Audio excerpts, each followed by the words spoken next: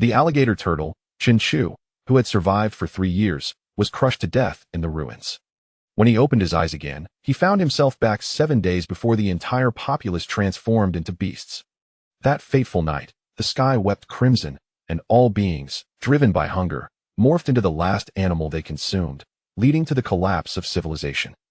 In his previous life, he had mistakenly ingested a fossil of an alligator turtle. Though his defenses were formidable, he ultimately could not escape the fate of being trampled into a pulp. In this life, he possesses the entirety of his memories and the secrets of evolution for the next 3 years. Gazing at the imposing Tyrannosaurus rex fossil in the museum, he grinned. This was merely the beginning. Chapter 1. I have returned. With a cry of anguish, Chen Chu jolted awake. He realized he was still in the security room of Yunhua City's first museum. Chen Chu, did you spend the night frolicking with your girlfriend? You managed to fall asleep while on duty? Old Zhang, who was also in the security room, chuckled. Old Zhang, you're still alive. Chen Chu exclaimed, his eyes wide with astonishment. Bah, I'm only 50, without any ailments, and you wish for my demise. Clenching his fists, Chen Chu surveyed the familiar surroundings. Could it be that he had been reborn? Indeed, Chen Chu had just died.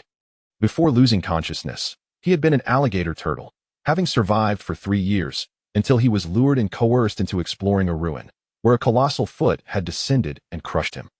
Old Zhang, what is today's date? Have you been dulled by your girlfriend? It's February 4th. February 4th. That means there is only a week until the new year. Is this a divine opportunity bestowed upon him? He quickly retrieved his phone and dialed his younger sister's number, who was still in high school in their hometown. Hearing her sweet voice, especially when she called out go, his eyes brimmed with tears of joy. Nuan, I can't make it back now. Remember, during the new year, do not consume any meat. From this moment, gather supplies and find a safe place to hide.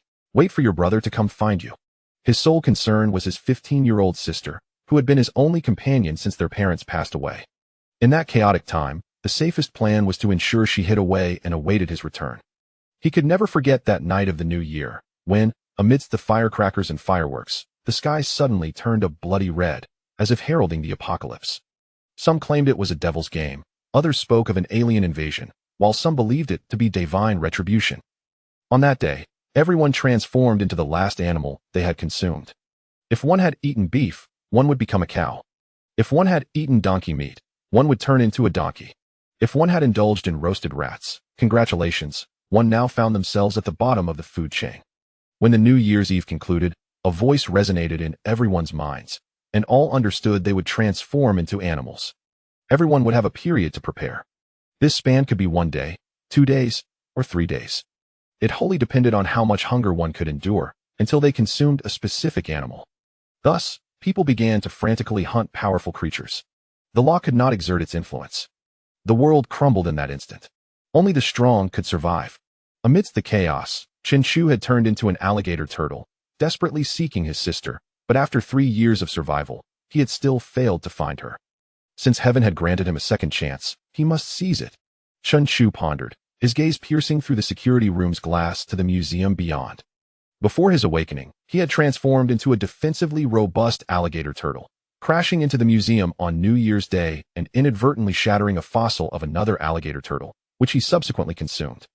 At that time, the museum had already been devoid of usable fossils. If fate had offered him a second chance, he could not afford to consume that alligator turtle fossil again. While it had indeed provided formidable defense, he had ultimately been crushed by the enormous foot of an unknown creature.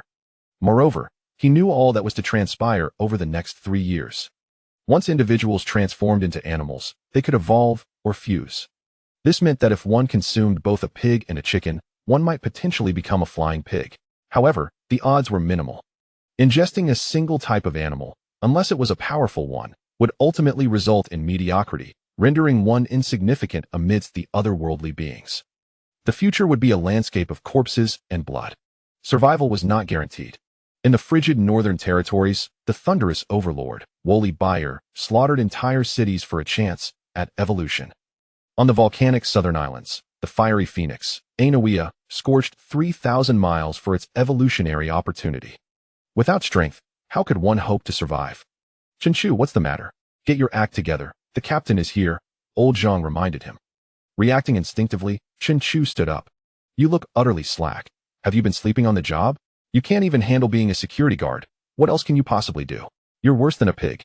If you don't want to work, then get out, shouted Fan Datong, the portly security captain. Chen Chu's fists tightened, seething with anger at the insolence of this fool. Just wait a week, and you'll truly become a pig. Fan Datong had always taken a disliking to Chen Chu, seizing any opportunity to belittle him. The reason was simple. Chen Chu had a girlfriend, tall and slender at 1.7 meters, whereas he himself was in his 30s, rejected 36 times due to his pig-like physique. Fan Datong strode into the security room, and old Zhang promptly offered his seat. Captain, please sit here. And you? Hurry up and fetch me a glass of water. You're as clueless as a pig. How do you expect to find a girlfriend? Mentioning it only fueled Chen Chu's ire. Wasn't he lured to the ruins because of that beautiful girlfriend's seduction? Although by then she had already transformed into a rabbit. The very one who had lured him was his girlfriend, while the one who coerced him was one of the emerging powerful factions. Fan Datong frowned. What? I ask you to fetch me water, and you're clenching your fists? Chen Chu smiled and poured a glass of water. Captain, here's your drink. Fan Datong chuckled. Now we're getting somewhere. Oh. Before he could finish, Chen Chu splashed the glass of water onto his face, eliciting a scream akin to that of a slaughtered pig. What a delightful release. You little rascal, are you seeking death? Old Zhang was startled.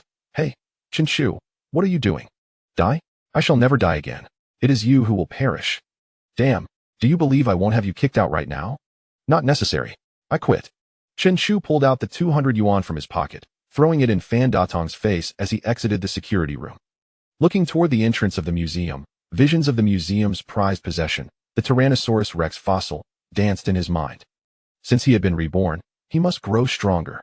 The Tyrannosaurus Rex fossil was insufficient. He desired all the fossils within the museum. To those who had coerced and deceived him, you shall meet a grim fate. In the future sea of corpses and blood, he would become the mightiest being. Only then could he find his sister and protect what he cherished most. Chapter 2. Perfectly aligned with my intentions, Chen Chu returned to his rented apartment, already deep in thought. His younger sister was obedient. She must have followed his instructions by now. What he needed to contemplate now was how to obtain the fossils from the museum. He was well aware of the monumental events that would unfold over the next 3 years. He understood that even if he were to seize the fossils from the museum, he would not be the mightiest. The king emerging from Shenanjia. The white snow monster of the Himalayas. However, it was already February 4th, and time was running short. Currently, it was the spring festival travel season, and reaching those places would require at least half of the available time, leaving the other half to chance. Although he knew that formidable beasts had emerged from those locations, he was uncertain of their exact whereabouts. Having been granted the rare opportunity to live again, he could not afford to gamble with such a precious chance. The Tyrannosaurus Rex had been the final transformation of the director of the Yunhua City Museum, dominating the surrounding areas for 6 months. If he could first claim the title of the strongest, he would then leverage that advantage to seek opportunities for evolution. Disasters struck. Almost every month, the world experienced a significant upheaval. These upheavals could manifest as volcanic eruptions, glacier collapses, or tsunamis. After each event, immense energy would be released, sometimes revealing places unknown to mankind. Some scholars and experts believed that humanity had never truly understood this planet. On the surface, it appeared to be a sphere, but it concealed folded spaces within.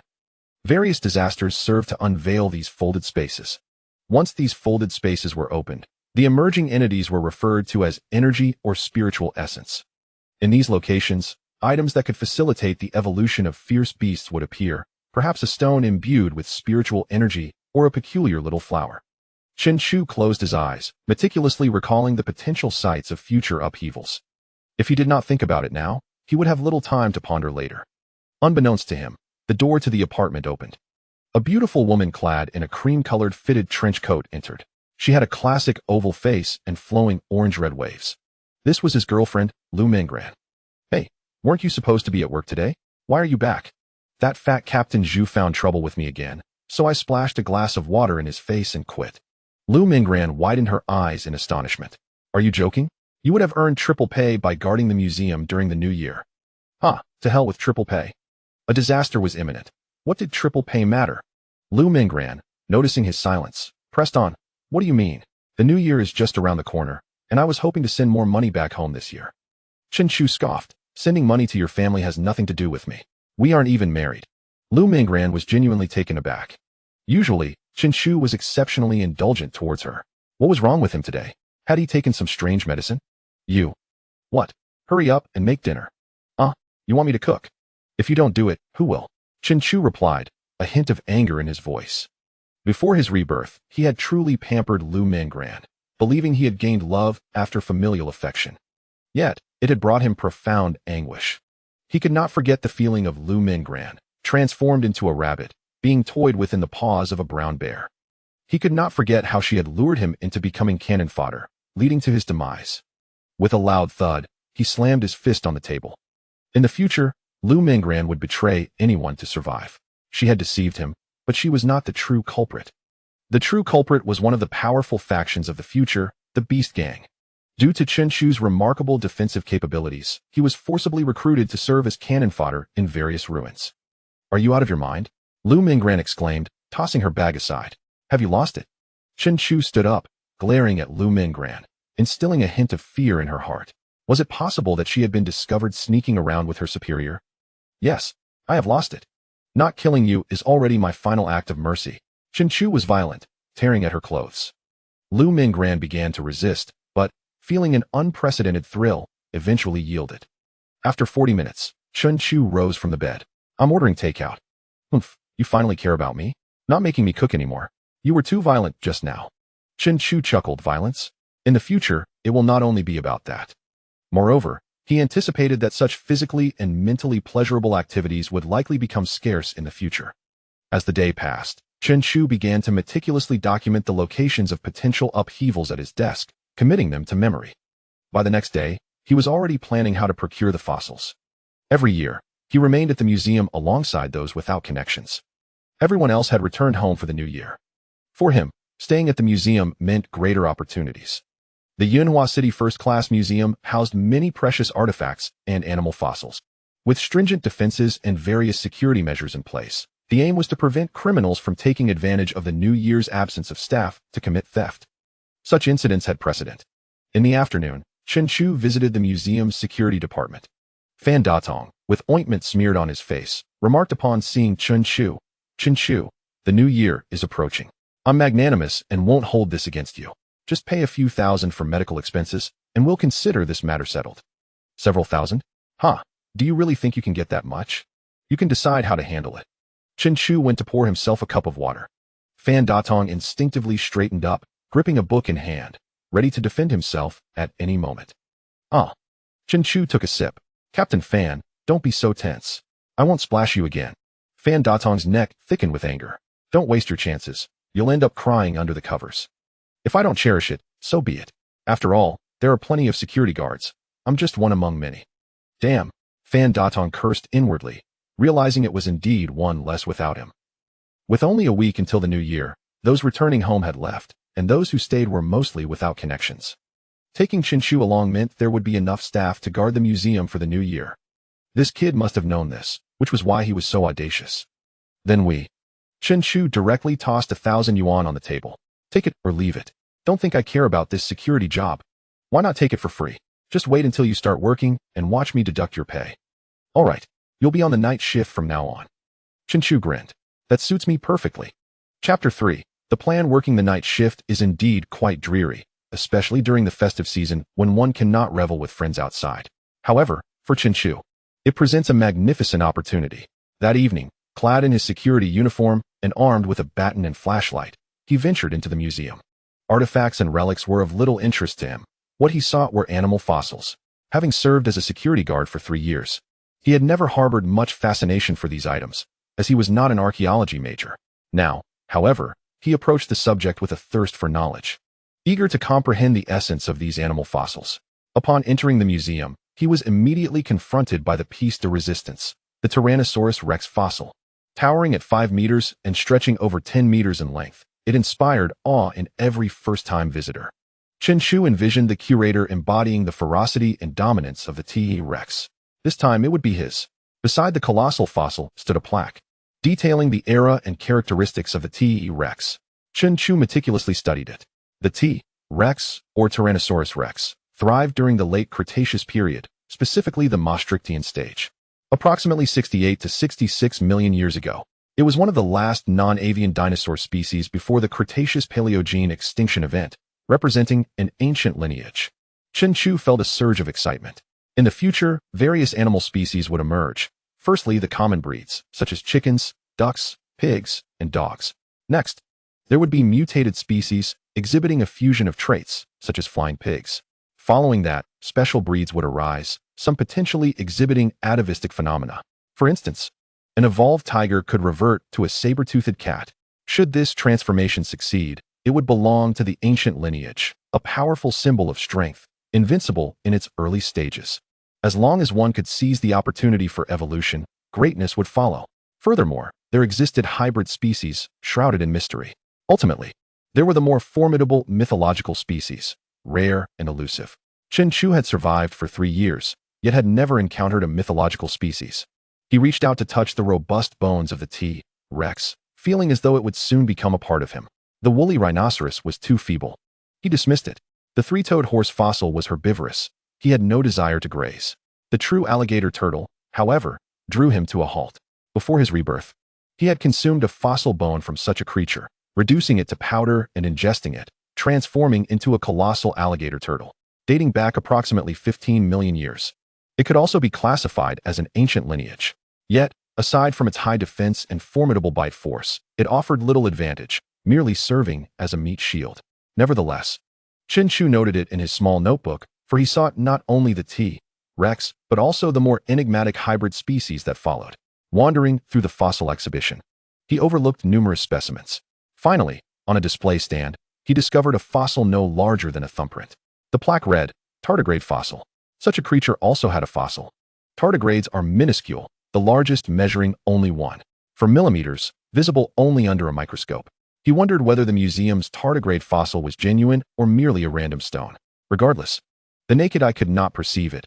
Visitors would only see a stone the size of a fingernail. Chen Chu, after some contemplation, decided to record it in his notebook. After all, it had existed since the Cambrian period, over 500 million years ago. Its survival to the present day was undoubtedly remarkable. By the end of the night, Chen Chu had documented over a dozen fossils he desired. Upon returning to his rented room after his shift, he found Lu Minggran absent.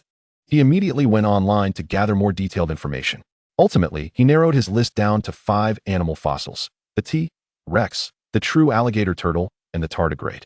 The other 2 were unidentified remnants he had found in the fossil section, fragments so ancient that even experts could not discern their origins. Chen Chu found them intriguing and chose to keep them. The potential for hybridization among species existed, albeit with a degree of chance. The weak would invariably be overshadowed by the genes of more powerful animals. In any case, if nothing else, he could become an ancient species. As time passed, the day approached.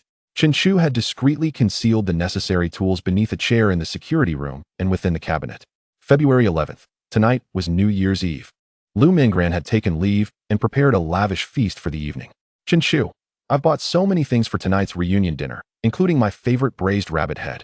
Chen Chu rose from his bed, bemused. You bought what you love to eat, but why didn't you ask what I adore? The braised rabbit head was destined to be her downfall. I'm not eating that. I have to work. Why not eat after your shift and spend time with me? Chen Chu merely scoffed and stepped out the door. Thus, they parted ways. Outside, the wind howled, and a few children could be seen mischievously setting off fireworks.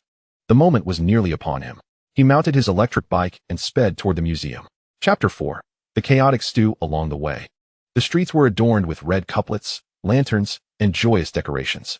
The grand screens atop skyscrapers displayed electronic fireworks, filling the air with a festive spirit. Yet, Chen Chu understood that this revelry would not last long. Upon arriving at the museum, he found himself among 5 individuals working the night shift, including himself. To ensure the safety of his plan, he had prepared coffee for them. After brewing it in the security room, he crushed the hidden sleeping pills and dissolved them into the coffee. The other 4 security guards were in the monitoring room, watching the Spring Festival Gala while enjoying their own snacks and drinks. Come, it's a long night. Please enjoy some coffee.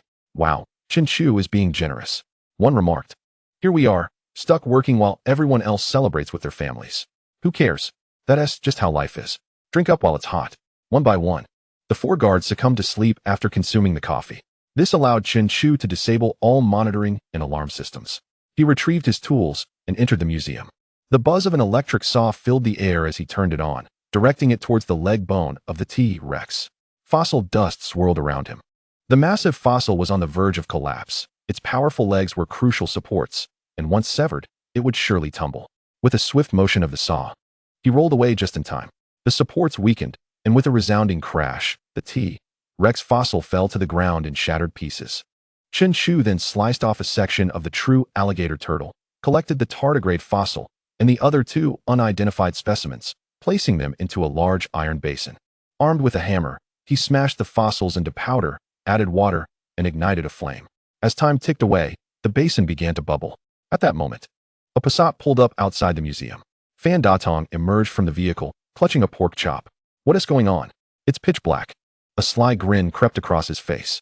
Hey, Chen Chu, if I catch you slacking off, don't expect to see your pay. Fan Datong had come specifically to provoke Chen Chu. Upon entering the security room and finding it empty, he proceeded to the monitoring room, only to discover that all the equipment had been shut down, and the 4 guards lay fast asleep, completely unresponsive to his calls. Fan Datong immediately sensed that something was amiss. Discarding the pork chop in his hand, he seized a baton and a flashlight, rushing toward the museum. Upon entering, he swung the flashlight around, nearly collapsing in shock. The museum's prized possession, the Tyrannosaurus Rex fossil, had collapsed with a thunderous crash, shattered into countless pieces. Chen Chu, that scoundrel, was seated on the floor, cooking something with an alcohol stove. Damn it, you wretch, what have you done? Cooking, is it? Have you never seen anything like this? You fool. Such a precious artifact, ruined by your hands. You are finished. With that, he pulled out his phone. As a minor leader, his phone was equipped with an alarm system. Naturally, Chen Chu was not going to let him succeed. Grabbing a nearby hammer, he hurled it with force. Thud! It struck Fan Datong's arm, causing his phone to clatter to the ground. Do you dare to lay a hand on me? You should consider yourself lucky it didn't hit your head. Scoundrel, I've tolerated you for too long. Today, I shall show you my might. Fan Datong charged forward with the baton. Chen Chu revved up the chainsaw, its buzzing sound halting Fan Datong in his tracks. This fellow was serious. With the museum's treasure destroyed, it was no wonder he was playing for keeps. Why are you hesitating? Fan Datong flung the baton toward Chen Chu's head, and then, without looking back, fled. Chen Chu picked up the chainsaw, blocking the attack. Glancing at the time, he realized it was not yet the moment to pursue him. He had not anticipated that he would show up tonight. It seemed that his rebirth had disrupted the sequence of events. Damn it, the alcohol stove was cooking far too slowly. Checking the time, it was already 11:57 at night. The universal beastification was about to commence. Fan Datong, panting heavily, returned to his vehicle. Realizing in horror that he had left his phone in the museum, he struck the steering wheel in frustration. It appeared he could only drive to report the incident. Suddenly, a voice echoed in his mind. The universal beastification begins. After today, everyone will transform into the last animal they consumed. Fan Datong glanced warily around, questioning who was speaking. Not just him, but over 7 billion people around the world heard this phrase in their minds. In various squares, countless crowds had gathered, holding sparklers, fixated on the large screen that was about to display the New Year countdown. They paid no heed to that proclamation. In a hotel, those dining on the New Year's Eve feast wondered if they had drunk too much and were hallucinating. Whatever, let us continue drinking. In the museum, Chen Chu stood at the entrance, holding a bowl of fossil stew. After consuming this stew, I shall never be human again. He tossed the lighter onto the ground. Boom. The flames spread into the museum, engulfing all the fossils. Chapter 5. Universal Beastification Tyrannosaurus Rex emerges. Chen Chu poured all the gasoline he had over the fossils, waiting for the moment to ignite them in a blaze. In this region, there could be only one king. Fan Datong had already started the car when he noticed the dark sky gradually turning blood red. My heavens, what on earth is happening? In the square, the New Year countdown had begun. A young man looked up at the sky, astonished. Look at the sky. Red had become the dominant hue, casting a bloody glow over the entire land. Thunder rumbled and lightning flashed. An omen from the heavens. Goodness, the lightning is red. Could it be because of that voice? Are we all turning into animals? How could this be? The new year is upon us. Let us join in the countdown. 3, 2, 1. Happy New Year. A woman screamed as her beloved transformed into a chicken. Soon, screams echoed throughout the square as people began transforming into animals. On the road, a driver's hands morphed into hooves. Thud, thud. Accidents erupted one after another. Crashes, explosions, and screams filled the city. Many were happily watching the Spring Festival Gala at home when a bizarre scene unfolded on the television. Those glamorous actors transformed before the eyes of the audience into chickens, ducks, and fish. Dad, Mom turned into donkeys. How terrifying. Moo. In a bedroom, a cow appeared. Fan Datong suppressed his growing unease as he shifted gears and drove. Huh. My hands. Why have they turned into hooves? Glancing in the rearview mirror, he was horrified to see a pig's face staring back. Impossible. Crack. A bolt of red lightning struck above the museum. Bang. Chen Chu smashed the bowl to the ground, shattering it. His skin began to flush red. Wisps of white smoke emerging. Ah! Chen Chu grimaced in agony as his body expanded. Ripping sounds echoed as his clothing tore apart. A colossal being, standing 4 meters tall and 10 meters long, had been birthed. A roar erupted, and within his dark golden pupils reflected the blood moon hanging in the sky. Chen Chu had successfully transformed into a Tyrannosaurus rex. A panel appeared in his mind. After humans transform into animals, each individual receives such a panel in their thoughts. Type, fusion species. Name, Tyrannosaurus rex. Level, juvenile. Strength, for tons. Speed, 20 mph. Lifespan, 10 years. Evolution points, 01000. Talent, supreme bite force 8 tons. Unknown, unknown, unknown, unknown. Chen Chu took a few heavy steps, standing before the glass and gazing at his new form. A towering physique and a fearsome visage, especially when he grinned, revealing 60 sharp teeth that sent chills down one's spine. This was far more impressive than the crocodile turtle form of his previous life. Notably, he had finally fulfilled his wish to become a fusion species. The distinction between fusion species and mutation species lies primarily in their external appearance. Mutation species exhibit visible differences from other animals, whereas fusion species do not display such traits outwardly. Rather, they manifest through subsequent evolution, remaining controllable. The only drawback was the lifespan. The Tyrannosaurus rex typically lived for about 25 years. It seemed the fossil he consumed had already existed for over a decade, leaving him with a mere 10 years of life. In his previous life, as a crocodile turtle, he had a lifespan of 300 years. Observing his talents. This was the mystery of fusion species. Until evolution was achieved, all remaining talents were unknown. Currently, the only known attribute was the supreme bite force. An 8-ton bite force. What does that even mean? With a single bite, it would equate to the weight of 8 cars. How could ordinary animals withstand that? Sister, wait for me. I shall come to find you soon. Meanwhile, chaos erupted across the world. Vehicles collided, trains derailed, airplanes crashed. The universal beastification had only just begun, and already half of the world's population had transformed into animals. In Yinhua City, some had begun to recover from their shock. The world was about to change dramatically. Everyone would become animals, and one must strive to become the strongest animal. Those fortunate enough not to have transformed began to set their sights on zoos, museums, and other locations. Becoming a lion or a tiger was certainly preferable to becoming a chicken, duck, fish, or dog. Survivors nearest to the museum promptly gathered tools they could use. A Buick screeched to a halt at the museum. Fan Datong, now in pig form, burst out of the car. Director, save me. The person he called out to was none other than the director of the Yunhua City Museum, the one who had transformed into the Tyrannosaurus rex in his previous life. Is that you, Fan Datong? The curator exclaimed in dismay as he witnessed the increasing flames within the museum, retrieving an aged shotgun from the trunk of his vehicle. The Tyrannosaurus rex fossil is mine. Chapter 6. Acquiring evolution points. As one person and one pig entered through the doorway, they were confronted by the colossal Tyrannosaurus rex. Fan Datong, terrified, lost all control. The curator's jaw dropped in astonishment. It appeared that his hypothesis had indeed been correct. Every individual could transform into the last animal they consumed, essentially merging their DNA with that of the creature. The Tyrannosaurus rex fossil was feasible. You dare to use my Tyrannosaurus rex fossil? Chen Chu gazed down upon him from a position of superiority. In his previous life, he had embodied the Tyrannosaurus rex, but now, it had been entirely overtaken by him. It was too late. All the fossils had succumbed to the raging inferno. Why would you do this? Get away. A roar erupted, filled with authority. Under the pressure of his bloodline, Fan Datong collapsed to the ground. The curator, readying his weapon, aimed at Chen Chu and fired. The gunshot rang out, flames erupting as the bullet struck his massive form. However, it merely grazed his hide. Chen Chu turned and flicked his tail, sending the curator flying several meters away. Huh. I haven't even exerted myself, and you've already fallen? The curator tumbled to the ground, his bones feeling as if they had shattered. The Tyrannosaurus rex, undeniably powerful, began to stride away. Within his memories, It was imminent that the museum would soon be flooded by frenzied humans and animals. Don't go. The Tyrannosaurus Rex is mine. It's mine. The curator scrambled to his feet, repeatedly loading his gun and firing. Chen Chu dashed in an S-curve, evading the bullets with ease, his running speed only reaching 20 kilometers per hour. Observing the museum engulfed in flames, the curator abandoned his pursuit and opted to chase Chen Chu by car. Fan Datong, unwilling to accept his fate as a pig, dove into the curator's vehicle, seeking advantage.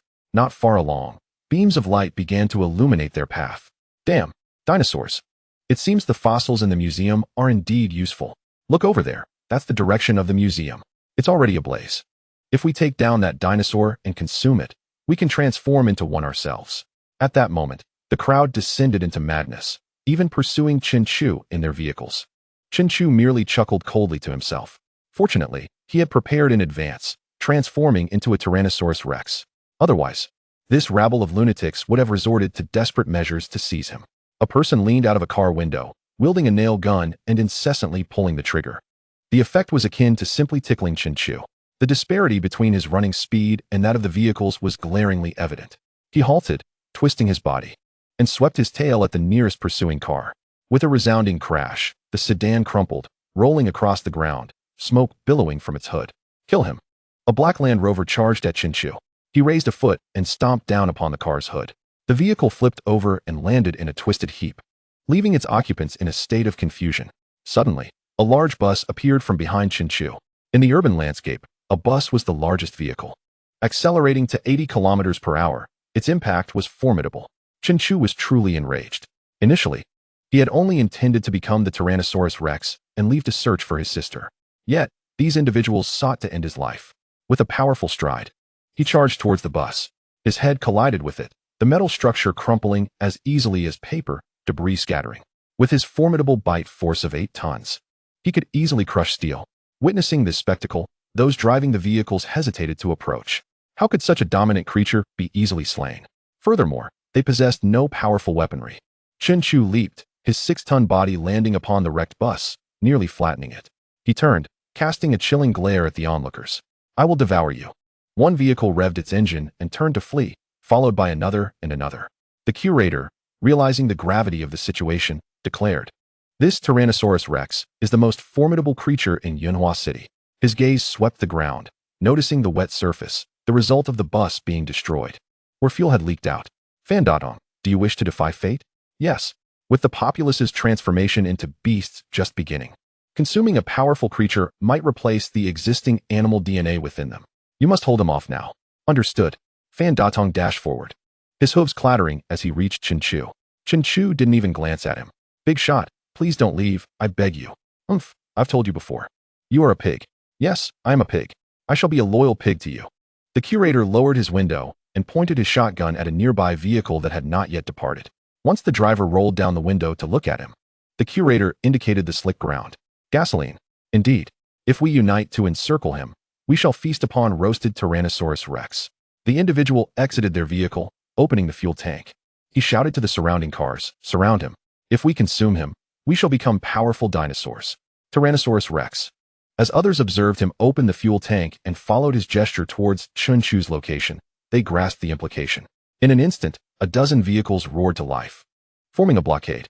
Chen Chu's eyes narrowed. These individuals were not about to relent. You worthless fools, get lost. No, Chen Chu, for the sake of our former camaraderie. I will lick your toes. The first vehicle with an open fuel tank surged forward. The curator grinned and fired his weapon. One shot struck the fuel tank, resulting in a tremendous explosion that sent a powerful shockwave. Chen Chu felt the heat radiating towards him. The vehicles ignited, flames erupting as Chen Chu leapt from the wrecked bus. Chen Chu, take me with you. Still trying to delay? Die. With a single step. Fan Datong was transformed into a mere pancake of pork. Evolution points appeared on the interface in his mind. 11,000. It turned out that slaying an animal yielded 1 evolution point. Chapter 7. A single bite in his previous life. Chen Chu had not made this discovery. When he had transformed into a crocodile turtle, he had merely survived for 3 years, with his evolution points remaining stagnant. Now he realized that beyond cataclysmic events, he could acquire evolution points through slaughter. However, killing humans did not count. Only animals would suffice. With another shot, The curator blew up another vehicle with its fuel cap open. The exploded car soared through the air, heading straight for Chen Chu. He swung his tail, striking it like a baseball bat, sending the vehicle hurtling towards the curator. The curator, nearing 50, still possesses a certain agility, rolling on the ground twice with ease. Other vehicles had already formed a circle, and during the sudden turn earlier, a significant amount of gasoline had spilled from the tanks. With a single shot, the curator ignited a series of explosions, creating a fiery circle that enveloped Chen Chu. How foolish. Under normal circumstances, a person would surely succumb to the smoke and flames within that inferno, rendered unconscious until reduced to mere ashes. However, Chen Chu had now transformed into a colossal Tyrannosaurus Rex, standing 4 meters tall and 10 meters long. With massive strides, he broke free from the flames. Alas, one unfortunate soul, unable to retreat in time, met a grim fate beneath his enormous foot. Killing does not yield evolutionary value. Yet these individuals had provoked Chen Chu. He had no choice but to retaliate. The flames posed no threat to the dinosaur. One person exclaimed. The curator's expression darkened. Not far from their location was a gas station. His murderous intent ignited, contemplating whether he could lure them there for a grand explosion. Do they expect us to serve as cannon fodder? I refuse to comply. Another person protested, their vehicle utterly destroyed, unwilling to continue. The curator raised his hand and fired, shattering half of the man's face. The individual collapsed lifelessly to the ground. I tell you, the world is in chaos. It will soon become a realm where the strong prey on the weak. If we do not fight, we shall become fodder for the beasts. Chen Chu had already dispatched the remaining opponents on one side, and, taking a mighty leap, the curator witnessed a massive shadow against the backdrop of flames. The 6-ton body descended, causing the curator to experience a tremor akin to a minor earthquake. At such close proximity, even the simple act of swallowing became impossible for him. Chen Chu's breath hit him like a gust of wind. With a menacing grin, he revealed 60 sharp, icy teeth. Let me make this clear. Consuming creatures transformed from humans will not lead to any change. How do you know? Chen Chu, uninterested in answering, swiftly opened his jaws and bit the curator in half. The lower half of the body quivered uncontrollably, releasing excrement. The upper half was expelled from Chen Chu's mouth. Such was his innate talent for supreme biting force. Aside from biting, his options were limited to sweeping with his tail or trampling with his body. The Tyrannosaurus Rex is the ultimate predator, its only drawback being its relatively small forearms, measuring only 1 meter. Though powerful, they are somewhat ineffectual. Someone nearby, paralyzed by fear, whimpered, "Let's eat him." The nearest individual to the curator had already become a quivering mass. They finally realized the truth. While a human in a frenzy can be terrifying, what is a mere human against an enraged dinosaur? Run. Chen Chu lowered his head, clamped his jaws around the curator's vehicle, and violently shook his head. A loud crash ensued as a person was flattened beneath the wreckage. The others scrambled away, desperate to escape, wishing they could transform into rabbits to flee faster. Chen Chu triumphed in his initial bout as a Tyrannosaurus Rex. He roared toward the blood moon hanging in the sky. The sound reverberated, causing the transformed creatures around him to tremble in fear, a primal instinct taking hold. The chaos persisted. Amidst the turmoil, Chen Chu began his sprint northward, toward a small county where his most cherished person awaited him. Sister, you must hold on. Brother is coming soon. After a night of running, he had crushed several unwary animals underfoot, increasing his evolutionary value to 71,000.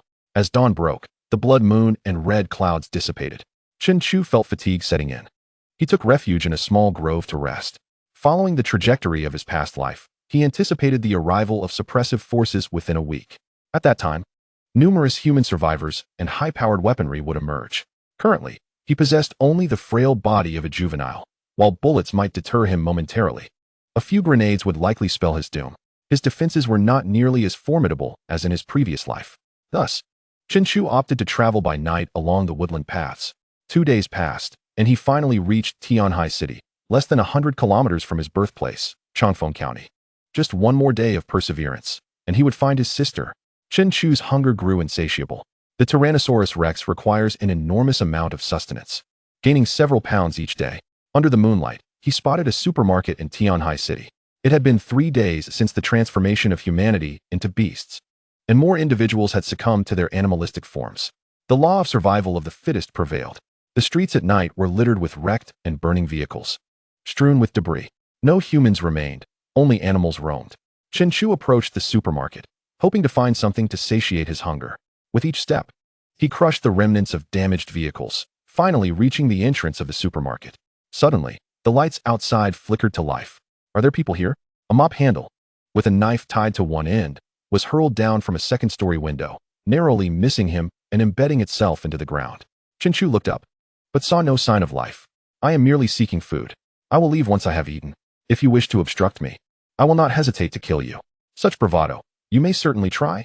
A deep, resonant voice echoed from within the supermarket. Two monkeys opened the door, followed by a large black water buffalo striding forward. Upon seeing Chen Chu, surprise flickered in its eyes. A dinosaur. No wonder it speaks so boldly. The water buffalo stood at 1.8 meters tall and over 2 meters long, a sizable creature indeed. Yet before Chen Chu, it resembled a mere child. A single water buffalo dares to challenge me? More animals emerged behind the buffalo, while windows above swung open, revealing monkeys brandishing various items. Quite the crowd. As you can see, this area belongs to us. Our numbers are great, and thus our demand for food is equally substantial. Apologies, but we have no surplus to offer you. Chen Chu bared his teeth, revealing a chilling grin. Then I shall consume you. Chapter 8. The mutated flying dog. Chen Chu was not jesting. To quell his hunger and gain the strength to search for his sister, he must devour this water buffalo. Even if it had once been human. The buffalo showed no fear of Chen Chu's threats, pawing the ground and lowering its head, aiming its formidable horns at him. The other animals surged forward. A multitude of chickens and ducks filled the supermarket, resembling a vast farm. Hold on, old cow. A monkey clad in a t-shirt leaped down from the second floor, landing on the buffalo's back. This monkey wears clothing? Is it an attempt to preserve a semblance of humanity? My friend, as you can see, we are numerous, and our daily food expenses are considerable. I couldn't care less. Very well, we can spare you some food, but you must leave immediately. To eat, one must be fully satisfied. Chen Chu stepped forward, causing the smaller animals behind him to feel an immense pressure. The monkey scratched its head. We have already made concessions. You too were once human. In this chaotic world of food scarcity, we hope. Chen Chu interrupted with a thunderous roar. He had no time to engage in their prattling. He needed to find his sister, and with each passing second, her peril increased. He prepared to charge in. At that moment, several monkeys chattered excitedly as they approached, followed closely by a few dogs. We are back. Quick, prepare yourselves. The predators are here. The water buffalo and the monkey in a t-shirt displayed evident signs of anxiety. Get ready for battle. As they drew closer and beheld the imposing figure of Chen Chu, resembling a gigantic Tyrannosaurus Rex, they halted in fear, observing the monkeys. Chen Chu noticed each carried a bag, presumably pilfered from a supermarket, with one bag revealing a packet of chips. The dogs trailing behind also bore bags, likely filled with food. It appeared that this group of animals had formed a collective, with designated members venturing out daily to forage. Today, they had fortuitously returned just as Chen Chu encountered them. The monkey in the t-shirt quickly concocted a plan. Friend, if you can assist us, we will ensure you feast to your heart's content. Chen Chu immediately understood that they sought him to act as a muscle. He had no time for such frivolities. You scoundrels, how dare you steal food from our territory? A dog with white pigeon wings suddenly soared toward him, accompanied by a throng of other animals. Oh, I cannot believe we have encountered a mutant species, Chen Chu mused, acknowledging their ordinary mutations, pigeons and dogs. Suddenly, one monkey found itself underfoot, and Chen Chu swiftly tore open its bag, devouring the contents within. He proceeded to the next monkey's backpack, and as the third dog witnessed this, it landed, folding its wings. Why is there a dinosaur here? Exclaimed a brown silhouette, revealing a towering brown bear standing at 2 meters tall. What of the dinosaur? It must still be in its juvenile stage. Chen Chu had already devoured the food they had stolen. The brown bear rubbed its paws, having consumed our provisions. Should you not join us? Why should I? Chen Chu retorted. I assure you, you will feast every day. The bear's gaze shifted toward the chickens and ducks behind the water buffalo, drool forming at the corners of its mouth. Chen Chu, having finished his meal, turned to leave. I would not mind tasting bear paws. The animals behind the brown bear bared their teeth in a menacing display. The audacity of Chen Chu, consuming their stolen food and departing without consequence, was intolerable. If you refuse to join, then we shall subdue you. Charge. 7 or 8 hunting dogs lunged at Chen Chu, targeting his legs. With a swift stomp, Chen Chu crushed one dog into a mere pancake. With a flick of his tail, 2 dogs were sent flying like sacks. Help him, commanded the monkey in the t-shirt. The monkeys above rained down their belongings like a shower upon Chen Chu. A dog soared into the air, clamping onto a monkey's arm, dragging it aloft before releasing it, resulting in the monkey's fatal fall. The water buffalo bellowed and charged at the brown bear, lowering its horns. The bear let out a cold chuckle, raising one paw slowly. Just as the water buffalo reached him, the bear's paw fell. With a thunderous thud, the water buffalo collapsed, its brain matter seeping from its orifices. The monkey in the t-shirt was taken aback. Having engaged with the bear before, it had never exhibited such formidable prowess. How could a single blow result in the water buffalo's demise? Ha! You juvenile weaklings. Today, you shall witness the terror of an adult. Chen Chu observed as he had crushed another hunting dog with his tail. This brown bear had evidently reached adulthood. The cataclysmic events had yet to unfold, meaning the only explanation was that its evolution points had amassed through slaughter, while his own stood at a mere 141,000. How astonishing! Within just a few days, an adult had emerged. It was these reckless slaughterers that led to the Great Repression, resulting in the demise of the still-developing creatures under the onslaught of weaponry.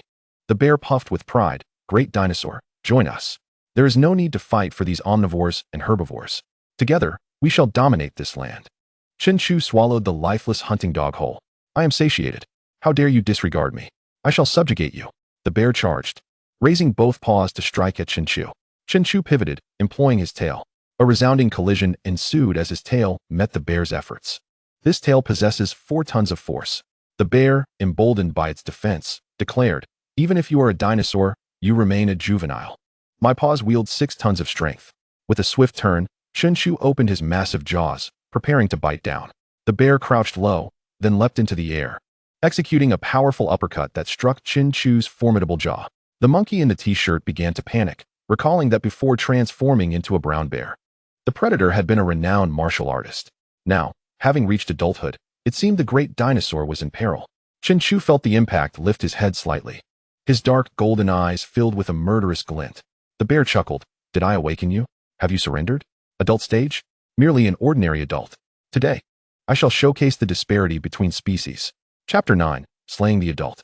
With powerful legs propelling him, Chen Chu lunged at the bear's massive head, biting down.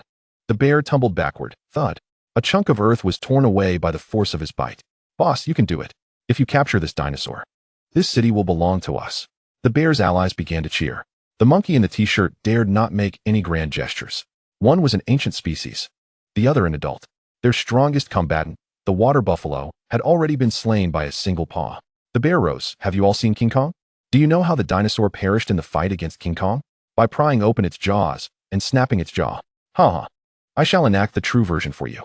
Chen Chu was genuinely irritated, swiftly lunging to bite.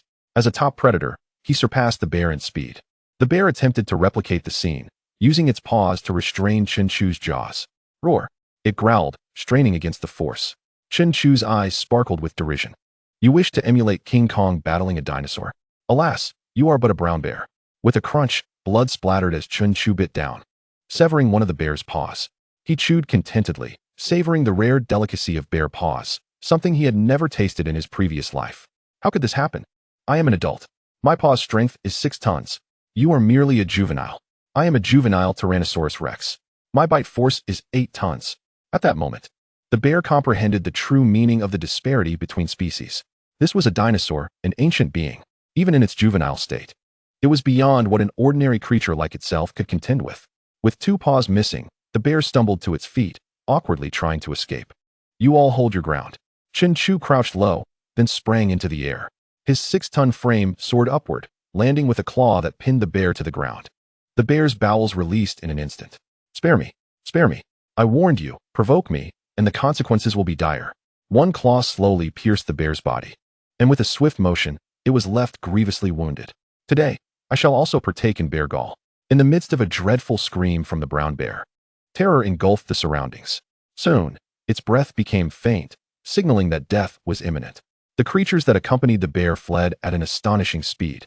The monkeys clad in t-shirts erupted in cheers. Friend, from now on, you shall guard us, and we shall forage for food daily to sustain you. With a decisive stomp, Chen Chu crushed the bear, causing its body to burst apart. There was no time to waste. After slaying the bear, his evolution points astonishingly rose to 141,000. This was indeed surprising. A typical animal yielded only 1 evolution point, while a mature creature granted 100 points. It resembled a video game. where different monsters bestowed varying experience points. Having satiated his hunger, it was time to set forth. The monkey in the t-shirt approached, accompanied by 2 others carrying bags. "Friend, here is food. I am already full." With a swift stride, Chen Chu began to run at a speed of 20 kilometers per hour. The monkey, in the end, insisted on giving him the food, clearly unwilling to relent and filled with determination. Soon, the first wave of human suppression would commence, targeting these animals that occupied urban territories. Before evolution, facing large-scale, lethal firearms meant certain death. After a night of relentless fleeing, Chen Chu felt fatigued. Maintaining full-speed running was unsustainable. At that moment, he was less than 40 kilometers from his hometown, Changfeng County. The dawn had broken. Nestled within a grove, he spotted a convoy on the main road. Following the convoy were several tanks. A wave of dread washed over him. The first wave of human suppression was already en route. Cursed be the timing of this encounter. He concealed himself, hoping the convoy would soon depart. However, after a few minutes of travel, they halted. "Commander, why have we stopped?" "Let us rest for 5 minutes and fill our stomachs," ordered a star-bearer, lighting a cigarette. A soldier brought forth a can of vegetables. Why must humans become animals? To survive as a human, one must resort to a vegetarian diet. Ah, indeed. The absence of meat is quite unbearable. By the way, Commander, why the halt? "We just received intelligence that a highly dangerous dinosaur has appeared here." "A dinosaur? Who could possibly consume dinosaur meat?" The commander chuckled. "It must be a fossil. Ancient creatures have been sighted in several locations. Just yesterday, a pterosaur in the southeastern district destroyed a fighter jet. This is truly a calamity for humanity. Eat quickly. We must proceed soon." Once transformed into animals, evolution is possible. Such a formidable threat as this ancient beast must be eradicated before it evolves. Chen Chu concealed himself in the grove for 5 minutes. Afterward, a fully armed squad began their search. Remaining here was no longer an option. It seemed he had no choice but to take a detour. Rising, he sprinted in the opposite direction. The rustling of the enormous body was unavoidable. The surrounding trees crackled. The adversaries quickly detected him. By heavens, there truly is a dinosaur. Eliminate it. The sound of gunfire erupted as bullets flew, splintering wood and sending debris flying. Chen Chu began to run at breakneck speed. A tank turned its turret, and a flash of fire appeared. Boom! A shell exploded right beside him. Damn it! Chen Chu cursed inwardly, continuing his serpentine escape. "Commander, the dinosaur has fled. The terrain ahead is impassable for tanks." "Understood. Await my report. Then proceed to Changfeng County to rendezvous with another unit." Having evaded the threat, Chen Chu sought a safe place to rest. The prolonged running had taken a significant toll on his stamina. That night, he resumed his journey. At 3 in the morning, he finally arrived at Changfeng County. As a small county, it was not heavily damaged like larger cities. However, to his astonishment, the very squad that had pursued him earlier was also present, now bolstered by even more personnel. Curse it! In his previous life, failing to find his sister had been a great regret. He never anticipated that a stronghold for the first wave of suppression would be this small county. Chapter 10. Chun Nua captured the first wave of suppression centered around the capital and several first-tier cities, expanding outward in concentric circles. Changfeng County lay on the periphery of one such circle. The remnants of local forces regrouped and restructured to concentrate their firepower for a unified suppression effort. What troubled Chen Chu the most was that those who had not transformed into animals were heading toward the cities designated for priority protection. He wondered if his sister still awaited him. Chen Chu had spent over half an hour circumventing to the rear of Changfeng County. From atop a hill, he could see flames and hear explosions below. The marauding animals in this small county had been ruthlessly exterminated. Report to the commander. All resisting animals have been eliminated. Transport some to the central city. Commander, many individuals are in hiding. Deploy police dogs to flush them out. The high-ranking officer lit a cigarette, his head throbbing from stress. Just after midnight, the latest statistics were released. Over 4 billion animals had transformed globally. Moreover, this number was rapidly increasing. At this juncture, humans were truly in short supply. Their objective extended beyond merely exterminating malevolent creatures. They also sought to gather humans. In the face of such a catastrophe, a powerful military force was essential for suppression. Captured humans would be conscripted to defend their homeland. Police dogs incessantly scoured the county, unearthing individuals hiding in basements, cupboards, and even wells. "Don't drag me. Let go of me." A delicate girl was pulled before the commanding officer. "What is the situation?" "Commander, this woman is somewhat unusual." Upon examination, the officer noted her clean attire, starkly contrasting with those who had endured the chaos on New Year's Eve. Additionally, substantial supplies had been discovered in her hiding place. neatly organized and entirely devoid of meat, as if she had been well prepared. This was significant intelligence for the commander. Well prepared.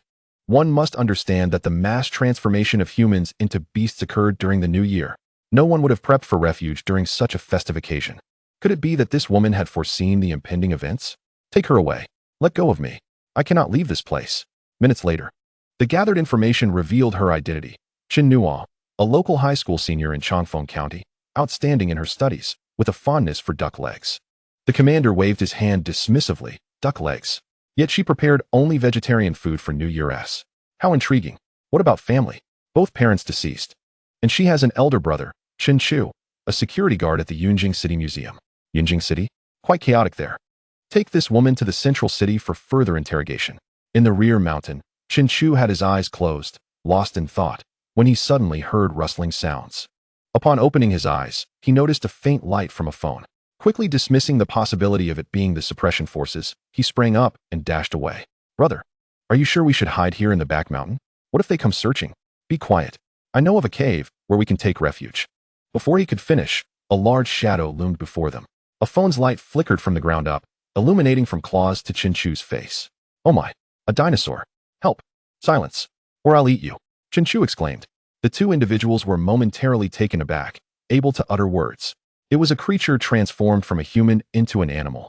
When did such an extraordinary ancient beast emerge in Changfeng County? Faced with this colossal being, the two opted to comply. Who are you, and why have you come here? I am Wang Jun, and this is my cousin, Wang Sheng. Troops have appeared in the county, intending to take people away in batches. Why haven't you gone? This is the chaos of conscription, forcing us into military service to combat ferocious beasts. We escaped to avoid that. Is that so? How can you be so certain? I overheard several high-ranking individuals discussing it. They intend to eliminate all malevolent creatures. Where will they be taken? To the nearest central city, Beihai. Chen Chu lowered his head, exerting immense pressure on the two. A pair of claws brushed against Wang Jun's head. You, go and find out about a person for me. Wang Jun trembled. Big brother dinosaur, I barely managed to escape. Wang Sheng was suddenly lifted into the air by the claws, his face pale with fear. Otherwise, I will devour him. Brother, you must save me. Big brother dinosaur, who should I look for? A girl named Chen Chu in the basement of the 5th building on Dongxing Street. All right, as long as you spare my brother, I will go at once. Wang Jun discarded his bag and hurried down the mountain. Tears welled in Wang Sheng's eyes. Brother, you must save me. Silence. Chen Chu flung him to the ground. This was a last resort. Now, all that remained was to wait. As dawn broke, a squad from the suppression force appeared at the mountain's base. As one of the strongholds, all surrounding threats must be investigated. Wang Sheng felt anxious. Big brother dinosaur. Should we hide? It isn't far from that location. It depends on whether your cousin has the will to save you. At the foot of the mountain, a motorcycle sped recklessly. The personnel of the suppression force shouted warnings upon seeing it. Hey, stop. You are not allowed to enter the mountain. Wang Jun paid no heed and drove straight into the mountains. Capture him. Wang Jun abandoned the motorcycle and scrambled up the mountain using all force. The lead police dogs whimpered and retreated, refusing to advance further. What is going on? The police dogs want to move. There must be something amiss in the mountains. The police dogs are rigorously trained. They can charge at a tiger without hesitation. Yet, they were frightened before even entering the mountains. This indicates that there must be a beast more ferocious than a tiger within. Stay put. I will report. Thud, thud, thud. Chen Chu dashed forward, encountering Wang Jun and biting his clothing to ascend the mountain. They raced along, Wang Jun's heart pounding wildly. Did you find anything? Big brother dinosaur, no?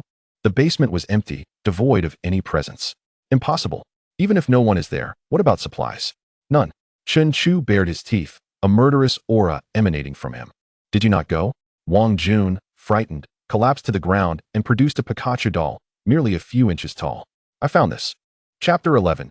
Eager to rescue his sister upon seeing the doll, Chen Chu's pupils contracted. This Pikachu doll was a treasure his sister cherished, purchased with his first paycheck. The absence of people but presence of the doll signified that his sister had been captured. Where do you think they are taking people? To the nearest central city, Beihai. No, absolutely not. Beihai is one of the places where the Great Cataclysm first occurred. Within a month, a massive tsunami will engulf the entire city. Roaring in frustration, Chen Chu let out a cry that echoed his inner turmoil, tinged with anger. At the mountain's base, the police dogs all tucked their tails, trembling in fear. Reporting, sir. That roar seems to belong to the dinosaur we previously encountered. Remain on standby. I will assemble the troops for extermination. Changfeng County hastily organized a force. 3 teams equipped with heavy artillery, beginning their ascent. Meanwhile, Wang Jun and Wang Sheng were both trembling in fear, their legs weak from terror. The roar of a Tyrannosaurus Rex nearly shattered their resolve. Big brother dinosaur, can we leave now? Answer my final question. Which direction did they go? Northward, where there is a direct route to Beihai. Chen Chu charged down the mountain. Sister, you must not be taken to Beihai. His heavy body pounded the earth with a resounding thud as he ran. At the foot of the mountain, the 3 teams had assembled. Incoming. Open fire. The machine guns spat fire like the final fireworks of the new year, cold yet beautiful. Crack. Chen Chu bit down on a 50-centimeter tree, snapping it with ease and sending it crashing toward the crowd. Whoosh. The powerful wind accompanied the falling tree, scattering the formation of the 3 teams. Fire the rocket. One soldier knelt and pulled the trigger of his shoulder-mounted rocket launcher. A plume of smoke erupted as the rocket soared toward Chen Chu. He tilted his head, narrowly avoiding the projectile. Roaring in fury, Chen Chu crashed through the trees in front of him. A towering tree, several meters high, fell with a thud. The opposing forces scrambled to evade. Seizing the opportunity, Chen Chu charged into their midst, his tail sweeping through, causing 5 individuals to spew blood and perish on the spot. My goodness, how powerful! Witnessing Chen Chu's true size, even those armed with weapons lost their courage to resist. Chen Chu began a rampage, colliding with everyone in his path, sending them sprawling. Weighing 6 tons, combined with his momentum, anyone struck would be fortunate to survive. Crackle. A tank rolled onto the scene, its cannon trained on him. Another tank? I'll flip your cover. Hurry, fire. The target has vanished. What? Chen Chu had leaped, evading the tank's line of sight. When he reappeared, he was already at the tank's side. To the right, quickly, turn. Opening his jaws, he tore the cannon from the tank. The occupants inside gazed up, astonished to see Chen Chu with the cannon still clenched in his mouth. Chen Chu lifted his foot, bringing it down with force. The occupants huddled within the tank. Thud. He stomped on the tank, creating a deafening roar that left the occupants unconscious. North. Chen Chu began sprinting at full speed. Everywhere he passed, all followed. For they were witnessing a dinosaur thought to have been extinct for millions of years. The 3 teams had failed. What are you all dawdling about? Kill him. Buzz. Vehicles equipped with heavy machine guns began to mobilize. The highest-ranking officer boarded a vehicle, holding a grenade launcher. They had scarcely traveled a distance when they were already being pursued. Chen Chu felt anxious. At this rate, he would not only fail to find his sister, but also endanger his own life. Evolution must occur swiftly. As he passed a 3-story building, Chen Chu rammed into it. Thud, thud. The 3-story structure collapsed, obstructing the pursuer's path. Damn it. The highest-ranking officer stood from the vehicle, peering through the swirling dust to see Chen Chu's massive head. The eyes of a human met those of Chen Chu, glinting with dark gold. I will not let you escape. Without lingering, Chen Chu continued his chase to the north. Without the pursuit of the suppression forces, there was no one left to obstruct him ahead. However, when Chen Chu reached the front, he was momentarily stunned. Before him lay a highway leading to Beihai City. The survival plan of humanity involved designating certain key cities within the territory as central hubs, from which suppression efforts would radiate outward. Beihai City, as one of these central cities, had its highways cleared, with his top running speed barely reaching 20 kilometers per hour. How could he ever catch up to the vehicles speeding along the highway? The journey to find his sister had just become more arduous. He looked up at the sky, where 2 armed helicopters had already appeared in the distance. It was evident they were heading straight for him. As a transformed dinosaur, he had been classified as a significant threat. Now he could only flee. He dashed onto the highway and crossed it, finding himself in a grove of trees ahead. Report. The target has entered the western forest. Return. That is not our destination now. Watching the armed helicopters turn back, he finally felt a sense of relief. Eager to rescue his sister, he bore several bullet holes in his body. The struggle had drained his stamina. As he ventured deeper into the forest, he sought something to eat. Suddenly, a rustling sound emanated from the grass ahead. Chen Chu rushed over and spotted a wild boar. Startled by the noise, the boar gazed at Chen Chu in shock before letting out a grunt and sprinting away. As the apex predator, the Tyrannosaurus Rex gave chase, swiftly pouncing and pinning the boar to the ground, leaving it no chance to escape. He devoured the boar completely. At that moment, 2 more wild boars rushed over, speaking in human language. Brother, you're not done yet? The elder brother is still negotiating. We need to cheer him on. Oh no, a dead boar. Damn it. That was my brother. One boar, reduced to nothing but a head, lay amidst the scattered bones and blood. Who the hell killed my brother? It must have been them. Let's go tell the elder brother. Peering out from behind a large tree, Chen Chu felt a twinge of nausea, realizing he had consumed a creature that was once human. Well, one must get used to it. Yet, he pondered why there were so many animals here. Never mind, I must regain my strength and focus on rescuing my sister. Closing his eyes for a brief rest, he noticed a change in his mental interface. Evolution value, 1,151,000. Chapter 12. Dare to disturb my rest deep within the forest, a wild boar over 2 meters long, sporting 2 30-centimeter tusks and a striking mane, was negotiating with a northeast tiger of similar size. Stinky tiger, we need to appoint a leader at this time. Clearly, I am that individual. As the boar spoke, a chorus of agreement arose from the animals behind it. The northeast tiger bared its teeth, declaring, "You are merely a pig. Do you not know that I am the king of beasts? You best obey me." Nonsense. Do you see how many I have behind me? Far more than you. Behind the wild boar stood a dozen more, along with other animals, totaling over 100. The northeast tiger let out a fearsome roar, its intimidation palpable. Behind it were 4 more tigers and several other animals. Do not dare to roar at me. I can do that too. Humans have begun their suppression. Many have perished at their gunpoint. Without a wise and powerful leader, we will all perish. It seems I must contest with you. The two sides began a tense standoff, the atmosphere growing heavy. Suddenly, 2 wild boars rushed in. Big brother. Second brother was eaten. The wild boar leader gasped, "What? Eaten?" "Yes, only a head was left." The wild boar leader began to scratch the ground with its front hooves. "Stinky tiger, it must have been your doing. You played dirty with me. We still need to play dirty with you. Brothers, charge." With a command from the wild boar king, they surged forward. The 30-centimeter tusks became their sharpest weapons. The northeast tiger raised its front paw and swiped forward, prompting the animals behind it to charge as well. This resembled a gang fight. Chen Chu, having eaten his fill, was resting to regain his strength when he heard the sounds of beasts howling from within. It was no wonder that the 2 armed helicopters had turned back. These animals must have escaped from Changfeng County, gathering here in numbers. An opportunity for evolution has arrived. A yellow cow collapsed not far from Chen Chu, letting out a pained cry. A smaller northeast tiger pounced on it, sinking its teeth into its throat. Blood flowed like a stream. The northeast tiger, exhilarated, exclaimed, "I won. I killed a cow. My evolution value has increased." In its excitement, it scanned the area and spotted a dark figure. A pair of golden eyes, as large as copper bells, were fixated on it. The northeast tiger's fur bristled. "What is that?" Chen Chu opened his massive jaws wide. The northeast tiger bolted, its speed remarkable. Upon transforming into a beast, he had acquired the characteristics of one, including heightened alertness. Many animals were engaged in brutal combat, with numerous corpses scattered about. The northeast tiger leader had killed a wild boar and roared, "I will not be your king.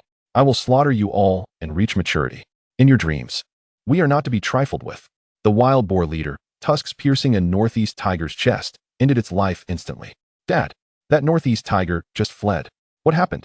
"After I hunted a yellow cow, I discovered there were still animals in the forest.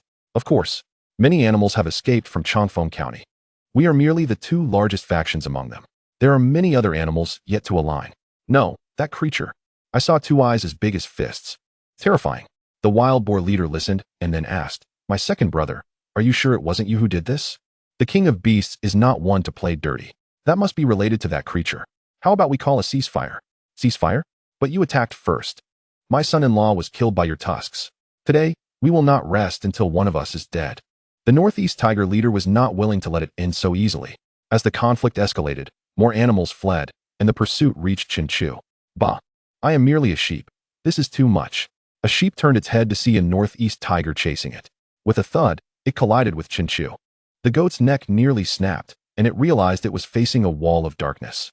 Yet, it continued to move. It was Chen Chu breathing. "Today, I shall feast on lamb." The northeast tiger lunged forward. The goat ducked, causing the northeast tiger to crash into Chen Chu, its sharp claws tearing through his outer skin. Although the wound was minor, it left Chen Chu quite displeased. "Lamb is mine. Tiger meat is mine too." The voice boomed like thunder. The northeast tiger and the goat froze. As Chen Chu rose, the surrounding leaves rustled ominously. The heads of the northeast tiger and the goat slowly lifted, gazing upward. When Chen Chu turned his head, larger than both of theirs combined, the scene was set for an unforgettable confrontation. The goat, paralyzed by fear, collapsed to the ground. The terror of the dinosaur was palpable. Even the Dongbei tiger felt an overwhelming dread. How could this be?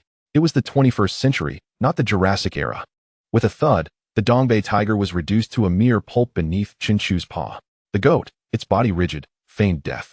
With a howl that reverberated throughout the forest, the Dongbei tiger leader and the wild boar leader ceased their conflict. What was that sound? So terrifying. The Dongbei tiger leader's heart raced. What kind of creature in this forest could produce such a fearsome call? His own tiger roar seemed like a mere infant's whimper in comparison. The ground shook, the trees trembled. Chen Chu strode into their line of sight. The dinosaur. The Dongbei tiger leader noticed the bloody tiger fur beneath Chen Chu's feet. His second son-in-law. Was that the tiger I just crushed? Roar. You dare kill my second son-in-law. In that moment, the Dongbei tiger leader's anger eclipsed his fear. Both his first and second sons-in-law had perished. The wild boar leader interjected. Is my second son dead at your hands? The boar's fury escalated, realizing that Chen Chu was the instigator of this conflict. The Dongbei tiger leader bared his fangs. Kill him. Chapter 13. Ancient predators versus modern predators. The wild boar leader instantly found agreement. His family had been slaughtered. Vengeance was imperative. Moreover, Chen Chu was immensely enticing. Who knew how much evolution value he would gain from slaying a Tyrannosaurus rex? With a roar, the Dongbei tiger leader charged forward. The wild boar leader, digging his hooves, lunged towards Chen Chu's hind legs. It seemed they were delivering evolution value to him. Faced with a pincer attack, Chen Chu executed an unexpected maneuver. He sat down. Suddenly, darkness enveloped the wild boar leader, followed by an immense pressure bearing down upon him. With a splat, over 6 tons of weight crushed him, causing his innards to burst forth. What? The Dongbei tiger leader missed his target, landing nearby. Chen Chu exerted force through his legs, leaning forward, and opened his massive jaws to bite at the Dongbei tiger leader. The tiger rolled aside, narrowly avoiding the fatal bite. Attack! Surrounding animals began their assault, including 2 additional Dongbei tigers. At that moment, Chen Chu's tail transformed into a lethal weapon. With a sweeping motion, the sound of bones cracking filled the air as animals were sent flying. Evolution value began to rise. A Dongbei tiger pounced onto Chen Chu's back, gnashing its teeth. Chen Chu thrashed violently, attempting to dislodge the assailant. The Dongbei tiger leader seized the opportunity, thinking, climb onto his back. He can't reach with his little paws. The weakness was apparent. A Tyrannosaurus rex could not shield its back. With a powerful stride, Chen Chu stomped forward, crushing several wild boars and dogs, then charged towards a tree. The Dongbei tiger leapt deftly off his back. With a crack, the tree splintered and fell. The 3 Dongbei tigers formed a triangular formation around Chen Chu. Ordinary animals dared not approach. It was a clash of ancient apex predators against modern apex predators. Go! The 3 tigers charged together, having discerned Chen Chu's tactics. A sweep, a bite, a charge. They aimed to exhaust him. Chen Chu focused on the Dongbei tiger leader, seeking to shatter their formation by eliminating him first. The Dongbei tiger leader was no fool. After days of animal transformation, he had gauged his own condition. As Chen Chu pursued him, he took flight. The disparity in their speeds was evident. Chen Chu could only manage 20 kilometers per hour, while the Dongbei tiger leader reached 60. The gap was significant, and Chen Chu found himself in dire straits. The Dongbei tiger was too agile, and with 3 of them, they coordinated seamlessly. Minutes passed, and Chen Chu ceased his pursuit, taking refuge beside a tree. The Dongbei tiger leader, sensing victory, felt elated, believing Chen Chu was tiring. One Dongbei tiger jumped onto Chen Chu's back, evading the sweeping tail. With a thud, the tail struck the adjacent tree. No more. Chen Chu roared. Too late. The Dongbei tiger leader lunged for Chen Chu's throat. In that moment, Chen Chu's eyes gleamed with mockery. You fools, has your intelligence diminished alongside your forms?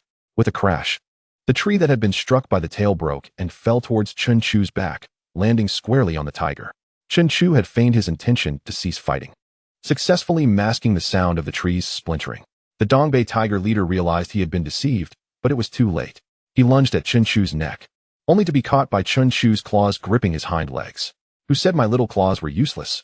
With a powerful tug, the Dongbei tiger leader's body split in 2, hot entrails spilling forth. The tiger still on Chen Chu's back was now trapped beneath the fallen tree, its spine shattered. With a swift motion, Chen Chu hurled it off. Bite me. With a single stomp, he crushed the tiger's head. The last remaining Dongbei tiger, the smallest, was paralyzed with fear. Chen Chu turned, his icy gaze locking onto it. With a terrified cry, it fled. Regrettably, its speed was insufficient to escape. Chen Chu's status screen updated. His evolution value reached 2,011,000. Remarkably, He had slain over 80 animals. It mattered little. This world thrived on the principle of the survival of the fittest. After this, he hoped for peace without further disturbance. The smallest Dongbei tiger ran 100 meters before halting, panting heavily. It was terrifying. Modern apex predators were on an entirely different level than ancient ones. As it muttered aimlessly, faint rustling sounds emerged around it. The Dongbei tiger shivered, suddenly turning around. Darkness engulfed it, and it saw nothing. The forest returned to silence, permeated only by a faint scent of blood. After the exertion of travel and conflict, Chen Chu lay down to rest. At that moment, a massive shadow slithered slowly toward him, moving cautiously as if trying to remain undetected. The thick body began to coil around Chen Chu's neck. Upon completing a full circle, it suddenly encountered resistance. An ambush? I have been waiting for you for a long time. You ancient creature may yield me considerable evolution value. I have awaited you for quite some time. Emerged a voice, a giant snake. I am a green anaconda. This colossal serpent spanned 12 meters, one of the largest snake species. After the Dongbei tiger's retreat, an eerie silence enveloped the area. The armed helicopter pursuing him had turned back, undoubtedly due to the presence of something they preferred to avoid. In this place, I have witnessed a group of tigers and wild boars. Chen Chu believes that this is certainly not something they wish to confront. After the struggle concludes, he feigns sleep, unexpectedly luring out the creature. The python accelerates, coiling around Chen Chu's neck. He raises his claws in defense, then strikes down fiercely. His sharp claws pierce the python's skin, sinking into its flesh. Ah, so you were prepared, he exclaims. You despicable predator, without my pretense, how would you have emerged? Despicable? Then allow me to show you the terror of a mature form. Chapter 14. A tale that strikes down the mature form. Chen Chu had long anticipated this moment, so it was not surprising. The python's body tightened around him. Chen Chu's claws were firmly squeezed against his chest. Those tigers, once proclaimed top predators? Before me. They are merely prey to be crushed. You too shall become my source of evolution. With a hissing sound, the python's massive body constricts further.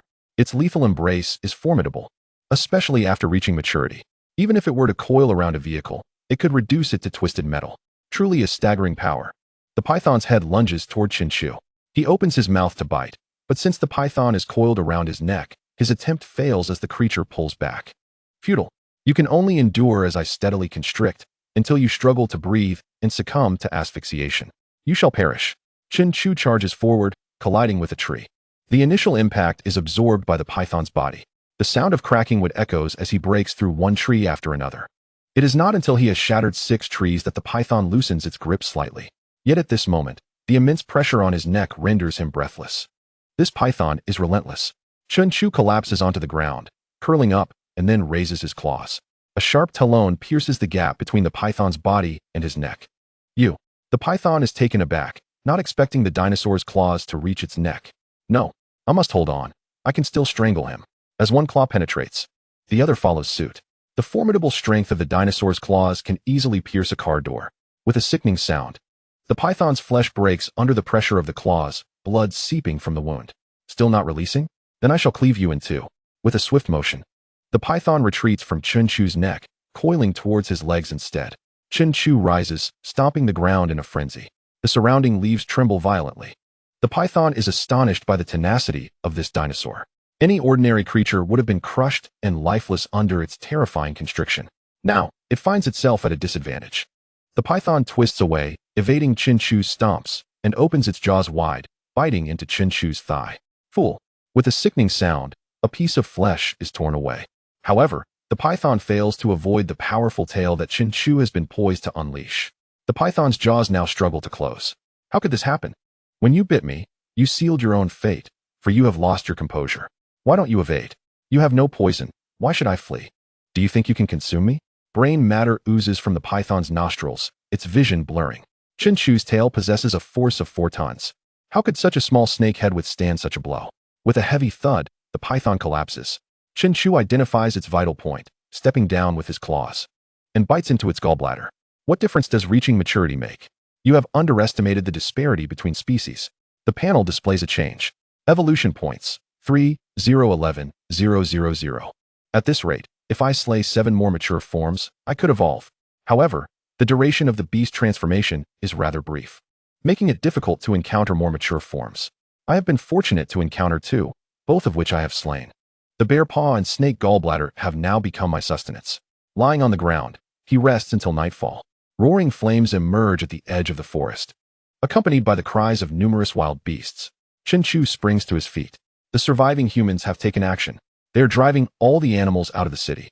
In the sky, red dots flicker. Dozens of helicopters hover above, each carrying large columns. This is a common tactic among humans. After driving the animals out of the city, they will surround the forest with electric fences and lay down minefields. Chen Chu realizes he can no longer remain here. It is time to head to Beihai City. At the toll booth of Beihai City, 8 armored vehicles and 2 tanks are stationed, with armed personnel standing guard. Military trucks roll out from the toll booth, and people from Changfeng County disembark in an orderly fashion. Among them is a young girl in a high school uniform, her hair tied in a ponytail, being escorted by 2 individuals. However, her treatment is distinctly different. She is shackled. It is none other than Chen Chu's sister, Chen Nua. At this moment, an officer adorned with insignia approaches. Is this the one mentioned in the report? Yes, sir. Take her to headquarters. Why? I do not wish to go. Chen Nua trembles in fear. Do not be afraid, young lady. When the time comes, just disclose what you know. Under the cover of night, Chen Chu rushes forward. As he nears Beihai City, he observes a dwindling number of animals. It appears that the plan to kill 7 more mature forms is becoming increasingly elusive. As one of the central cities, Beihai City has expanded outward, with surrounding animals already driven away. This indicates a formidable military presence. A reckless assault would surely lead to annihilation. 2 days later, a television station broadcasts a live report. The suppression forces are seen clearing out the malevolent creatures. The surviving humans, upon witnessing this, find hope in the dawn of a new day.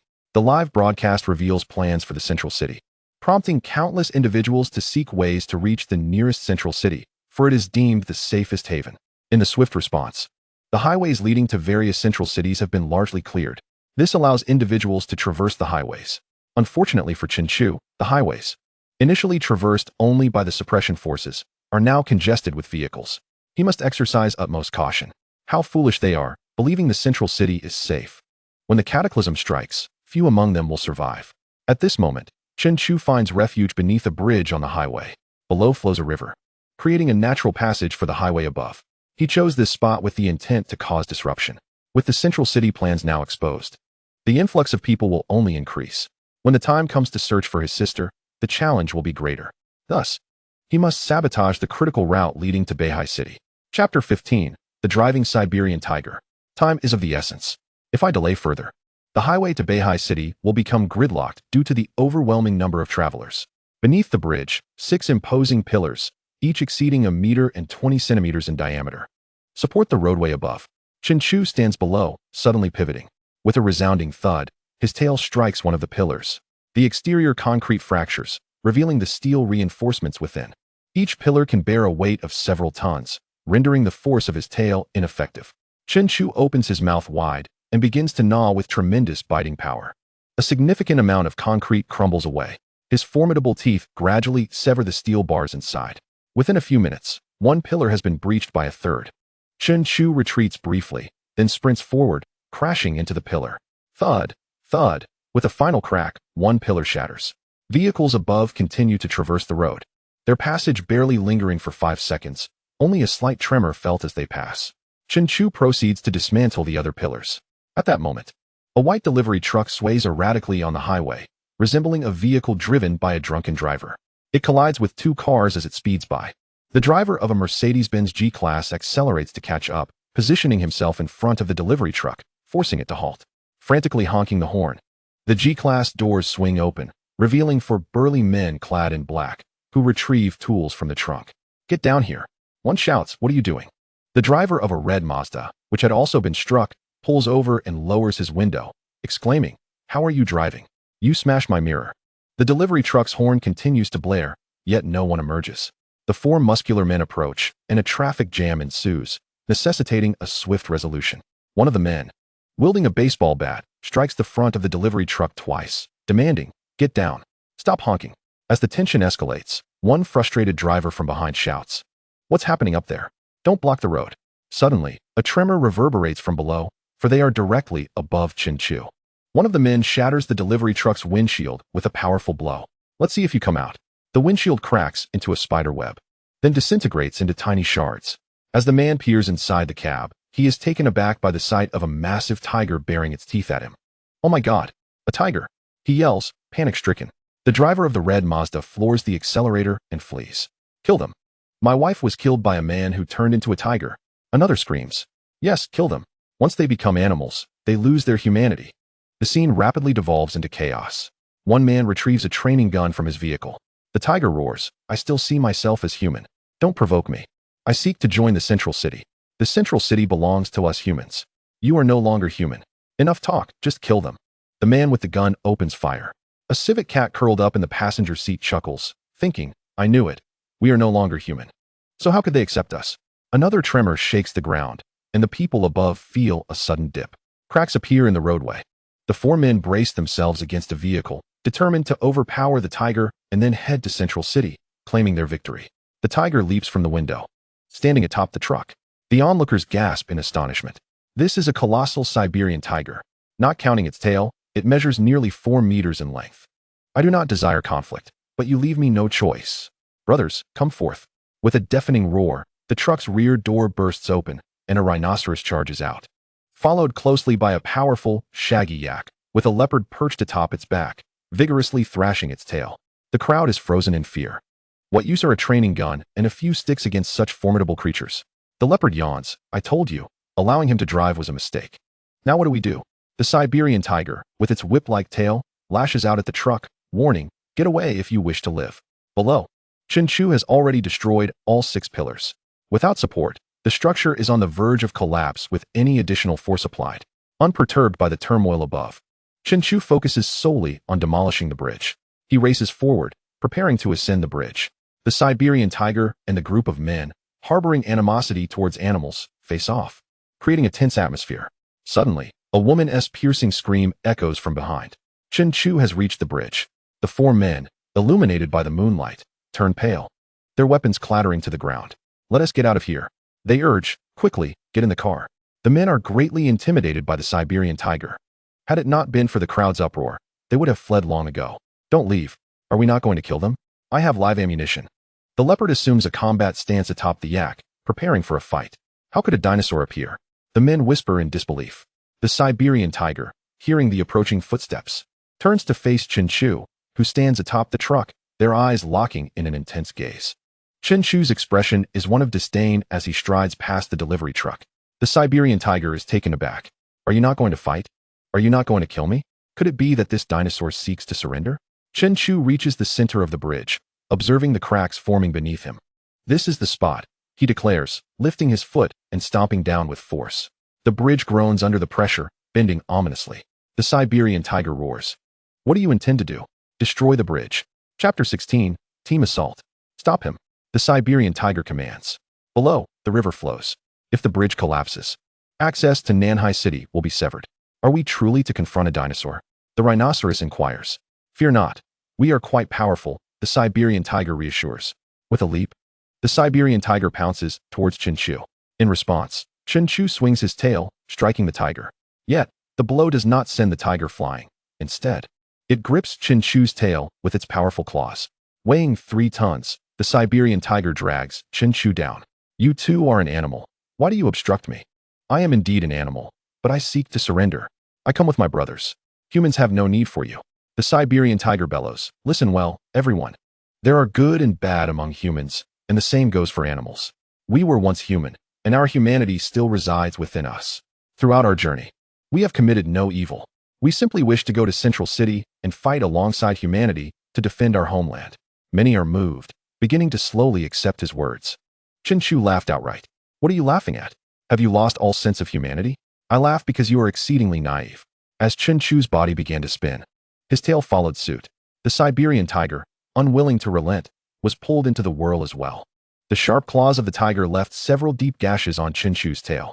With a mighty thrust, he swung his tail downwards, slamming the Siberian tiger onto the ground.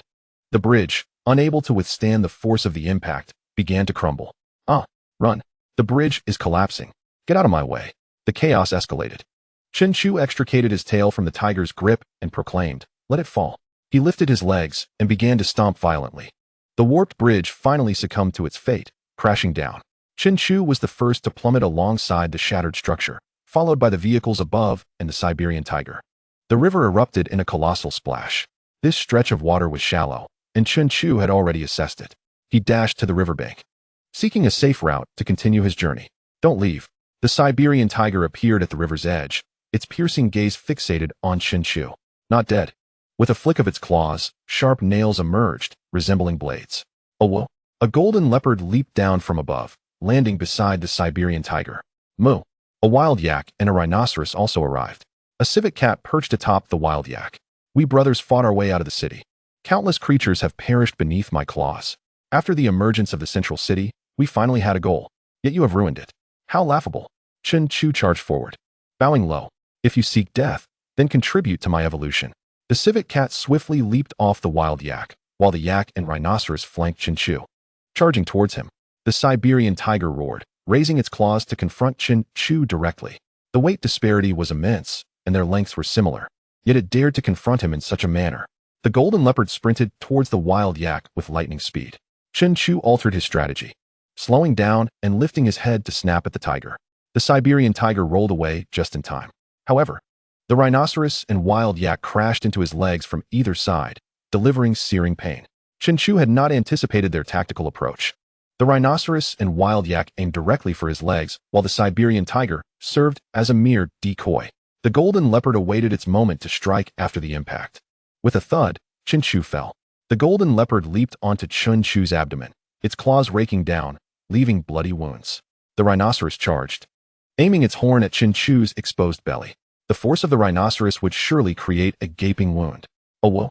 Chen Chu blocked the rhinoceros with his massive toes, then retaliated with a powerful kick. The 2-ton rhinoceros rolled several meters away.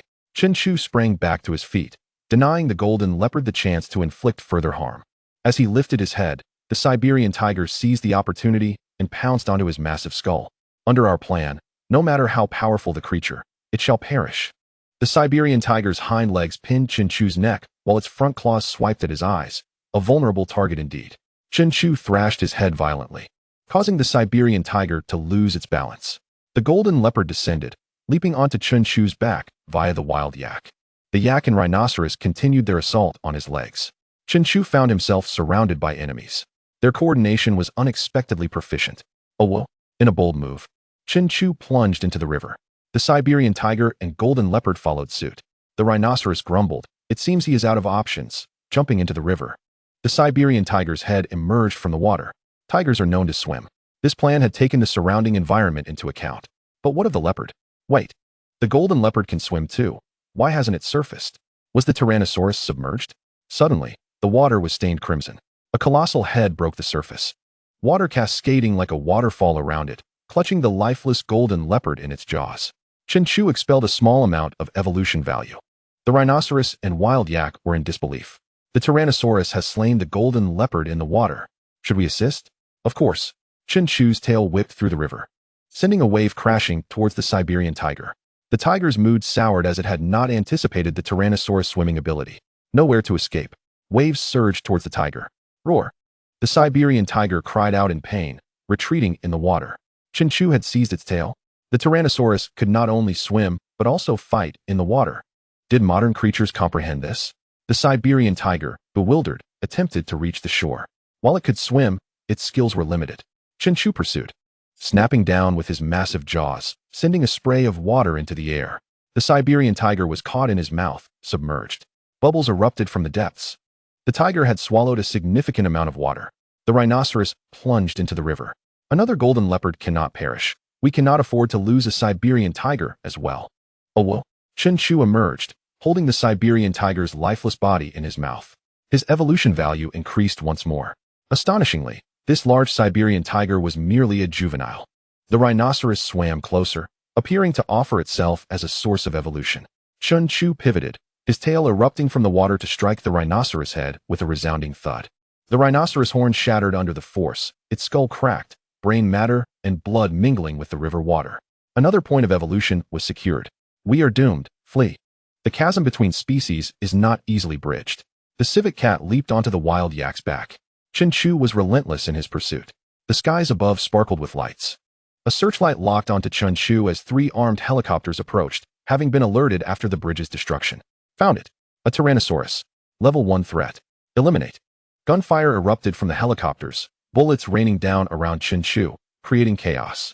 Damn it. These people are relentless. He turned and leaped into the river. Bullets splashed violently against the water's surface. What now? Boom. The armed helicopter unleashed its rockets ruthlessly upon the river. Following a series of explosions, the surface of the water gradually calmed. Under the glare of searchlights, traces of crimson could still be seen. Retreat. Return to headquarters. And immediately instruct the engineering troops to restore this place. Those obstructed from reaching Beihai City shouted desperately at the helicopter. Please, take us with you. What are we to do? The helicopter turned back. The highway was now beset by unprecedented congestion. Downstream, Chen Chu dragged his weary body to the riverbank. Collapsing onto the ground, his body bore numerous wounds, particularly a large area of charred flesh on his back. The frailty of youth could not withstand the might of advanced weaponry. After the mass transformation of humanity into beasts, the juvenile phase proved to be the most arduous. After resting for a while and regaining some strength, Chen Chu headed towards the nearby woods to seek refuge. He remained hidden there for 3 days. The first wave of suppression by the remaining humans continued unabated. Animals in the central city had been shot, driven away, or captured. Forests, woods, and mountains had undoubtedly become popular sanctuaries for the creatures. Many animals had fled to the woods downstream, and the weaker ones inevitably became Chen Chu's sustenance. His evolution value surged to 301,000, yet he was still far from achieving adulthood. Chen Chu journeyed slowly, unpursued at that moment, for the surviving human society was in turmoil. After the mass transformation, a plan for expanding the central city's suppression was proposed, leading to a stark division among the populace.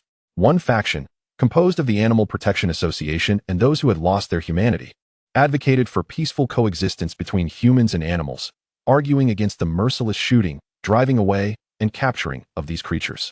The leadership was fraught with concern. In such chaotic times, when unity was paramount, ideological division could spell doom. In Beihai City, the Guamao building had transformed into the headquarters of the suppression forces.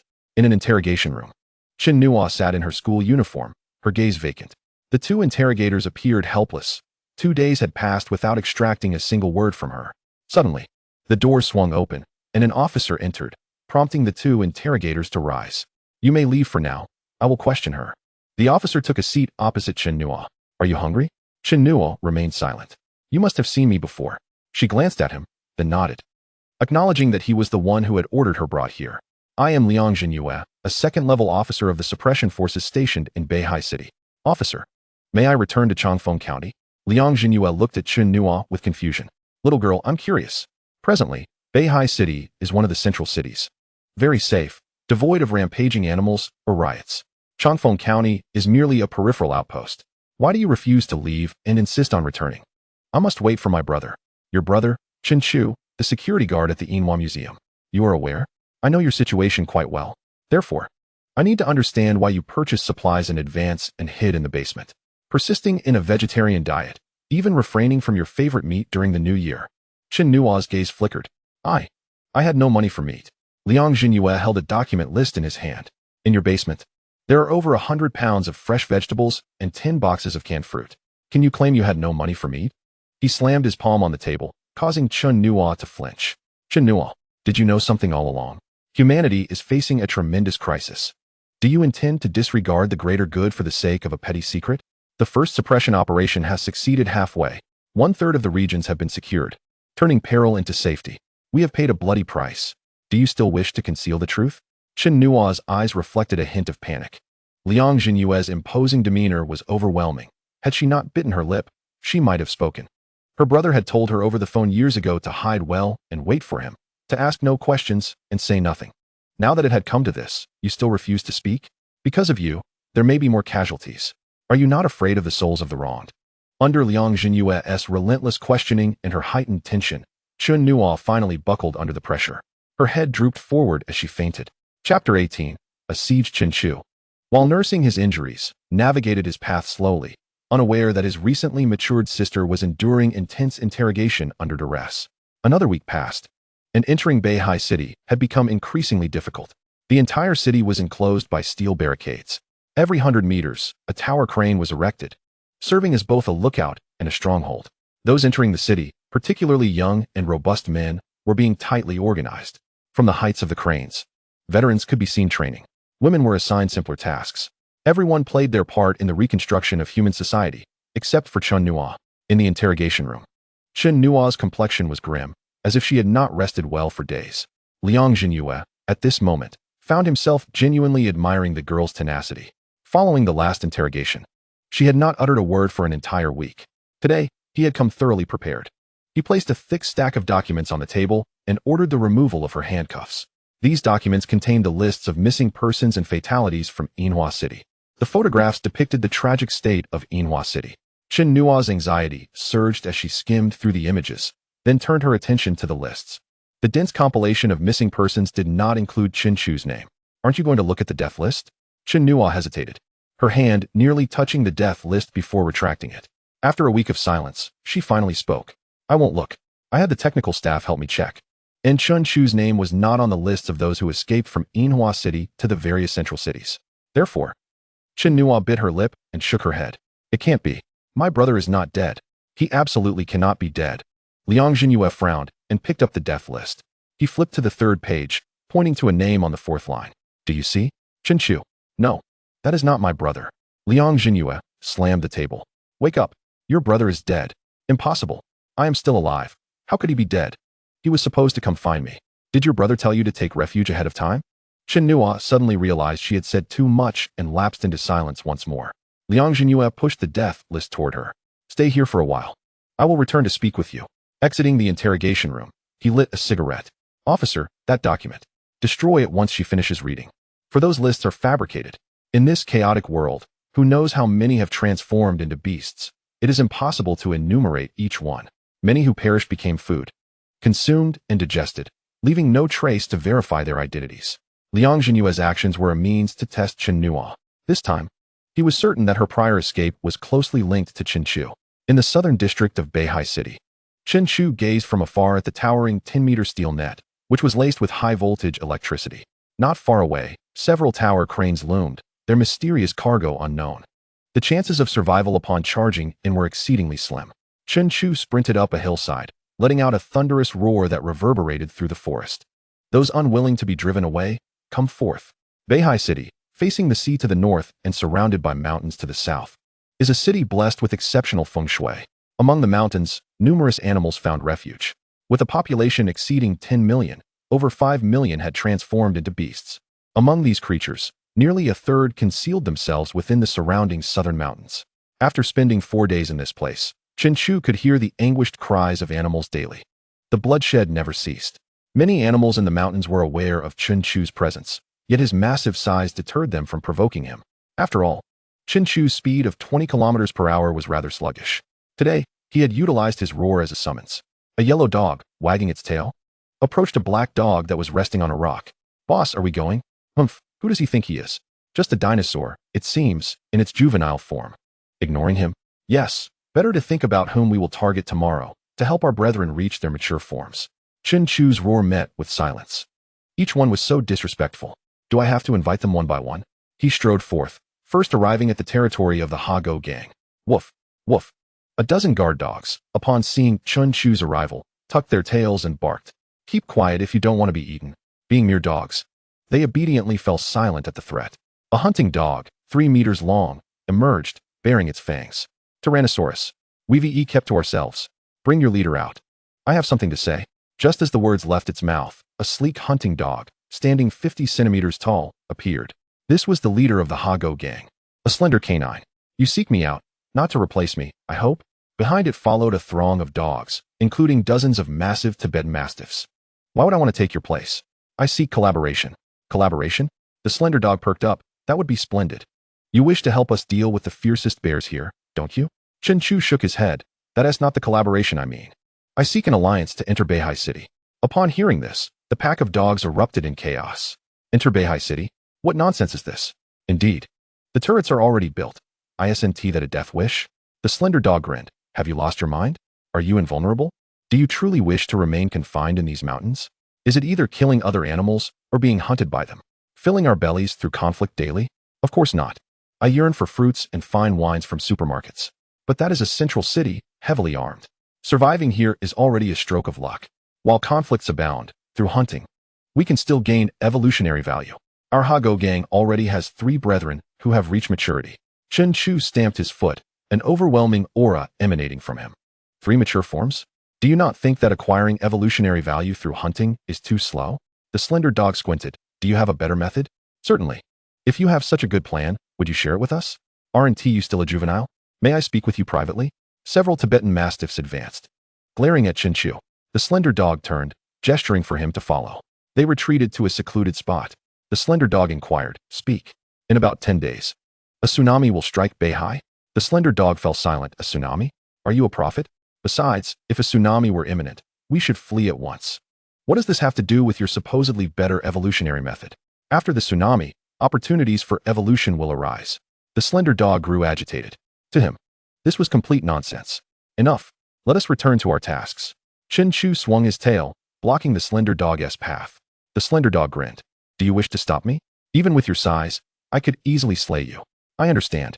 But as long as I remain alive, I will unite with the other animal factions in the mountains to eliminate you. Chen Chu lowered his massive head, twice the size of the slender dog. His dark golden eyes fixed upon him.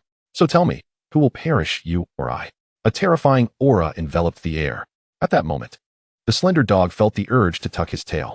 Yet, as the leader of the Hago gang, such an action would be too humiliating. With so many animals in the mountains, wouldn't acquiring evolution through slaughter be simpler? However, after the tsunami, evolution would become even easier. Why should I exhaust myself with needless violence? This statement made the slender dog somewhat believe him. Universal beastification, becoming a Tyrannosaurus, would place one in an inherently invincible state. Yet, there was no urgency to evolve through slaughter. Very well, I shall trust you this once. Chen Chu smiled. Splendid. May our collaboration flourish. The objective was achieved. In time, this pack of dogs would serve as cannon fodder to divert firepower as they entered Beihai City. The Hago gang, comprising over 200 dogs. Who knows how many there are in Beihai City that relish dog meat. Now, they had become partners with Chen Chu to seize opportunities for evolution. They needed to overcome the various obstacles set by humanity and enter Beihai City. If they waited until after the tsunami, with so many animals in the mountains, these dogs might not be able to wrest the opportunity for evolution from them. Furthermore, there were humans to contend with. Thus, the first step of the plan was to plunge Beihai City into chaos. Dozens of dogs began digging pits beneath the iron net. For Chen Chu to enter Beihai City, they needed to excavate a hole at least 2 meters wide and 3.5 meters deep to squeeze through. The digging operation was not proceeding smoothly.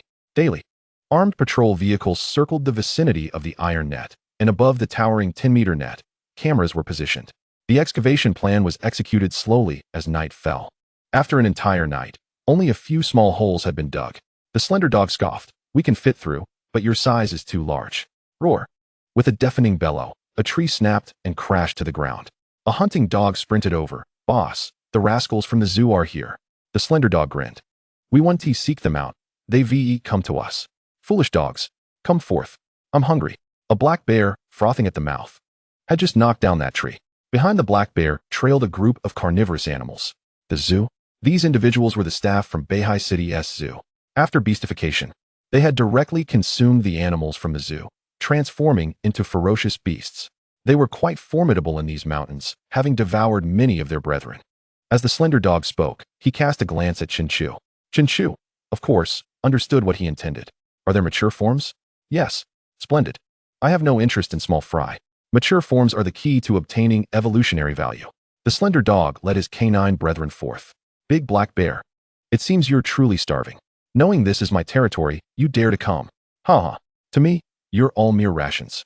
Today, I wish to taste the flesh of the slender dog. The standing cheetah on a branch declared, the Tibetan mastiff is mine. Charge. Let us slay the dogs. The slender dog did not move, allowing them to rush forward. Suddenly, thunderous footsteps echoed from behind.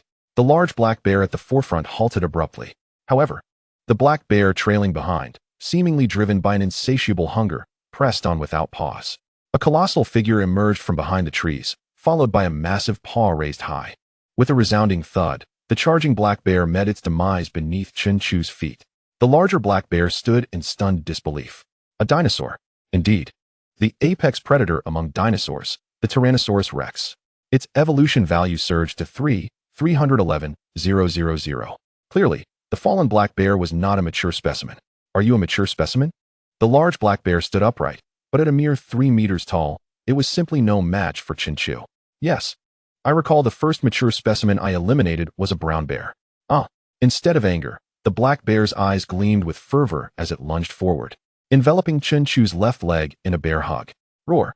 Chen Chu sought to test his strength, only to be astounded by its overwhelming power, which sent him tumbling. Tyrannosaurus Rex? You are not as formidable as I expected, the large black bear remarked before attempting to bite Chen Chu's thigh. With a swift kick, Chen Chu sent it sprawling across the ground. The large black bear regained its footing with claws dug into the earth, roaring defiantly before charging once more. After absorbing the impact of a kick, it could ascertain that their strengths were roughly comparable. Chen Chu swiftly turned to deliver a powerful tail swipe. The large black bear, with its massive paws, locked onto Chen Chu's tail. Fool! Chen Chu exclaimed, then flicked his tail upward. The large black bear, unwilling to relinquish its grip, was sent soaring into the air. Mid-flight, it turned, arms outstretched downward. I shall shatter your spine. Chen Chu tilted his head back, revealing a cavernous maw. The large black bear felt a chill of dread. In its arrogance, it had forgotten the Tyrannosaurus Rex's terrifying bite force. With a crunch, a bite severed the bear in two, the upper half engulfed by Chen Chu while the lower half lay on the ground, intestines strewn about. 100 evolution points gained. The other animals of the zoo gang, witnessing Chen Chu's violent display, now quaked with fear. The mature black bear, with a striking force of 5 tons, was no match for a juvenile Tyrannosaurus Rex, let alone the rest of them. The disparity between species was utterly staggering. Retreat. The cheetah swiftly scaled a tree. Chen Chu devoured half of the black bear's body and dashed forward, trampling a wild boar into a mere pancake. Its head collided violently against a tree, causing the cheetah to tumble down. Those who wish to survive, line up neatly and stand at the front. Chapter 20. The slaughter in the shadows. The animals of the zoo gang, having witnessed Chen Chu's brutality, settled down in submission. The cheetah, in particular, crept low to the ground beneath Chen Chu's feet. This is as it should be. Tyrannosaurus Rex, if you wish to reign supreme here, I shall become your most formidable subordinate, the cheetah declared. With a mere twitch of a toe, Chen Chu carved a deep trench into the earth. My subordinate is not inferior to you. The cheetah, observing so closely, felt its fur bristle with fear. From this moment forth, you are all to obey the commands of Shi Quan. Dig tunnels beneath the iron net. Upon hearing this, the animals were left bewildered. Why? Are we to re-enter Beihai City? They had only just escaped from that place. The oppressive forces employed brutally violent tactics, with countless transformed beings meeting their end beneath a hail of bullets. Even now, one could see plumes of black smoke rising from Beihai City, remnants of those who had perished and were subsequently burned. The mass slaughter of weaker animals left even the stronger carnivores like them short on food, which is why they had banded together in these mountains, engaging in fierce battles. What? Are you afraid? The oppressive forces wield firearms, cannons, and explosives. We are no match for them, unless we reach maturity or become even stronger. Fear not, follow me. I shall ensure your satisfaction. The human advantage is only temporary. To survive, they had no choice but to comply with Chen Chu. Thus, more animals began to dig beneath the iron net. Shi Quan and Chen Chu conferred. Do you not yet know my name? Does it even matter? Shi Quan chuckled. Indeed, it is not of great importance. The zoo gang's mature black bear that you dispatched was merely one among many. There are also lions and tigers yet to appear. Now that we have captured so many, they will undoubtedly seek revenge. More mature specimens? The entire Beihai City is home to over 10 million residents, with half transformed into animals. We have already undergone bestial transformation. There is no need to conceal our evolution values. It has been nearly half a month, and still, no group of mature specimens has emerged. Shi Quan's words held merit.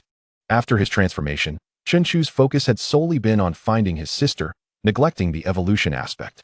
Those who became lions or tigers merely need to kill 1,000 weaker creatures to successfully evolve to the next stage.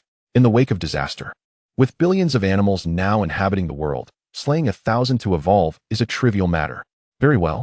From this moment forth, I shall claim dominion over this land. Is that true?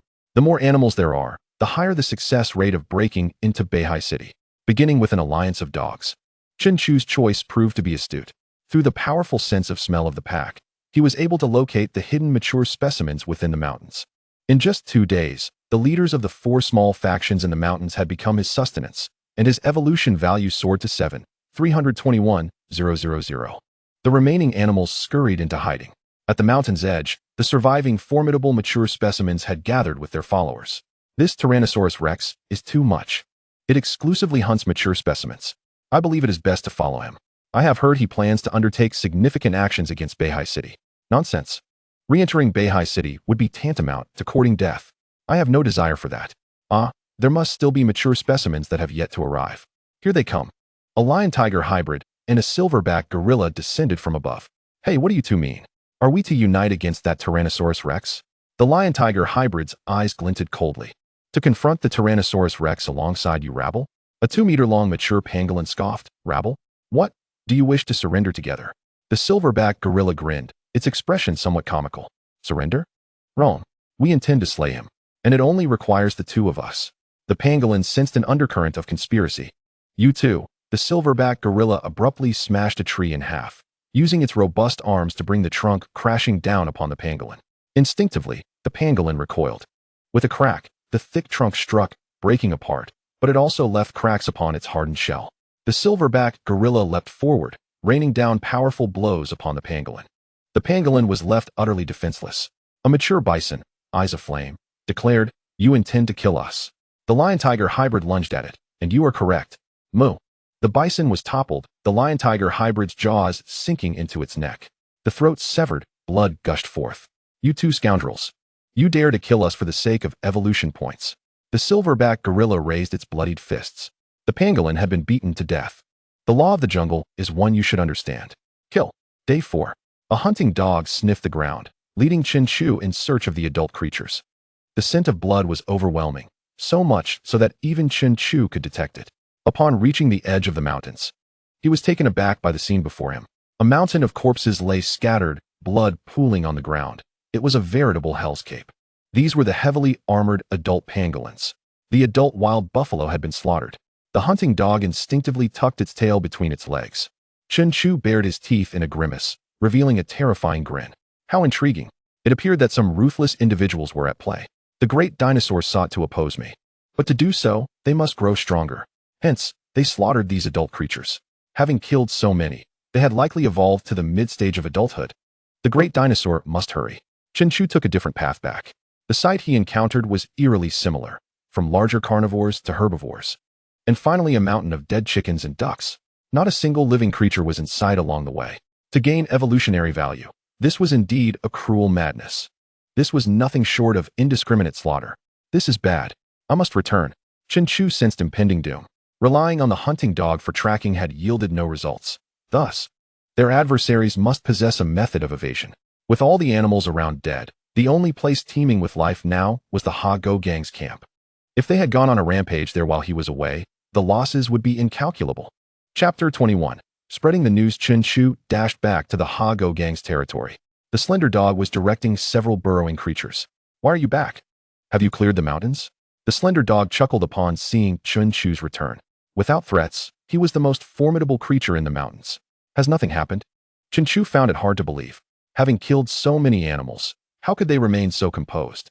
He then recounted the harrowing scene he and the hunting dog had witnessed. The slender dog spoke. It seems they wish to advance to the mid-stage of adulthood. Mid-stage? The slender dog glanced at Chen Chu. Indeed, you wouldn't know since you're not yet an adult. The juvenile phase is the most challenging hurdle for animals. However, once you surpass it and reach adulthood, you will find that adulthood is further divided into early, mid, and late stages. I see. Just then, a bloodied black Tibetan mastiff dashed over, its ears half bitten off. The slender dog's fury ignited. Who did this? A group of gorillas. The ones digging in the north have been wiped out. Chen Chu was astonished. How far have you expanded the digging area? About 300 meters. That's too extensive. Suddenly, a sharpened tree branch flew through the air, piercing the wounded mastiff. After a yelp, it fell silent. Chen Chu immediately discerned the direction from which the branch had come and took off in pursuit. The slender dog sprinted with incredible speed. Fueled by rage at the death of his companion, Chen Chu noticed that the slender dog, who had never before displayed his strength, was now running at an astonishing pace. His maximum speed was 20 kilometers per hour. This creature was at least twice as fast. Where do you think you're going? The slender dog spotted a silverback gorilla, clutching a dog in its grasp. The gorilla swung its powerful left arm, smashing through trees to obstruct the slender dog's pursuit. Stop chasing, Chen Chu shouted from behind.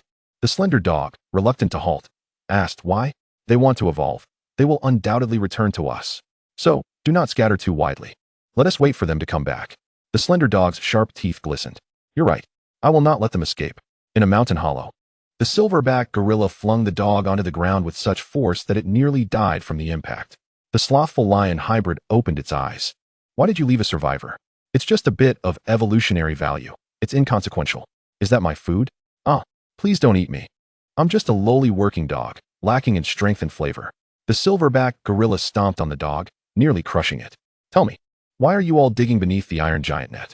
It was the Tyrannosaurus who commanded us to throw Beihai City into chaos.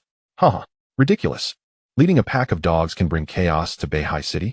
Also, tonight we plan to spread the news of a tsunami. The lion hybrid stood up. A tsunami? I'm not privy to the details. It was the Tyrannosaurus and the slender dog who conspired together. The lion hybrid smirked. This is becoming interesting. As night fell, the distant lights of Beihai City twinkled, with searchlights and crane lights illuminating the skyline. Dozens of tunnels had been dug, save for Chen Chu. Other animals could easily enter. Good. Now, you will infiltrate secretly and spread the news of an impending tsunami. Let chaos reign in Beihai City. 20 animals entered the tunnels, passing through the massive iron net into Beihai City. Chen Chu gazed at the city from afar. Only by inciting chaos could he hope to save his sister. Otherwise, if a tsunami truly struck, her survival was uncertain. The next day, in a meeting room at the suppression headquarters, the atmosphere was tense. Is this the absolute defense? Those transformed creatures managed to infiltrate. The second-in-command, Liang Jinyue, was fuming. Animals are not the problem. The true fear lies in their intelligence.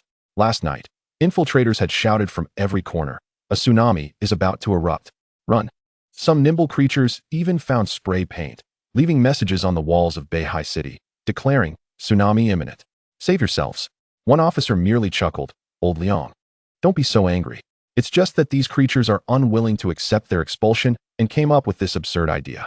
Indeed, there is no need for such fury. The refugees are still in training.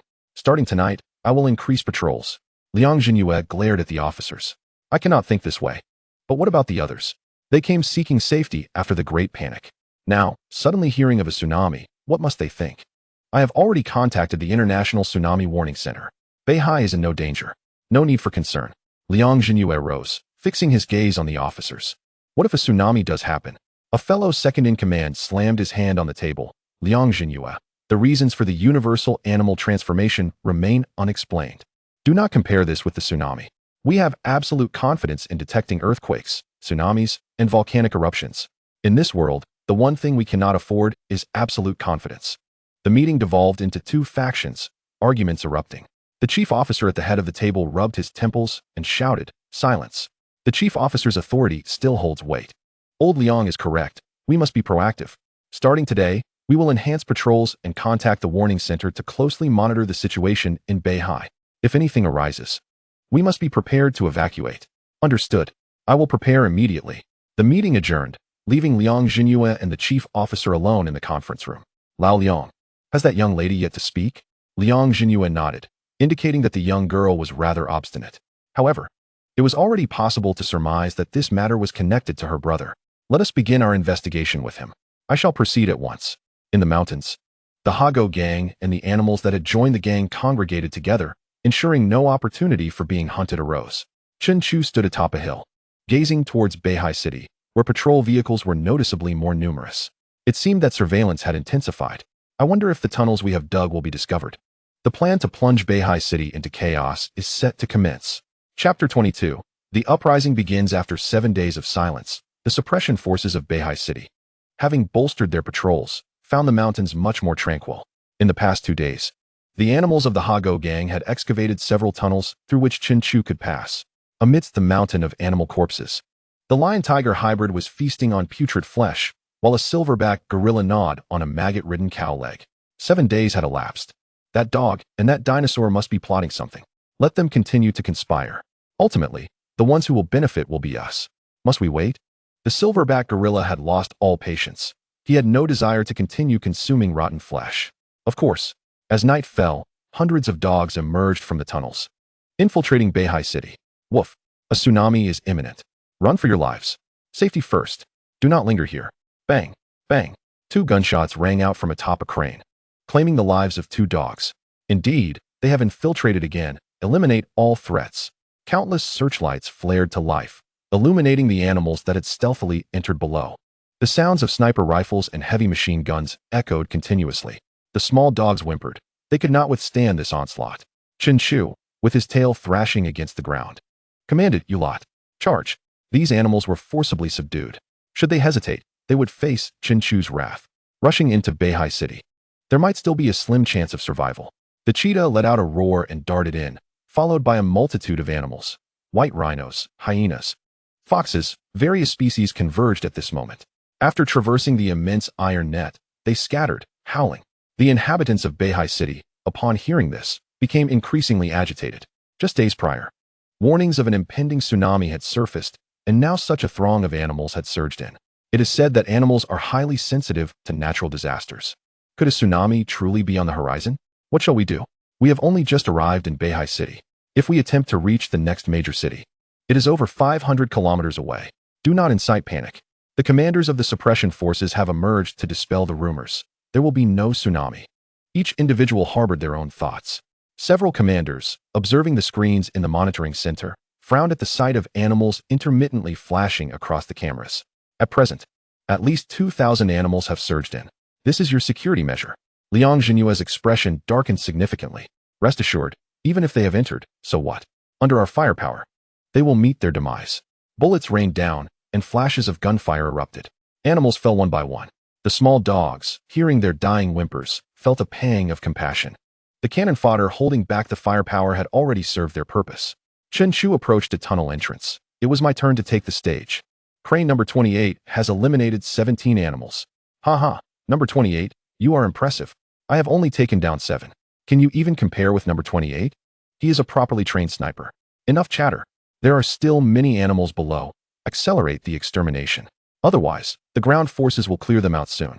Boom. A tremendous sound erupted. The towering crane, standing several dozen meters tall, began to tilt. I have a situation. Number 28 was frantically shouting into the radio. Heavens! There is a dinosaur beneath you. The personnel on crane number 27, through the scope of their sniper rifle, beheld the situation below crane number 28.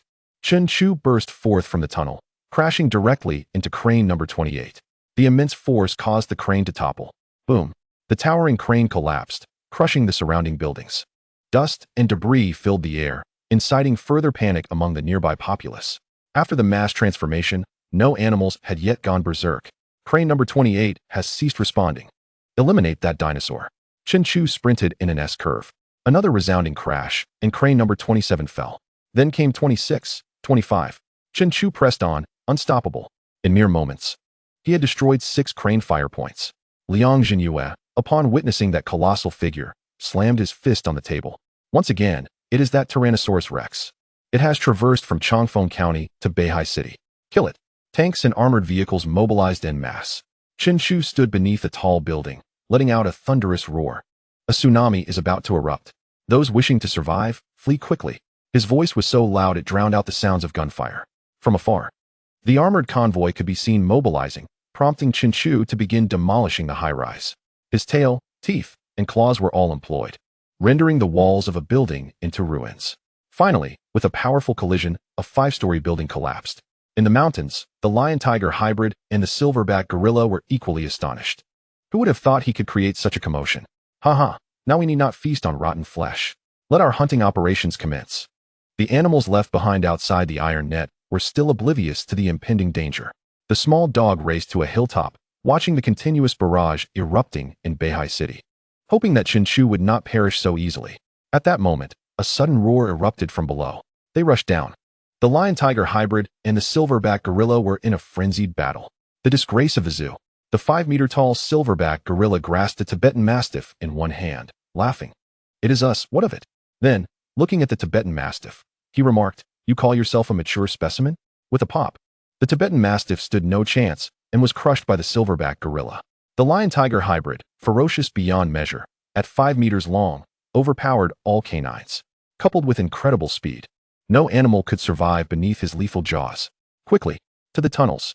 The remaining animals began frantically pouring into the tunnels. Crane number 47 has detected an animal infiltration point. Report the location. Immediately dispatch firepower. The silverback gorilla bit off the head of a dog, glaring angrily at the small dog. Stinky dog, return my evolution points. The two beasts, in a frenzy of battle, were rapidly increasing their evolution points. At that moment, the small dog issued a command. A multitude of animals flooded into the pit. If they wished to gain evolution points, then the silverback gorilla and the lion-tiger hybrid must also enter. Boom. Fire erupted beside the iron net. A tunnel had been obliterated, blood and decaying flesh splattering everywhere. They have been discovered by humans. The lion-tiger hybrid grew cautious. So what if they are discovered? The silverback gorilla scoffed. Kill that small dog and retreat. Humph. Even if I perish under the gunfire, I shall not contribute evolution points to you. The small dog turned to flee, finding a tunnel to burrow into. Chapter 23. The Skyward Lion-Tiger Hybrid Report. A massive influx of animals has been detected. After Chen Chu toppled another building, he noticed heavy firepower aimed at the massive net. What is happening? Today is merely to incite unrest. Tomorrow is the day of the final operation. Why is everyone rushing in? The tsunami will occur tomorrow. A spotlight illuminated Chen Chu's back. An armed helicopter had appeared above him, locating its target. Open fire. The 23mm naval cannon began to unleash its fury upon Chen Chu, leaving him with no choice but to flee. He crashed into a towering building, concealing himself within its shadow. With a cacophony of shattering glass, the building succumbed to the relentless bombardment of the cannon. Outside the massive net, a silverback gorilla delivered a powerful kick to a large hunting dog, sending it crashing into the electrified net, where it was instantly cooked to a crisp. What to do now, as all had entered? The lion-tiger beast advanced a few steps, proclaiming, "Do you not find such slaughter exhilarating?" Within the confines of the net, the small dog rallied the other animals, urging them to hold on. Just hold on until tomorrow. Oh, holding on until tomorrow? How delightful. The lion-tiger beast also caught the small dog's rallying cry. The silverback gorilla, clutching a branch in its mouth, knew a tsunami was imminent, yet still chose to enter. This indicated that something of great value awaited them in Beihai Shur. Let us go. It's our turn to take the stage. With a flourish, the lion-tiger beast unfurled a pair of wings that spanned 6 meters beneath its ribcage. A gust of wind swept through the area as the 5-meter-tall silverback gorilla grasped the lion-tiger beast's legs, soaring high above the 10-meter-tall net. The small dog gazed in astonishment. The lion-tiger beast possessed wings. It was a mutant. Haha. Humans, your grandfather has returned. The silverback gorilla landed with a resounding thud, its massive feet crushing an armored vehicle, causing its wheels to explode and the vehicle to deform. Report. Another gorilla has appeared. Open fire. A tank swiftly turned its turret. The silverback gorilla charged forward, seizing the tank with both hands. Lifting the tank, it ripped open the hatch, and a hand plunged inside, turning the occupants into a gruesome mush. Humans, taste your grandfather's wrath, and see how you expel your grandfather. With a thundering sound, fingers pressed the trigger inside the cockpit, unleashing a barrage of shells. Cranes were destroyed, buildings crumbled, and the armed convoy came under attack. In the monitoring room, officials, including Liang Jinyue, were horrified by the terrifying scene. Heavens! What manner of beast is this gorilla? Although it clutches a light tank, it weighs at least 10 tons. This gorilla must be in its growth phase. Liang Jinyue's expression darkened. Airborne forces, assemble. Bombard. In the sky, 10 armed helicopters ascended, locking onto the silverback gorilla, a greater threat than Chen Chu. Illuminated by searchlights, the gorilla, still gripping the tank, fired upon one of the helicopters. In a simultaneous explosion, the tank fired while the armed helicopter launched an anti-tank missile. My goodness! The silverback gorilla discarded the tank and rolled forward. The ground erupted into a massive crater. Shrapnel flew, grazing its skin. Fortunately, having reached mid-growth, its defenses were formidable, otherwise it would have been doomed. More anti-tank missiles were fired. The silverback gorilla charged towards the ground convoy, using their missiles to wreak havoc among them. The gorilla failed to hit its mark, but several of its own armored vehicles were obliterated. In the monitoring room, Liang Jinyue slammed his fist on the table. Damn it! Animals possess human intelligence. With their growth, killing them is no simple task. By the way, how did such a massive gorilla enter? An officer suddenly voiced his concern. Even a tyrannosaurus could get in, a gorilla can too. Liang Jinyue's face turned pale. No. I just reviewed the footage. This gorilla descended from the air. There are no surveillance cameras monitoring the skies around Beihai Shur. We only caught a glimpse of the silverback gorilla descending from above. Hearing Liang Jinyue's words, the others felt a chill of fear. Could there be flying beasts? Liang Jinyue immediately issued an order to retreat. However, it was too late. The lion-tiger beast flapped its massive wings, colliding with one of the armed helicopters. The fuselage crumpled like paper, splitting in two. The armed helicopter plummeted, engulfed in black smoke as it crashed to the ground. The weapons on board detonated upon impact, causing widespread chaos among the ground forces. Hundreds were toppled, suffering immense casualties. Report. A flying lion has appeared in the sky. Humph. I am the flying lion-tiger beast. Such tiny aircraft dare to be audacious before me.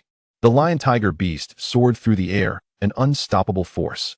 One helicopter after another was destroyed, crashing to the ground in fiery explosions. The small dog, panting heavily, sprinted frantically. The explosive force was tremendous.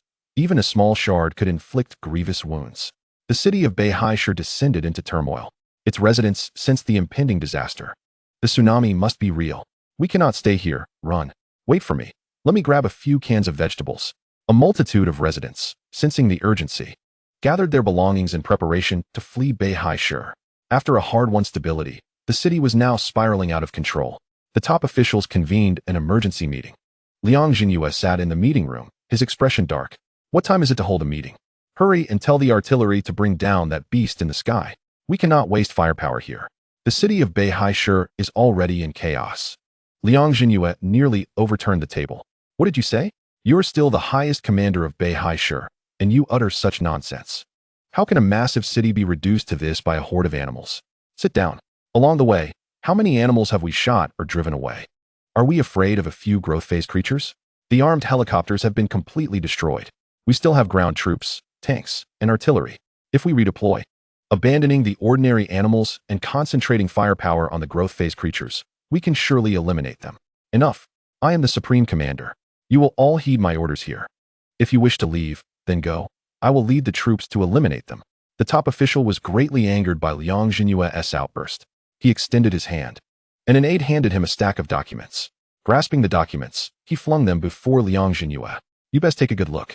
Chapter 24. The evacuation plan. Upon viewing the photographs within the documents, Liang Jinyue was taken aback. The images depicted another central city, now reduced to ruins. It had only been stabilized for 3 days before being overrun by a pack of animals, led by several growth-phase creatures. This central city had been utterly breached. The top official took a deep breath. Let everyone see these materials. After all had perused the documents, a myriad of emotions stirred within them. The top official spoke. The phenomenon of animal transformation has persisted for a month now. Numerous creatures have emerged, including some we have never encountered before. These animals are either extraordinarily strong or possess incredible speed and resilience. Ordinary weaponry can no longer suppress them. But we still have our most powerful weapons yet to be deployed. You are correct. However, utilizing those formidable weapons would also inflict significant harm on humanity. Some animals have become resistant to the radiation following explosions, but humans cannot endure such effects. Are we to relinquish a city we have so painstakingly subdued? First, I must clarify, this is not my decision, but rather the directive from above. These creatures are capable of evolution, growing extraordinarily powerful thereafter. The International Biological Research Institute requires further study. During this period, we must conserve our strength. We may be able to eliminate the beasts invading Beihaisher. However, there will also be a significant amount of loss. Liang Jinyue clenched his fists tightly. The situation in Beihai City, where many had sought refuge, had descended into chaos. If the beasts went berserk, avoiding our suppression forces and turning their aggression toward the civilians, the casualties would indeed be immeasurable. Thus, we require a retreat plan. Outside, the suppression forces had already received orders to withdraw. The silverback gorilla was not yet satiated with destruction, wielding a cannon and rampaging. Both humans and animals fell victim to its wrath. With each blast, at least 7 or 8 animals were obliterated, simultaneously increasing the gorilla's evolution value. This is exhilarating. With firearms, evolution becomes trivial. Young pups, come to me. The lion-tiger beast soared in the air, deftly dodging incoming artillery shells. Suddenly, it dove down with tremendous force, wreaking havoc. A slender hound, following Chen Chu's scent, located him within a tall building. What is happening? How did you all get in here? The plan has changed. 2 growth stage beasts in the mountains are rampaging against us. Those 2 mutts. The slender hound felt a bit uneasy. One was a mutated lion-tiger beast, and the other a silverback gorilla. I see the suppression forces outside are retreating. Instruct all animals to seek shelter. Whether we can withstand those two growth stage beasts depends on you. The slender hound dashed out. A large number of suppression personnel had retreated to the vicinity of the headquarters. A new plan had already been devised. Leave the first suppression team to provide cover while leading the remaining populace to the northern dock to board ships for evacuation. The lion-tiger beast perched atop a tower crane, having already bitten off the head of the sniper station there. The sounds of gunfire had diminished significantly, with only occasional bursts. The silverback gorilla used all four limbs to climb directly to the tower crane where the lion-tiger beast was situated. What is going on? Are the humans attempting to retreat? Humph, a bunch of cowards. However, they've left behind a plethora of weapons. Let us utilize these arms to bombard the animal horde, and the evolution value will soar. The lion-tiger beast shot him a glare. Do you think all animals can wield weapons like you? Most animals rely on claws and hooves. Very few can utilize human weapons like the silverback gorilla. Haha, primates are indeed superior. Their limbs are so agile. The silverback gorilla beamed with pride. The lion-tiger beast glanced down. The members of the hound gang had also taken cover, and the Tyrannosaurus was nowhere to be seen. We must conserve our strength. The loudspeaker from the headquarters building blared. All civilians, gather immediately at the northern dock. Are the suppression forces here to evacuate us? Going to the dock? What nonsense. Won't there be a tsunami? If a tsunami were imminent, would the suppression forces direct us to the dock? It's likely a ruse. No. The animals have gone wild. The tsunami is likely real. I should find a vehicle to leave. Those who believed in the tsunami hurriedly sought vehicles to escape. The skeptics followed the suppression forces' instructions to the northern dock. The mass gathering of civilians would take considerable time. In the headquarters conference room, Liang Jinhue stood up. I will lead the first unit to provide cover. You should evacuate with us, the first commander stated. Liang Jinhue drew his sidearm from his waist. I am not the type to falter in the face of danger. The first unit, reconfigured for firepower, was then led by Liang Jinhue. His objective was not merely to cover the evacuation of civilians. If he could eliminate those growth stage beasts, there would be no need for retreat. For hours had elapsed. It was now past 2 in the morning. A hunting dog returned panting. Brother Dinosaur, the city is already empty. They must have all evacuated. Which direction? North. Humph. What a bunch of fools. I told them a tsunami was coming, yet they still headed north. Boom. An artillery shell directly struck the building, exploding upon impact. Dozens of animals were thrown about by the shockwave. Liang Jinhue raised his sidearm high. For humanity. Kill them. Slay these beasts. Rat-a-tat-tat. The heavy machine guns erupted with flames. After 4 hours of silence, a massive explosion began. The lion-tiger beast atop the tower crane suddenly opened its eyes wide. A counterattack? Let me show them who's boss. The silverback gorilla grasped the tower crane and began to shake it violently. Finally, under its immense strength, the crane could no longer withstand it and toppled. The silverback gorilla leaped and seized the lion-tiger beast's legs, lifting it high into the air. Get out of the way. The crane has fallen. Sniper, bring them down. Yes. A row of snipers in the rear, all equipped with Barrett sniper rifles and armor-piercing rounds, could pierce even tanks. Bang, bang, bang.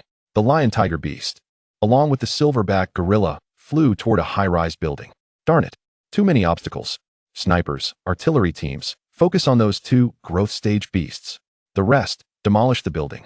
I refuse to believe those animals want to come out. The overwhelming firepower reduced the building to ruins. Countless animals perished beneath the hail of bullets. A roar erupted from Chen Chu as he crashed through a wall and emerged. Liang Jinhue, witnessing the monstrous maw appearing through the dust, was filled with fervor. It was the Tyrannosaurus. Chapter 25, The Tsunami Strikes. Open fire. The fierce firepower was instantly unleashed upon Chen Chu. At that moment, Chen Chu executed a rather bizarre maneuver. He sprinted at 20 kilometers per hour, then suddenly collapsed, sliding forward like a human. This allowed him to momentarily evade the incoming fire aimed 3 meters above ground. His massive tail swept across the ground, spinning his colossal body as he surged toward the suppression forces. Boom. The frontline suppression personnel, both human and vehicle, were sent tumbling as if struck by a colossal bowling ball. Liang Jinhue, seated in the rear vehicle, felt an immense threat. Now, Chen Chu was merely 5 meters away. Retreat. The vehicles revved and reversed.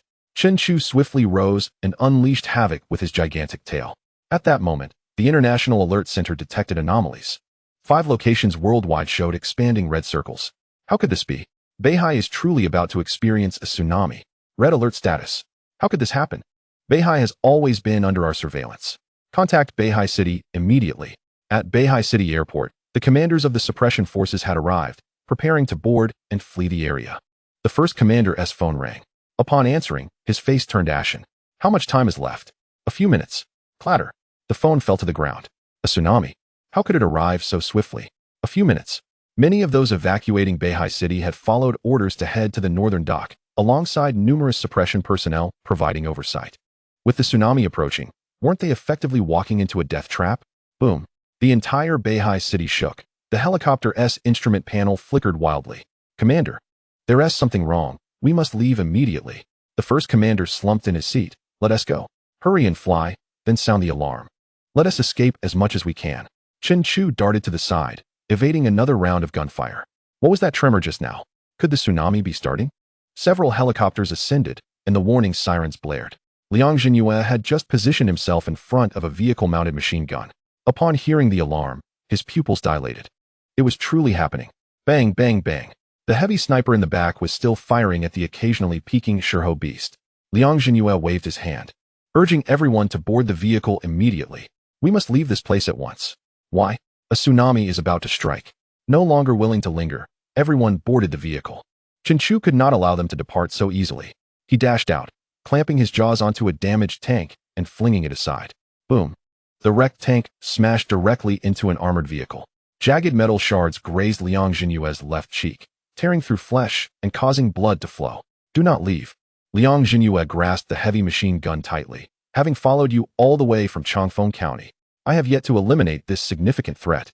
Today, let us settle this once and for all. The bullets flew in a dense barrage. Chen Chu turned and whipped his tail, which instantly burst with multiple gaping wounds. Bang! A damaged armored vehicle was sent flying by a single swing of his tail, crashing violently into the vehicle where Liang Jinyue was trapped. The impact deformed the vehicle, leaving Liang Jinyue ensnared within. Commander, you must go. Do not concern yourselves with me. This is an order. When the tsunami arrives, who knows how many lives will be lost? The suppressive forces are humanity's last line of defense. We must minimize losses, even if it is just one life. The others all boarded the vehicle and left, but Chen Chu did not pursue them. His focus was solely on Liang Jinyue, the officer with stars adorning his shoulders. Moreover, he had just mentioned arriving in Beihai City from Changfeng County, indicating that he was the one who had taken his sister away. Boom, boom. A violent tremor shook the earth. Chen Chu approached Liang Jinyue, lowering his head and locking his large eyes onto him. Do you know a girl who was captured from Changfeng County? Liang Jinyue felt Chen Chu's breath against his nostrils, the airflow akin to gentle breezes. You mean Chen Nuo?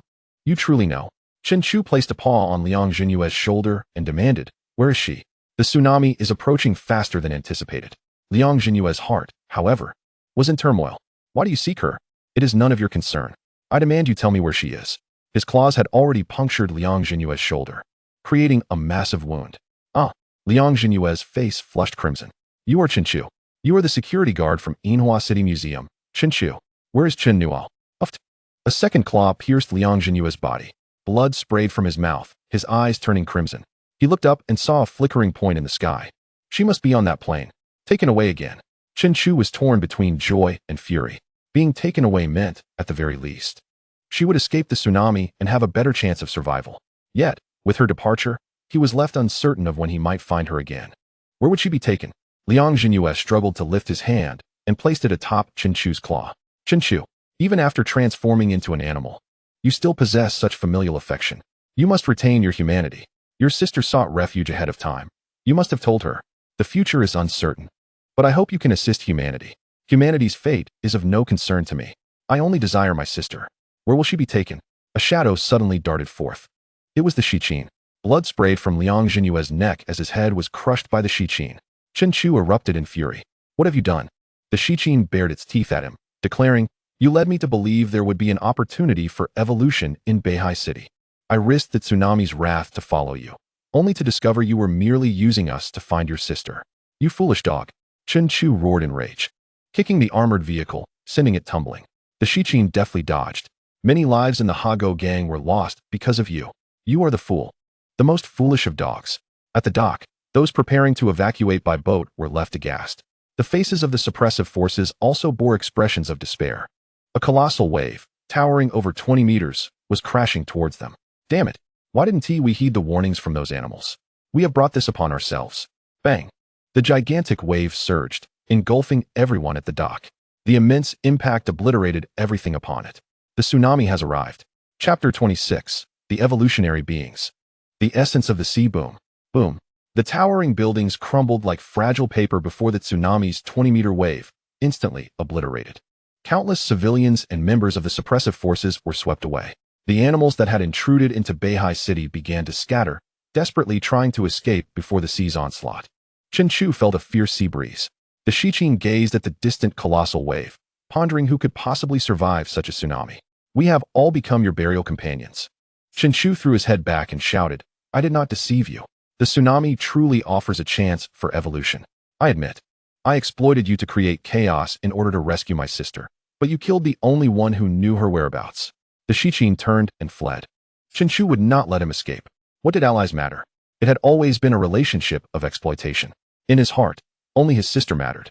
Yet, the soul lead had been obliterated by the Shiqing. Roaring in fury, he pursued the Shiqing, intent on killing him. The Shurho beast and the silverback gorilla soared through the sky, astonished by the immense wave. I have lived in Beihai City for decades, yet I have never witnessed such a colossal tsunami. Indeed, it threatens to engulf everything. I cannot fathom why that Tyrannosaurus would venture into Beihai City. It is akin to courting death. Fly higher, lest we be struck down by the waves. A massive wave crashed, quickly followed by another. Beihai City was submerged in the sea within mere minutes. The fleeing animals were also swept away, including Chen Chu. No matter how fast one ran, they could not outrun the tsunami's assault. No matter how large, one was insignificant before the tsunami. Gurgle, gurgle. Darkness enveloped him. Simultaneously, the surviving humans worldwide were engulfed in panic. For it was not only Beihai City that faced a tsunami, for other locations also experienced catastrophic disasters. I understand now. I comprehend why heaven has transformed us into animals. It is because of the great calamity, granting us the opportunity to continue living. In the face of a tsunami, if one could transform into a fish, would they not survive? In the face of an earthquake, if one could become a bird, would they not evade danger? Humans are no longer viable. I must transform into an animal. I yearn to become something that can fly, swim, and possesses formidable predatory abilities. In the face of the first great calamity, many survivors underwent a profound change in mindset. A television station was interviewing several professors. A biology professor spoke directly to the camera. In truth, humanity is the least deserving of survival, lacking fur to withstand the cold and the ability to endure heat. All we do is incessantly destroy this world. Thus, the world has begun to punish humanity. With that, he proceeded to consume a piece of meat prepared for the live broadcast. Under the watchful eyes of many, he transformed into a polar bear. Beihai City gradually returned to tranquility. The waters receded slowly, revealing a surface littered with floating corpses, both human and animal. Pooh! Chen Chu emerged, his head rising from the water. Now he stood atop a collapsed skyscraper, over 10 meters above the original ground level. At this rate, it would take some time for the water to fully recede. Where has that foolish dog gone? The vile creature, once discovered by me, shall surely meet its demise. Chen Chu remained motionless, biding his time for the tide to recede. The sky began to brighten, and the sun ascended in the east. After a moment of rest, Chen Chu opened his eyes to find numerous animals gathered atop the dilapidated buildings around him, all survivors of the tsunami. The sea still surged at a height of over 3 meters. It was time to take action. Chen Chu leaped from the building, creating a tremendous splash as he waded through the water, slowly making his way toward the northern coast. From a distance of 300 meters away, atop another building, a lion-tiger hybrid and a silverback gorilla watched Chen Chu intently. Look, that dinosaur is heading north. Let us follow it, they murmured. Due to the resistance of the water, Chen Chu moved at a painstakingly slow pace. As he neared the northern coastline, he carefully felt each step to avoid stepping on anything. A faint crackling noise reached his ears. Chen Chu plunged his large head into the water, and upon lifting his foot, he discovered he had merely crushed a large shell. Just as disappointment washed over him, he spotted a piece of blue, crystalline material not far from him. Chen Chu's heart surged with excitement. The essence of the sea. He approached and swallowed it whole. His evolution value instantly soared from 732 to 832. One piece of sea essence equated to the evolutionary value gained from hunting a juvenile creature. After the global transformation into beastly forms, cataclysms would strike the world every month. Yet, following each disaster, peculiar evolutionary substances would emerge. This sea essence was one such gift from the tsunami. After a few steps, Chen Chu found a second piece, and his evolution value surged to 932. If he could find just one more, he would evolve into a juvenile form. The silverback gorilla grinned, noting the dinosaur seemed to be searching for something in the water. Indeed, his condition appeared favorable. Let us investigate. Suddenly, a massive explosion erupted in the water a kilometer away. The agile dog stood atop the corpse of a deceased shark, excitement radiating from its canine face. Oh, this was the opportunity for evolution. This scene was witnessed by the lion-tiger hybrid and silverback gorilla soaring above. Let us inquire with that dog, they decided. The lion-tiger hybrid and silverback gorilla swooped down towards the agile dog, who sensed a shadow overhead. Looking up, he saw the imposing figure of the 5-meter-tall silverback gorilla descending from the sky. With a resounding splash, it plunged into the water. A mongrel from the zoo. Our adversaries meet with rage in their eyes. I see you are in good shape. Have you found something? Yes, the agile dog replied, diving into the water. Trying to flee? The silverback gorilla seized the shark's tail and swung it down into the water with great force. The shark's corpse crashed down, sending water splashing in all directions, revealing an irregularly shaped piece of sea essence. The agile dog leaped from the water, mouth agape, and swallowed the sea essence. The keen-eyed lion-tiger hybrid descended. What did you just consume? The agile dog offered no reply, diving back into the water to search for more. The opportunity for evolution must be seized. Who knows how many sea essences the tsunami has brought? The silverback gorilla continued to smash down, but no more sea essences emerged. The lion-tiger hybrid took flight, pursuing the agile dog.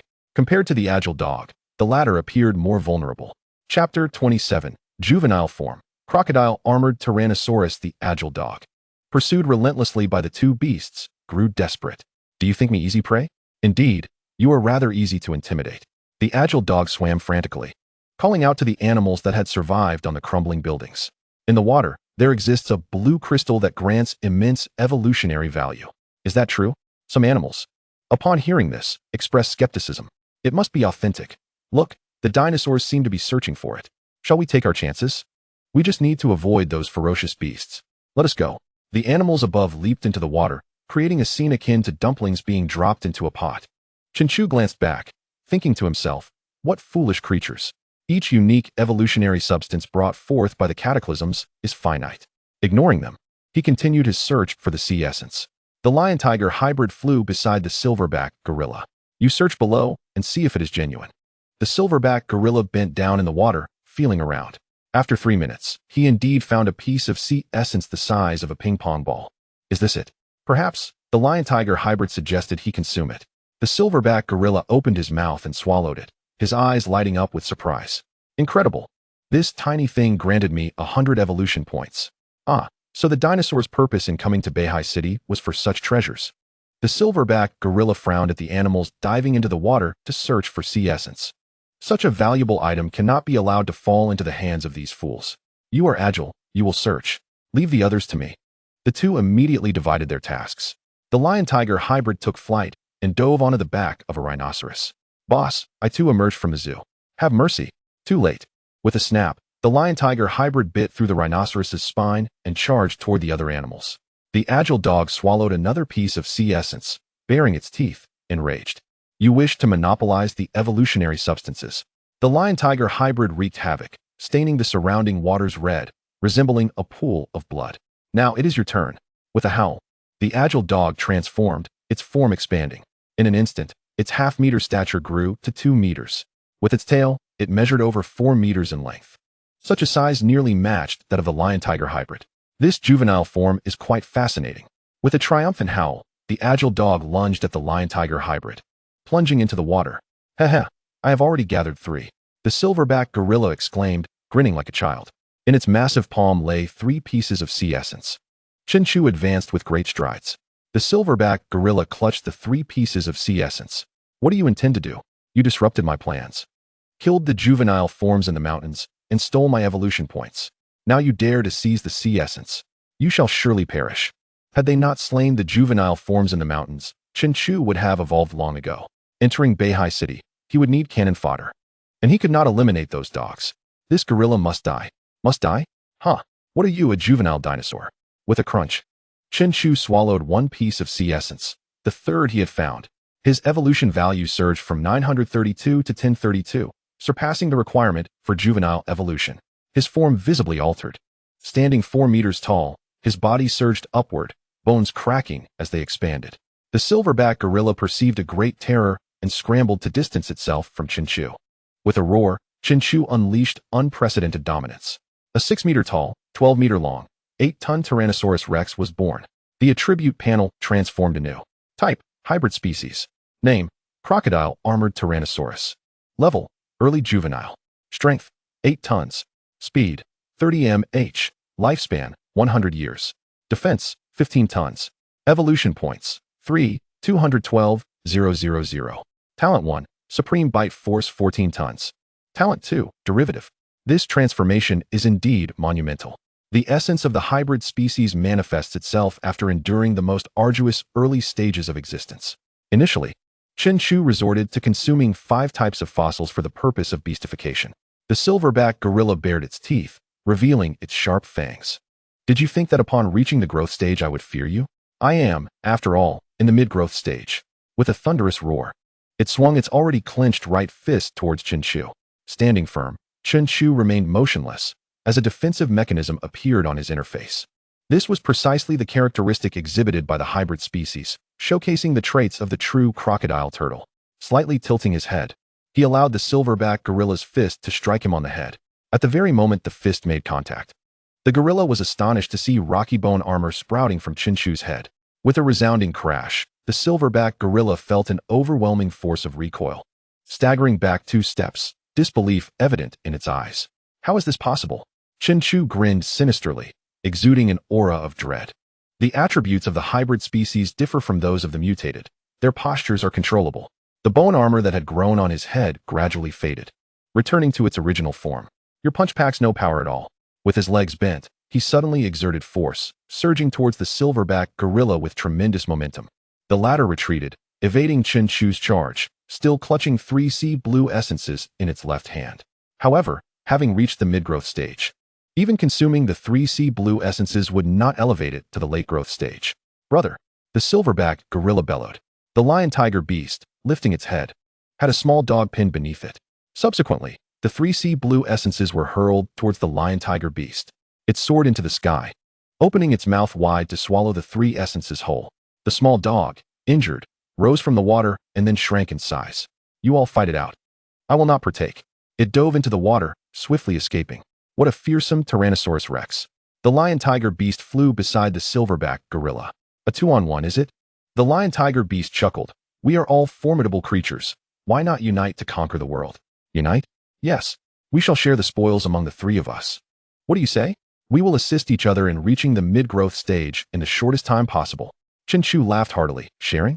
All this sea blue essence belongs to me. Finish him.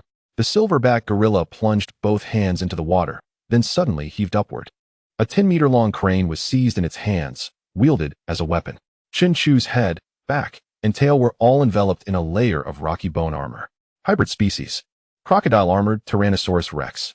With a crash, the crane descended heavily. Chen Chu charged forward, completely unfazed. His defense was now a staggering 15 tons. With a resounding thud, the crane struck Chen Chu's back, shattering into pieces, yet inflicting no harm upon him. Chapter 28. Braving 2 early growth stages. The silverback gorilla's face twitched. This fellow possesses astonishing defensive capabilities. Roaring, Chen Chu pressed forward, displaying unmatched ferocity. Upon reaching the early growth stage, his size, strength, and defense had all seen tremendous enhancement. He had become a living fortress. The silverback gorilla extended its hands, pressing them against Chen Chu's head. The lion-tiger beast took flight, diving towards Chen Chu's back, its sharp claws ready to tear into him. Sparks flew as they scraped against the bone armor on Chen Chu's back, leaving only a few white marks. The gorilla's jaws snapped down with ferocity. A crunch echoed as a fong shattered. How can this be? Is it truly this hard? As a mutated lion-tiger beast, how great can your bite strength be? The lion-tiger beast, flustered, declared, I am the mid-growth stage flying lion-tiger beast. My bite force is 10 tons. Chen Chu chuckled. I beg your pardon, but I can withstand 15 tons of force. Watch this. The silverback gorilla raised a furry giant leg and kicked Chen Chu in the neck. The lion-tiger beast swooped in from Chen Chu's right side. Together, the 2 beasts managed to topple Chen Chu. A 5-meter-long tail shot up, swinging fiercely at the lion-tiger beast. Whoosh! The lion-tiger beast dodged swiftly. The power contained in that tail was immense. It could not afford to take even a single blow. Brother, this dinosaur appears to be a mutated entity. Its defenses are formidable. I shall restrain it while you seek an opportunity. The lion-tiger beast nodded. Chen Chu emerged from the water, his dark golden eyes filled with murderous intent. The silverback gorilla cracked its knuckles, eager to demonstrate my wrestling skills. Wrestling? True beasts do not comprehend wrestling, unless this silverback gorilla learned it before beastification. With a resounding thud, it pounded its fists against its chest and charged at Chen Chu. Chen Chu opened his mouth and lunged for the silverback gorilla's shoulder. The gorilla blocked Chen Chu's chin with one hand, while the other wrapped around his neck as it turned. Die! With all its strength, the gorilla, weighing 8 tons, executed a powerful suplex. With a crash, its massive body slammed down, sending water splashing everywhere and creating a large crater on the ground. Humph. Just because you transformed into a dinosaur does not mean you are invincible. Allow me to show you the might of primates. The silverback gorilla bared its sharp fangs, unleashing a barrage of punches upon Chen Chu. The airborne lion-tiger beast had its eyes locked onto Chen Chu's abdomen, while his back and head were armored. His abdomen was completely unprotected. Haha, this time, you shall perish. With a powerful dive, the target was none other than Chen Chu's vulnerable reproductive system, Insidious. With a splash, Chen Chu kicked out with both legs, sending a torrent of water spraying. The lion-tiger beast, caught off guard, swiftly maneuvered in midair. But Chen Chu's left claw still grazed one of its wings. The sharp claws left a long, bloody gash upon its wing. Ouch, that hurts. I will make you pay for this. The lion-tiger beast lunged at Chen Chu's vulnerable area. Crack!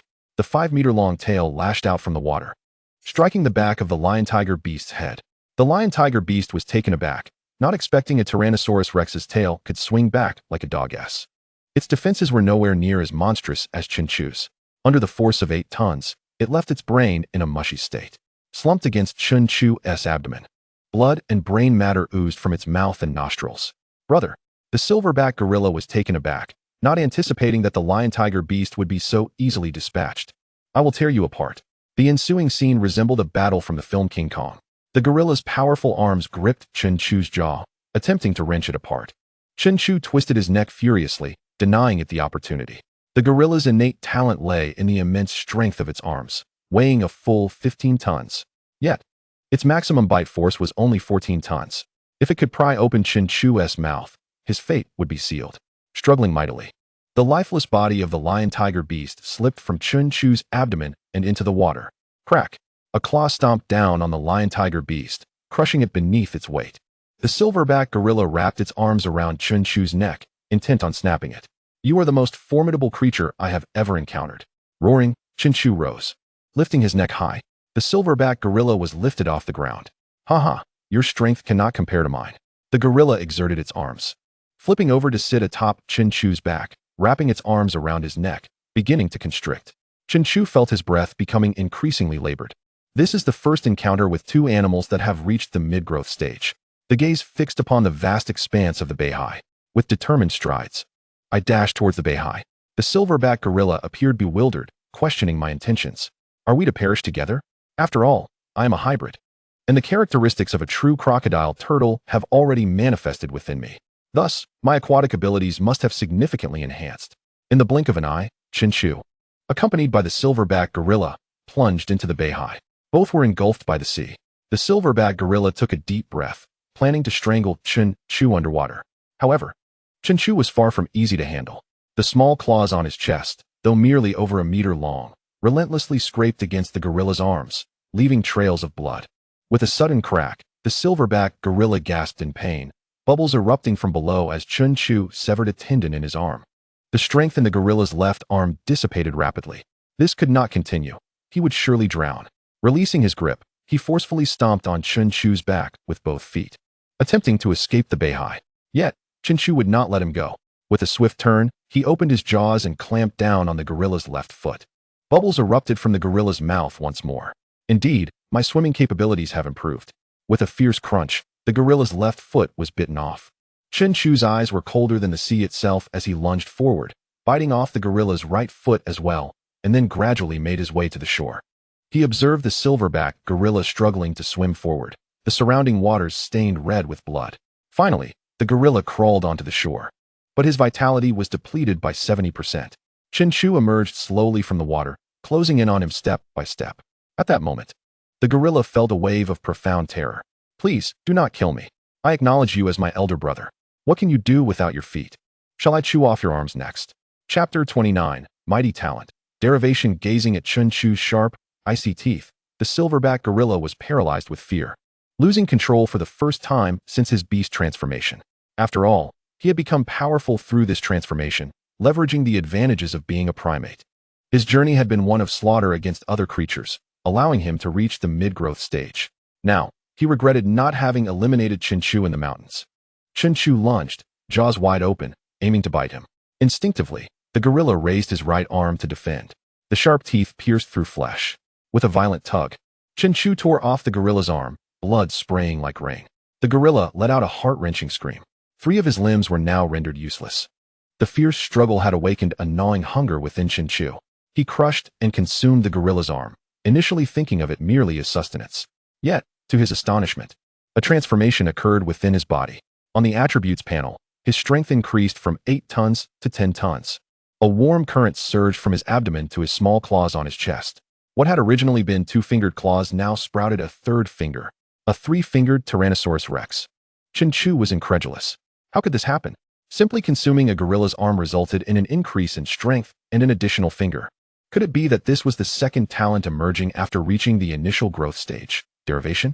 The hybrid species was indeed enigmatic. Yet, it remained unclear which of the 5 fossilized animals this derived ability belonged to. Derivation allows one to evolve upon acquiring something new.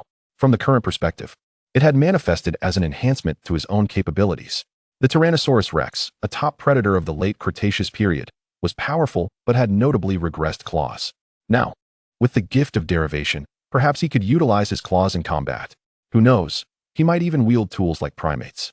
The silverback gorilla could only watch in horror as Chen Chu sprouted a 3rd finger. What are you? A hybrid Tyrannosaurus rex. Hybrid? The silverback gorilla had never heard of such a thing.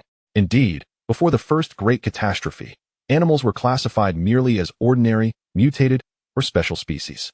It was only with the emergence of the formidable hybrid species that a new classification was established. Facing the defenseless silverback gorilla, Chen Chu seized the opportunity to bite off his other arm, crushing and consuming it. His strength surged again, rising from 10 tons to 12 tons. Although a 4th finger did not sprout from his claws, their length increased significantly, now measuring an impressive 1.7 meters. Haha, the talent of derivation is simply marvelous. It perfectly complements my strengths. The silverback gorilla, having lost too much blood, succumbed to death after the second arm was severed. The evolution value rose to 43,212,000. Caught up in excitement, he had neglected to notice his evolution value. Now realizing that slaying a mid-growth stage animal yielded 200 evolution points, he acknowledged that killing both the lion-tiger hybrid and the silverback gorilla had increased his evolution value by 400. The surrounding animals, witnessing the demise of 2 fierce beasts, dared not approach Chen Chu any longer. The vast stretch of coastline had become his territory. Chen Chu searched for the carcass of the lion-tiger hybrid. Would consuming its wings grant him the ability to sprout wings as well? He bit into the wings eagerly, but no changes occurred. What was happening? Was he unworthy of possessing wings? The remaining body of the lion-tiger hybrid was of no use. In terms of strength, it was inferior to Chen Chu, defensively lacking. And its bite force was laughably inadequate.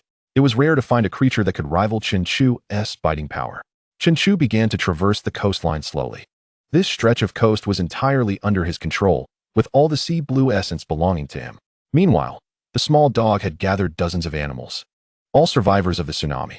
Boss dog, did you really provoke that Tyrannosaurus rex? In any case, you can either follow me or him. That Tyrannosaurus rex is not easy to deal with. We will continue to follow you. Good. This tsunami has revealed something that can grant us instant evolution points. Let us keep our distance from the Tyrannosaurus rex and gather it. We will distribute it later. We will follow your lead. The small dog led the group of animals to a location 5 kilometers away from Chen Chu, commencing their search for the sea blue essence. Wow, what a massive ship. The small dog's expression shifted to one of surprise upon seeing a luxurious cruise ship over 300 meters long, washed ashore by the tsunami, covered in seaweed and shells. It appeared somewhat dilapidated, but the priority was to find resources. The sea had receded slightly. However, the animals were unfamiliar with the sea blue essence. At that moment, a rural dog spotted a crab the size of a human head, with a piece of sea blue essence clamped in its claws, scuttling sideways. Boss dog, is this the kind of thing you were talking about? The small dog recognized it immediately. Quick, snatch it. The pastoral dog lunged forward, its paw pressing down on a crab. Haha, alpha dog, look.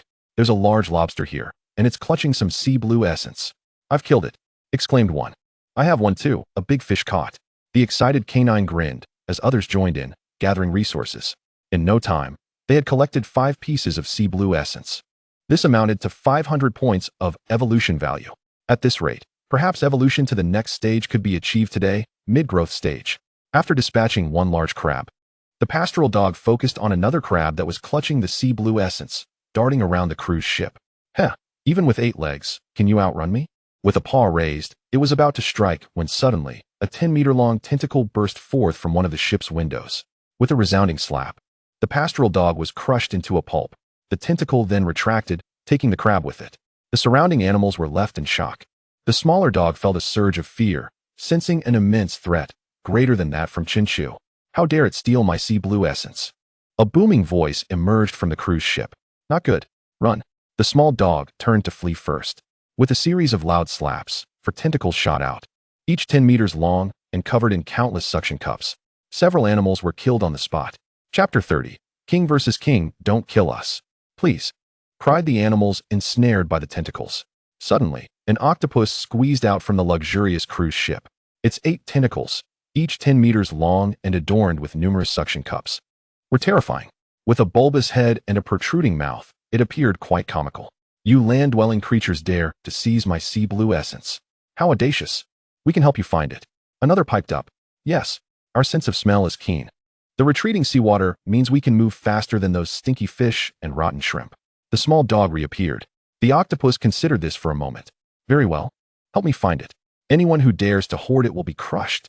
A tentacle slammed down, creating a deep trench. Countless crabs and small turtles emerged from the cruise ship, and along with the captured land animals, they all became the octopus's subordinates in the quest for the sea blue essence. Chen Chu strolled along the shore, swallowing any sea blue essence he found. In just an hour, his evolution value surged to 93,212,000. The growth stage was divided into early, mid, and late stages. The 12,000 points of evolution value could thus be divided into 3 parts, below 4,000 was early stage, between 4,000 and 8,000 was mid-stage, above 8,000 was late stage. He needed over 3,000 points to evolve from early to mid-stage. A crab clutching sea blue essence? Perhaps that crab was once a human. Upon seeing it, he claimed it as his own. With a snap, his evolution value instantly rose by 101 points. So many crabs. Could they have been washed ashore by the tsunami? As the crabs spotted Chen Chu, their eyes bulged and then retreated. Are you transformed humans? Only instinctual fear remained. It seemed these crabs were not once human. But why were they collecting sea blue essence?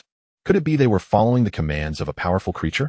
With a swift stomp, Chen Chu crushed a number of crabs, gaining evolution value. As he ventured east, he also encountered sluggish lobsters and turtles, all of which he dispatched, devouring the sea blue essence they had collected. His evolution value rapidly climbed to 155,012,000. Octopus leader. The small dog panted as it approached. Are you slacking off? Do you want me to crush you? The small dog lowered its head, tucking its tail. A Tyrannosaurus has trampled many turtles and crabs, and it has taken the sea blue essence meant for you. The octopus's tentacles flailed in rage. What? It was clearly furious. Once a worker on the luxurious cruise ship, he had grown enormous after consuming a giant octopus during the beastification event. After jumping into the sea, he avoided the brutal slaughter aboard the ship, preying on fish and shrimp instead. He soon found that his evolution value rose rapidly after consuming them. The ocean teemed with fish and shrimp, a bountiful feast. He swiftly transitioned from juvenile to growth stage. Once aboard the luxurious cruise ship, he killed all animals transformed from humans and then took refuge there. When the tsunami struck the North Sea, it swept the ship to Beihai City.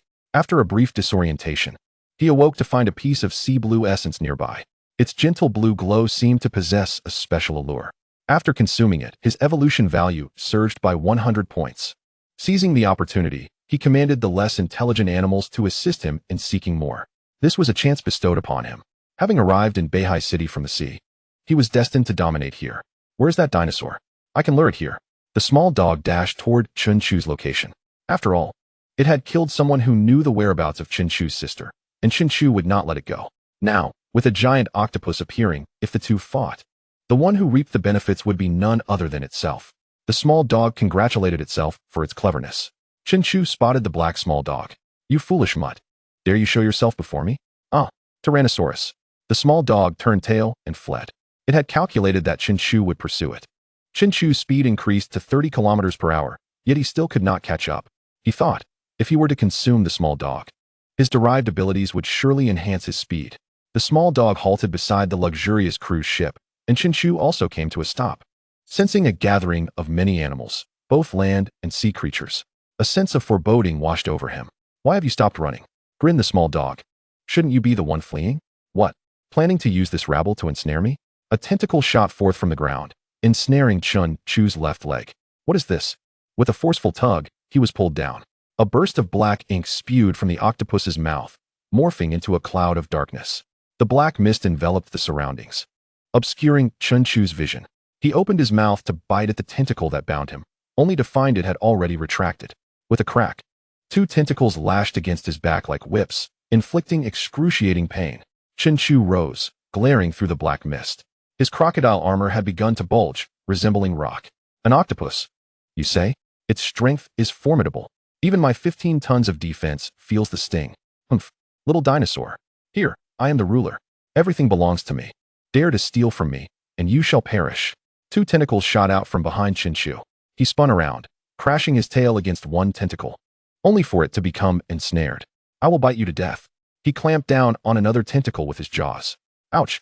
Can 14 tons of biting force not sever a single tentacle? One tentacle was bitten off, igniting the octopus's fury. Do you not know I possess 8 tentacles? Today, I shall ensnare you to your doom. Gu Duin. Chen Chu swallowed a segment of the tentacle directly into his belly. Under the influence of his innate talent, an additional attribute appeared on his panel. Flexibility, 5. 8 tentacles? Then I shall sever them all. The colossal octopus emerged from the ground, all tentacles mobilizing to unleash a flurry of strikes upon Chen Chu. However, he withstood the assault thanks to his rock-like armor. The octopus was astonished. How could this be? Typically, any creature would be reduced to a mere pulp under such relentless strikes. Yet, this Tyrannosaurus Rex managed to endure. Chapter 31. The battle of wits against the mature stage. The octopus's eyes turned icy cold. Behold my ultimate talent. 8-limb strangulation. 7 intact tentacles, along with the one that had been partially bitten off, surged toward Chen Chu, intent on ensnaring him. Chen Chu maximized his speed, still uncertain whether this octopus was in the mid or late stages of growth. His ultimate talent was, of course, the most formidable. Thud, thud, thud. Massive footprints were left on the ground as Chen Chu darted out from the encirclement of 8 tentacles. Nowhere to flee. Chen Chu turned, realizing that after increasing his flexibility by 5 points, he could now rotate his head a full 120 degrees. You may be formidable in the ocean, but on land, you cannot catch me. The octopus, fuming, sluggishly writhed its body. Its strength could only be fully realized in the sea. Chen Chu was now over 20 meters away, beyond its striking range, for the octopus's tentacle reach was merely 10 meters. Meanwhile, the Sichuan, witnessing this, felt uneasy, as he had hoped for a fierce clash between Chen Chu and the octopus, only to find that Chen Chu was fleeing. Foolish dog, where do you think you're going? The Sichuan swiftly maneuvered around to the back of the octopus. You are but a foolish dinosaur. I am right here with the boss. What can you do to me? The octopus, inching forward, extended a curved tentacle, daring Chen Chu to approach. Huh. Come chase me if you can. The octopus's speed could not keep up, inciting it to wildly thrash its tentacles on the ground. At that moment, both sides engaged in a tug-of-war. The octopus still demanded surrounding creatures to gather sea blue essence for him, while Chen Chu remained 20 meters away, keeping a watchful eye. The octopus sluggishly pursued Chen Chu into the city of Beihai. Now, the once thriving metropolis lay in ruins after the devastation of a tsunami, littered with swollen corpses.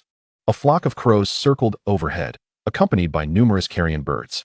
Chen Chu rested beneath a leaning skyscraper, worn out after a day of back-and-forth struggle. Suddenly, a noise echoed from above the building. I see where you think you can escape. Damn it, how could you find me? It could only be that foolish Sichuan. Using its keen sense of smell to track him down, a massive tentacle coiled around the building, causing the stairwell to crack under immense pressure. With a thunderous crash, the building collapsed toward Chen Chu. His armor flared, forcing a path through the debris. Nowhere to run. The sound of creaking echoed as two tower cranes toppled, caught by the octopus's tentacles and hurled toward Chen Chu. He skidded to a halt. With a resounding thud, the two cranes struck the ground, obstructing his path.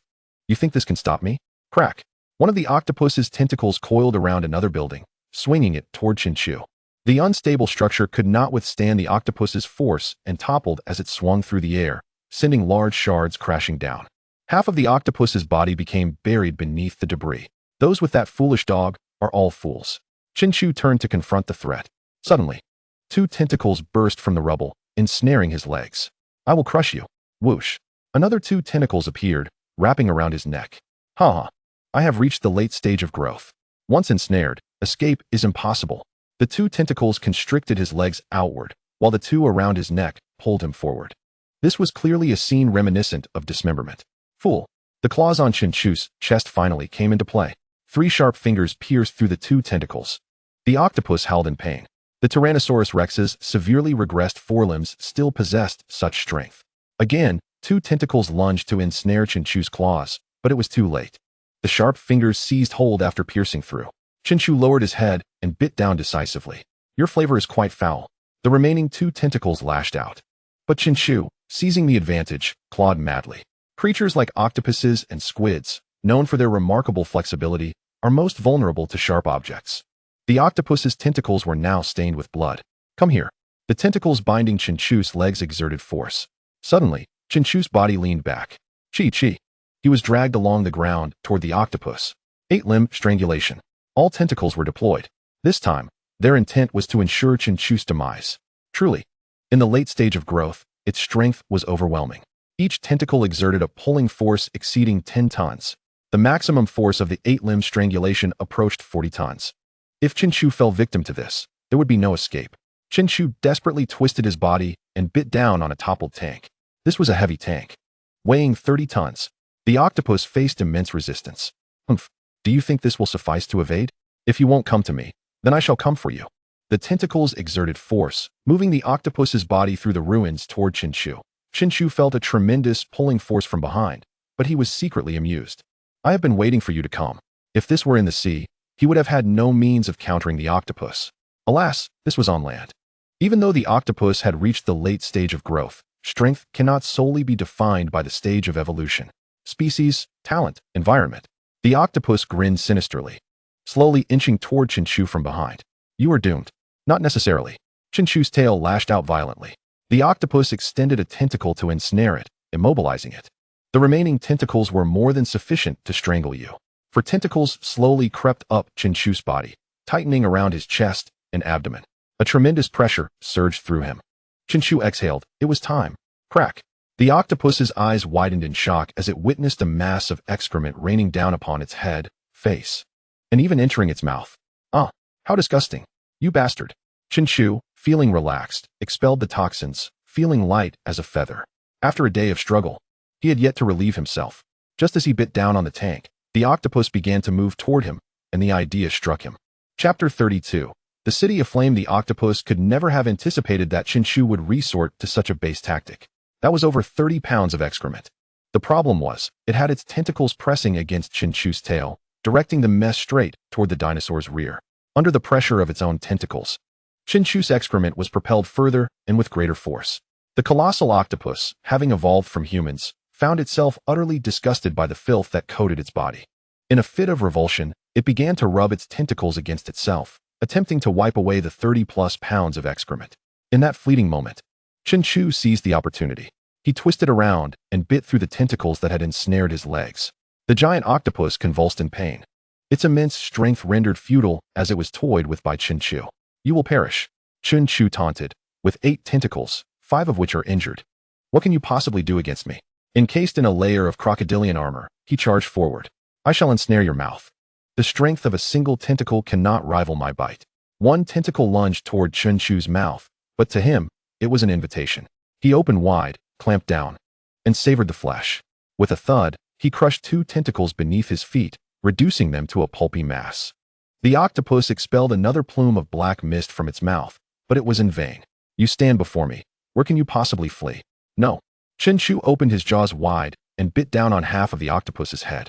Evolution points. 195, 012, 000. Killing a late growth stage creature yields 400 evolution points. 100 for early stage, 200 for mid stage. It seems that higher tier creatures provide greater rewards.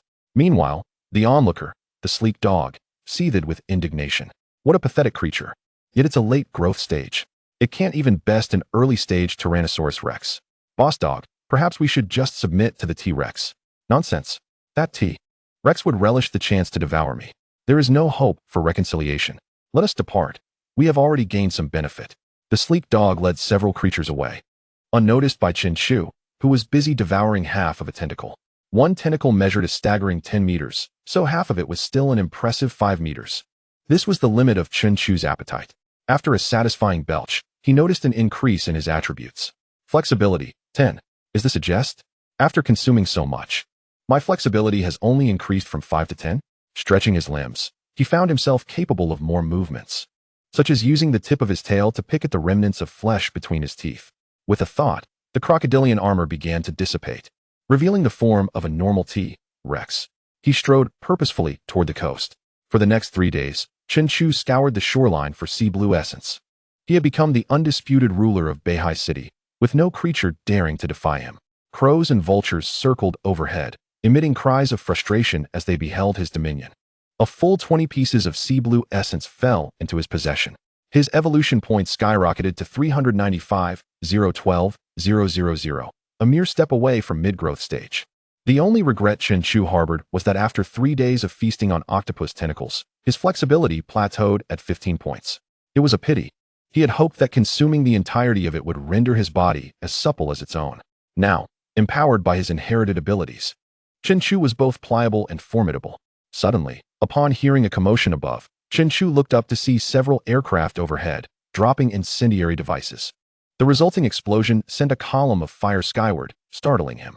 Molotov cocktails. Flames erupted across Beihai City. By the 4th day of the tsunami, the suppression forces and any citizens unable to escape had become corpses. Beihai City had transformed into a realm of decay, reeking of death. Once it was confirmed that no one remained alive, the city was set ablaze, primarily to incinerate the rotting bodies and prevent disease or worse calamities. With Beihai City in ruins, the firebombs descended from the skies, sealing off the entire northern coast. Chen Chu ran in fury, cursing, "Damn it! I haven't finished collecting the sea blue essence yet, and you set it ablaze." If he could fly, he would have brought down those planes. With the city in flames, he had no choice but to retreat. The inferno consumed Beihai City for 3 days and nights.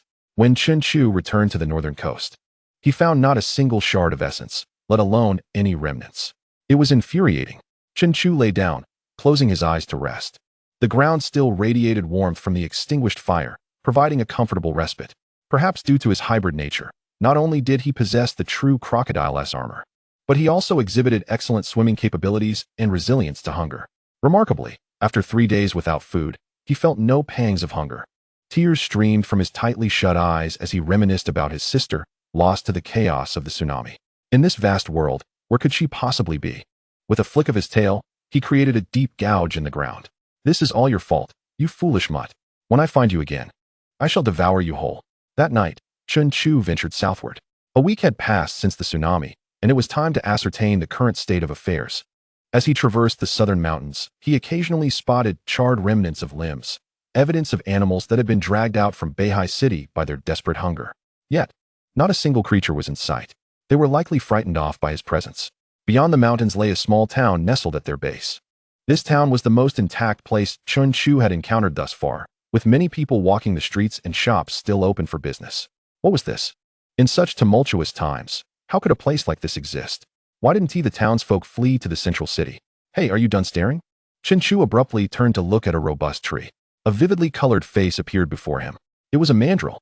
The mandrill, the largest species of monkey, stood on a branch, dressed in a police uniform, sporting a cowboy hat, and wielding 2 handguns at its waist. Chen Chu chuckled. He did not perceive this mandrill as a threat. Chapter 33. Remember, do not eat meat. The mandrill, standing upright, was still smaller than Chen Chu's toe. When did monkeys become law enforcers? The mandrill seemed incensed by Chen Chu's words, swiftly drawing its handguns with small paws, akin to a child of 6 brandishing firearms. A rather comical sight. Haha. Chen Chu laughed heartily, feeling joy he hadn't experienced in a long while. If you keep laughing, I will shoot out your eyes. I am renowned in this town as a sharpshooter.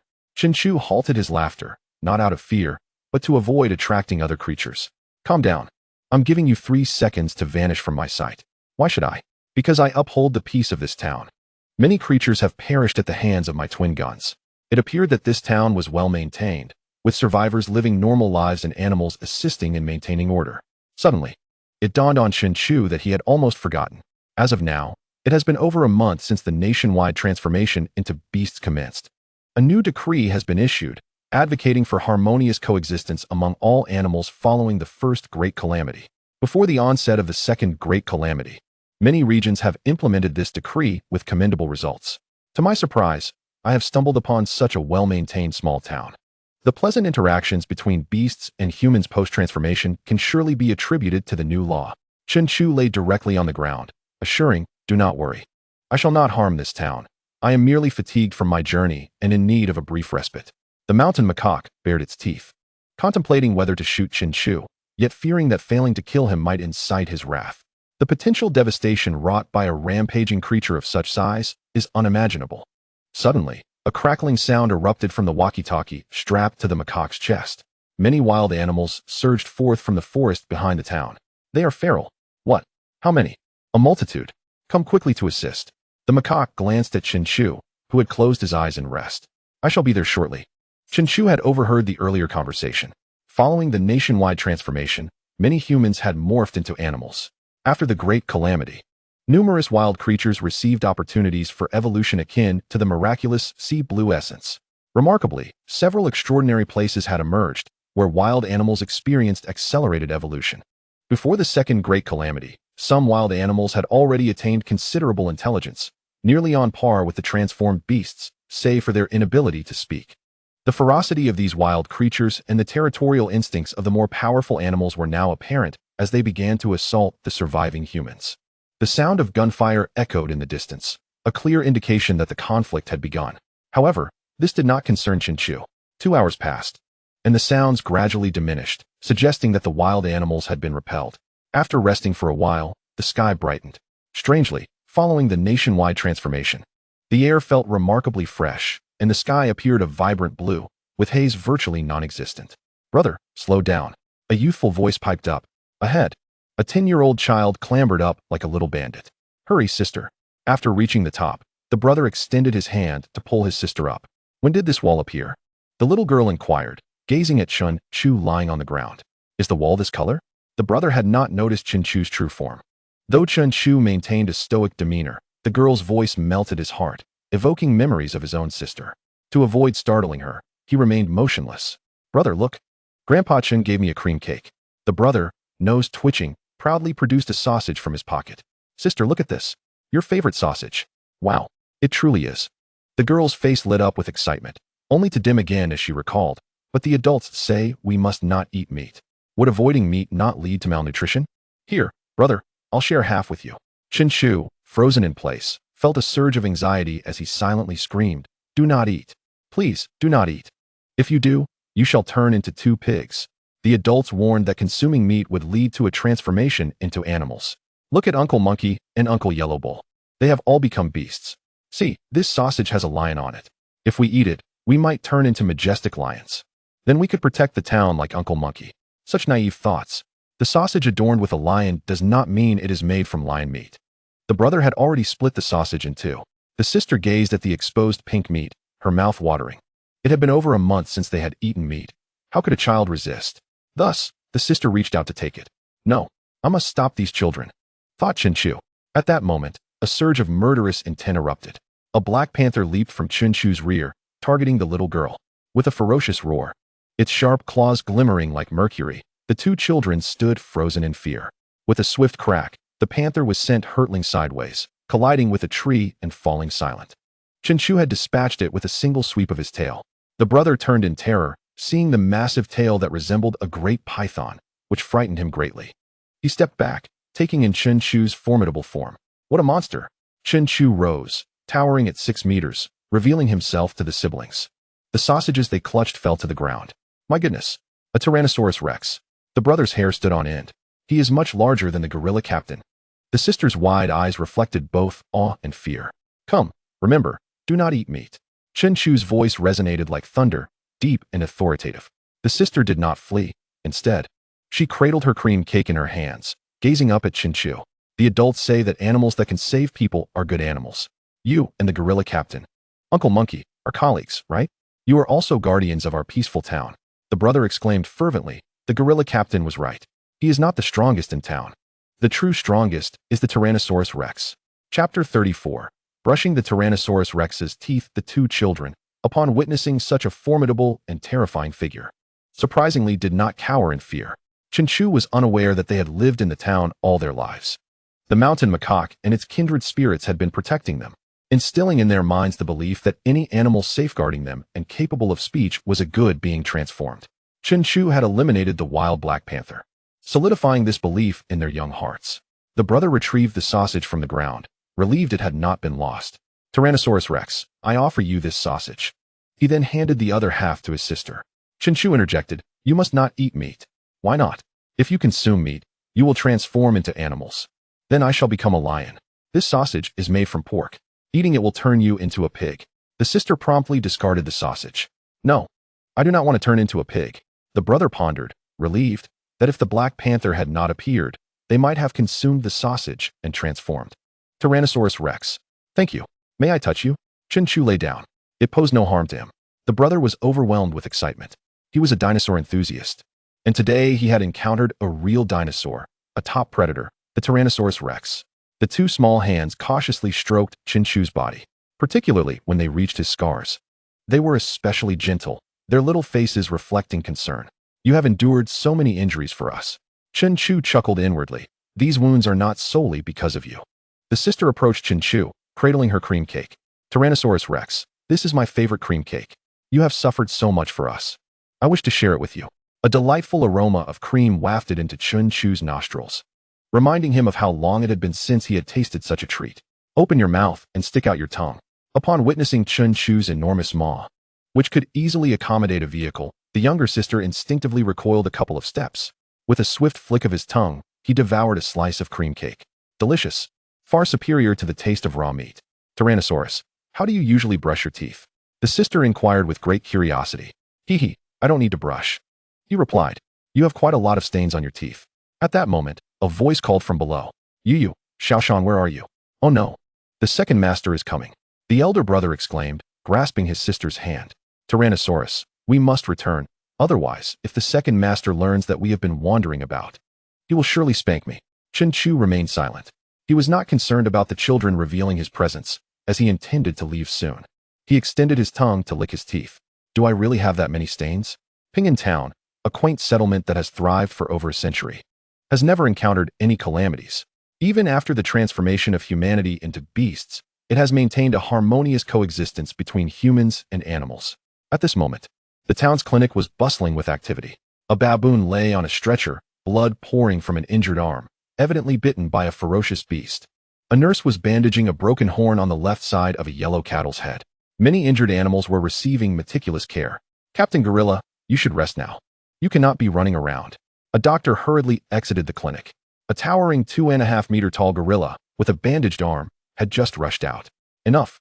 Stop bothering me. Take care of the others first. The beasts in the forest have gone mad. Last night's attack was merely a test. They will undoubtedly return, and I must intensify the patrols.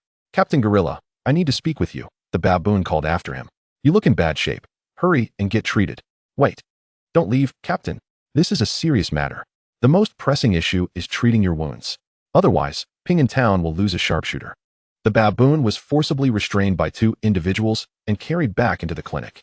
Captain Gorilla picked up a pile of cigarettes, tightly bundled together. Damn it. I wonder when that pack of wild beasts will launch a full-scale assault. As evening descended, Chen Chu's strength had fully returned, signaling that it was time to depart. Yet, he was uncertain of the direction he should take. At that moment, Yu and Xiaoshan arrived. Xiaoshan held a small bucket filled with water, while Yu brandished a toothbrush and a tube of toothpaste. Why have you come back? Tyrannosaurus, we are here to brush your teeth. Well, all right then. Let us brush and then be on our way. He reclined on the ground once more. Somehow, upon seeing the adorable Yu, memories of childhood with his sister flooded his mind. This toothbrush is clean, but your teeth are too large. A regular toothbrush is too small. Yu squeezed some toothpaste onto the brush, dipped it in the water, and then, on tiptoes, began brushing Chen Chu's teeth. Each of his 60 teeth was meticulously attended to. The long-lost taste of toothpaste returned to Chen Chu. When he was human, he brushed 3 times a day. But after his transformation, maintaining dental hygiene became a luxury he could not afford. Today, the town's guard had successfully repelled a wild animal attack. The second master had promised to make pancakes for them that evening. Don't leave, Tyrannosaurus. I'll sneak some pancakes for you tonight, little Yu earnestly stated while brushing. Xiaoshan chimed in. I'll bring you some too. Suddenly, Chen Chu's stomach let out a loud growl, echoing like thunder. Xiaoshan and Yu exchanged glances and burst into joyful laughter. The Tyrannosaurus is truly hungry. Chen Chu joined in their laughter. As he did, frothy toothpaste sprayed onto Yu's face, prompting even more laughter. An hour later, they finally finished brushing Chen Chu's teeth. He glanced at the darkening sky and thought perhaps he should wait until after eating pancakes before setting off into the night. The sky gradually darkened, and the townsfolk began to prepare dinner. After the transformation, there was no longer any meat available.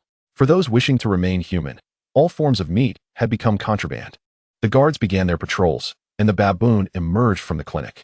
The first person he spotted was Captain Gorilla, stationed at the rear of the town. What brings you here? You could have taken a 2-day leave. We have enough manpower now. Aren't you also nursing an injured arm? Captain Gorilla flexed his arm, and with a sharp crack, he broke the bandage. My recovery is superior to yours. Captain, I sought you out because I have something very important to discuss. Chapter 35. Yu is captured. Boom. Boom. Suddenly, a tremendous noise erupted from the forest. Captain Gorilla swiftly grasped a large knife that was embedded in the ground. His brow furrowed. It seemed that something significant was about to transpire. A deafening roar echoed, reverberating through the mountains and forests. Countless birds took flight from the woods, darkening the sky. If Captain Gorilla had a human face, it would surely be pale with dread. Birds? It seems we are in for a rough night. Everyone, prepare for battle. Within Pingan Town, Yu and Xiaoshan sat at the dining table. A slightly hunched old man was busy making pancakes. A fresh, steaming pancake was placed on a plate and set before them. Come, eat first. I will make more, he urged. Yu and Xiaoshan exchanged glances and smiled at each other. They each pulled out a plastic bag from their pockets and filled it with pancakes. Wiping oily hands on their mouths, they exclaimed, "We are done." The second master turned around, astonished. You finished that so quickly?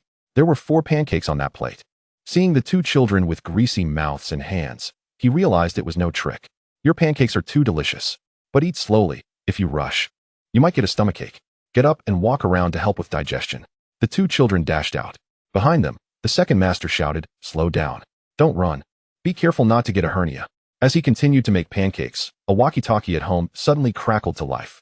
Everyone, prepare for battle. The second master's face turned pale, and he dropped his spatula before rushing outside. I cannot let anything happen to those children. Yu and Xiaoshan bounced along. Let us go. We're delivering pancakes to the Tyrannosaurus. A cold wind swept through, causing Xiaoshan to shiver. He looked up at the sky, perplexed by the sudden chill. To his shock, a massive flock of dark birds was heading toward the town. Sister run. Countless birds of various sizes, many larger than humans, descended upon them. The 2 children sprinted as fast as they could. One eagle, with a wingspan of 5 meters, swooped down and snatched Yu by the shoulders, lifting her into the air. Sister! Sister! Xiaoshan yelled, clutching the plastic bag filled with pancakes as he desperately pursued her. Yet, how could a small child outrun an eagle? Xiaoshan! Yu! The second master's voice called from behind him, but at that moment, he was too frightened to advance. A multitude of birds dove down, shattering windows of nearby homes. The glass shattered and crashed into the residences. Bang! Bang! 2 gunshots rang out as a golden monkey, holding a megaphone, shouted, "Everyone, take cover. Do not come out." Bang! Bang bang! The individuals behind the Jinsi-ho were also combatants, each wielding a firearm that bore its own distinct characteristics, be it a flintlock, a matchlock, or an antiquated hunting rifle. Chen Chu rose to his feet and gazed downward. What calamity had befallen the town? His position was a full kilometer away from the forest at the rear of Pinganjun. The wildlife had yet to approach his vicinity. Alas, this world is truly unsettled. All I wished for was to savor a pancake and depart. Chen Chu forced a bitter smile. Ba Wong Long. Someone called out to him. Chen Chu spotted Xiaoshan, who appeared amidst the chaos. He hastened down, reaching Xiaoshan in mere strides. What brings you here? Xiaoshan retrieved a pancake from a plastic bag. My sister and I came to deliver pancakes, but suddenly a colossal eagle swooped down and snatched her away. Steam still wafted from the plastic bag. These two children, amidst such peril, had still thought to bring him pancakes. Where did it take her? Chen Chu inquired. That way. Xiaoshan pointed southward. Chen Chu grinned, revealing 60 razor-sharp teeth that glimmered ominously. He scraped his left foot against the ground, creating a large pit. Stay hidden here and do not move. I will go find her. Xiaoshan harbored unwavering faith in Chen Chu. After concealing himself in the pit beneath layers of foliage, he felt secure. Chen Chu marked the area with his scent, ensuring that wild beasts would be deterred by the smell. With a speed of 30 kilometers per hour, he surged towards the town. Behind him, the gorilla captain swung his blade wildly. Something is amiss. Why are only such feeble creatures emerging? The gorilla captain and the surrounding mandrills had already amassed a considerable number of corpses, over 100, comprising primarily bobcats and wild rabbits. The strongest among them being merely a juvenile wild boar. Hey, what is happening in the town? Inquired a mandrill. It's chaotic over there. A cacophony of bird calls and gunfire. There are simply too many birds. It's utter confusion. We can't get through. Captain, it's bad. A multitude of animals is infiltrating from the south, heading towards the breeding farm. What? Both the gorilla captain and the mandrill jolted with alarm. The breeding farm in Pinganjun was of utmost importance. Since the populace had undergone beastification, meat had become a forbidden commodity. The livestock, chickens, ducks, and fish were all sent to a singular location to provide sustenance for those who had transformed into beastly forms. In essence, the breeding farm served as the food production base for the gorilla captain and his crew. Damn it! When did these wild animals become so intelligent? The gorilla captain cursed. All combatants swiftly head to the breeding farm. Pinganjun was a small town, with a population of around 10,000. Even after accounting for those who had undergone beastification, about 4,000 to 5,000 remained. A significant number of them had once been engaged in animal husbandry. The total number of livestock amounted to hundreds of thousands. Although slaying a single animal would yield evolutionary value, they merely viewed it as a means for their daily meals, without any intention of indiscriminately killing. After several encounters with the wild animals in the forest, it appeared they had set their sights on the breeding farm. If a ferocious beast were to invade and slaughter the animals within, the consequences would be dire. They could evolve into mature forms. Thud, thud, thud. Chen Chu's imposing figure materialized in Pinganjun. Upon sighting him, the birds took flight in a panic. Chen Chu, unable to fly, could not seize any of them for evolutionary value. The guards, upon witnessing Chen Chu, were taken aback. 8 rifles were aimed squarely at him. You are the leader of those wild beasts from the forest. The Jin Si Ho, brandishing a hunting rifle, appeared somewhat comical. I am but a passerby, and I speak. I see now that the wild animals in the forest have gone mad because of you. Fool, do not obstruct me. I must find someone. You are merely a passerby. Who here could you possibly know? Chen Chu regretted not bringing Xiaoshan along. Chapter 36. An organized assault. The Jin Si Ho seized the walkie-talkie. Captain, we have a situation. We cannot reach the breeding farm for the time being. Chen Chu unleashed a tremendous roar, unleashing a powerful gust that sent the hats of the 2 guards flying. When had people ever witnessed a Tyrannosaurus Rex in a rage? One guard wet himself on the spot. Do not provoke me into a fury. On the other end of the walkie-talkie, the gorilla captain felt his hair stand on end upon hearing Chen Chu's roar. What is happening? Captain, this is what I wanted to tell you. A Tyrannosaurus Rex has appeared in our town, exclaimed the mandrill. A Tyrannosaurus Rex? Why are you only mentioning this now? The mandrill was at a loss for words. He had long wished to convey this, but was not heard. Is the Jin Si Ho friend or foe? Unclear. He says he is looking for someone. The gorilla captain contemplated. Let us hold him off until we resolve the breeding farm situation. As the Jin Si Ho refused to yield, Chen Chu felt a surge of determination to charge forward. The Jin Si Ho exclaimed, "Get ready." Humph. Useless. With powerful legs, he surged forward, and at the same time, the scales of crocodilian armor began to manifest on his body. Fire. Bang, bang, bang. Various firearms erupted with sparks. Bullets struck Chen Chu but were thwarted by the resilient crocodilian armor. Having entered the early phase of growth, the armor's defense reached an astounding 15 tons. The force of a bullet from an A-class firearm ranged merely from 1900 to 3300 joules. 1000 joules equated to only 0.1 tons. How could such pitiful firearms possibly harm Chen Chu? Ah, wow. A throng of humans and beasts were swept aside by Chen Chu's advance. The Jin Si-ho rose from the ground, eyeing Chen Chu's trajectory. Captain, this is bad. He is heading towards the breeding farm. The gorilla captain felt an overwhelming urgency. Mandrill, drive that pickup truck. A pickup truck sat idling by the roadside. The gorilla captain was too large to fit inside, so he entrusted the task to the mandrill. He climbed into the truck bed, his mind swirling with thoughts. Regardless of whether the Tyrannosaurus Rex was friend or foe, if it reached the breeding farm, it would surely become an enemy. The entire populace had the ability to obtain evolutionary value through slaughter. The breeding farm contained tens of thousands of animals. It would be difficult for any outsider not to be tempted. At the southernmost edge of Pingyang, an area originally designated for future construction had been abandoned due to calamity. Following the beastification of the populace, all domesticated animals had been relocated to this site, becoming the largest breeding farm in Pingyang. Chickens, ducks, pigs, dogs, sheep, and cattle, everything one could imagine was present. Surrounding the breeding farm was a throng of darkened beasts, all of whom had once been human. Boom. A cannon tower at the southwest corner of the breeding farm launched an iron barrel filled with gasoline and explosives. With a deafening explosion, many wild beasts let out anguished cries. A wild boar, standing at 1.5 meters tall and nearly 4 meters long, rolled on the ground to extinguish the flames engulfing it before bellowing and charging towards the breeding farm, followed closely by several similarly massive wild boars. Old bull, it's up to you. Moo. No problem. The yellow cattle, Spanish beef cattle, dairy cows, and Simmental cattle, these had all been loyal fans of beef before transforming. Through cooperation with humans, they donned armor forged from steel. Those whose horns were not long or sharp enough wore specially crafted helmets, adorned with 2 curved, dark, sharp horns. They resembled a battalion of armored cavalry as they charged towards the herd of 20 or so wild boars. Bang, bang, bang. Upon their encounter, a chilling sound of collision resonated, sending shivers down the spine. The wild boar bellowed, its head impaled by a bull's horn. The beastly bull also roared, yet was pierced by the wild boar's sharp tusks, injuring its innards.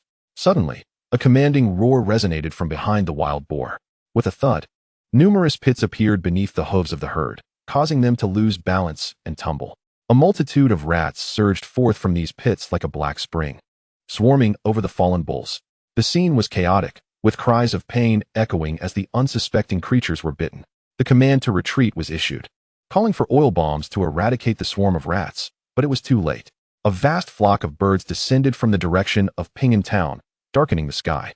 A massive red-bellied eagle swooped down, its claws gripping a downed Simmental bull before ascending high into the air.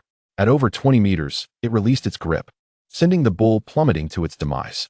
Within moments, the rest of the bulls fell from the sky like dumplings dropped into water. How do we handle this, Tiger Team? A northeast tiger snarled. All lookout towers, open fire. Bring down those birds. Among the avian attackers were many large specimens. Should they breach the livestock farm, the domesticated animals within would be at risk. A trench encircled the farm, resembling an ancient moat, filled with fish. While the threat of rats tunneling was manageable, the risk of birds invading was daunting.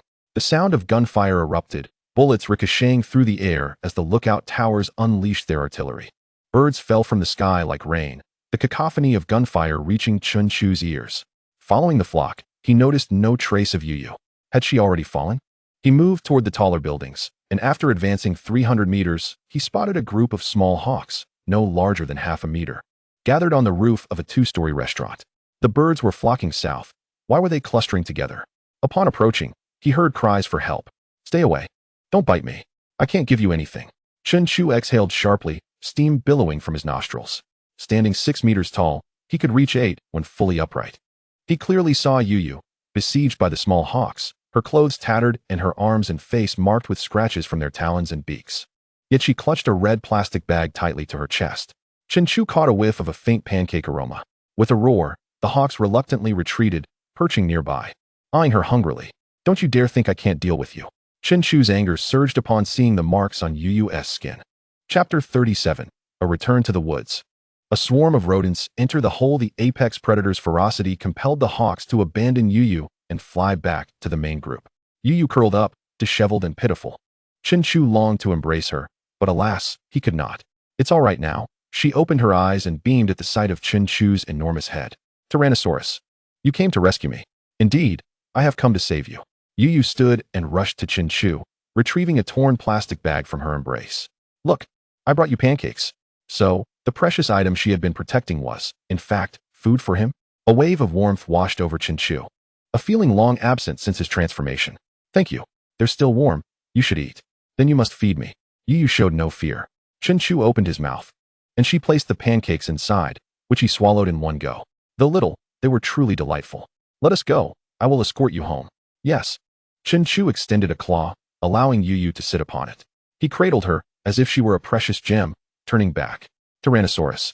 Can you help me find my brother? Of course. The two children, so dear to him, deserved to be safely returned home. As for the events in the north, he cared not.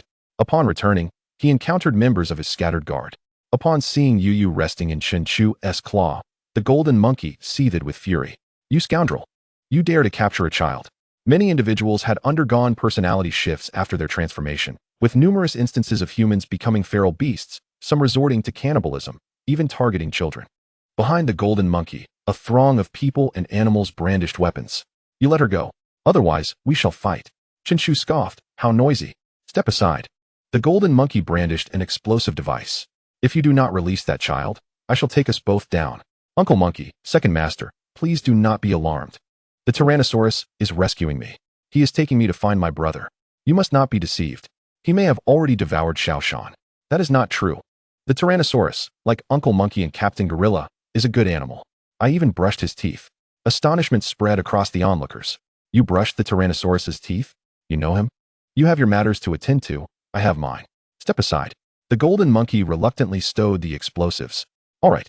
I hope you safely return the two children home. They parted, allowing Chen Chu to escort Yu away. They still needed to reach the livestock farm to thwart the wild animals' assault. Yu reveled in the sensation of being cradled by the Tyrannosaurus. As Chen Chu sprinted, the wind rushed past her ears, and she forgot the pain of her injuries. Finding Xiaoshan, the boy was hiding in a pit dug by Chen Chu. Come out. Your sister has been found. Xiaoshan emerged, dirted and tearful upon seeing his sister's injuries. Sister, I was terrified when you were taken. Tell me where your home is. I shall take you back. Yes. Xiaoshan nodded vigorously. Yu's wounds required prompt attention to prevent infection. Meanwhile, the situation at the livestock farm escalated. Captain Gorilla had arrived in the truck bed, accompanied by the golden monkey and a host of others. These foul birds. Do they think they can run rampant simply because they have wings? With a mighty leap, Captain Gorilla soared 3 meters high from the truck bed, the force overturning the vehicle. In midair, he swung his blade, cleaving 2 large birds in half. Blood and entrails rained down upon him. The mandrill, armed with a firearm, exhibited precision, each shot finding its mark in the bird's eyes, ensuring their swift demise. A group of wild boars burst through the bull's defenses, charging forward. Captain Gorilla struck with his blade, blood splattering as a massive boar's head rolled away. Do they think they can invade my livestock farm? The fiercest among you, stop hiding. Come out and face me. Captain Gorilla bellowed. In the present moment, all beings have taken on animalistic forms, capable of orchestrating such a well-coordinated assault. The intelligence behind this must be formidable, comprehending the intentions at play. Captain Xingxing, step aside. Let us incinerate this horde of burrowing mice, roared the Vice Captain Dongbeihu. The catapult within the breeding ground hurled flaming barrels of gasoline. As they crashed to the ground, flames erupted everywhere, causing the rodents to squeal in chaos. After dispatching the remaining wild boars, Captain Xingxing led his team to the edge of the ditch. Behind them lay a water-filled trench, serving as a moat for the fish. While ahead was a sea of fire, resembling a scene from a battlefield. A commanding roar resonated from the rear, sending birds soaring back to their nests and rodents scurrying into their burrows. The atmosphere fell silent in an instant, yet Captain Xingxing's heart raced with unease. This oppressive silence felt foreboding, as if a storm were brewing. The heavy thuds of footsteps echoed rhythmically like war drums. Amidst the flickering flames emerged a black-furred wild boar, towering at 2 meters and stretching 5 meters in length. Its sharp tusks gleamed like curved blades. The wild boar king. The mountain monkey blanched. Damn it! There exists a beast of such size. I fear I cannot contend with such might, the Vice Captain Dongbeihu admitted. Captain Xingxing gripped his machete, pondering. It is merely a wild boar. At most, it is in the early stages of growth. My greatest fear is that it is merely here to challenge us. A challenge. Indeed, the birds have returned to their nests, and the rodents have vanished. These are but tests of our breeding ground's defenses. Now, the appearance of the wild boar king is merely further probing of our strength. The assembly of beasts was astonished. Could this merely be a trial? The intelligence of that creature in the forest was astounding. Had it perhaps studied the art of warfare? Therefore, in confronting the wild boar king, our only option is to emerge victorious. Moreover, we must do so swiftly, ensuring it recognizes our formidable prowess. Chapter 38. I shall become the king. Chen Chu cradled Yo-Yo and Xiao Shan, safely returning them to their abode. Following the avian assault, the glass panes surrounding them lay shattered. Chen Chu reclined on the floor, his left eye positioned beside a window, observing the two within. It appeared that the second master had departed with the guards. Under Chen Chu's guidance, Xiao Shan retrieved a medical kit, first cleansing Yo-Yo's wounds, then dressing the more severe injuries with gauze, while minor abrasions were treated with adhesive bandages. Tyrannosaurus, you are remarkable, even possessing the knowledge to save lives. Xiao Shan marveled at Chen Chu. Once you grow, you'll all possess such skills. Xiao Shan staggered into the kitchen, fetching a bucket of water. Tyrannosaurus, you must be thirsty. Indeed, Chen Chu felt parched, and the bucket contained far too little to quench his thirst. Clever Xiao Shan devised a plan, connecting a segment of hose to the faucet, placing the other end in Chen Chu's mouth. Once the tap was turned on, Chen Chu gulped for 5 minutes. I wonder how the second master and the others are faring, he mused, glancing skyward at the sparse birds. What is happening? It seems the wild animals in the forest are being commanded by an exceptionally powerful creature. Why are they all heading in one direction? Xiao Shan inquired. Southward. Chen Chu replied. Xiao Shan wore a knowing expression. It must be the breeding ground in the town. The breeding ground? Chen Chu was taken aback. Even after the transformation of all beings, there are still places with breeding grounds? Following the transformation, many areas underwent a thorough cleansing to prohibit the consumption of domesticated animals. I cannot believe that Ping'an Town has remained intact. Indeed, my second master was once a prominent chicken farmer in the town, with 100,000 chickens. Half of Beihai's eggs were sourced from him. After the transformation, all domesticated animals in the town were relocated to a site designated for construction. Chen Chu's eyes sparkled. Your second master alone raises 100,000 chickens. How many more are there in Ping'an Town? There are also duck farms, pig farms. If all these animals are gathered together, what a staggering quantity it must be. If a slaughter were to occur, considering the evolution value of each ordinary animal at one point, it would amount to hundreds of thousands. Evolving to maturity would be a trivial matter. A hint of avarice flickered within Chen Chu's heart. Concurrently, he contemplated the intentions of the strongest creature in the forest. It must aim to exterminate all domesticated animals in one fell swoop for evolution. Suddenly, a commotion erupted outside. A truck rumbled down the road, and shortly after, the second master, covered in soot, returned home. He rushed to embrace Xiao Shan and Yo-Yo tightly. Oh dear, where have you two been? I was worried sick. Second master, we are fine. The Tyrannosaurus protected us, Xiao Shan reassured him. The second master's gaze followed Xiao Shan's pointing finger, nearly causing him to collapse. Chen Chu's half-visible face was reflected in the window. He cast a sidelong glance at the second master, but said nothing. What is the matter? Why the urgency? Captain Xingxing is gravely injured and has been taken to the infirmary. Is that so? The guard's Captain Xingxing was once a martial arts instructor. The second master sighed deeply. In the breeding ground, the wild boar king has been dispatched by the forest. Captain Xingxing engaged in battle with the wild boar king to demonstrate our strength to the most formidable creature lurking in the shadows. Although the wild boar king was slain, Captain Xingxing was impaled in the chest by one of its tusks. It seems he will not survive the night. Yo-Yo's small face was etched with worry. If Captain Xingxing is gone, who will protect Ping'an Town? Xiao Shan glanced at Chen Chu. Don't worry. We still have the Tyrannosaurus. The second master felt a tinge of fear. Chen Chu was far more formidable than Captain Xingxing. Can you truly assist us? I have no interest. A convertible jeep approached, and the mountain monkey leaped from the driver's seat onto the hood. Tyrannosaurus, will you accompany me to the infirmary? Once again, it was this mountain monkey. Why should I go with you? Captain Xingxing has something to discuss with you. I am not interested. Surely you have benefited from being here. Don't you wish to contribute? The benefits are not yours to bestow. Indeed, they are not mine. However, the most powerful life in the town is gravely endangered, and the wild animals in the forest are poised to strike. If they breach our defenses, everyone's lives will be at stake. Chen Chu instinctively glanced at Yo-Yo. Why not contact the suppression team? The mountain monkey chuckled bitterly. Do you think the suppression team is still the same as before? What do you mean? Prior to the first great calamity, the suppression team was indeed united in driving away the animals. However, after the disaster, many people's minds have changed. Although new regulations have been established, few can enforce them. Some leaders of the suppression team have begun to mimic the warlords of old, claiming territories as their own. I see. After the disaster, the nation fell apart, and factions emerged. The beast hull must also be in its formative stages. If you can assist us, you will become a member of Ping'an Town. Chen Chu rose abruptly. Why should I become a member? You. I shall become the king.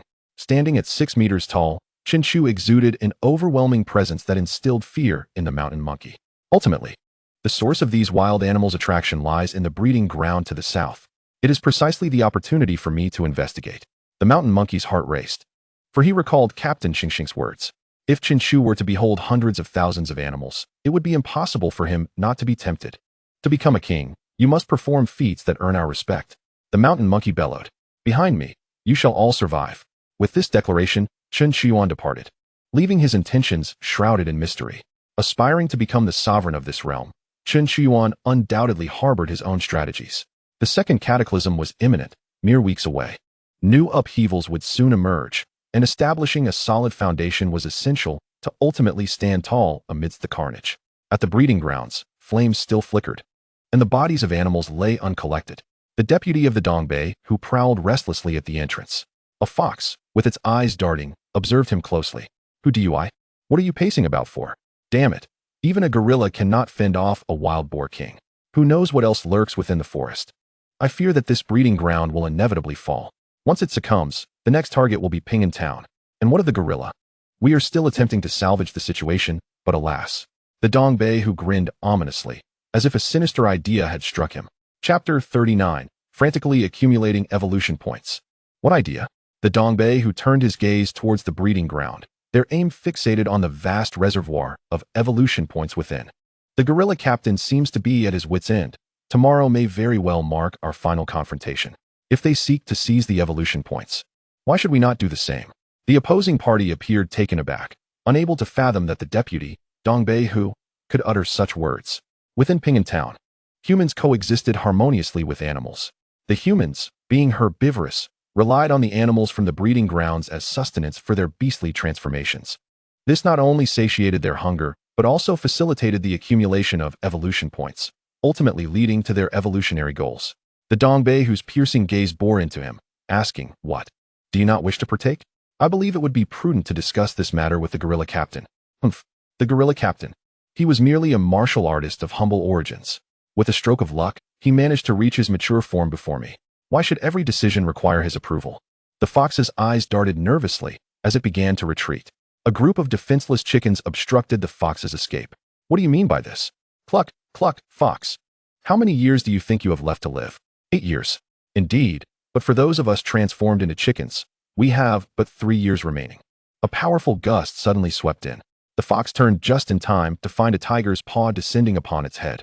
The force was tremendous, and the fox's skull shattered. Brain matter splattering. The Dongbei who licked the remnants from his claws, exclaiming, Those who dare to betray must perish. Lead the way, we shall unleash a massacre this night. The steel gates of the breeding grounds slammed shut. The creatures aligned with the Dongbei who gathered close around him. The guards within the breeding ground were still oblivious to the unfolding chaos. The Dongbei whose eyes sparkled with murderous intent. From this moment forth, alarm. A colossal creature approaches. A voice echoed from a watchtower. The Dongbei who seethed with frustration at being interrupted during his speech. What colossal creature? Dinosaurs. In this day and age, there are still dinosaurs? The Dongbei who swiftly leapt atop a wall to gaze outward. Chen Chu was racing toward the breeding grounds with utmost urgency, accompanied by a band of animals in a pickup truck. A disquieting thought crossed the Dongbei whose mind. Could this be the gorilla's reinforcements? The animals guarding the breeding grounds stood frozen in place upon seeing Chen Chu, paralyzed by a primal dread. Chen Chu surveyed the sprawling breeding grounds, elated at his fortune. Though he had scarcely gathered any Halan Jing, he had stumbled upon a veritable treasure. With such expanse, raising 300,000 to 400,000 animals would pose no challenge. Open the gates. The guard looked to the Dongbei who. We cannot let him in. If he enters to slaughter, it will spell our doom. You have 3 seconds to decide. If you do not open them, I shall force my way in. The mountain monkey anxiously scratched his head. Tyrannosaurus Rex, do you intend to massacre? Chen Chu merely replied, I am hungry. Kill him. The Dongbei who commanded, turning to charge into the chicken coop. Cluck, cluck. The flock of chickens erupted into a frenzy, flapping their wings in terror. With a single pounce, the Dongbei who claimed a dozen chickens as his evolution points. Bang, bang. Gunshots rang out. Chen Chu was now clad in crocodilian armor. It appeared I must resort to force. Lowering his head, He utilized the strength of his armored skull to crash against the steel gates. Clang! The gates were breached, inciting chaos among the creatures inside. Who DUI? He has broken in. What should we do? The Dongbei, who was preoccupied with slaughtering chickens and could not spare a thought for them. The Who DUI is busy killing chickens. Damn it. He seeks to hoard all the evolution points for himself. I refuse to stand idle. I too wish to evolve. I have but 2 years of life left. I shall also evolve. Bang bang. Boom. In that moment, all the creatures forsook their previous vows, rushing toward various breeding zones, eager to partake in the carnage. The mountain monkey leapt from the vehicle, stunned by the chaotic scene of slaughter. The gorilla captain's worst fears had materialized. Humph. Faster than I? These evolution points are mine. Chen Chu charged in, sweeping a turret aside with his tail. Stop this at once. His thunderous roar froze many animals in their tracks, causing several pigs to faint from fright. The Dongbei, who, drenched in blood, retorted, Who do you think you are? Once I finish with this flock of chickens, I shall evolve. Under the allure of evolution, none would heed your words, the mountain monkey remarked. Thud, thud, thud. Chen Chu strode forward, making his way directly to the chicken coop where the Dongbei, who was engaged. He leapt high, allowing his massive form to come crashing down. The Dongbei, who felt an overwhelming shadow loom above him. He looked up, terrified, and darted from the chicken coop. With several tons crashing down, he would be reduced to mere pulp. Boom. A muffled thud resounded, blood splattering throughout the coop. With this impact, several hundred chickens were flattened. Chen Chu's evolution points, originally at 3,950, surged past 4,000, propelling him into the mid-stage of his maturation. Species, fusion type. Name, Crocodilian Tyrannosaurus. Level, mid-stage of maturation. Strength, 10 tons. Speed, 40 mph. Lifespan, 150 years. Defense, 18 tons. Flexibility, 15. Evolution points, 410, 012, 000. Talent 1, Supreme Bite Force, 18 tons. Talent 2, Derivative. His form transformed instantaneously.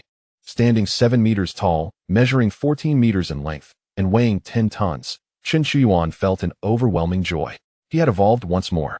In the chicken coop, a roll of evolution points, 428, 612, 000. Another roll, 447, 812, 000. This accumulation of evolution points surpassed that of gathering Halanji Jing with remarkable speed. The Dongbei, whose eyes burned with rage. He had crushed so many chickens in a matter of moments. This Tyrannosaurus must be dealt with, otherwise the evolution points will never fall into his hands. Everyone, concentrate your fire on this Tyrannosaurus.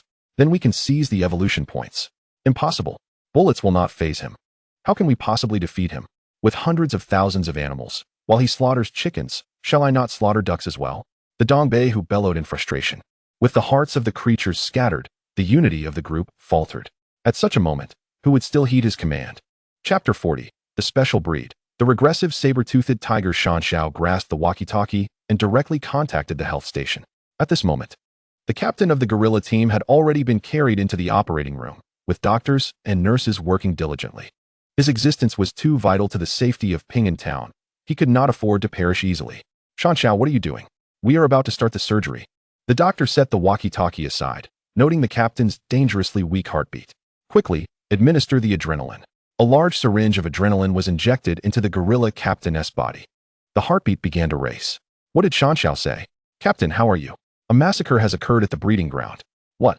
The captain's fury instantly transformed into vigor. Blood gushed from his chest like a fountain. The doctor urged, stop talking. If you keep this up, he won't make it. With a surge of determination, the gorilla captain brushed the doctor aside and half-sat on the makeshift operating table. I must go to the breeding ground. You cannot. The wild boar king's tusks have pierced your lung. I absolutely must go. Otherwise, Ping'an Town will be doomed. The doctor found himself unable to argue against him. Adrenaline and morphine surged through the captain's veins. The wound was merely bandaged, and he burst out of the health station. At the breeding ground, Chen Chu was reveling in the chicken coop. Evolution value, 467, 012, 000.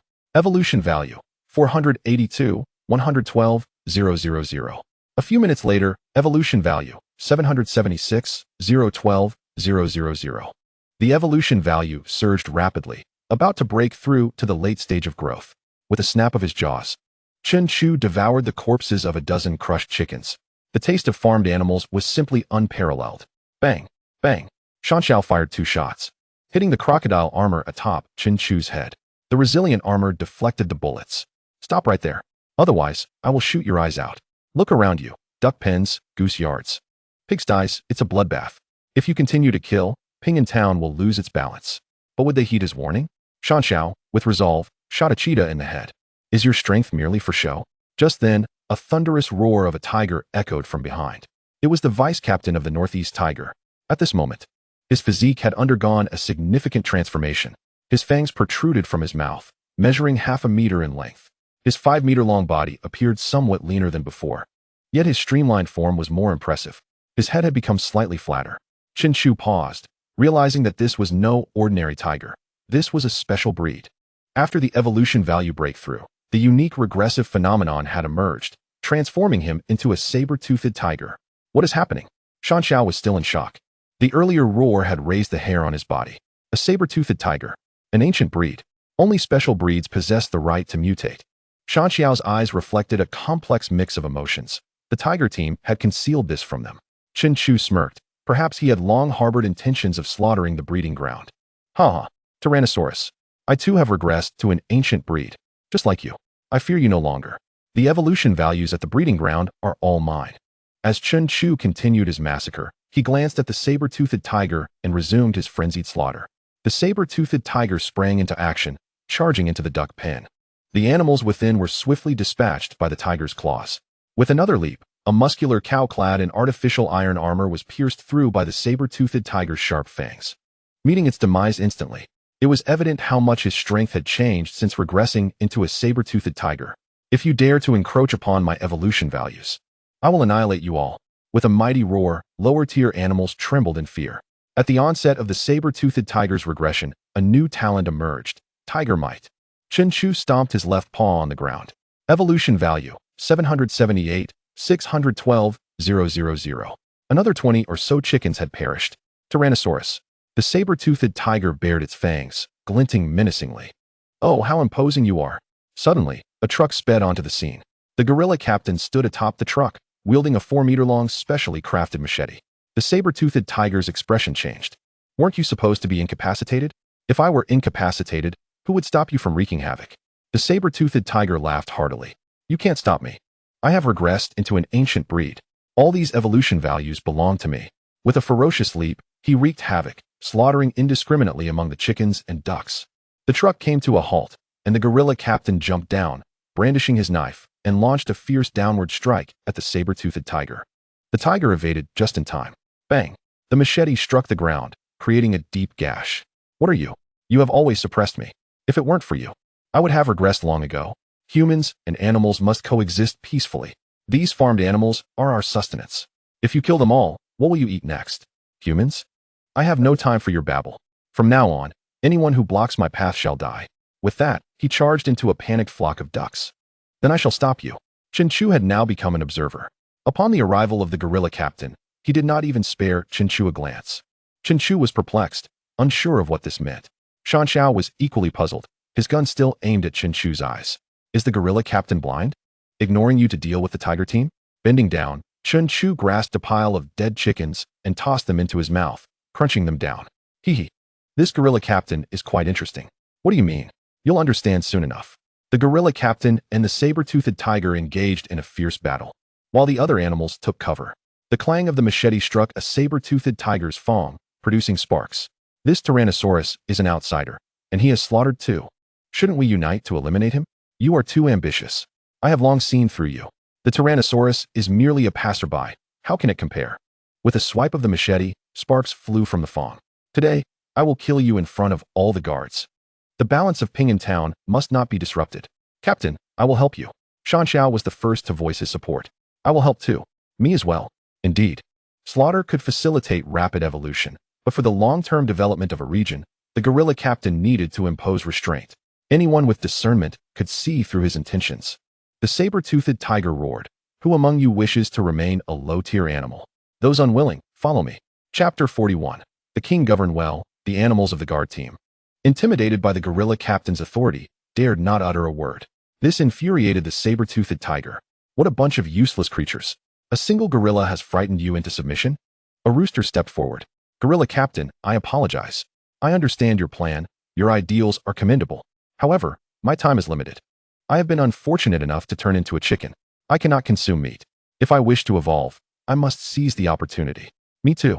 I am now an elderly cow, and to survive, evolution is my only path. Instantly, a chorus of lament echoed. Blood gushed from the captain's lung wound, and he leaned on his machete for support. Very well. You all are quite impressive. The saber-toothed tiger smirked, sensing that the gorilla captain could not hold on for much longer. Then looking at Chen Chu, the Tyrannosaurus said, "What do you think about us joining forces? I can give you half of the breeding ground." Chen Chu shook his head. "No, I want it all." What a bold claim. Captain Gorilla, did you see that? This is what you call a passerby? He wants it all. Captain Gorilla turned to glance at Chen Chu. He is not that kind of person. Chen Chu chuckled inwardly. Person? He had long transcended that. Cawing echoed as a few crows unexpectedly flew in from the sky. At that moment, they were squawking loudly. The cries of the birds grew fainter as they moved away. Captain Gorilla's expression changed. Those damned birds must have alerted the creature in the forest. The saber-toothed tiger seized the opportunity and pounced directly. Captain Gorilla lifted his foot to kick the hilt of his knife, gripping it with both hands to deliver a powerful slash. As the saber-toothed tiger struck the back of the knife with its claws, it suddenly spun upon landing. The tail, like a steel whip, struck Captain Gorilla's waist, where his wound was located. Blood seeped continuously from the bandage. How much longer can you hold on? At the very least, killing you, the traitor, is not a problem. Humph, we are all different species. How can I be a traitor? With that, Chen Chu raised his tail and smashed it down in the chicken coop. Another group of chickens was reduced to mush. Evolution value, 78201200. Do not move, the mandrill shouted. Can you stop me? Despite speaking, the tail did not cease its assault. Evolution value, 79311200. Evolution value, 79991200. Suddenly, without warning, a large tree with a diameter of 1 meter and over 10 meters long came flying towards Chen Chu. Roar! Chen Chu swung his tail and struck the tree fiercely. The trunk splintered, deviating from its trajectory. However, Chen Chu's tail trembled slightly. What could possibly throw such a large tree? This power surpassed his own. The other animals were stunned. Could it be that creature in the forest had made its move? After a brief moment of shock, trees began to rain down from the sky. These large trees caused severe destruction to the breeding ground. The watchtower was directly toppled. Dozens of pigs in the pen were crushed to death. The saber-toothed tiger nearly got hit by a falling trunk. Seizing the opportunity, Captain Gorilla swung his blade and severed one of the saber-toothed tiger's front paws. Roar! Bastard! The saber-toothed tiger cried out in pain. Die! Captain Gorilla summoned all his strength, preparing to cleave the saber-toothed tiger in two. Captain, be careful, the mandrill shouted. A tree trunk had already flown behind Captain Gorilla. Feeling the strong wind approaching from behind, evasion was no longer possible. With both hands gripping the blade, he plunged it into the ground to brace himself. A dull thud echoed as Captain Gorilla spat blood from his mouth. The blade he relied on for support shattered. A sound more terrifying than the saber-toothed tiger's roar rang out. The beasts howled. Birds filled the sky. They were attacking again. The mandrill, armed with a gun, fired into the air while cursing, realizing that the birds must have reported the situation back. Chen Chu understood that beasts could communicate with each other. Especially after the great calamity that befell the world, some evolved wild animals. Tyrannosaurus. Captain Gorilla shouted, blood spewing from his mouth with each word. The previous impact had already shattered his internal organs.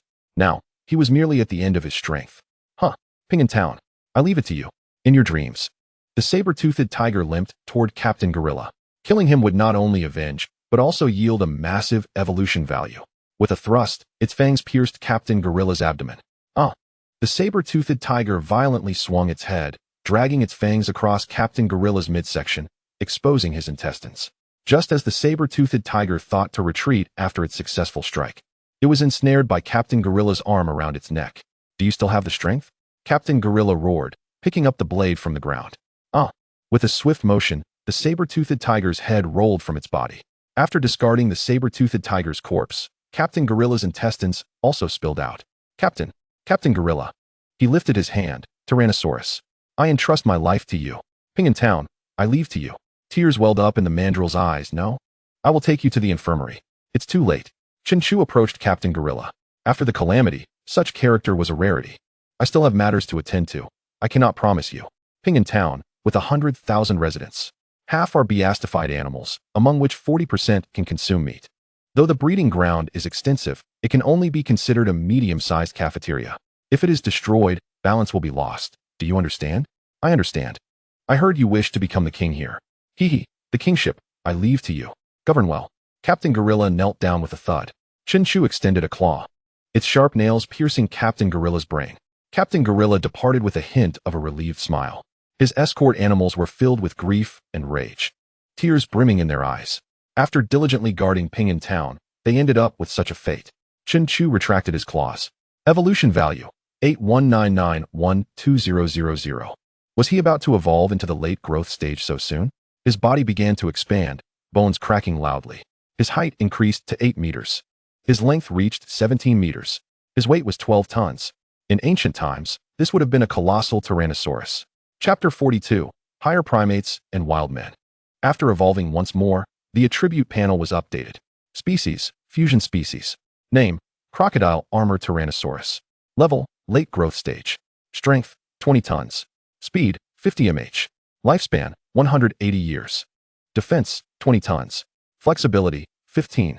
Evolution value, 8199120000. Talent 1, strongest bite, force, 25 tons. Talent 2, derivative. This evolution saw a modest increase in defense, yet a significant increase in bite force. 60 teeth had grown somewhat, slightly curving backward, resembling a dense array of barbed hooks. The mandrill, accompanied by numerous escort animals, approached Chen Chu's feet. At 8 meters tall, they could only look up in awe. What are you doing? Did you not say you would become the king here? You have succeeded. Thus, we seek your command. Becoming king was also thanks to Captain Gorilla's ultimate sacrifice. Chen Chu understood that Captain Gorilla had placed a heavy burden upon him. Then you shall guard the breeding ground. I want to see what that creature in the forest truly is. In less than 2 months, he had reached the late growth stage. According to the evolutionary patterns of his past life, reaching this stage meant becoming a ruler. A tumultuous wave of wild animals surged forth from the forest. At the forefront was a horde of mindless wild boars. Chen Chu roared and charged into their midst. With every step, wild boars fell in droves. The only ones that could survive past him were the winged birds. Among the wild boars, a few larger ones had already reached the early growth stage. Chen Chu's crocodile armor was prominently displayed, with the armor covering even his legs. As the early growth stage wild boar collided with Chen Chu's leg, its tusks shattered upon impact. With a fierce roar filled with authority, Chen Chu called out into the distance. In response, an equally commanding roar echoed back, affirming his presence. Indeed, if you desire abundant evolution points, then show yourself swiftly. This useless pack of wild creatures can only contribute in my presence. Suddenly, 2 tree trunks came hurtling towards Chen Chu. With his newfound strength, he swiftly swung his tail, sending the trunks flying. A pack of wild wolves behind the boar hesitated, daunted by his display of power. The ground trembled as enormous footsteps approached, shaking the forest. A massive hand, covered in black fur, uprooted trees in its path and hurled them towards Chen Chu. Then, he burst forth from the woods, wielding a tree trunk sharpened to a point as a weapon. The wild animals that stood in his way were ruthlessly dispatched. At last, Chen Chu beheld the true form of this creature. A mountain ape stood on a wall, filled with questions. What manner of beast is this? It appeared to be a giant cloaked in fur. A realization dawned upon Chen Chu. This was a wild man. Considering the geographical context, it fused with remnants of his past life. He was destined to become a ferocious wild man dominating this realm. Chen Chu felt exhilarated. In this life, he faced the formidable beasts of his previous existence. Fortunately, the wild man had not yet reached his most formidable state. Tyrannosaurus, be cautious. This creature possesses an unsettling aura. What is there to fear? It is merely a wild man. The animals of the guard unit exchanged glances, and an old goat suddenly recalled tales from his youth. Ah, it is the legendary wild man of the forest. I heard my grandfather speak of him. I never imagined I would witness him myself as an elder. Is that a wild man? Not a human. Across the world, particularly in remote forests, sightings of wild men have been reported. They are an unverified species of higher primates capable of bipedal locomotion and possessing a degree of intelligence. The formal academic term is upright higher primates of the extraordinary. Towering in stature and agile in movement, they traverse mountains with ease. This wild man before them stood over 6 meters tall. With a fierce yell, the wild man swung the tree trunk toward Chen Chu, who met the blow head-on. The trunk splintered upon impact, leaving Chen Chu momentarily dazed. The wild man had evidently reached the mid-growth stage, possessing formidable strength.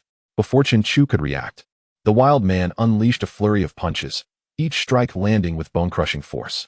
This exemplified the advantages of primates, particularly in advanced species like the wild man. Chen Chu attempted to bite the wild man's fists, but the wild man deftly held his jaws apart, then leaped, delivering a powerful kick to Chen Chu's chest. The impact sent him staggering backward. "You have successfully provoked my wrath." Chen Chu's dark golden eyes glimmered with a cold, murderous intent. The wild man was indeed astute. Had it not been for his recent slaughter at the breeding ground, he would have shown restraint. This level of strength need not fear the guerrilla captain. Rather, he feared the firepower within the breeding ground.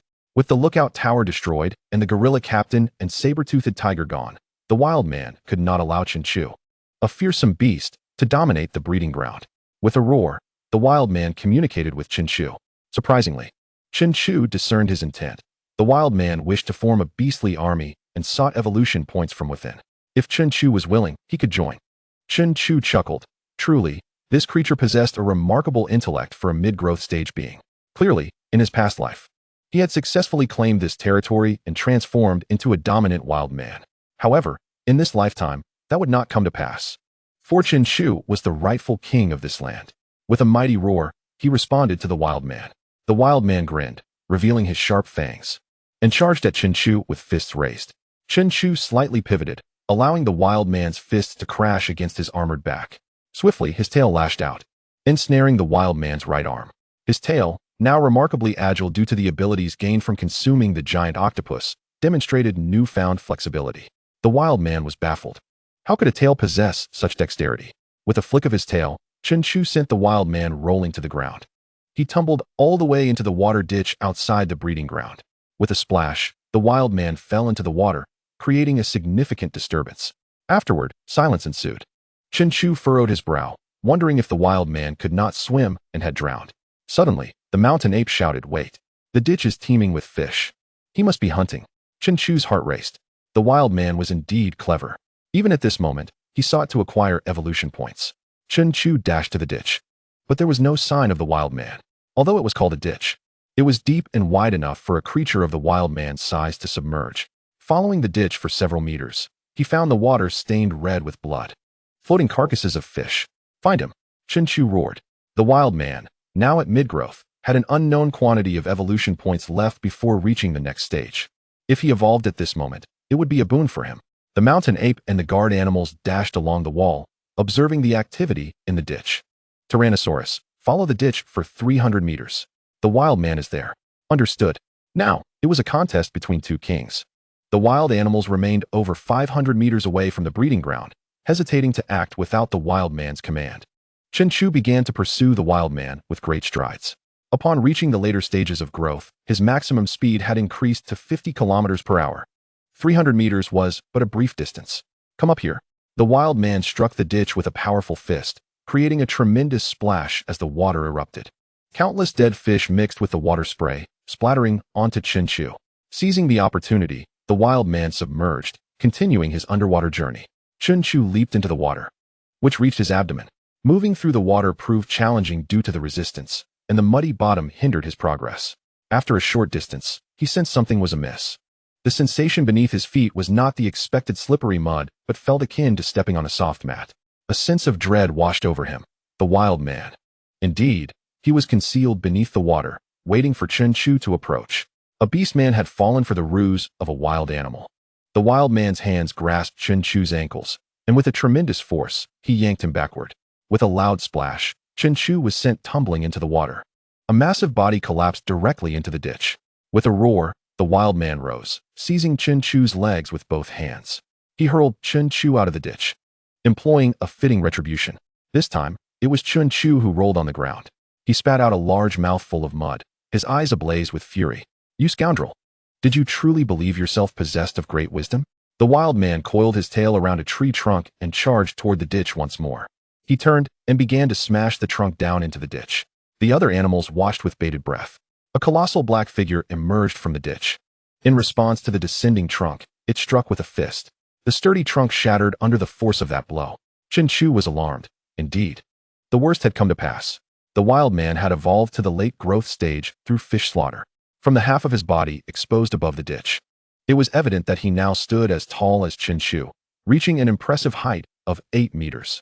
His fists were even larger and more powerful. The wild man plunged his hands into the ditch and, with a fierce roar, flipped them upwards. A deluge of water, along with the fish within, was thrust into the air. It cascaded down like a torrential rain. Chen Chu dashed through the downpour and lunged at the wild man, his claws aiming for the chest while he opened his mouth to bite at the wild man's neck. Even if the wild man had reached the late growth stage, being caught by Chen Chu's exaggerated biting force would surely spell doom. With a thud, the wild man punched upward from the water, striking Chen Chu squarely on the forehead. Chen Chu's vision blurred momentarily. Good heavens! Did this creature's fist possess a strength exceeding 20 tons? His own crocodilian armor could withstand 20 tons. Yet this punch nearly left him dazed. With a roar, the wild man wrapped his other arm around Chen Chu's neck, forcefully submerging his head into the water. Is this brute attempting to drown me? The wild man, equipped with considerable combat experience, pressed Chen Chu's head under the water while relentlessly raining blows upon him with his other fist. Each punch landed upon Chen Chu's crocodilian armor with resounding thuds. To Chen Chu's dismay, some of his armor began to crack under the assault. Bubbles surged from below, rising to the surface. The wild man wore a hint of a smile, believing the greatest threat was on the verge of being eliminated. Suddenly, Chen Chu's tail emerged, ensnaring the wild man's left arm, preventing him from inflicting further harm. Thus began a stalemate between the two. 1 minute passed, then 2, then 5. No bubbles surfaced from the depths. The mountain monkey slumped against the wall.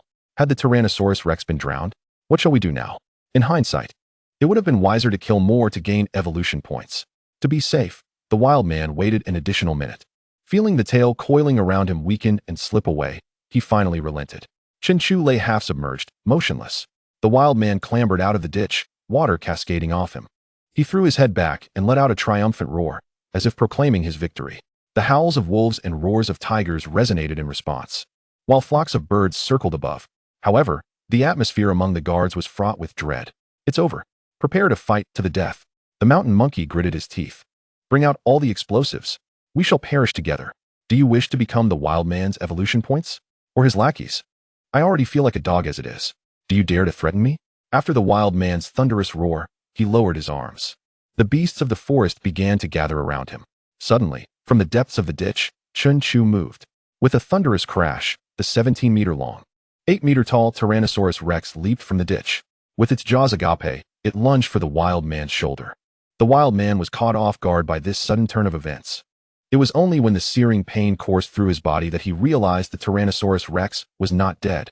Chapter 44. The claws evolve again, roaring in pain. The wild man reached back with his left arm. Chen Chu, undeterred, seized the opportunity to bite down. After evolving, the most troublesome adversaries were these primates. So agile and strong in their limbs, it was challenging to utilize his most formidable biting force. With a crunch, under a biting force of 25 tons, the bones in the wild man's shoulder shattered. The wild man, in a frenzy, swung his fists backward, all of which struck Chen Chu's head. However, they were all absorbed by the protruding crocodilian armor. Chen Chu anchored his feet to the ground and abruptly whipped his head. The other animals were left in astonishment, witnessing the wild man's strong arm being severed. Severing an arm? What strength do you still possess to contend with me? Chen Chu's voice was devoid of any emotion. The wild man turned, his eyes ablaze with rage and hatred, kneeling with his left hand pressed against the horrific wound on his right shoulder. A low growl escaped his lips. Chen Chu opened his mouth, swallowing. I have no desire to converse with you, nor do I wish to decipher your beastly language. This is my territory. It is either your demise or mine, understand? With a thud, the wild man struck the ground with one hand, creating a deep crater. Chen Chu's words had enraged him. It seemed there was no escape from a grim fate. The wild man scooped up a handful of dirt and hurled it at Chen Chu's eyes. Faced with such juvenile antics, Chen Chu simply lowered his head.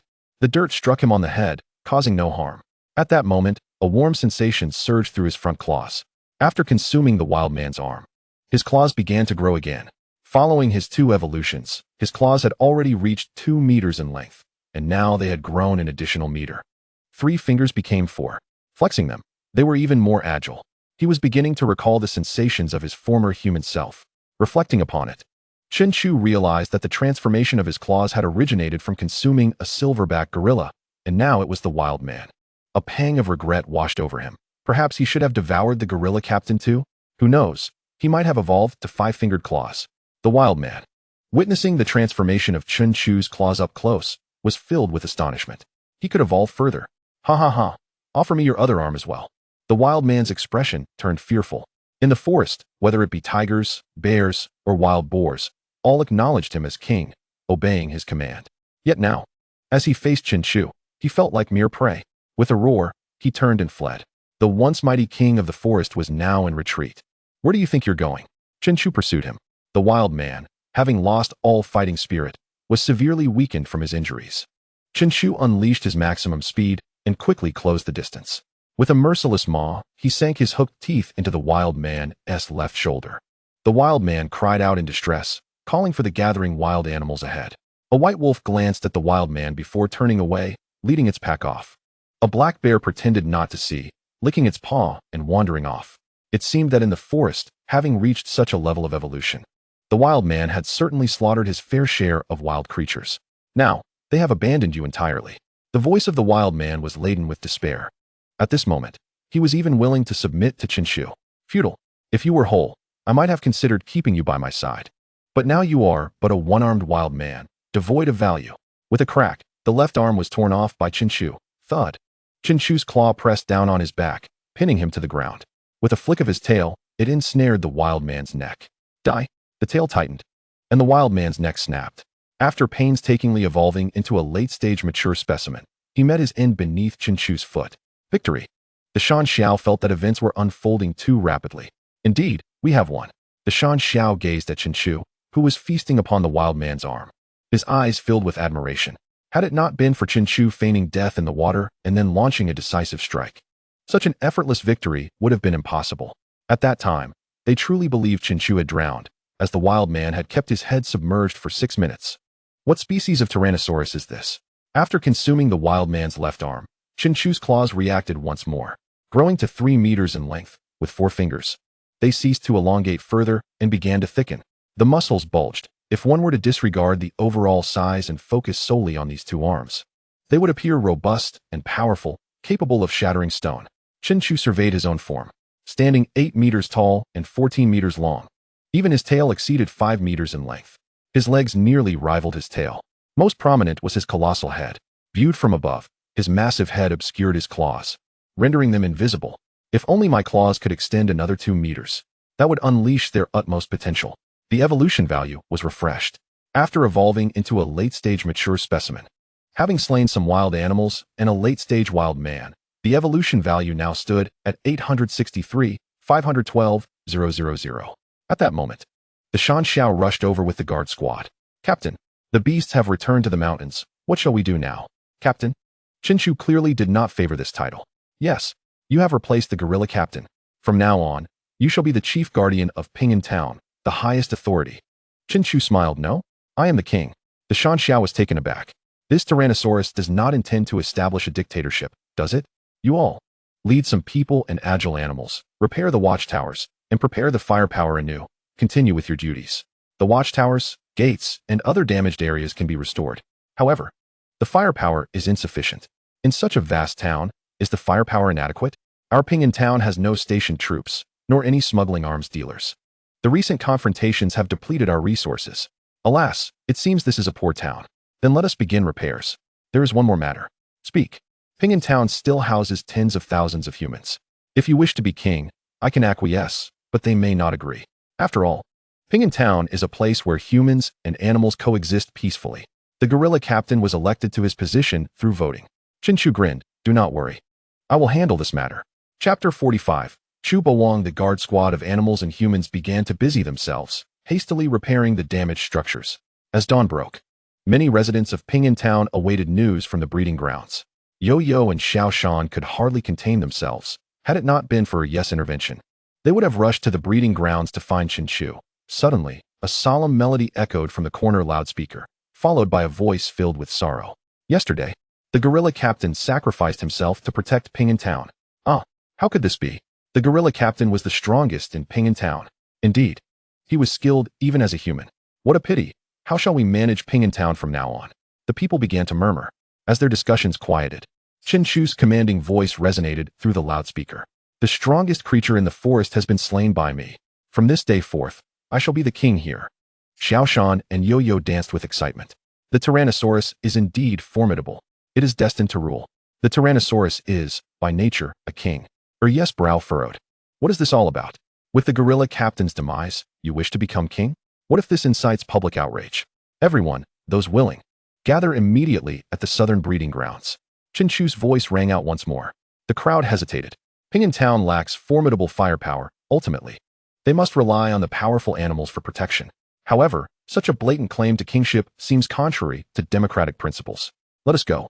We shall see what dares to claim kingship. With one appearing, another follows, and soon throngs of citizens and defenseless animals surged toward the breeding grounds.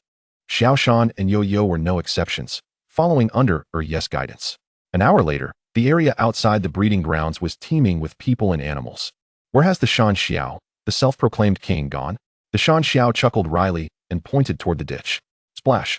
Chen Chu emerged from the ditch, water cascading off him like a waterfall. He was not hiding in the water, but rather exploring his second gift, evolution. He discovered that with each dive, his time submerged improved.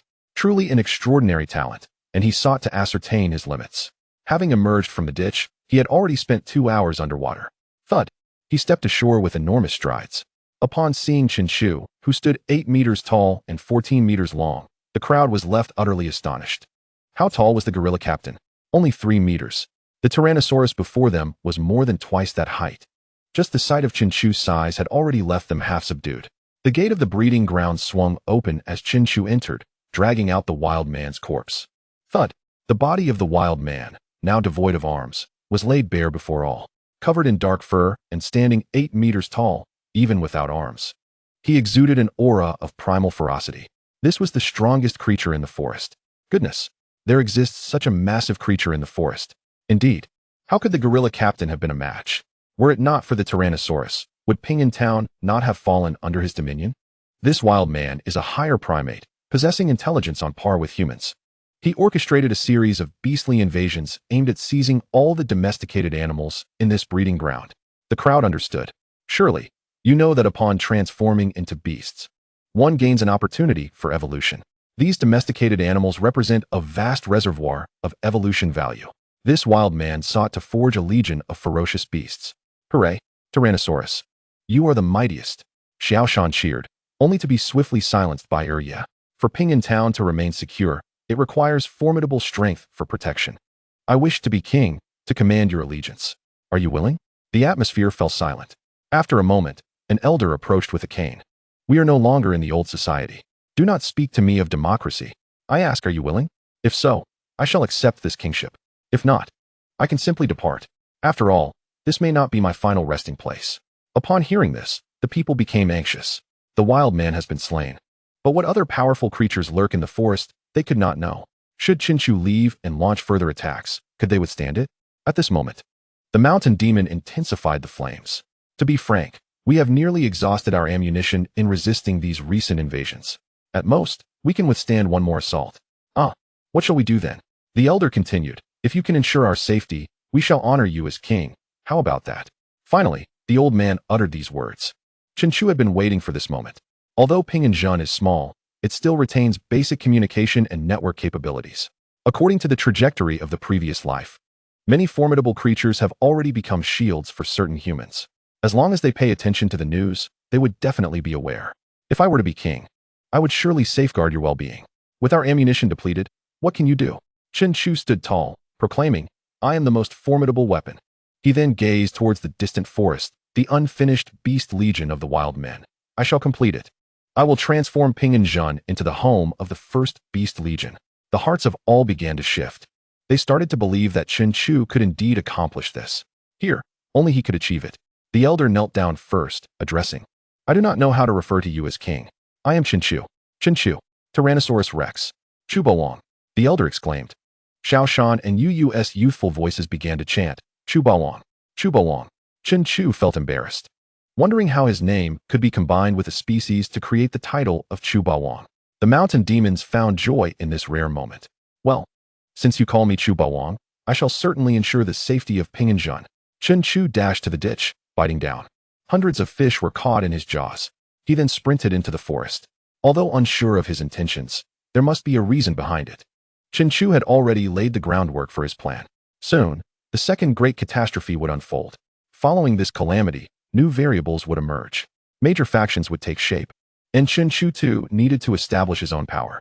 This was an opportunity. After eliminating the wild men, he would replace them and become the supreme ruler of a territory. In Chapter 46, Evolution of the Beasts, within the forest, the wild beasts returned to their territories. With the demise of the wild men, they appeared to have begun redistributing their domains. Chen Chu arrived atop the territory of the pack of wolves. The wolves instinctively recognized that Chen Chu was a being far more formidable than the wild men, lurking in the underbrush, baring their fangs, too intimidated to approach. Wow! With a snap of his jaws, hundreds of fish tumbled to the ground, alive and wriggling. Wolf King, come forth. I know you understand my intentions. A massive wolf, 3 meters in length and 1.5 meters tall, with light-colored fur, emerged. Its eyes greedily fixated on the flopping fish below. Oh whoa, oh whoa. The Wolf King seemed to inquire about Chen Chu's purpose. Chen Chu looked down upon him, either submit or perish. A chilling aura of menace emanated from him. The Wolf King's fur bristled in response. He bowed his noble head before Chen Chu and cautiously approached to snatch a fish. Chen Chu smiled. In the face of absolute strength, they could only yield. With the Wolf King conceding, the remaining wolves also approached, lowering their heads before Chen Chu and partaking of the fish.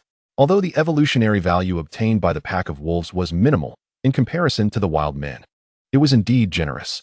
When the wild men rose in the forest, they ruthlessly slaughtered many of their kin. Lead me to find the remaining ferocious beasts. Oh well. After devouring the fish, the pack of wolves began to lead the way. Before long, they arrived at the domain of a group of wild boars, where a gigantic Tyrannosaurus Rex stood, accompanied by a pack of wolves. The new wild boar king, under the overwhelming presence, could only submit. Subsequently, the hawks and black bears also bowed to Chen Chu. After traversing the forest, all creatures with some combat capability had been gathered. Upon returning to the breeding ground, night had begun to fall. 200 meters outside the breeding ground, a new grave was added for the gorilla captain. Upon seeing this, Chen Chu abandoned his plan to consume the gorilla captain's arm. It was better to grant him a final gesture of respect. The mountain demon, being quite astute and possessing excellent marksmanship, had become Chen Chu's right-hand ally. Chu Baolong has returned, exclaimed the animals guarding the gate upon seeing Chen Chu. The heavy gates swung open. As Chen Chu approached, a throng of wolves and wild boars followed, accompanied by a flock of hawks, creating an imposing spectacle, reminiscent of a king among beasts. Chu Baolong, what is this? From this moment on, they will form the ferocious beast legion of Ping and Zhen.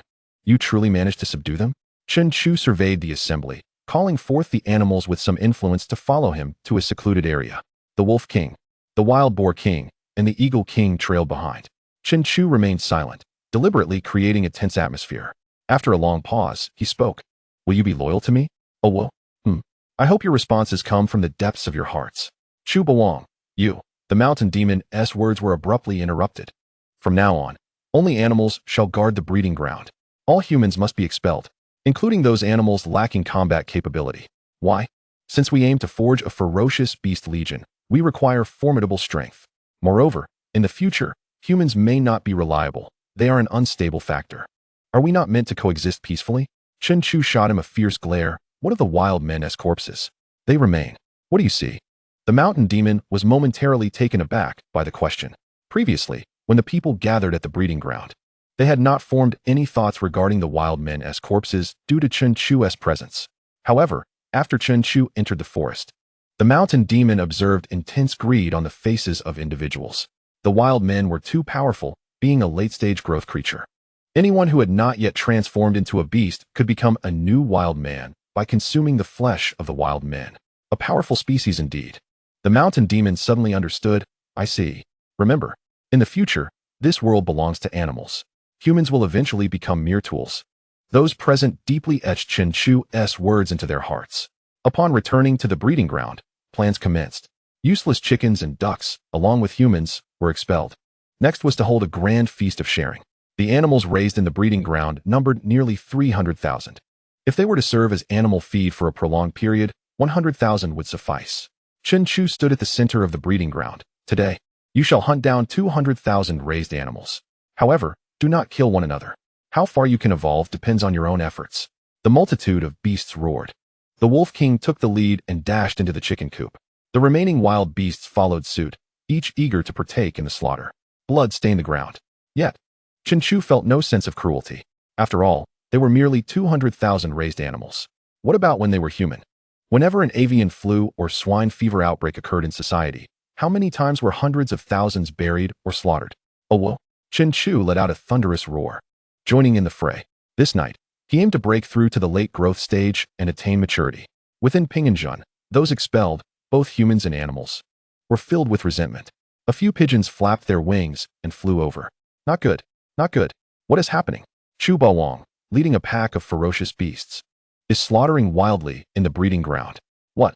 Everyone was taken aback. Is it not the intention to coexist in enduring peace? Why, after driving them out, did the slaughter commence? How infuriating. It is evident that the tyrannical overlord harbors selfish motives following his ascension. He seeks further evolution. This is unacceptable.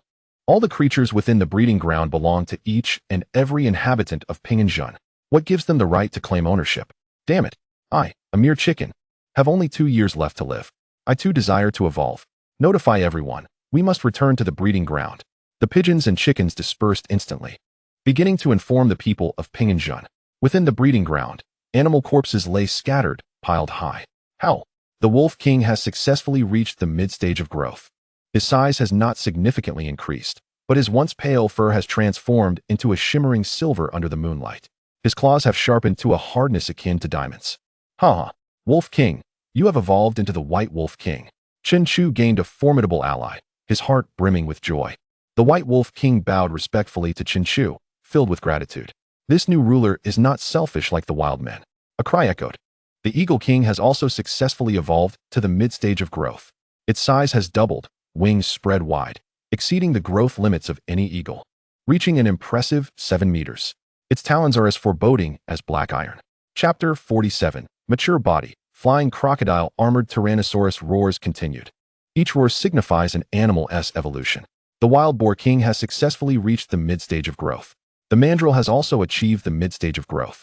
Behind a pile of corpses, a faint white smoke began to rise from Chen Chu. All the evolved animals gazed at their king. Crack. Chen Chu felt intense pain radiating from his back.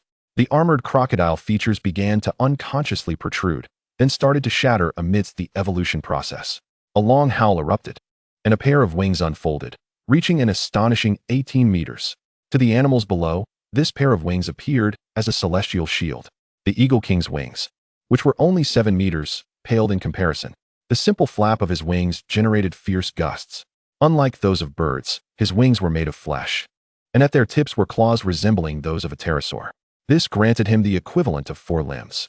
My heavens, what breed of Tyrannosaurus is our Chu overlord? A bull with explosive muscles, having reached the mid-stage of growth, exclaimed. The Mandrill shook his head, then suddenly recalled something. Recently, experts on the news have been discussing that, aside from the ordinary and mutated species, there exist ancient species. Above the ancient species, there seems to be a mysterious category currently referred to as the fusion type. Are you suggesting that our Chu overlord is the most powerful type currently emerging, the fusion type? It must be true. Have you not noticed? He can manipulate his armored crocodile features at will. After the emergence of the wings, Chen Chu's size did not undergo any significant alteration. The attribute panel received an update. Type, fusion type. Name, Flying Crocodile Armored Tyrannosaurus. Level, Early Mature Body. Strength, 25 tons. Speed, 60 mph. Lifespan, 200 years. Defense, 25 tons. Flexibility, 15. Evolution value, 12, 120, 000. Talent 1, Most Powerful Bite, Force 30 tons. Talent 2, Derivation. Talent 3, Flight, Speed, 80 mph. In just over a month, I have evolved to the early stage of maturity. This pace undoubtedly surpasses 90% of beastified animals. The pot of fossil stew I consumed truly brought me unexpected benefits. Talent 3, Flight, has granted me a pair of wings. The speed of flight surpasses that of my running. Chen Chu is confident that under Talent 2, Derivation, by consuming parts of animals stronger than himself, he can gain enhancements. This derivation talent is not something just any animal can possess. The flexibility displayed on the panel is a product of this derivation. However, the current evolution value presents a challenge. The previous evolution value of 12,000 has now increased tenfold, reaching 120,000. This means that to surpass the early stage of maturity, I must eliminate 40,000 animals. Within the breeding ground, Chen Chu summoned 200,000 reared animals for the Beast Legion to achieve evolution. After a brutal battle, they had nearly exterminated all. The Feast of Evolution value was nearing its conclusion with Chen Chu's progression. Mandrill, a colorful mandrill, standing at 1.5 meters tall, approached. Chen Chu was taken aback. You have evolved too. Yes. The clothing on the mandrill was torn as his height doubled, his limbs more robust than before. Chu Overlord. I am Zheng Tianhe. I am no longer merely a mandrill. Please tally the number of animals that have evolved. List the strongest among them. Certainly. After over an hour of counting, the list emerged. Over 1,000 animals had reached the early stage of growth. More than 200 had achieved the mid-stage of growth. The White Wolf King, Eagle King, Wild Boar King, and others were all nearing the late stage of growth. Most astonishing to Chen Chu was that a mutated scorpion snake had reached the late stage of growth. Summon him. A creature with the upper half of a snake and the lower half of a scorpion approached Chen Chu, moving gracefully on 6 legs. The snake body alone stood 2 meters tall, while the scorpion half boasted a tail tipped with menacing green barbs, indicating its venomous nature. You are a mutated species. Yes. Chu Overlord. My name is Zheng Li. Upon beastification, I consumed the 5-supplement wine gifted by friends from Miaojiang. The 5-supplement wine contains infusions of snakes, scorpions, centipedes, spiders, and toxic toads. To my surprise, I transformed into this aberration.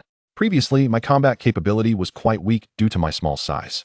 Before the Feast of Evolution, I had only just crossed into the juvenile stage. However, through the slaughter, I gradually evolved, my size increasing, and most notably, my toxicity has greatly enhanced. In combat, my effectiveness has skyrocketed. I have swiftly reached the late stage of growth. Excellent. You are now the sole late-stage growth creature in Pinganzhen. Chen Chu, being at the mature stage, is naturally incomparable. Thank you, Chu Overlord. Rest assured, as long as you remain loyal to me, I will ensure you reach the mature stage even faster. Absolute loyalty. Subsequently, Chen Chu began to manage the corpses in the breeding ground. All those killed by venomous creatures were categorized together, while the rest were placed in another category. These corpses would be temporarily preserved as provisions for the animals in the near future. The agile primates were assigned a new task, to care for the remaining animals left by humans. Chu Overlord, trouble approaches. Many people and animals are converging outside. Chen Chu snorted, already anticipating their return. Before I could test my flying abilities, they have disrupted the scene. The 2 massive flesh wings retracted and gradually melded beneath his ribs, as if they had never existed. The gates of the breeding ground swung open. Chen Chu stepped out to confront the throngs of people and animals gathered in the tens of thousands. What are your grievances? Chu Overlord. I too wish to evolve. If I do not evolve, death is my only fate. A large rooster spoke up. Zheng Shanhe led a domestic pig out into the open. Well, I shall grant you this opportunity for evolution. You, go forth and slay it alone. This posed quite a challenge for the rooster. Flapping its wings, it battled the pig for 10 minutes, but failed to overcome it, nearly succumbing to the pig's might instead. Everyone witnessed it. You transformed into a bird. And it was your misfortune. I offered you a chance for evolution, yet you squandered it. I, however, desire to survive. Allow me to offer you some advice. For animals of your lesser stature seeking evolution, you must not target the creatures of the farm. Insects and ants are your best options. Upon hearing this, the flock of chickens and ducks suddenly saw a glimmer of hope. How had they not thought of it before? Although insects and ants are indeed creatures, their size makes it difficult to contend with pigs or sheep, let alone equally sized chickens and ducks. However, dispatching an ant would be a trivial task. So this is our path. Thank you, Lord Chu. The group of chickens and ducks dashed away frantically, joined by the weaker animals such as wild rabbits. What remained were the humans. Chen Chu's voice was frigid. And you? What are your thoughts? We just desire to coexist peacefully. Chen Chu smiled, a somewhat sinister grin. I hope it remains that way. However, I can also offer you a chance. If anyone wishes to undergo beastification, they may sign up. Many felt a pang of anxiety. As the period of beastification extended, the animals had gradually grown stronger, while humans remained stagnant. Especially after witnessing the prowess of the wild men and Chen Chu, it seemed that only by transforming into animals could they align with the current world trends. Yet, despite Chen Chu's proposal, no one stepped forward to enroll. My suggestion remains valid for the long term. Once you make up your minds, seek out Zheng Shanhe. Chen Chu turned and entered the breeding farm. Those gathered understood they would not benefit and could only disperse in disappointment. In the following days, Chen Chu refined his plans in greater detail. Zheng Shanhe, having a good rapport with humans, would serve as their diplomat. He mobilized the capable residents of Ping'an Town to begin crafting equipment for the Beast Legion. Even if these ordinary animals reached the mid to late stages of growth, they would still be no match against human firearms. At this stage, human capabilities proved indispensable. In 5 days, an ironworks in Ping'an Town produced a batch of iron armor. Chen Chu also took this time to tame the wild animals, ensuring they would not pose a threat to humans. On the surface, they continued to coexist peacefully. Once clad in iron armor, a wild boar exuded an imposing presence, significantly enhancing its combat prowess. However, Zheng Shanhe remained troubled. "What's on your mind?" Chen Chu inquired. "Lord Chu, these armored wild boars are indeed formidable. Yet, if they encounter a human sniper armed with armor-piercing rounds, it would be a one-shot deal." Zheng Shanhe reached for the dual pistols at his waist, lamenting, "What a pity. I understand you still favor firearms. Rest assured, the human alliance will ultimately dissolve. When that time comes, we shall acquire numerous firearms. If that is the case, all the better. Please procure a map for me." Zheng Shanhe retrieved a map from Ping'an Town. Chen Chu had been calculating the days. There were 10 days remaining until the next calamity. During this time, they needed to reach the nearest site of the impending disaster. Spreading the map, Chen Chu lay on the ground, finding it rather small. The second calamity would strike at 5 locations around the world. The closest to Ping'an Town was Anlin City, situated over 500 kilometers away. Built upon a volcanic belt that housed the largest dormant volcano in the country. In 10 days, this dormant volcano would awaken. "Excellent. We shall head there." Zheng Shanhe found it curious. "Why?" "You will understand once you arrive. This is Anlin City." "And what of it?" "Anlin City is a planned central city. It houses suppression forces. With suppression forces, that implies an abundance of formidable firearms." Anlin City was vastly different from the former Beihai City, which had been established during the early stages of the Central City Initiative, unprepared when the tsunami struck. Anlin City, however, had stabilized and evolved into a true central city. Do you not desire firearms? This is the perfect opportunity. With the location determined, Chen Chu began selecting the animals that would accompany him. The King of Eagles was essential due to its flying capabilities, able to gather significant intelligence from the skies. The Wild Boar King would serve as a valuable ally in battle. Additionally, they would bring along Zheng Li, the only animal in the late growth stage, a scorpion. Zheng Shanhe and the White Wolf King would remain in Ping'an Town to guard it. Their target was Anlin City, over 500 kilometers away. "We need not travel too swiftly. We simply must arrive within 10 days. Chen Chu chose to commence their journey after nightfall. Yu Yu and Xiaoshan forcibly brought Er Yi to the breeding farm. "Lord Tyrannosaurus, are you departing?" Xiaoshan's face was filled with reluctance. "Do not worry, I shall return. Make sure to come back quickly." "Of course. When I return, Ping'an Town will be even stronger." Yu Yu handed him a plastic bag. "Lord Tyrannosaurus, these are the pancakes Er Yi made. Eat them on your journey." Chen Chu extended a claw, wanting to stroke Yu Yu's head, yet fearing he might hurt her. The sight of her reminded him of his sister. "Thank you. Let us set forth." The multitude of animals began their grand march, exiting Ping'an Town. With a resounding flap, Chen Chu unfurled his massive wings. At last, he could test his flying ability. As he flapped his wings, debris flew wildly from the ground, causing the animals behind him to squint against the chaos. With a powerful ascent, Chen Chu took to the skies, the scenery below shrinking gradually. Before long, he flew alongside the King of Eagles. "Let us race and see who is swifter." The King of Eagles let out a call and surged ahead. Chen Chu matched its speed, climbing higher and farther. His flying speed reached its zenith, achieving 60 kilometers per hour, barely keeping pace with the King of Eagles. "Show me your maximum speed." With a swoosh, the King of Eagles soared, leaving Chen Chu in its wake. "Goodness, this bird flies so fast." The King of Eagles' speed likely reached a staggering 100 kilometers per hour. "Darn it, I wish I could devour those wings of yours." Realizing that Chen Chu could not catch up, the King of Eagles slowed its pace. A flock of birds followed closely behind. "King of Eagles, maintain contact with the ground animals. Do not let them stray." The King of Eagles nodded. "Very well, I shall soar through the heavens." The sensation of flying through the sky was truly exhilarating, an experience he had never known in his past life. In his previous life, having transformed into a turtle, he could only crawl slowly. Now, he was a unique Tyrannosaurus rex, adept in land, sea, and air. Unbeknownst to him, over half an hour had passed, and he had flown over 40 kilometers. At that moment, above Chen Chu, a reconnaissance aircraft was in flight. "Look, the radar indicates something. Perhaps it's just a bird. Let us lower our altitude for a closer look. We are responsible for reconnaissance. In the event that we encounter a pterosaur, wouldn't that be a significant achievement to report?" "My goodness, Have you forgotten that this pterosaur is capable of destroying aircraft? And have you also forgotten that our reconnaissance aircraft is equipped with formidable firepower? Haha, indeed. Let's take a look. Chapter 49. Aircraft. Vulnerable to attack, the reconnaissance aircraft descended in altitude and suddenly zipped past Chen Chu from less than 10 meters above him, creating a chaotic gust of wind that directly affected the novice pilot, Chen Chu.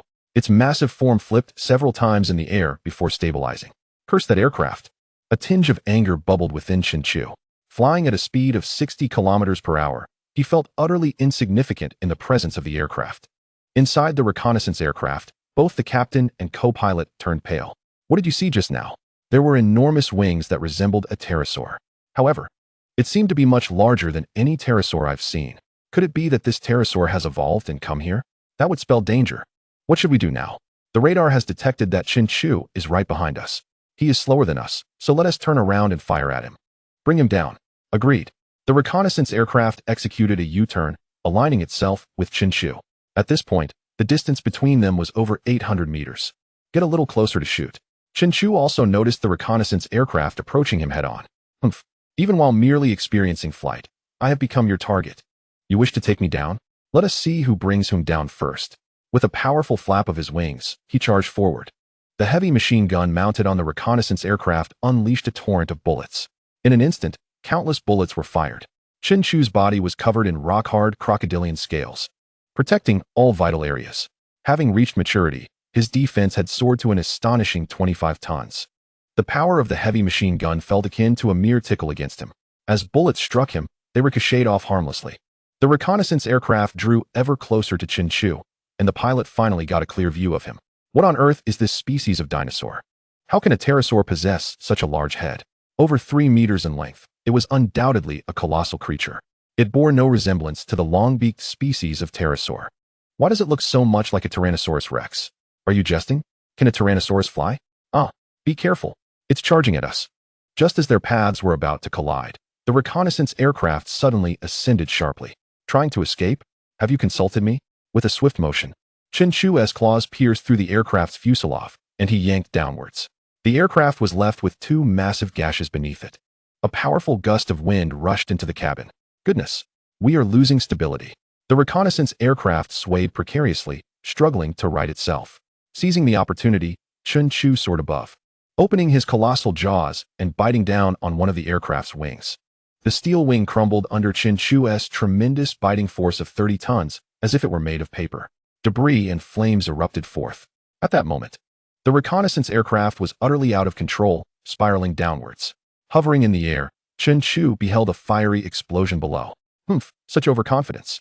With a loud cry, the king of eagles arrived. Observing Chen Chu's situation, Chen Chu was pleased with his loyal companion's concern.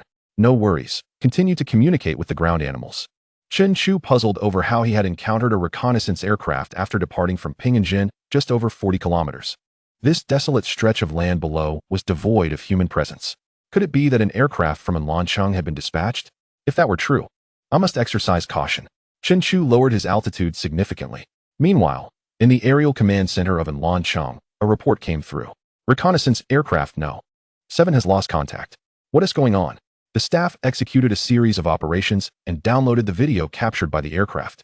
Within the video, a creature with an impressive 18-meter wingspan charged towards them.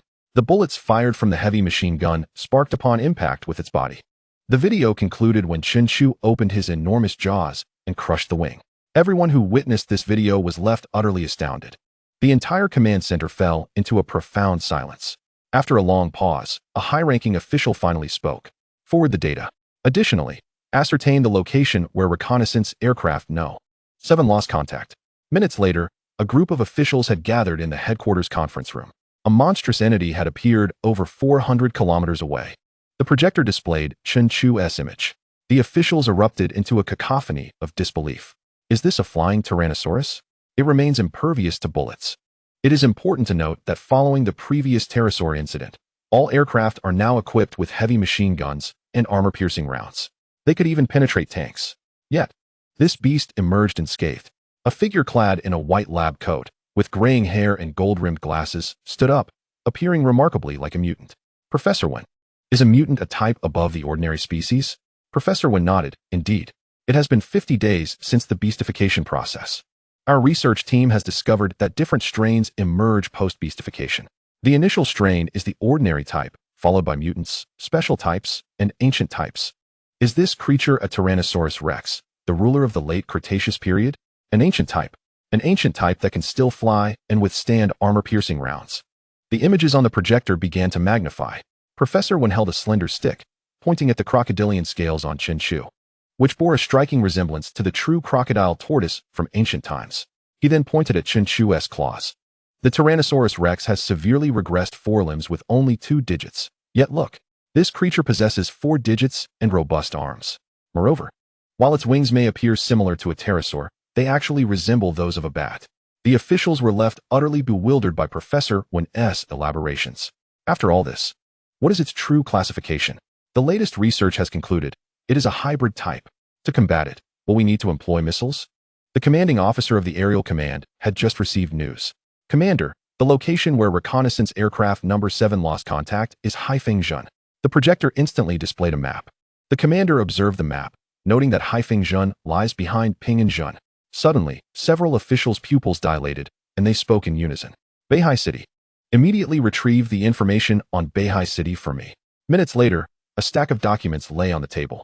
These detailed the ferocious beasts that had invaded Beihai City. The sky lion tiger beast, silverback gorilla, and the slender hound. Then it froze. It is him, the Tyrannosaurus rex. Chapter 50, A Grand Showdown. Chu Bolong vs. The commander of Anlansheng Chen Chu had not yet realized that, before the information system had completely collapsed, his identity had already been exposed. In light of the information obtained, many began to speculate. From the moment the suppression forces encountered a Tyrannosaurus rex, and then further incidents arose in Beihai City. The trajectory extended all the way back to Yunhua City. The commander's finger pointed at Yunhua City on the map. This is it.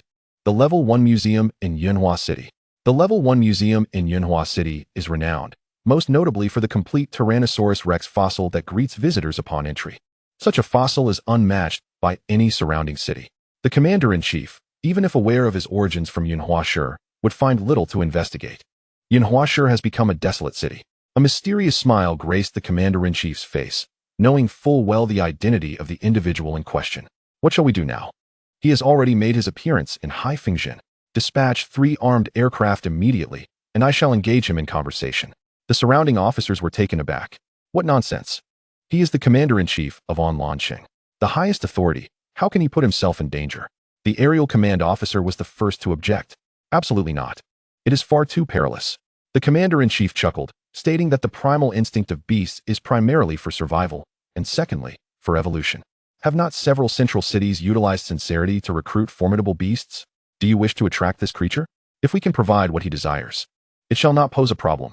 Indeed, if we could enlist a powerful beast into our ranks, our chances would be greatly enhanced. Time is of the essence. Let us act. I am the commander-in-chief. My word is final. To ensure his safety, a total of 7 armed helicopters were dispatched, armed to the teeth. As time passed, Chen Chu had already departed from Ping-Zhen for over 3 hours. He had now landed in a barren expanse outside Haifeng-Zhen. It was unexpected to find such desolation. After more than half an hour, the wild boar king, leading a multitude of animals, finally caught up, panting heavily. As Chen Chu soared above, those unable to fly were forced to hasten their pace, their strength nearly depleted. Let us rest here. The wild boar king lay down, closing his eyes to recuperate. A fly suddenly appeared, landing before Chen Chu. Following its lead, Chen Chu glanced skyward. In the air, 7 red lights flickered. A pang of anxiety gripped his heart. Could it be the helicopters of the suppression forces? The central city was still 300 to 400 kilometers away. It seems they have come for me. Scatter! Chen Chu bellowed. The flock of birds and beasts dispersed in an instant. Sexy Zhongli, the serpent scorpion, quickly dug a pit nearby and concealed himself beneath. Rather than allowing you to find me, I shall confront you directly. With a roar, an immense sound wave radiated outward. The armed helicopters in the sky caught wind of this commanding and authoritative call. The commander-in-chief's face lit up with joy. They had located him. Descend. The armed helicopter carrying the commander-in-chief landed directly, while the remaining 6 lowered their altitude, all weapons primed, and aimed at Chen Chu. The helicopter blades stirred a powerful wind. Yet Chen Chu stood unwavering before them. The commander-in-chief scrutinized Chen Chu from head to tail as he descended. Simultaneously, The gathered officers at the headquarters of On Launching beheld Chen Chu's full form. Professor Wen furrowed his brow, aside from the irregular front limbs. The rest of the features resembled a Tyrannosaurus rex, and he began to jot down notes. The commander-in-chief was perplexed. This Tyrannosaurus rex bore no scaly armor. Nor did it have wings. Had they perhaps mistaken him? You are the creature that destroyed the reconnaissance aircraft? Indeed. If you wish to avoid having your helicopters meet the same fate, you should leave immediately. The commander-in-chief smiled awkwardly, noting the creature's somewhat altered appearance. What I look like is of no concern to you. There is no need for such hostility towards me. Allow me to introduce myself. I am Chen Chu, the first-level officer and commander-in-chief of On Launching. This confirmed Chen Chu's suspicions. The reconnaissance aircraft he had destroyed belonged to On Launching. You have come to confront me because I damaged your aircraft? No. Your combat prowess has astounded us. Therefore, we wish for you to join us. Chen Chu burst into raucous laughter, exuding an air of dominance that made the personnel aboard the helicopters tense. I, the illustrious Chu Wang, require no such recruitment. Perhaps it is you who should join my ranks. Chen Chiming's mood soured. This Tyrannosaurus rex was exceedingly arrogant. I assure you, I speak the truth. Join us, and we shall provide you with everything you need. I too speak the truth. Under my leadership, you will furnish me with all that I desire. Chu Wang. Do you know how many personnel our suppression forces in On Launching consist of? Are you aware of the extent of our firepower? Among the central cities of the world, On Launching is ranked within the top 100. Globally, there are over 13,000 cities. After the beastification event, nearly 1,000 central cities emerged. Chen Chiming boldly asserted that they ranked among the top 100 of these 1,000. It seems On Launching's firepower is indeed formidable. Chen Chu lightly waved his claws. Are you threatening me? No. I seek a mutually beneficial outcome. Hence, I hope you will cherish this opportunity. According to past memories, after the first great calamity, certain factions began to recruit powerful beasts. The frenzied recruitment truly commenced after the second great calamity. This Chen Chiming possesses a degree of foresight. However, unfortunate for him, he remains oblivious to the fact that On Launching is one of the very locations where the second great calamity will erupt. Chen Chu shook his enormous head. I have no need for this opportunity. Yet, I extend to you one final chance, an invitation to join my ranks. The officers at the headquarters of On Launching were infuriated, slamming tables and cursing. Merely a Tyrannosaurus rex, and he dares to suggest that On Launching join him. Arrogance. Hubris. Commander-in-chief, let the armed aircraft take care of this Tyrannosaurus rex. Chen Chiming, hearing the cacophony in his earpiece, furrowed his brow and removed it. Chu Wang, do you speak with sincerity? Indeed. With a wave of his hand, the helicopter blades began to whir rapidly, ascending slowly. I hope that we shall never be enemies. Perhaps. Once the helicopters had climbed several dozen meters, Chen Chiming called out suddenly, daring to call yourself Chu Wang. Do not forget his fate. Chen Chu merely smiled, expressing concern for your own fate instead. Chapter 51. Confronting the armed aircraft, the armed helicopters ascended slowly. Retreating from Chen Chu's view, Sexy Zhengli emerged from the pit, approaching Chen Chu. Chu Wang, are you truly determined to recruit them? Of course. Alas, they fail to appreciate this opportunity. Chen Chu had no intention of revealing the events surrounding the second great calamity to Chen Chiming. Since they refuse to join my ranks, they may await their demise in the impending calamity. Within the armed aircraft, the chaotic sounds filled Chen Chiming's earpiece. Commander-in-chief, this fellow is incorrigible, still speaking arrogantly. Should we eliminate him? This creature is far too powerful. Even in ancient times, such a colossal form would dominate the food chain. Professor Wen interjected, I understand. This Tyrannosaurus rex is a hybrid. It can manifest characteristics of other animals based on its needs. Thus, its appearance is quite deceptive. We must eliminate it before it grows any stronger. This had devolved into a meeting. Everyone awaited Chen Chiming's final decision. Contemplating Chen Chu's towering stature and the absolute arrogance in his words, he clenched his fists. The remaining 6 armed helicopters return and eliminate him. Excellent. Arrogant Tyrannosaurus rex. You dare to call yourself Chu Wang. Today, let him learn the fate of Chu Wang ahead of time. The 6 armed helicopters turned back. All of this had been observed by the Eagle King, who flew to Chen Chu to deliver the news. Chen Chu snorted, releasing 2 jets of hot air. Human nature is so fickle. If it cannot be obtained, it must be destroyed. He gazed up at the sky, the flickering red that drew ever closer. Let us show them who is in charge. With a sudden flourish, a pair of enormous wings unfurled beneath him, propelling him into the sky. The radar emitted a series of beeps, indicating the presence of a moving target. The Tyrannosaurus Rex had taken to the air. Engage. 6 armed helicopters opened fire simultaneously. These were not mere reconnaissance aircraft equipped with weaponry. They were formidable attack helicopters.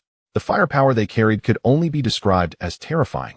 AD-10 anti-tank missiles, PL-90 air-to-air missiles, a 7-tube 70mm aerial rocket launcher, 70mm aerial rockets, and 23mm cannon shells. The rockets launched with a whoosh, leaving trails of white smoke in their wake. Below, the Serpentine Zhongli felt a bead of sweat trickle down for Chen Chu. Observing the incoming rockets, Chen Chu's crocodilian armor shimmered into view. At this moment, he embodied the essence of a mature specimen. With a powerful flap of his wings, he deftly evaded several rockets that narrowly missed him. However, his massive size proved unavoidable, and he was struck by a few. The sky erupted in flames, resembling a grand display of fireworks. Chen Chu was sent reeling backward through the air. Oh, the power of rockets and bullets is indeed incomparable. Beautiful. A direct hit. Humph. Animals will always be animals. As the flames dissipated, Chen Chu remained suspended in the air, flapping his wings. What? How is this possible? One rocket is enough to send a tank skyward. This Tyrannosaurus Rex has endured several hits and still stands strong. The pilots aboard the armed helicopters were thrown into a panic. The officials watching the live broadcast from the headquarters in Anlin City were equally alarmed. Professor Wen scribbled frantically on paper, exclaiming, "My goodness! Such terrifying defensive capabilities. I've never seen anything like it. It is highly likely that he has reached maturity. What are you all waiting for? Don't you know how to engage in aerial combat?" The commander of aerial operations bellowed. The pilots quickly adjusted their mindset and began to maneuver in formation. With a powerful sweep of his wings, Chen Chu ascended higher while closing in on one of the armed helicopters. The sound of gunfire erupted from 2 helicopters as they unleashed a torrential barrage of bullets. PL-90 air-to-air missiles launched. With a fierce cry, Chen Chu summoned the King of Eagles. Suddenly, a flock of birds surged from behind him. Several young eagles, having just reached the early stages of maturity, collided with the missiles using their bodies, causing them to detonate shortly after launch. The King of Eagles let out a shriek as it soared toward the cockpit of one helicopter, shattering the glass. With its iron-like talons, it grasped a pilot and yanked him out. The pilot screamed as he plummeted from the sky. Report. There are still numerous birds. Just as the report was completed, a red-bellied hawk swooped into the cockpit, piercing the pilot's neck with its sharp beak. The 5th armed helicopter was now unmanned, spiraling downwards. Ha ha ha, you dare to challenge me. Number 3 and 4, take down that flock of birds. As soon as the 2nd helicopter's commander issued the order, the craft began to tremble. Chen Chu had bitten into the helicopter below, tearing it apart. It was doomed. Chen Chu seized the 2nd helicopter and hurled it downwards. The 2nd helicopter, trailing smoke, followed the fate of the 5th. Curse you. The 1st helicopter launched 2 missiles. Chen Chu dodged one, but the 2nd struck his back with tremendous force, sending him plummeting. The crocodilian armor on his back was severely damaged, exposing charred flesh. Infuriated, Chen Chu charged upward. The 1st helicopter twisted suddenly, attempting to use its rotor blades to attack him. Die! The rotor approached Chen Chu's neck. The pilot had calculated that bullets could not harm him, and the missiles were exhausted. The rapidly spinning rotor was a deadly weapon. In a cruel grin, the pilot envisioned Chen Chu's head severed from his body. With a series of impacts, warning lights began to flash wildly in the cockpit.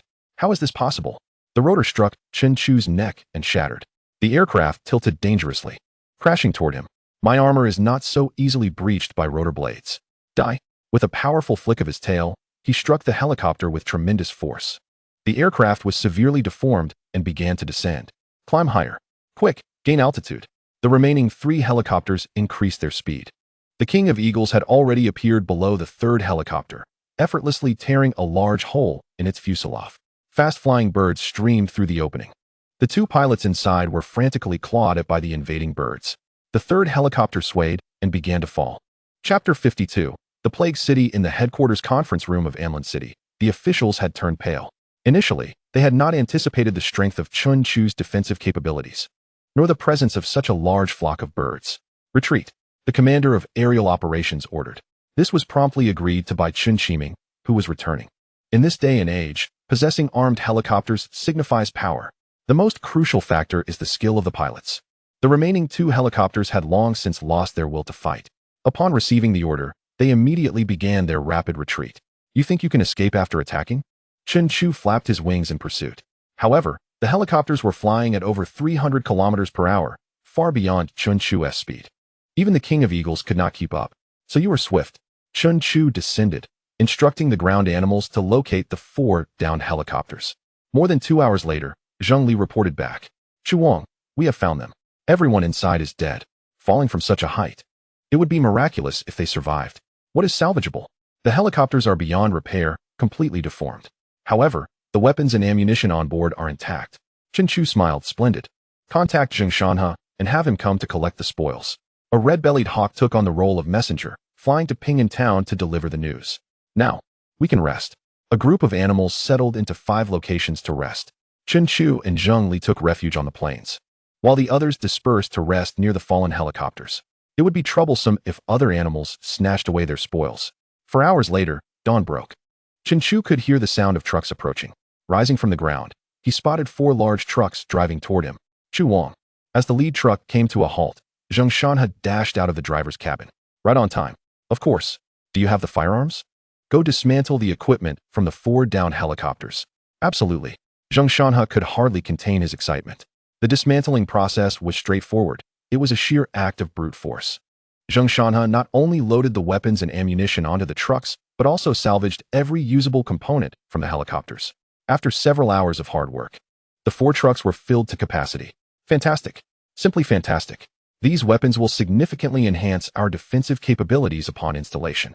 This task is entrusted to you. We must continue our journey. Understood. I will return and get to work immediately.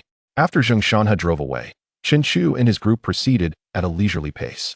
There were still 9 days until the disaster struck. There is ample time. Traversing this desolate expanse, one enters a city long forsaken. Along the journey, the animals encountered by Chen Chu vanished in the blink of an eye. Upon entering this city, a profound discomfort enveloped Chen Chu. The air was tainted with an odor that was not typical of abandoned places, but rather reeked of decay and filth. How did this city fall into neglect? The answer eluded him, and the enigma deepened. Strangely, the animals they encountered veered left or right, but none ventured forward. Chen Chu pondered this peculiar behavior. Zheng Li also found it odd. A city devoid of humans should, in theory, be a paradise for animals. Indeed, it was quite peculiar. They pressed onward. And Chen Chu observed that within the supermarkets and stores they passed, food items had vanished. However, tools and vehicles remained intact, many in pristine condition. This was utterly bizarre. They could not linger here. They hastened their departure. In the conference room of the headquarters of Amlin City, Chen Qiming had returned safely, yet his heart brimmed with fury. The destruction of 4 armed aircraft represented a significant loss. The atmosphere in the conference room was thick with smoke as the attendees languidly indulged in their cigarettes. One officer could no longer contain himself and suggested gathering a team to eliminate the Tyrannosaurus Rex. Chen Qiming remained silent, instead inquiring of the command officer regarding the current location of the beast. It had just entered Ana City. Upon hearing the name Ana City, the officer who had spoken first fell silent. A smile crept onto Chen Qiming's face. Despite the creature's might, it had already entered that city, and it was uncertain whether it could emerge alive. Indeed, why venture there when there were so many other options? Anha City was dubbed the City of Pestilence. This city was under stringent surveillance by Amlin City, for it posed the only significant threat in the vicinity. Surveillance was maintained over the skies of the City of Pestilence. Chen Qiming issued a directive regarding the missile launchers. They had reached the testing phase. Excellent. A glimmer of satisfaction finally appeared on Chen Qiming's face. Meanwhile, Chen Chu was hastily navigating through the city. Suddenly, a roar erupted from behind. He turned abruptly to witness a wild boar plummeting. What was happening? Upon closer inspection, he discovered a pit had formed beneath. The boar had fallen into this very chasm. Zheng Li, come look. Zheng Li immediately descended into the pit. Within a minute, he resurfaced. Heavens! The entirety below is a labyrinth of tunnels. They seemed to stretch endlessly. A foreboding sense of dread intensified within Chen Chu. There was no time to concern themselves with the wild boar. They quickened their pace. With a mighty spread of wings, he took to the skies. The ground felt increasingly perilous. Just as he lifted off, a thunderous crash reverberated below. The earth within a 10-meter radius caved in. The animals on the ground were swallowed up, trapped amidst the debris. Haha, think you can escape? It won't be that simple. Welcome to the City of Pestilence. Who spoke? Chen Chu's eyes widened as he scanned the area below. With a rumbling sound, a rat, measuring 3 meters in length, emerged from the ground. Its fur was black, its limbs robust, and its eyes gleamed a blood-red hue, exuding madness. A tail exceeding 3 meters in length whipped behind it like a steel whip. Zheng Li, having climbed out of the pit, was taken aback by the sight of this colossal rodent. How can there be such a large rat? If you include the tail, its length is nearly 7 meters. Were you the one speaking? The rat cackled. Yes, indeed. Thank you for bringing us sustenance to the city of pestilence. The realization struck. No wonder he felt so uneasy upon entering. Not a single living creature was in sight, for they were all hiding underground. Suddenly, countless rats surged forth from the collapsed pit, flooding the area with their presence, overwhelming the fallen animals. Observing this scene from above was chilling. Rats, the city of pestilence. Chen Chu's heart raced as he recalled the detestable name from his past life, Tuki, the Plague Lord. In his previous existence, Tuki was far more formidable than the Wild Man King, expanding his territory with reckless abandon.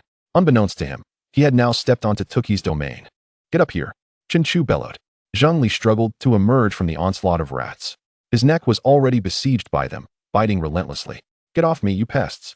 He unleashed his innate ability, releasing a toxic green mist.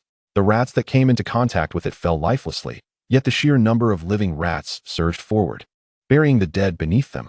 The wild boar king thrashed and bit, but the rats found their way into the crevices of his armored body, gnawing madly at him.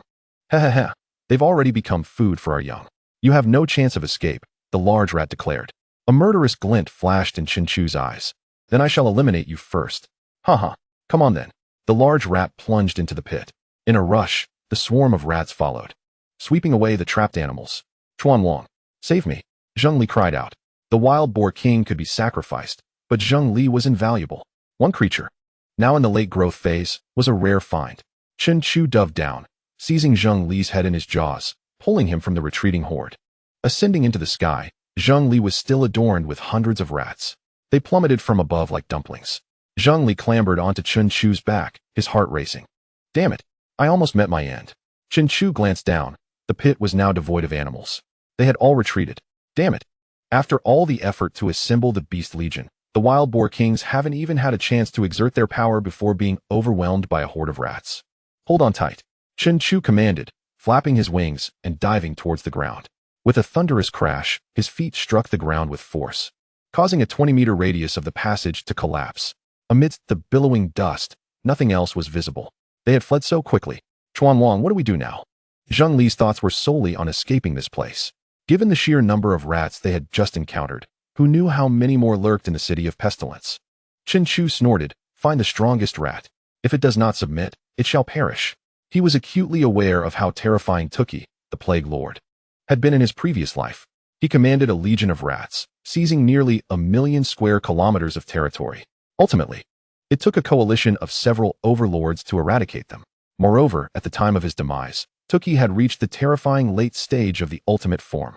The hierarchy of creatures began with the juvenile form, progressing through the growth stages, to the mature stages, and finally reaching the ultimate form. Tuki had been in the late stage of the ultimate form. Upon hearing this, Zheng Li felt a surge of panic at the thought of lingering here. You need not fear. I will have the King of Eagles escort you at all times. Chen Chu's assurance brought Zheng Li some comfort. Chen Chuluo fell to the ground. But how are we to locate them? Zheng Li chuckled. Chubo Wang, many rats have succumbed to my poison. Moreover, my toxin is contagious. I can trace them by the scent left behind by the potent poison. That would be splendid. Beneath the sprawling passages, swarms of rats surged forward, dragging along numerous half-dead creatures. Ultimately, only a few infected rats remained.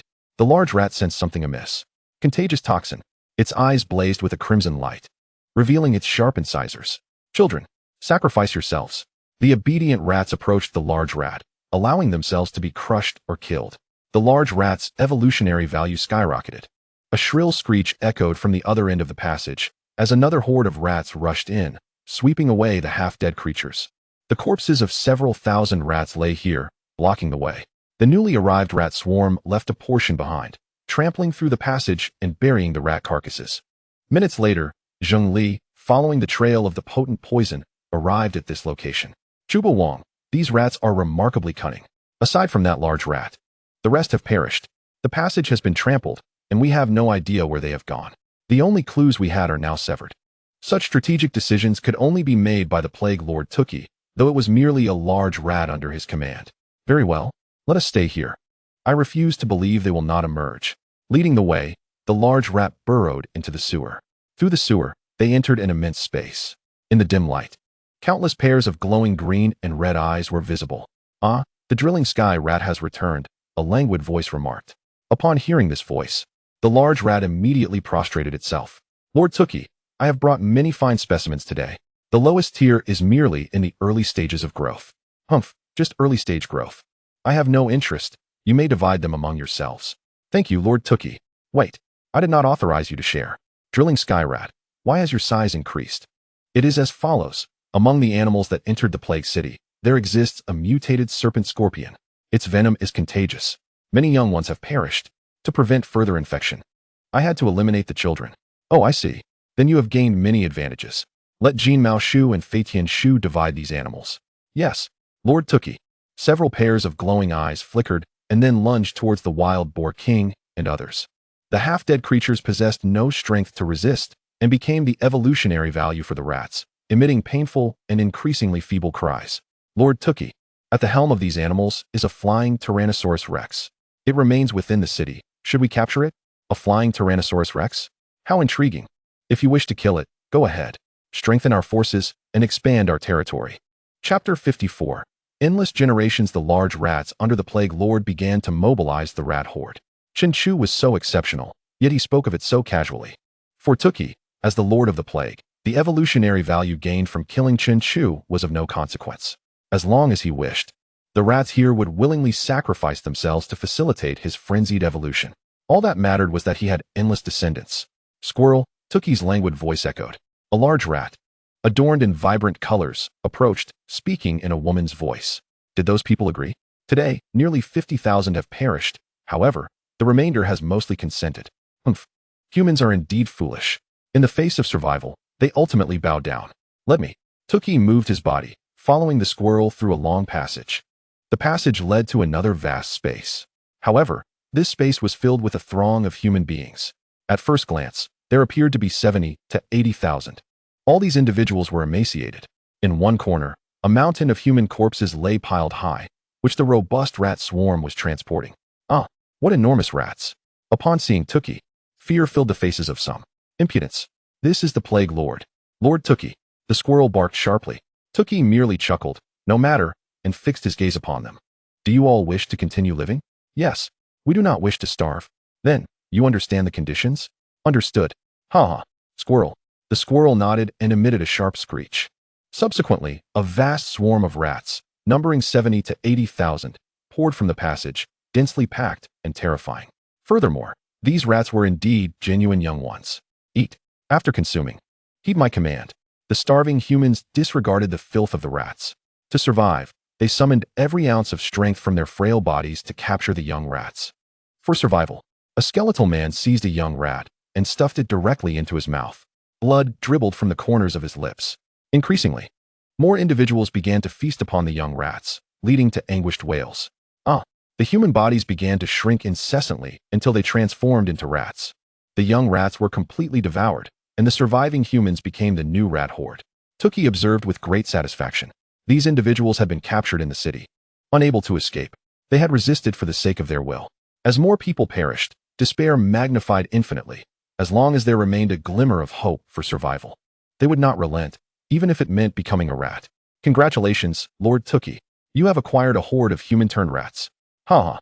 Tookie laughed heartily. Ordinary rats could never match the intelligence of these human-turned rats. Any one of these transformed rats could lead a swarm. "Submit to me. Obey me. From now on, you shall revel freely.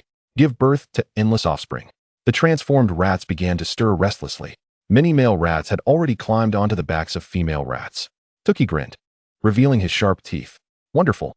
Simply marvelous. I wonder how intelligent the offspring of these transformed rats will be." The reproductive capacity of rats is indeed astonishing. As the saying goes, one male and one female can yield 250 in a year. Rats can conceive 8 times a year, with each litter producing 15 or 16 pups. The rat legion led by Tookie grows exponentially every day. Meanwhile, on the ground, Chen Chu found a vacant spot to rest. The king of eagles, leading a host of flying creatures, perched on the surrounding tall buildings and branches. Zheng Li remained closely by the king of eagles, not straying even a step. "Chuba Wang, it has been several hours. Why have those rats not moved?" The most scarce resource within the city is food.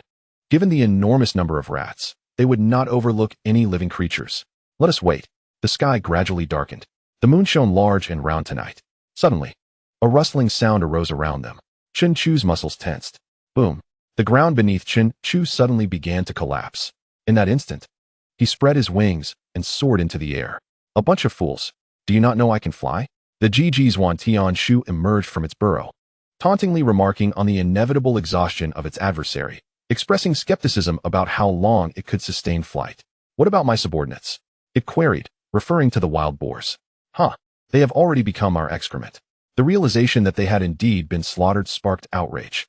How can one survive without sustenance? Chen Chu, undeterred, dove straight down. The Zhuan Tian Shu burrowed into the passage, its claws striking the ground with such force that it caused substantial collapses. Evolution value, 4331200000. To his astonishment, the strike had resulted in the demise of over 400 rodents. Chen Chu's interest peaked. Even if he could not tame the Tu Chi, the annihilation of these wretched rats could yield immense evolutionary benefits. Nowhere to escape, he declared, each step he took causing the ground to further cave in. Evolution value, 632120000. Evolution value, 753120000. When the value reached 876120000, it stagnated, indicating that the rats had fled far away. Suddenly, a shadow shot up from the ground, soaring into the sky. An adult Chi Fu Ing flew past, only to be swiftly pierced through its midsection, plummeting to the earth. The ominous shadow then darted towards Chen Chu. What terrifying penetrating power! Chen Chu's crocodile armor manifested. Bang!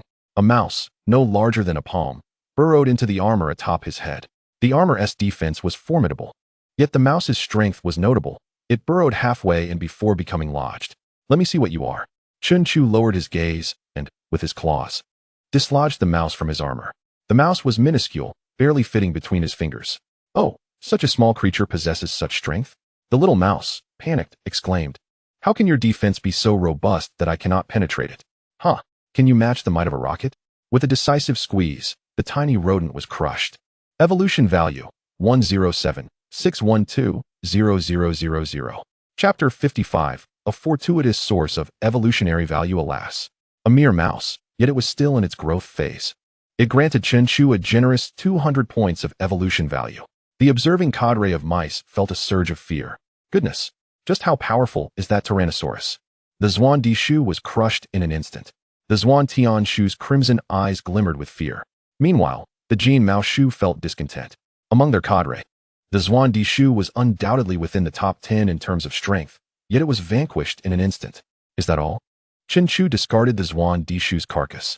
Such a diminutive creature lacked any exceptional traits. It was unlikely to induce mutations even if consumed. The laughter of the Shi Xia was booming, mocking the audacity of such small creatures daring to defy their lord, Chu Ba Wang. The Zhuan Tian Shu's blood-red gaze intensified. It is this Shi Xia. It possesses formidable venom, and it's contagious. Is that so? Then allow me to handle it. A mouse, with the foreboding of a rodent and the tail of a rattlesnake, crawled forward. The snake rat. Indeed, only you can combat poison with poison. Let us lure that Tyrannosaurus into a trap. Bang! The ground heaved as the Zhuan Di Shu peeked out. You have killed so many of my kin. It is time you pay the price. Price? The price will be that I shall mercifully crush you underfoot. Chen Chu's massive wings flapped, propelling him into the air.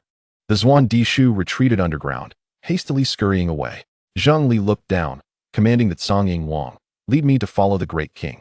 Puff, puff, puff. Behind Zhang Li and that Song Ying Wang, a swarm of winged mice surged forth. What? Are these the mice's relatives, bats? Hee. They are the offspring of the Fei Tian Shu de Wang. The highest flying Fei Tian Shu called down. It is the Shi Xia here to confront Zhang Li. What a peculiar assembly of rodents. You can mutate, yet I cannot? Children, attack, commanded the Shi Xia. The airborne Fei Tian Shu flock surged toward Zhang Li and that Song Ying Wang like a dark cloud. Retreat, Zhang Li decisively commanded.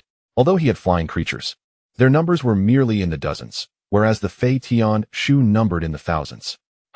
Are you so timid? Do you hide from me? If you have the courage, come and face me one-on-one. The Shi Xia, riding atop the Fei Tian Shu, pursued, unleashing a stream of venom. That Song Ying Wang swerved midair, but a trace of venom still tainted one of its wings. The contaminated feathers began to corrode, emitting wisps of white smoke. Zheng Li recognized the corrosive nature of the venom and swiftly flicked his scorpion tail, severing the surrounding feathers. Traces of potent venom. Unyielding. Zheng Li twisted his tongue and unleashed a cloud of toxic mist at the approaching Fei Tianshu. Scatter. Do not let yourselves be infected. Thanks to the intelligence of the Zhuan Tianshu, they were aware of Zheng Li's contagious toxin. The surrounding Fei Tianshu quickly retreated. Several larger Fei Tianshu flapped their meaty wings vigorously. Whoosh, whoosh, whoosh. They managed to disperse Zheng Li's toxic fumes. Damn it. After chasing for several hundred meters, Chen Chu realized that Zheng Li and the others had not followed. Turning around, he noticed the dark swarm above, realizing he had been outmaneuvered. These scoundrels aim to pick us off one by one. Yet, my curiosity about the Tu Chi has only intensified. Chen Chu halted his pursuit. The Zhuan Tianshu emerged from the earth, taunting, "Clumsy dinosaur, why do you not pursue? Come on, are you trying to bait me into a trap? Of course. I dare. But not at this moment." With a flap of its wings, it soared toward Zheng Li's direction. "Coward, why not come and chase us? All these mice here represent living evolution points." Chen Chu ignored the taunts. The wild boar squadron that had followed was entirely wiped out. He could not afford to lose his aerial forces. He had just assembled his beast army. He did not wish to become a solitary commander. What now, Zhuan Tianshu? This fellow is not falling for our tricks. The Fei Tianshu are doomed. The formation of the Fei Tianshu was utterly disrupted after Chen Chu's charge. The sheer size of his 18-meter wingspan was beyond what the small Fei Tianshu could withstand. With each flap, any Fei Tianshu struck was instantly killed, plummeting to the ground. The Xixia was nearly swept away by Chen Chu's tail. Evolution value, 138 for 120000. Evolution value, 156 8120000. Haha. The City of Plague is truly a bountiful source of evolutionary value. Witnessing the rapidly increasing evolution value, Chen Chu laughed joyously. How many animals are bred in Ping'an Town? 300,000. Yet, how many rodents are there in the City of Plague? Countless. These are merely the beginning. I will compete with you. The Xixia leaped from the back of a Fei Tianshu onto Chen Chu's back. Get off me. Despite his strength, Chen Chu could not reach his back. I shall bite. The Xixia sank its teeth into the crocodile armor on Chen Chu's back. With a crunch, its sharp rodent teeth shattered, blood gushing forth. Damn, so tough. Then I shall poison you. The venomous substance hissed as it struck Chen Chu's back, releasing a billowing cloud of white smoke. The resilient scales on his back began to erode. Beware, Chu Baowang. His toxin is highly corrosive. Then why the hell aren't you rushing over to assist me? The Tsang Wang turned, and Zheng Li leapt onto Chen Chu's back. Harming my Chu Baowang shall lead to your demise. The scorpion tail, glowing with a sinister green light, lunged towards the snake rat's throat. Yet the snake rat was not defenseless. It whipped its tail and ensnared Zheng Li's scorpion tail. My tail has ensnared yours. What can you do now? Zheng Li glared at the snake rat with slit pupils. Crimson tongue flicking, I can still bite you. Can I? At that moment, they both bit into each other. It's over. The snake rat had forgotten it was toothless. Its fangs shattered when it had bitten the Tyrannosaurus. Zheng Li's venomous fangs pierced its skin, spreading poison throughout its body. In response, the snake rat could only desperately spray poison at Zheng Li. The outcome of their struggle was imminent. At this moment, Chen Chu was wreaking havoc in the air, impervious to pain due to the protection of his scales. The swarm of flying mice was decimated, with a staggering evolutionary value of 3,746, 120,000. What a pity. Though they were all mutated flying mice, they were merely juveniles with minimal evolutionary value. Zheng Li, have you dealt with it? It's taken care of, Zheng Li replied. His words slightly slurred as he still clung to the snake rat's neck. The toothless mouth of the snake rat clamped down on Zheng Li's upper serpentine body. Venom flowed like saliva over Zheng Li, creating more wisps of white smoke. Releasing its grip, the snake rat collapsed onto Chen Chu's back. It seems my poison is stronger than yours. The snake rat was clearly struggling, gasping for air. I didn't expect you to possess some toxin resistance. Zheng Li, being a mutated snake-scorpion hybrid, naturally had both toxic and anti-toxic abilities. However, the Tyrannosaurus was not faring as well. The scales on Chen Chu's back continued to corrode, forming numerous small pits. He fell from the sky, releasing a cry of pain. The snake rat's corrosive venom had seeped into his skin, causing him to feel the agony. Soon, you will rot away. Silence. Zheng Li, too weary to kill it, understood that the creature would perish from its own poison. Now, let me slice away this infected skin. Otherwise, the corrosion will worsen. No need. Do you think I cannot withstand a mere toxin? Chen Chu dispelled his scales, exposing his flesh. The potent poison began to spread. Enduring the pain, he realized the inherent power of his ability. That which he lacked would surely manifest. Foolish dinosaur, you pursued us only to confront the snake rat? Well, now you're poisoned. The drill sky rat, frightened, retreated. I won't fall for that. It's best to retreat, Jean Maoshu advised. Observe from the shadows. The snake rat's venom is capable of dissolving even stone into pus. Zhengli tossed the snake rat off Chen Chu's back. To his surprise, the creature still clung to life. You shall perish too. Zhengli brandished his scorpion tail. Wait. Chen Chu suddenly interrupted. Bawang, hold on. Chen Chu cried out in agony. At this moment, not only the flying mice, but also Jean Maoshu were observing Chen Chu from concealment. High above, the personnel from Anlin City were also watching, capturing the aerial battle with the flying mice. Upon seeing this, Chen Qiming and the other commanders re-evaluated Chen Chu's combat prowess. It appears this Tyrannosaurus is not resistant to toxins. Look at how it's wailing in pain below. Animals are never perfect. Professor Wen stated, if it is not toxin resistant, we can easily replace the anesthetic in our tranquilizer guns with potent poison. That's an excellent suggestion. I like it. Commander, allow me to handle this. Chen Qiming waved his hand, unhurried. Why rush? Can't you see? This Tyrannosaurus is engaged with that cunning horde of rats. As long as it remains alive. Once the venom gradually takes effect, the horde will surely appear. With its massive size, it cannot be dragged into the tunnels. Thus, it will be dragged along the ground. Then, we will discover the lair of those rodents. The commanders applauded in agreement. Brilliant. Absolutely brilliant. Once we locate their lair, a missile strike will eradicate the rat infestation. Chen Qiming smirked. Chu Bawang. It will not end well for you.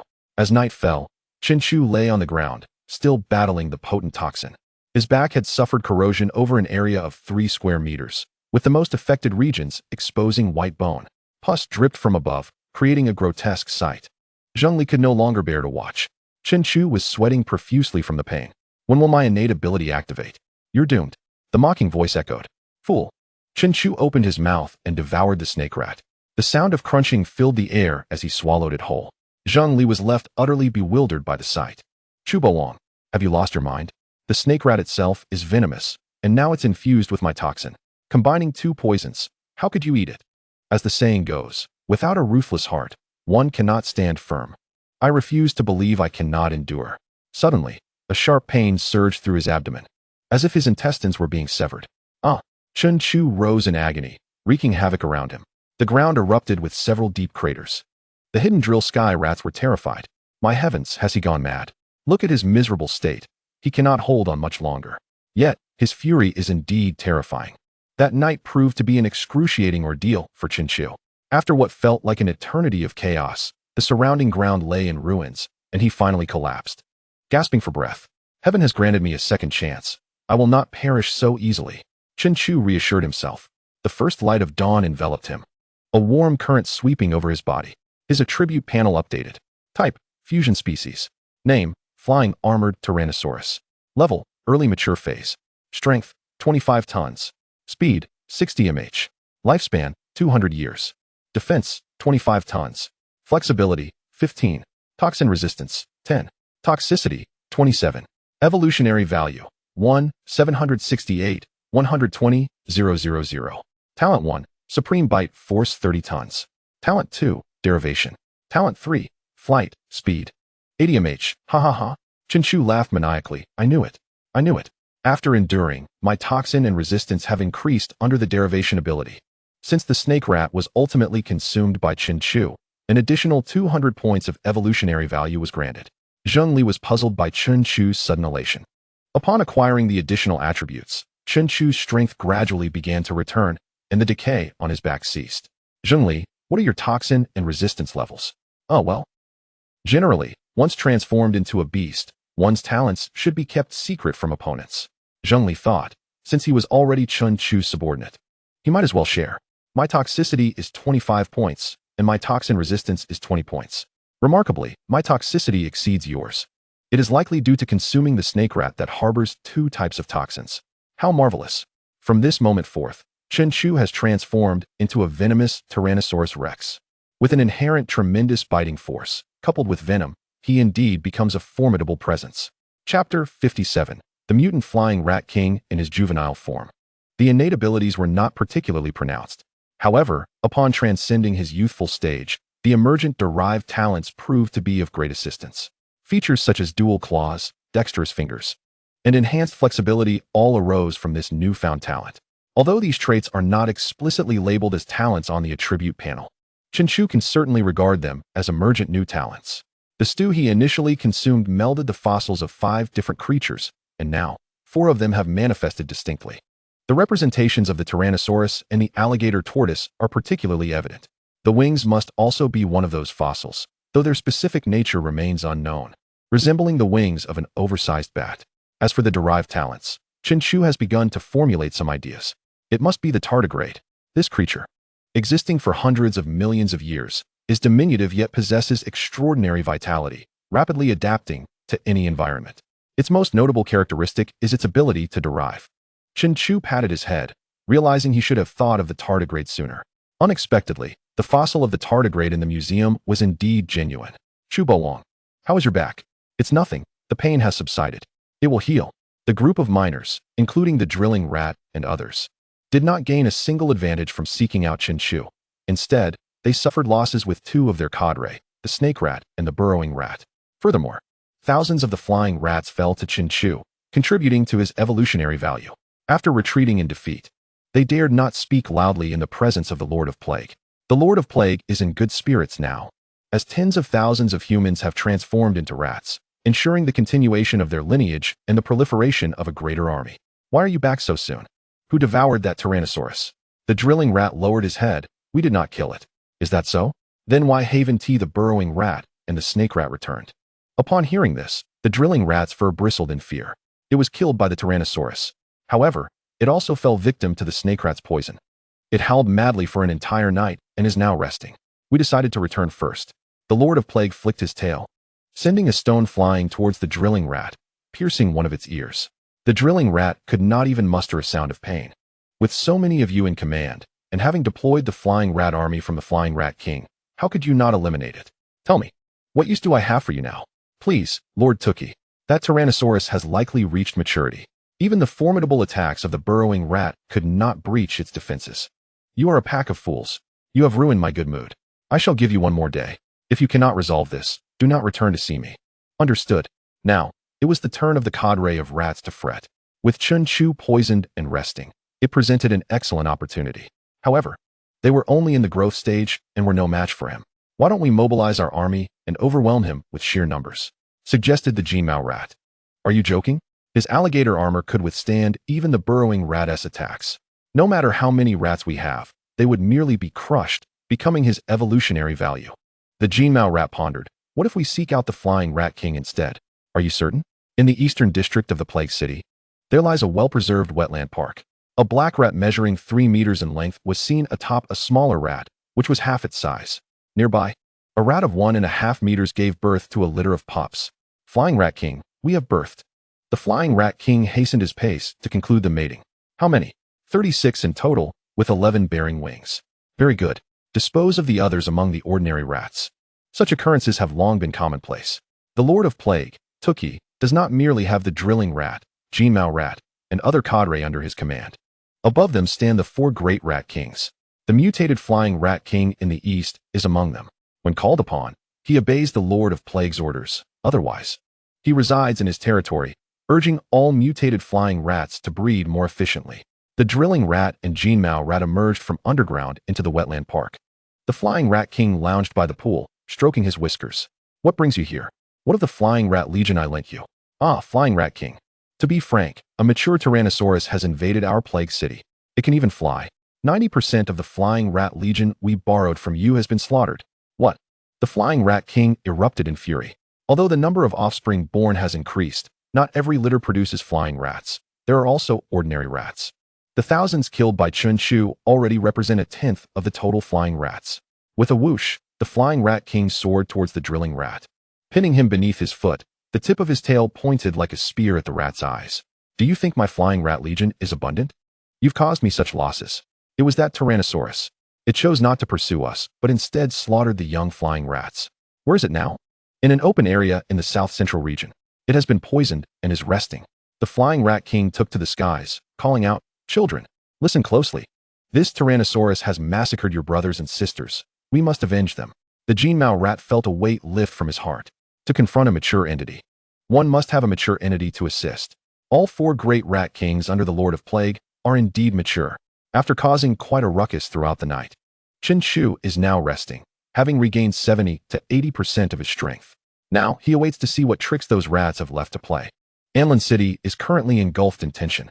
Under their surveillance, they have discovered that all the flying rats from the east of Plague City have mobilized. Tens of thousands of flying rats fill the sky, dense as a dark cloud. Chen Qiming furrowed his brow, realizing that Chu Bawang has drawn forth such a multitude of flying rats. Commander, this number seems to be the entirety of their forces. That seems likely. However, it also provides us with valuable information. What information? This group of rats has delineated territories. Upon hearing this, the officials expressed their astonishment. If that were the case, it would be impossible to eradicate them all with a single missile strike. Hope now rests with Chen Chu to see if he possesses the capability to draw out all the rat forces for a grand concentration. From this moment on, the Air Command will closely monitor that Tyrannosaurus. If necessary, we shall extend our assistance. Chapter 58. Poisoning the swarm of rats. Chen Chu remains unaware that he has become a pawn in the game of Anlin City. At present, he is contemplating how many days to remain in Plague City. With 7 days remaining until the next cataclysm, it is crucial to allocate a few days to journey to Anlin City. At that moment, the birds perched high above suddenly erupted into a chorus of calls, particularly the call of the Eagle King, which resonated through the skies. Chen Chu sprang to his feet and beheld an overwhelming swarm of flying rats approaching from the east. Excitement gleamed in his eyes. Has the Lord of Plague arrived? Zhang Li trembled at the sight of such an imposing formation. Yet, why does the gaze of Chu Bawang reflect such exhilaration? Chen Chumai strode forward, using his tail to lift the toppled car, which he then flung into the sky. The Flying Mouse King observed this and scoffed. Is this a declaration of war? With a swift flick of his elongated tail, the incoming car was cleaved in two. Ah, indeed formidable.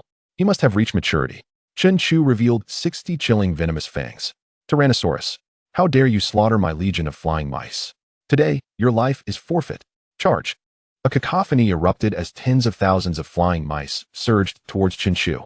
The Eagle King, unwilling to back down, attempted to command the flock to engage. Chen Chu intervened, barking orders for them to retreat. Do not make yourselves innocent sacrifices. Withdraw at once. No advance without my command. With a resounding whoosh, his 18-meter wings unfurled, unleashing a tempest as he ascended. The diminutive flying mice stood no chance against Chen Chu's onslaught. With a single charge, the formation of tens of thousands of flying mice was thrown into disarray. Evolution points. 1, 873, 120, 000. Hundreds of tiny flying mice were directly crushed under Chen Chu's force. Seeking death, the Flying Mouse King deftly turned in midair, his tail whipping towards Chen Chu's face. It is you who seeks death. Chen Chu was no longer the Tyrannosaurus with severely regressed forelimbs. His front limbs now exceeded 4 meters in length and bore 4 digits. With a swift claw extension, he seized the tail of the Flying Mouse King.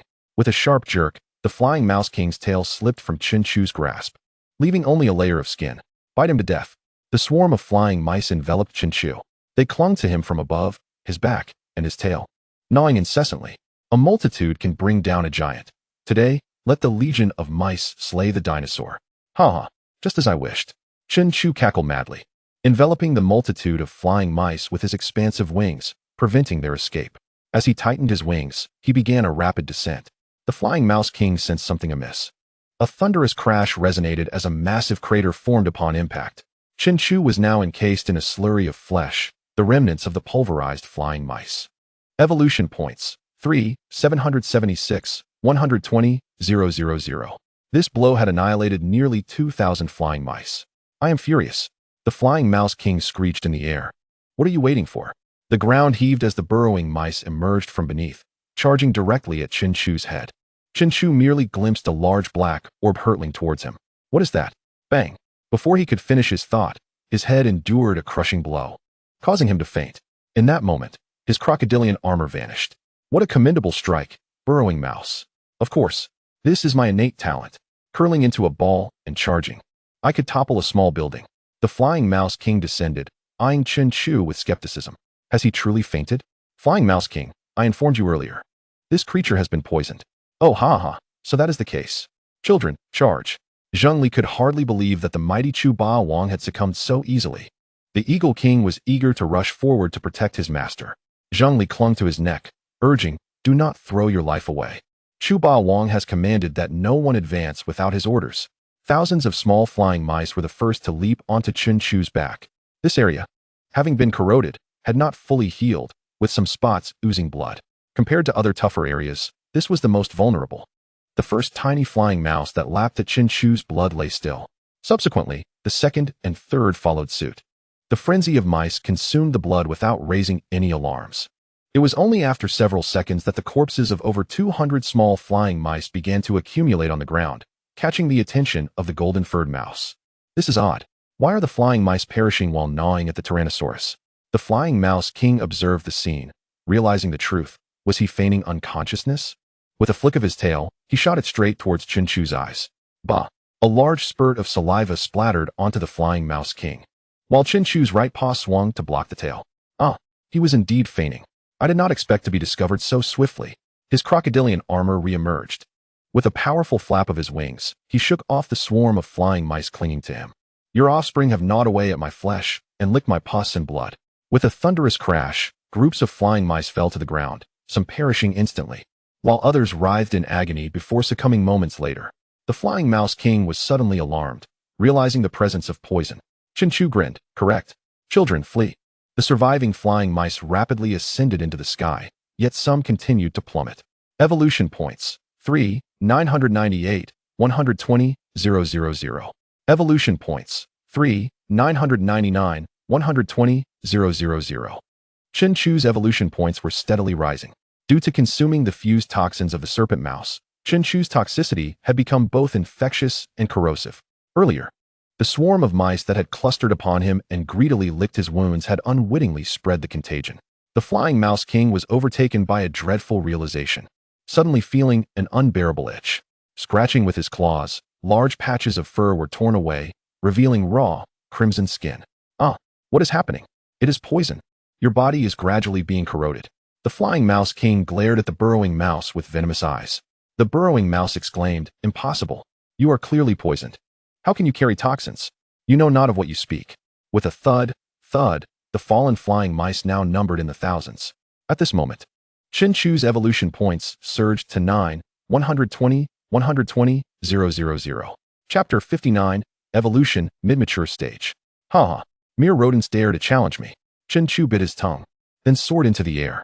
His maximum flying speed erupted, propelling him above the swarm of mice. He brewed a mouthful of blood, which he then spewed downward with a splatter. It rained down like a light shower. Toxins truly are an excellent means to rapidly accumulate evolution points. The flying mouse king was afflicted by an unbearable itch, some patches of fur shedding spontaneously. Damn it, I have fallen for your tricks today. Retreat. The flying mouse king had originally relied on the sheer numbers of the flying mice to secure victory. Even ants can take down an elephant. Unfortunately, the burrowing mouse's intel was flawed. This Tyrannosaurus bore toxins. Thud, thud. As the flying mouse legion retreated, the poisoned rodents continued to fall. The sensation for the flying mouse king transformed from mere itching to excruciating pain, wishing to sever the infected areas from his body. Chen Chu ascended to pursue. With the ongoing deaths of the infected flying mice, his evolution points continued to increase. If he could annihilate this legion of flying mice, he would be able to evolve once more. Stop him. Let us see who can halt my advance. Now endowed with a gift for flight, Chen Chu transformed into a harbinger of death in the skies. The attacking flying mice could not impede his progress. Increasing numbers of flying mice were crushed, bitten, or pulverized. Thus, Chen Chu relentlessly pursued the flying mouse king to the wetland park in the eastern district. Chen Chu grasped a single flying mouse in his claws. With a squelch, it was reduced to a pulp. Evolution points. 40, 000, 120, 000. After a journey of carnage, he finally reached the point of evolution. A roar erupted from Chen Chu, echoing through the air. A group of mice beneath the wetland park trembled upon hearing the sound. Many of them dared not lift their heads to look. Wings spanning 18 meters began to grow again, casting a colossal shadow above the mice. Not only the wings, but the entire physique was continuously expanding. Species, Ronghezhong. Name, Feitian Eogia Boanglong. Level, mature mid-stage. Strength, 30 tons. Speed, 70 mph. Lifespan, 230 years. Defense, 30 tons. Flexibility, 15. Toxicity resistance, 10. Toxicity, 27. Evolution value, 4000120000. Talent 1, strongest bite force 45 tons. Talent 2, derivation. Talent 3, flight, speed, 100 mph. The Feitian Shuang swooped down, dropping decaying flesh as it landed. It has evolved. How? Chen Chu also descended. With a thunderous crash, the entire wetland park shook. A massive pit appeared in the ground. Now, Chen Chu had transformed into a 10-meter tall, 22-meter long, 16-ton Tyrannosaurus Rex. Who would have thought there were so many mice here? The eastern district controlled by the Feitian Shuang was actually the area with the least number of mice. It sought perfection, only requiring mutated Feitian mice. Most of the remaining were ordinary mice or defective ones with only one wing, along with numerous female mice. Altogether, there were nearly 20,000. You have already killed enough. Can you spare a life? Spare a life? Ha ha ha. You should have been prepared for death the moment you provoked me. With a roar, he charged into the swarm of mice. Countless mice perished beneath Chen Chu's enormous feet. I will fight you. The Feitian Shuang lunged at Chen Chu's head, targeting his eyes. However, as it ascended, a scorpion tail appeared before it. The sinister barb pierced directly into the Feitian Shuang's left eye. Splatter. A crackle. Zheng Li's upper serpent body struck like lightning, biting into the Feitian Shuang's throat. Already poisoned, this further fatal blow proved too much for the Feitian Shuang. Chu Bawang. He cannot withstand it. A reward for you. Thank you, Chu Bawang. Zheng Li felt a surge of joy. This was a mature mouse king. The scorpion tail's barb rapidly pierced several holes into the Feitian Shuang. It lay motionless. How much evolution value did I gain? 800 points. Chen Chu mused. That makes sense. Killing a juvenile animal yields 100 points. Mid-stage gives 200, late-stage 400, and mature early-stage grants 800. The points increase accordingly. Chen Chu had already slain enough mice and was indifferent to these 800 points. Come down, let us cleanse this place. Yes. Zheng Li, invigorated, descended from Chen Chu and unleashed his talent, toxic traces, upon the mouse swarm. After more than half an hour, not a single mouse remained alive in the eastern district. Chen Chu's evolution value surged to 512311200000. However, Zheng Li emitted a series of agonizing howls. What's wrong? I am about to evolve. Evolve? Why is it so painful? A crack appeared on Zheng Li's serpent head. Chen Chu understood. As a mutated snake scorpion, he possessed serpent traits, thus shedding skin during evolution. The shedding process was excruciating for Zheng Li. Chen Chu remained by his side, guarding him. After more than 10 minutes, Zheng Li finally emerged from his former skin. His upper serpent body was over 3 meters long, covered by a layer of scorpion-like armor. The lower half of his scorpion body had also grown significantly, especially the tail, nearly matching the length of his serpent body. Your form is quite peculiar. Thank you. Chu Bawang. I have now evolved to the early stage of maturity. What new talents do you have? Still the toxic traces.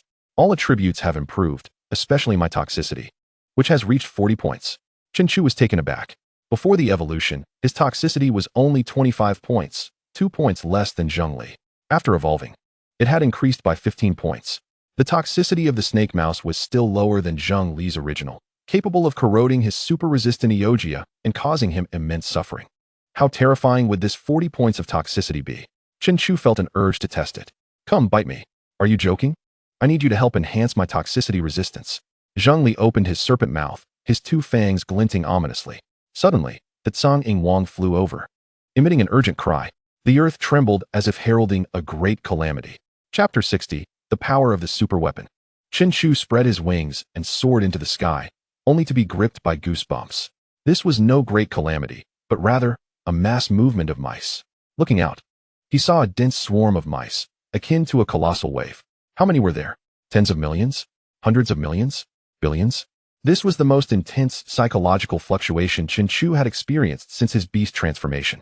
There were simply too many mice.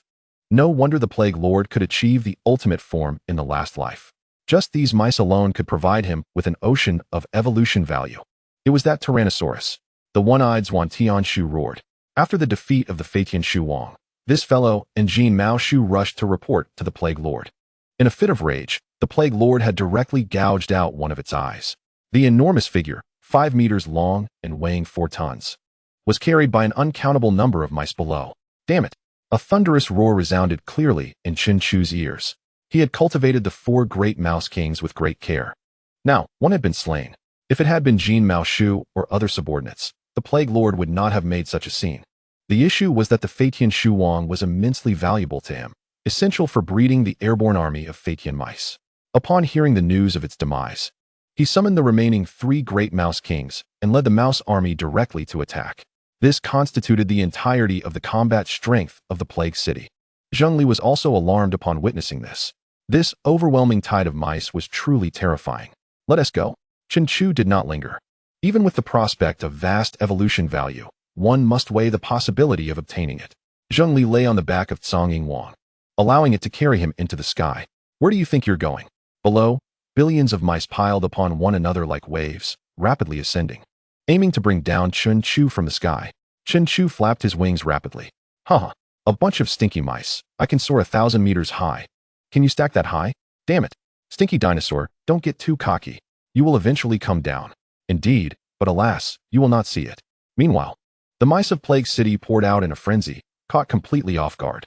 Witnessing such a massive swarm of mice, the people of Enlan City felt a chill down their spines. So many, countless mice were hidden beneath Plague City. Commander, this Tyrannosaurus has indeed lured them out. Should we engage? Chen Qiming trembled, uncertain if from fear or excitement. With a clenched fist, the knuckles turned pale, and with a resounding thud, it struck the table. Damn it! Annihilate them. Enlan City began to spring into action. An intercontinental missile had been readied for launch. Fire! The missile soared into the sky, heading towards the plague-ridden city, swarming with rodents. Ha ha ha, a bunch of filthy rats. How they have proliferated. But under the missile, they shall all be reduced to ashes. Above the plague city, Chen Chu and his companions flew onward. The plague lord, refusing to concede, commanded the rodent horde to pursue. Chu Belong, what is that? Zhengli, perched upon the back of the Tsang Wang, spotted a dark object ahead, rapidly enlarging. Chen Chu's expression soured. Damn, a missile. This is no mere rocket. It is a genuine superweapon. Once it detonates, a colossal mushroom cloud will rise, obliterating everything within 100 miles. Chen Chu's armor could not withstand such power. Damn it! Those bastards in Anlin City. The moment he saw the missile, myriad thoughts flooded his mind. Now, they could only hasten their escape. The missile's speed far surpassed their own. Lord Tuki, look to the sky, cried a rodent king. The plague lord's fur bristled in alarm. The sound was deafening and shrill, scattering in all directions. Enter the tunnel. Flee as far and deep as you can. In an instant, billions of rodents scattered in panic. The plague lord seethed with fury, its sharp claws swiftly excavating a passage in the ground. Chen Chu and his companions had already flown far at their maximum speed. At that moment, the missile struck. A tremendous explosion ensued, followed by a searing wave of heat that ravaged everything in its path. The unfortunate rodents caught in the blast were instantly annihilated, leaving no trace behind. A vast mushroom cloud billowed, dark smoke blotting out the sun. Although Chen Chu and his companions had distanced themselves significantly, they still felt the repercussions. Turbulence arose, and Chen Chu struggled to maintain stability, spiraling downward. Half an hour later, he stirred, a thick layer of dust cascading off him. Rising to his feet, he found Tsang Wang, Zhengli, and a multitude of birds gathered around him. Surveying the scene, Chen Chu felt astonished. He had never witnessed the might of a superweapon firsthand until today. It was terrifying. Such power could likely overwhelm even the most formidable beings. No wonder humanity endured after his previous life. They wielded such superweapons. The worst-case scenario would have been mutual destruction with the beastly creatures. My goodness, the devastation is immense. How many of those rats must have perished? Zhengli dared not imagine the toll. Chen Chu felt a sense of loss. Those ruffians in Anlin City. So many evolution points had been obliterated by a single missile. This completely derailed his plans. Killing the Sky Rat King had provoked the Plague Lord's wrath. Any hope of negotiation was now impossible. From the moment they retreated, Chen Chu had resolved that after the next cataclysm, he would unleash his beast army and the scavenged weapons from Ping in town to sweep through the Plague City. But now, that was impossible. The superweapon's might was too great. The Plague Lord had likely fled to an unknown refuge. With its strength significantly diminished, it would not re-emerge anytime soon. Buzzing filled the air as several aircraft appeared. Upon reaching the Plague City, they began dropping their payloads one by one. Chen Chu felt a sense of déjà vu. Damn. Incendiary gasoline bombs again. Anlin City's firepower is formidable. Noticing the drop zones, it was clear they aimed to prevent the rodents from spreading outward. They could not linger here. They had to leave immediately and detour towards Anlin City. It was best to avoid flying along the way. Chapter 61. Outside Anlin City at the headquarters of Anlin City. Everyone erupted in cheers. Since Anlin City had gradually become the central metropolis, they had systematically eliminated surrounding threats, providing a relatively safe environment for its inhabitants. The only remaining menace was the horde of rats lurking underground in the Plague City. Finally, thanks to Chen Chu, they had been drawn out.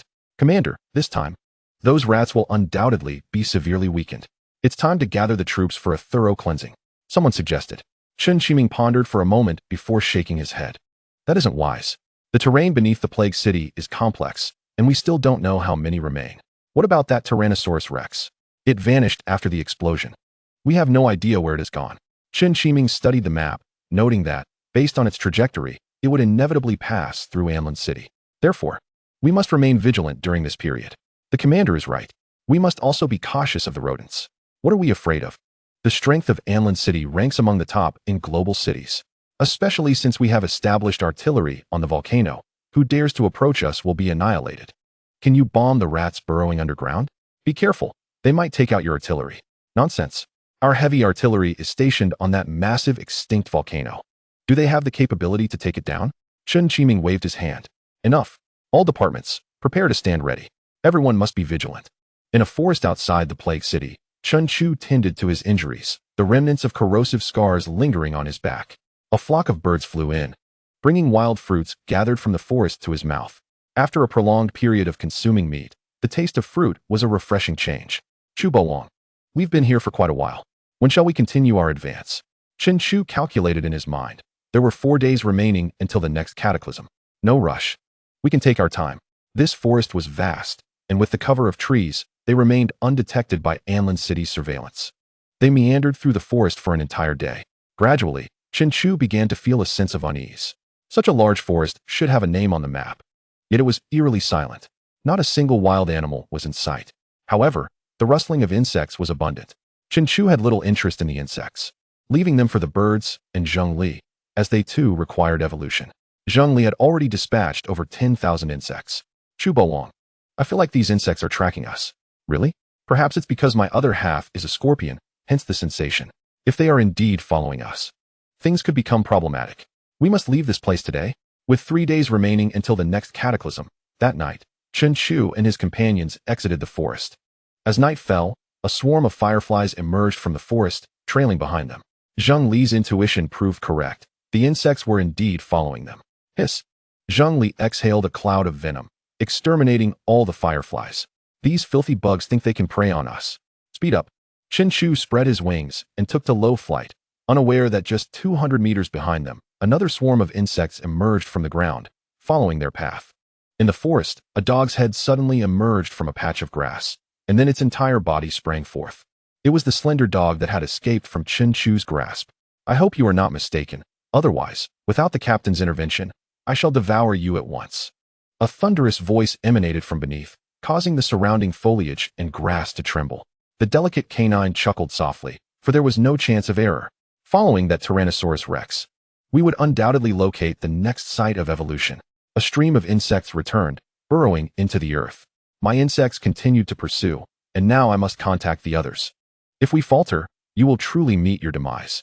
The delicate canine chuckled awkwardly, yet inwardly seethed with anger. How dare you instruct me? Once I uncover the opportunity for evolution, you and your insects shall be the first to perish. 2 days later, Chen Chu had arrived outside Anlin City. Likewise, he was promptly detected. The headquarters of Anlin City grew tense. Should Chen Chu enter the city, chaos would undoubtedly ensue. What is the situation? Chen Chu rushed to the monitoring headquarters, forsaking his meal. Commander, look, he is leisurely lying on the ground, doing nothing at all. Chen Chu furrowed his brows. This is somewhat abnormal. Does he not wish to enter the city? How long has he been lying there? 3 hours. I shall converse with him. A drone buzzed to life and hovered before Chen Chu. The king of eagles spread its wings, its eyes filled with vigilance. Chen Chu opened one eye and spoke. Do you remember me? The first-level official of Anlin City, Commander Chen Chu. Haha, it's good that you remember. If I am not mistaken, you have come from Yanhua City. Correct? Yes, and then? According to the clues we have gathered, there is a girl named Chen Nua who has been waiting for her brother. Boom. Chen Chu rose abruptly, exuding immense pressure. When Chen Chu beheld his colossal figure through the drone, his heart nearly ceased. Do you know where she is? Sorry, I do not know. You are a first-level official. What sort of jest is this? Chen Chu forced a smile. During the tsunami in Beihai City, all those who remained perished. For her to have escaped is already a stroke of luck. As your beastly kind grows increasingly powerful, humanity becomes more fragmented. Many central cities have succumbed to dictatorial rule, refusing to share information. There are few safe central cities like Amlin City. Therefore, I do not know where she is. Can you understand, Chen Chu? Chen Chu grinned, not expecting his identity to remain concealed for long. His sister was in their hands. Even if coerced into revealing this, he would not mind. Initially, she left by helicopter. Surely that can be traced? You want me to assist you? You wish to oppose me? The two sides began to confront one another. In the end, Chen Chu retreated. You must at least let me know your purpose for coming to Amlin City. If you all submit to me, I will reveal it to you. Upon uttering this, the entire monitoring headquarters erupted in an uproar. This is outrageous. Activate the artillery and annihilate him. Arrogant, unaware of the vastness of the heavens and the earth. Chen Chu clenched his fists. This was the second time Chen Chu had uttered that phrase. Impossible. That means there is no room for negotiation. Since there is no negotiation, I must ask you to leave Amlin City immediately. This is not your home. Why should I leave? Chen Chu reclined once more, ignoring Chen Chu's attempts to converse. Chapter 62. Open fire. The drone retreated. Chen Chu sat in his chair, his brow furrowed. He could not shake the thought of Chen Chu repeating the same words twice. Commander, we should eliminate such a ferocious beast as soon as possible. While he is still outside the city, let us mobilize our firepower. We can surely reduce him to ashes. Chen Chu shook his head. He is right outside. Entering the city is merely a step away. If we unleash our firepower, Amlin City will suffer catastrophic casualties. Though we have not yet unleashed our firepower, many artillery points are still aimed at Chen Chu outside the city. Should he make any sudden movements, a deluge of missiles will rain down upon him. Chen Chu requires only to bide his time. Tomorrow marks the date of the second cataclysm. Time passed slowly. Zheng Li and the King of Eagles, accompanied by a flock of birds, awaited the impending disaster. For the officials of Amlin City, each moment felt like an eternity. The staff in the monitoring room stared, their eyes sore from disbelief. It was already past midnight. Yet he remained utterly motionless. Something is amiss. There must be a conspiracy. We cannot afford to be careless. Rustle. 800 meters away from Chen Chu, a wave of black insects steadily approached. Behind the tide of insects, a host of ferocious beasts surged forward with reckless abandon. Alarms blared throughout the central monitoring of Amlin City. Chen Chu sprang from his bed, neglecting to don his coat as he rushed outside. What is happening? Commander. This is bad. A great calamity has struck. Outside, a multitude of ferocious beasts has suddenly appeared.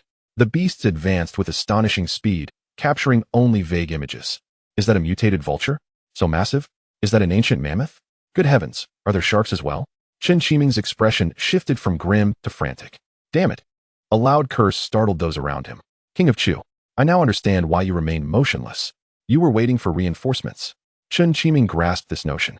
A single Tyrannosaurus Rex, no matter how formidable, cannot conquer all of Amlin City alone. Remaining still indicates he is awaiting assistance. The commander of the operations department, upon hearing this, felt his anger flare. Commander, should we not act now? Chen Chu clenched his fists and slammed them onto the table. We must annihilate them. They cannot be allowed to enter the city. Understood. The operations commander replied, eagerly anticipating this directive. Chen Chu lifted his gaze to the monitoring screen. Thankfully, it was not too late. Humph, King of Chu, if words do not lead us to submit to you, do you intend to force us? Then let us see who is truly more formidable. Sizzle. Whoosh. Countless shells and rockets soared through the sky. As Chen Chu awaited the second cataclysm, he immediately stood upon witnessing the fiery bursts above. What is happening? King of Chu, these bastards are going to bombard us. Scatter. Chen Chu yelled. And then he sprinted away. Boom. Boom. Several rockets struck the very spot he had just vacated, flames erupting skyward and a wave of heat spreading outward. Others were launched toward the beasts further away. What is going on? At this moment, Chen Chu felt somewhat bewildered. Why are only a few shells targeting him? The remaining multitude could not possibly be off mark. Boom. Boom. In the distance, a series of explosions resounded. The entire Amlin City was shaken. Those who had taken refuge in Amlin City for over a month had never heard such a cacophony of explosions. This signified that something monumental was occurring.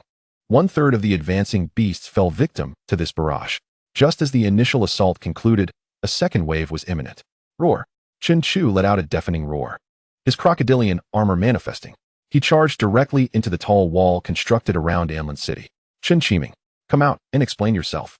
The Tyrannosaurus Rex is attacking the city. Kill. The ground forces assembled, an uncountable hail of bullets erupted from their firearms. Chen Chu, fortified by his formidable armor, withstood it all. Back off. Chen Chu turned and swung his tail, sending the debris from the collapsed wall flying toward the assembled troops like cannonballs. A drone approached. On its screen appeared the visage of Chen Chiming. King of Chu, you have waited outside for so long, intending to await reinforcements to attack the city. Unfortunately, we have discovered your plan. Reinforcements? Attack the city? I shall attack your mother. Anlin City will never fall to you. Pala. Chen Chu crushed the drone in a single bite. Zheng Li, Song Ying Wang, accompany me to the volcano. The second great calamity is upon us today. Since they have already opened fire, we might as well charge forward without hesitation. Ordinary firepower cannot deter Chen Chu in the slightest. He advances through the barrage as though traversing an uninhabited realm. What a formidable creature this dinosaur is, so resilient. Reload the magazine and continue firing. Ah, so many insects. What on earth? Where did all these insects come from? Help! Rustling sounds ensue. After Chen Chu charged in, the insect tide surged forth instantaneously. The ground forces, upon realizing the situation, found it too late. Within mere breaths, they were engulfed, leaving only white, skeletal remains. Boom! Within the walls of Anlin City, the ground suddenly heaved. A gigantic insect, measuring 3 meters in length and standing 1.6 meters tall, emerged. This was a mutated entity, a steel-armored flying insect. The insect tide was brought forth by it. Hiss, ha, kill them all. The small canine darted from behind, addressing the insect king. Let your insects erode those fire points. The pressure on the advancing beasts is overwhelming. How I conduct my affairs is not for you to dictate. Hiss. The steel-armored flying insect emitted a shrill screech. Its 2 antennae swaying ominously. The insect tide obediently surged toward the artillery positions. 3 kilometers outside Anlin City, numerous beasts appeared. A missile whistled through the air. A fluffy, snow-white rabbit shrieked. With a slap, a massive hand covered in long brown fur grasped the missile mid-flight, mere half a meter away from the rabbit. With a flick, the missile soared into the sky and detonated. No worries, just a little missile. The rabbit nestled in its embrace, praising its master. You are so powerful. Please protect me well. Haha, rest assured, I shall keep you safe. The rabbit extended its tongue, gently licking the fingers of that great hand. Brothers, hold firm. Scatter and charge. At the command, the remaining beasts dispersed and rushed toward Anlin City. The enemy's firepower is fierce, but once we enter Anlin City, all will be well. We cannot recklessly open fire amidst the tall buildings, disregarding the safety of those within. Chapter 63, Breaching Anlin City. Buzzing filled the air as a cloud of black mist emerged. These were the murder hornets sent by the Insect King.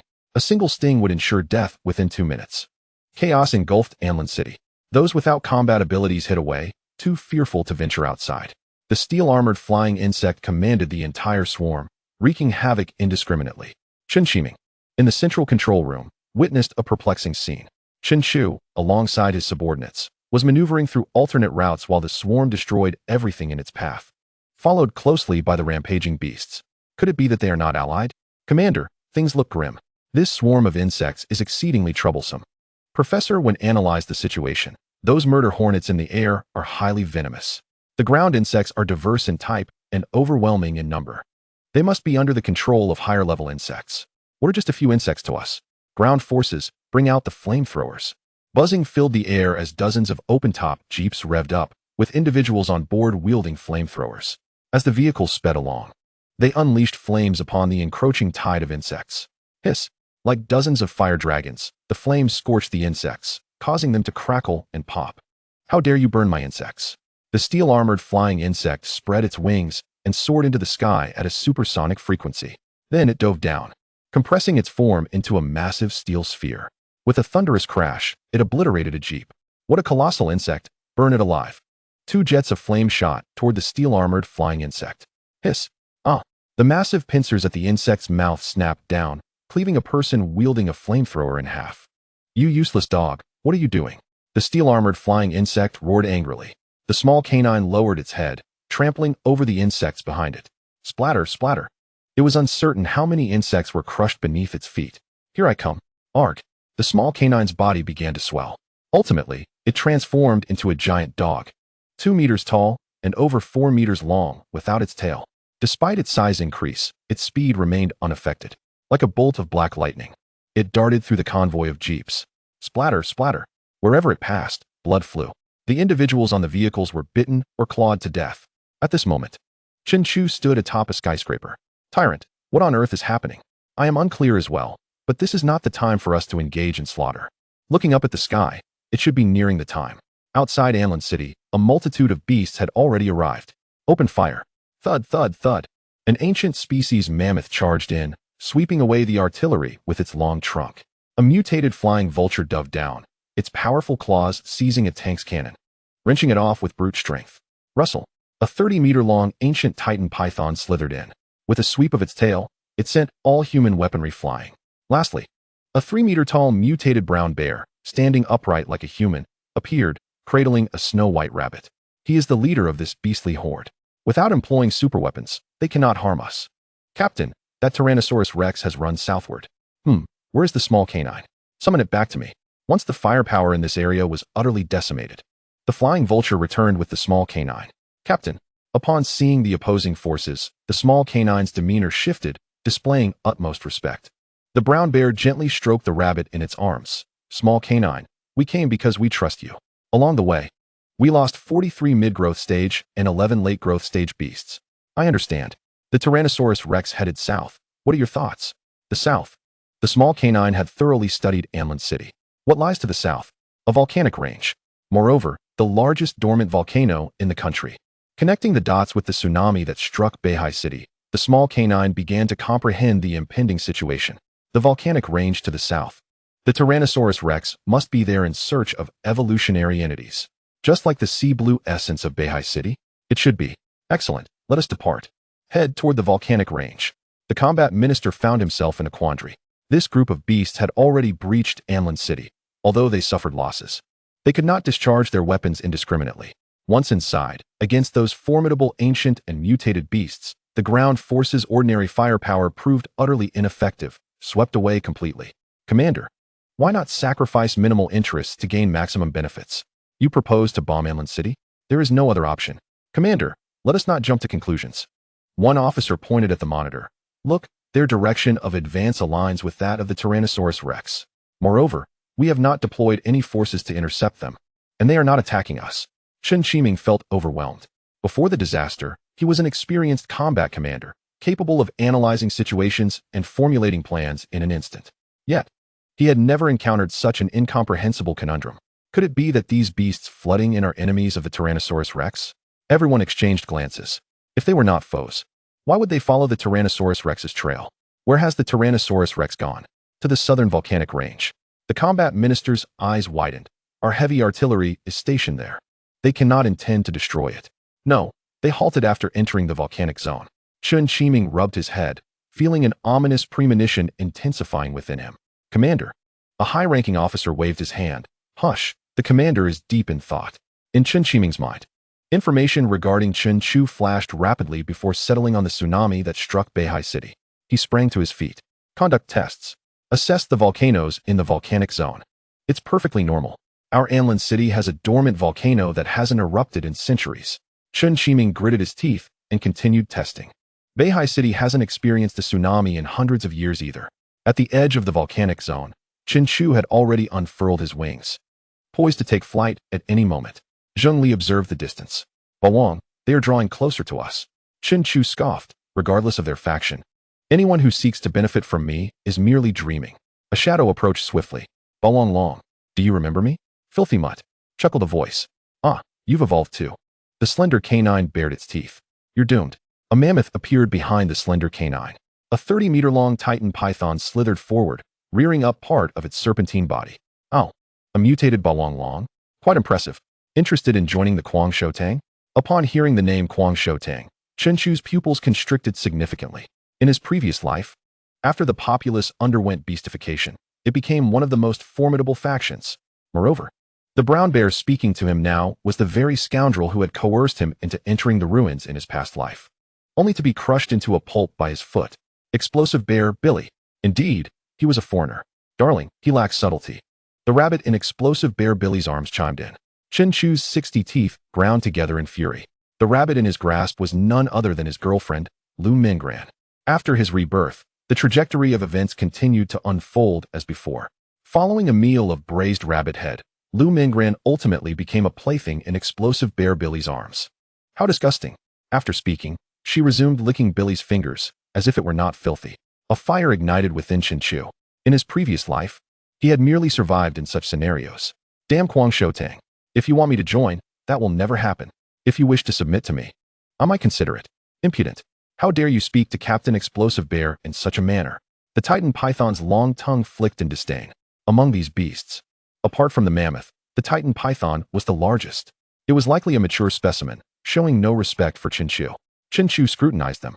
Explosive Bear Billy appeared markedly different from his previous life. He had yet to reach the full maturity of his past self. With its massive head held high, the others were all mature forms. Who was afraid of whom? Humph. Don't think that sheer numbers will allow you to gain an advantage over me. Explosive Bear Billy gently stroked Lu Minggran. In Kuang Shotang, we have a rule. If you don't join, you die? Very well, let us see who dies first. After declaring this, Chen Chu sprinted toward the base of the largest dormant volcano. Seize him. The evolved creature must not be allowed to escape. A throng of beasts pursued him. In the artillery stationed atop the volcano, the combat personnel trembled at the sight of the increasingly gigantic beasts charging toward them.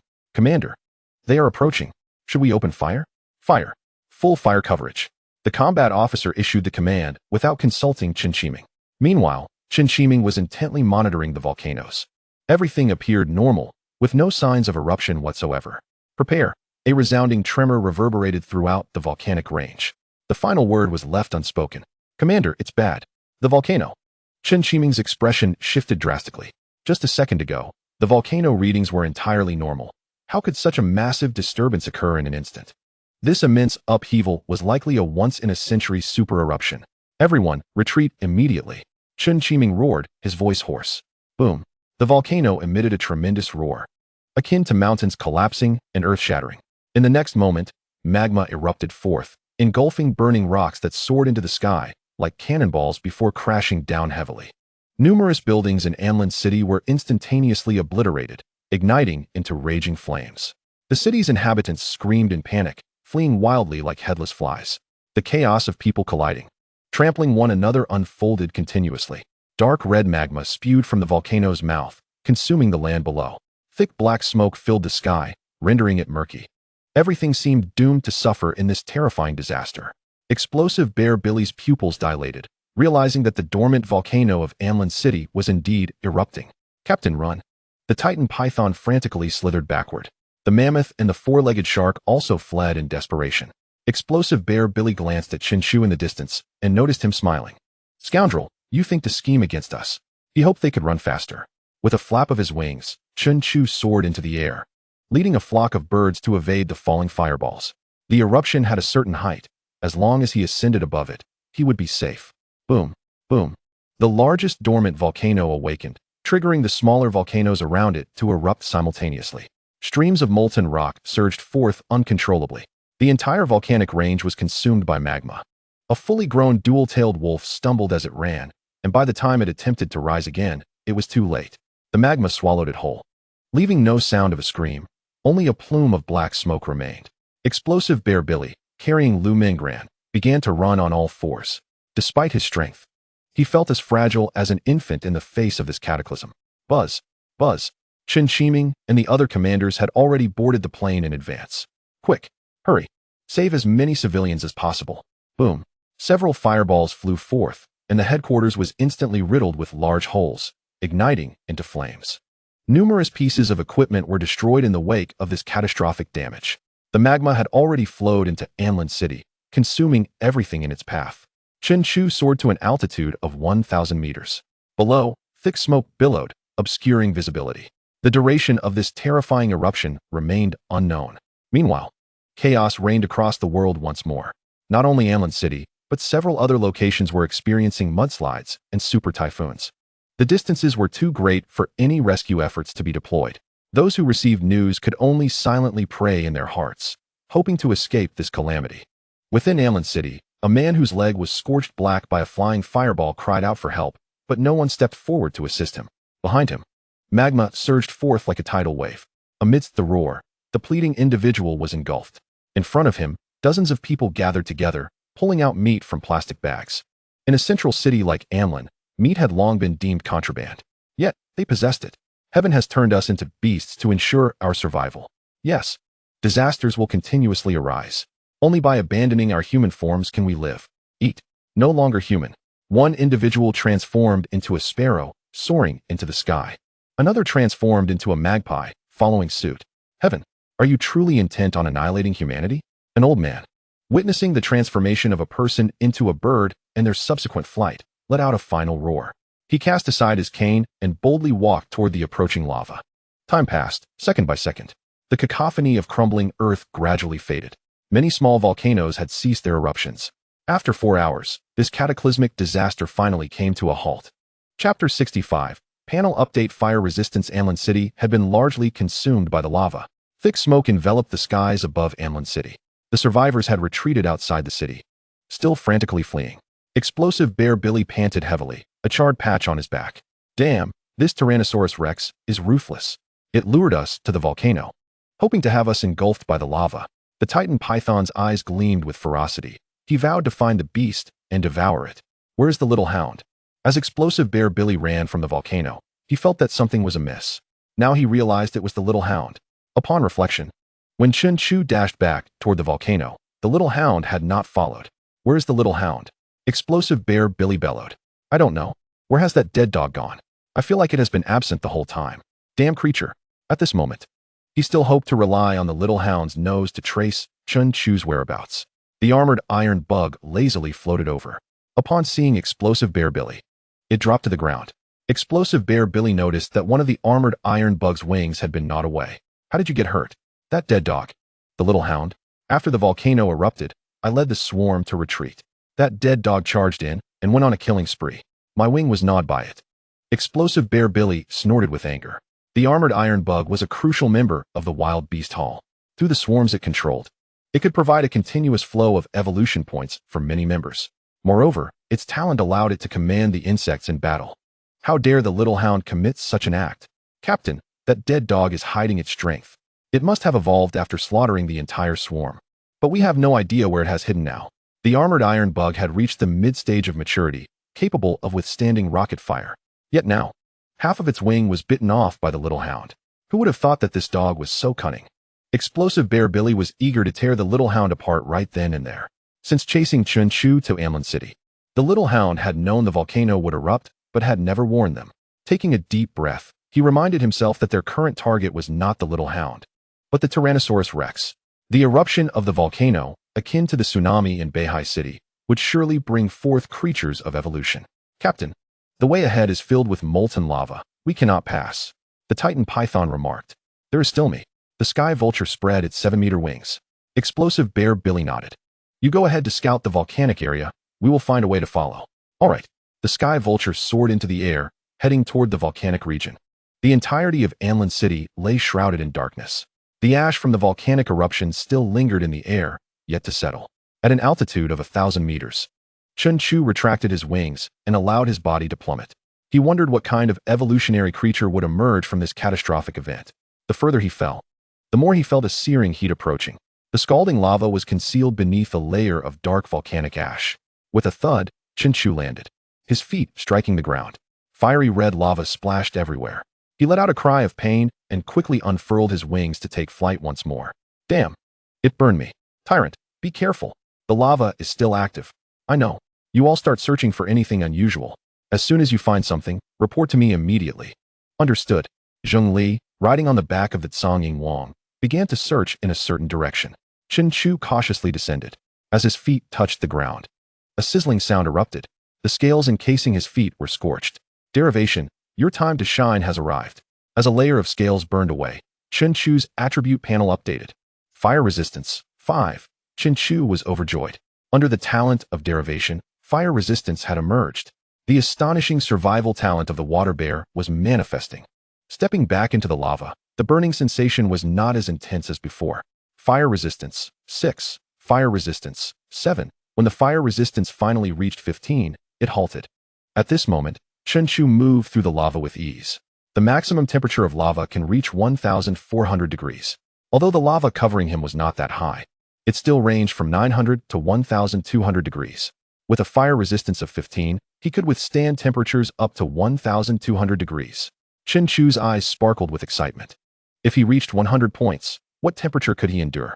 Before finding any evolutionary creature, Chen Chu had already reaped great benefits.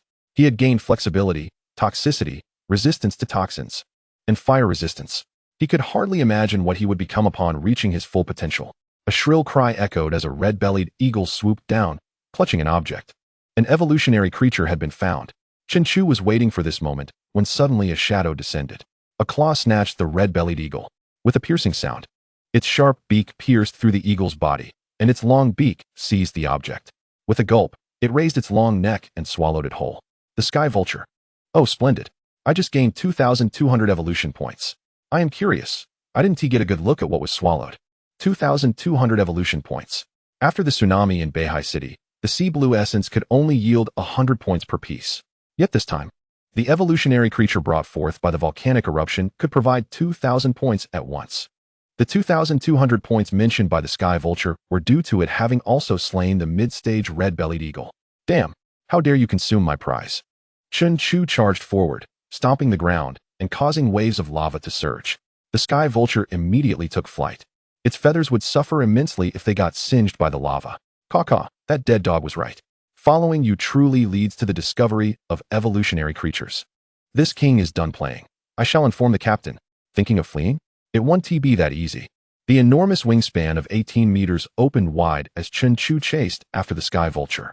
My goodness, the sky vulture, upon turning around, was nearly frightened to death. While pursuing Chen Chu, it had been focused on destroying firepower points and was unaware that Chen Chu could also fly. How could a land creature like you fly? Even if you could you outpace me? My flying talent allows me to soar at 90 kilometers per hour. The sky vulture was still basking in its arrogance. However, a massive shadow loomed above. Chen Chu had caught up with it. What? Chen Chu opened his mouth, revealing 60 chilling teeth. Apologies. My flying talent allows me to reach speeds of 100 kilometers per hour. No. With a snap, Chen Chu's jaws closed, and the sky vulture met its demise within his grasp. As Chen Chu landed, he crunched down and swallowed it whole. Evolution points, 5203-112-0000. Still a bird in its early mature stage. Quite remarkable. Chapter 66. Evolutionary Creature Flame Crystal Tyrant. Zheng Li rode in on the Tsongying Wang. Did you find it? Is it this peculiar object? Zheng Li gestured toward the back of the Tsongying Wang. Chen Chu's eyes lit up. It was the flame crystal. Ha. I knew there had to be a reason for the significant evolution points. Evolution points gained? Chen Chu gazed at Zheng Li and discerned his unwavering loyalty reflected in the reddened scorpion tail hook. Indeed, after every cataclysmic event, entities of evolution invariably emerge. The tsunami in Beihai City brought forth the essence of the ocean, while the volcanic eruption in Enlan City yielded the fiery molten crystal. Consuming these would enhance one's evolution value without the need for bloodshed. Such phenomena exist within the world. Bawang, what else is there? There are myriad mysterious entities, far beyond your current comprehension. Yes, I spoke out of turn. At this moment, Zheng Li held Chen Chu in utmost reverence. From the tranquil confines of Ping and Town to the determined focus on Enlan City, it became clear that Bawang had long foreseen these events and the emergence of entities of evolution. Following Bawang would undoubtedly yield personal benefits. Bawang, please partake first to increase your evolution value. Chen Chu opened his mouth, and with a swift flick of Zheng Li's scorpion tail, a piece of fiery molten crystal soared directly into his mouth. Evolution value, 5318-112-0000. Did that flying vulture not gain 2,000 evolution points after consumption? Why do I only receive 1,500? Noticing Chen Chu's altered expression, Zheng Li inquired, Bawang, what troubles you? It is nothing. You all should gather fiery molten crystals first. Do not consume them yet. Understood. Chen Chu rummaged through the magma, and shortly found another piece of fiery molten crystal, larger than the first, about the size of an adult's fist. Opening his mouth, he consumed it. Evolution value, 5618-112-0000. An increase of 3,000 evolution points. Chen Chu realized that the enhancement of evolution value from the fiery molten crystal depended on its size. Time was of the essence, and he hastened his search. Outside in Lan City, Baoxiong Billy awaited the return of the flying vulture. Over an hour had passed, and the creature had yet to return. "Captain, do you think that bird has discovered an entity of evolution and intends to hoard it?" inquired the Titan python. Baoxiong Billy shook his head. "No. The flying vulture is a veteran member. It is not like that dog. Its prolonged absence may suggest it has perished." The mammoth stepped forward. "Captain, the temperature of the magma has significantly decreased. I can endure it. Let us proceed." Baoxiong Billy leaped and perched upon the back of the mammoth. The Titan python slithered across the surface of the magma. Although the magma retained heat, its surface had solidified. The rest of the beasts followed suit. A cohort of beasts entered without anything hindering their advance. Lan City had suffered a great calamity, with 1/3 of its populace perishing beneath the volcanic eruption. Artillery, war chariots, and weapons were destroyed by 90%. At this moment, Chen Chu was still aboard a plane, fleeing towards the next central city. Mere hours ago, he had commanded suppressive forces, yet he now found himself as a mere figurehead. As he sat in the plane, his gaze was vacant. The individuals beside him dared not disturb him. An eerie silence enveloped the cabin, instilling fear. Suddenly, Chen Chu erupted into a loud roar. Why? The unexpected outburst startled everyone. "Chubolong, I understand now. I comprehend everything. You knew all along that the volcano in Lan City would erupt. That is why you waited outside. Thus, during our 2 conversations, you spoke of submission." His words resonated within the cabin, and the officials overheard. The purpose of Chen Chu's arrival in Lan City was now clear. Those who had once derided Chen Chu as arrogant and oblivious now bore crimson faces. Bang! Chen Chu's tears and snot flowed freely as he struck the cabin door with his fists. So many lives lost. "Chubolong, you were once human. Had you merely warned us earlier, they would not have perished. They would still be alive. Where has your humanity gone? Commander, let it go. They have already beatified. What more humanity can you discuss with him? We established the central city to provide a secure environment for the surviving humans. Given the chance for a do-over, I would certainly lead all of Lan City to submit to him." Those present clenched their fists. Chen Chu wiped away his tears, but the events had transpired, irrevocably. "Descend." "What? Descend? Commander, we have not yet reached our destination. We are not going." Chen Chu's eyes were resolute. "Why? Many people from Lan City have escaped. My decisions have robbed them of a haven. Therefore, I bear the responsibility to reconstruct their home. That is exceedingly difficult." "Difficult? Huh. Difficult or not, it must be done." The plane descended upon a cleared expanse. The escaping forces followed closely behind, followed by a multitude of refugees. "Ah, it is Commander Chen Chu. He has not abandoned us." "Commander, what shall we do now?" All eyes turned towards Chen Chu. He understood that this gaze embodied hope. Raising his eyes to the overcast sky, he finally comprehended what it meant for heaven to impose great responsibilities upon a person. "We shall head south and rebuild a city, a fortress of steel, impervious to beasts and resilient against natural disasters. We will sustain human civilization, propagate, and flourish. Do you have confidence?" "Yes, we will follow your lead. However, accomplishing this will not be easy. We may need to live amidst the daily struggle against beasts. We may witness the deaths of comrades. Perhaps we will need to raid and kill to grow stronger. Yet we have no alternative. Are you willing? To die as humans or as beasts is still death. I would rather perish with the dignity of humanity." "I am willing." "So am I." United in spirit, their voices thundered. Chen Chu's countenance radiated determination. "Excellent.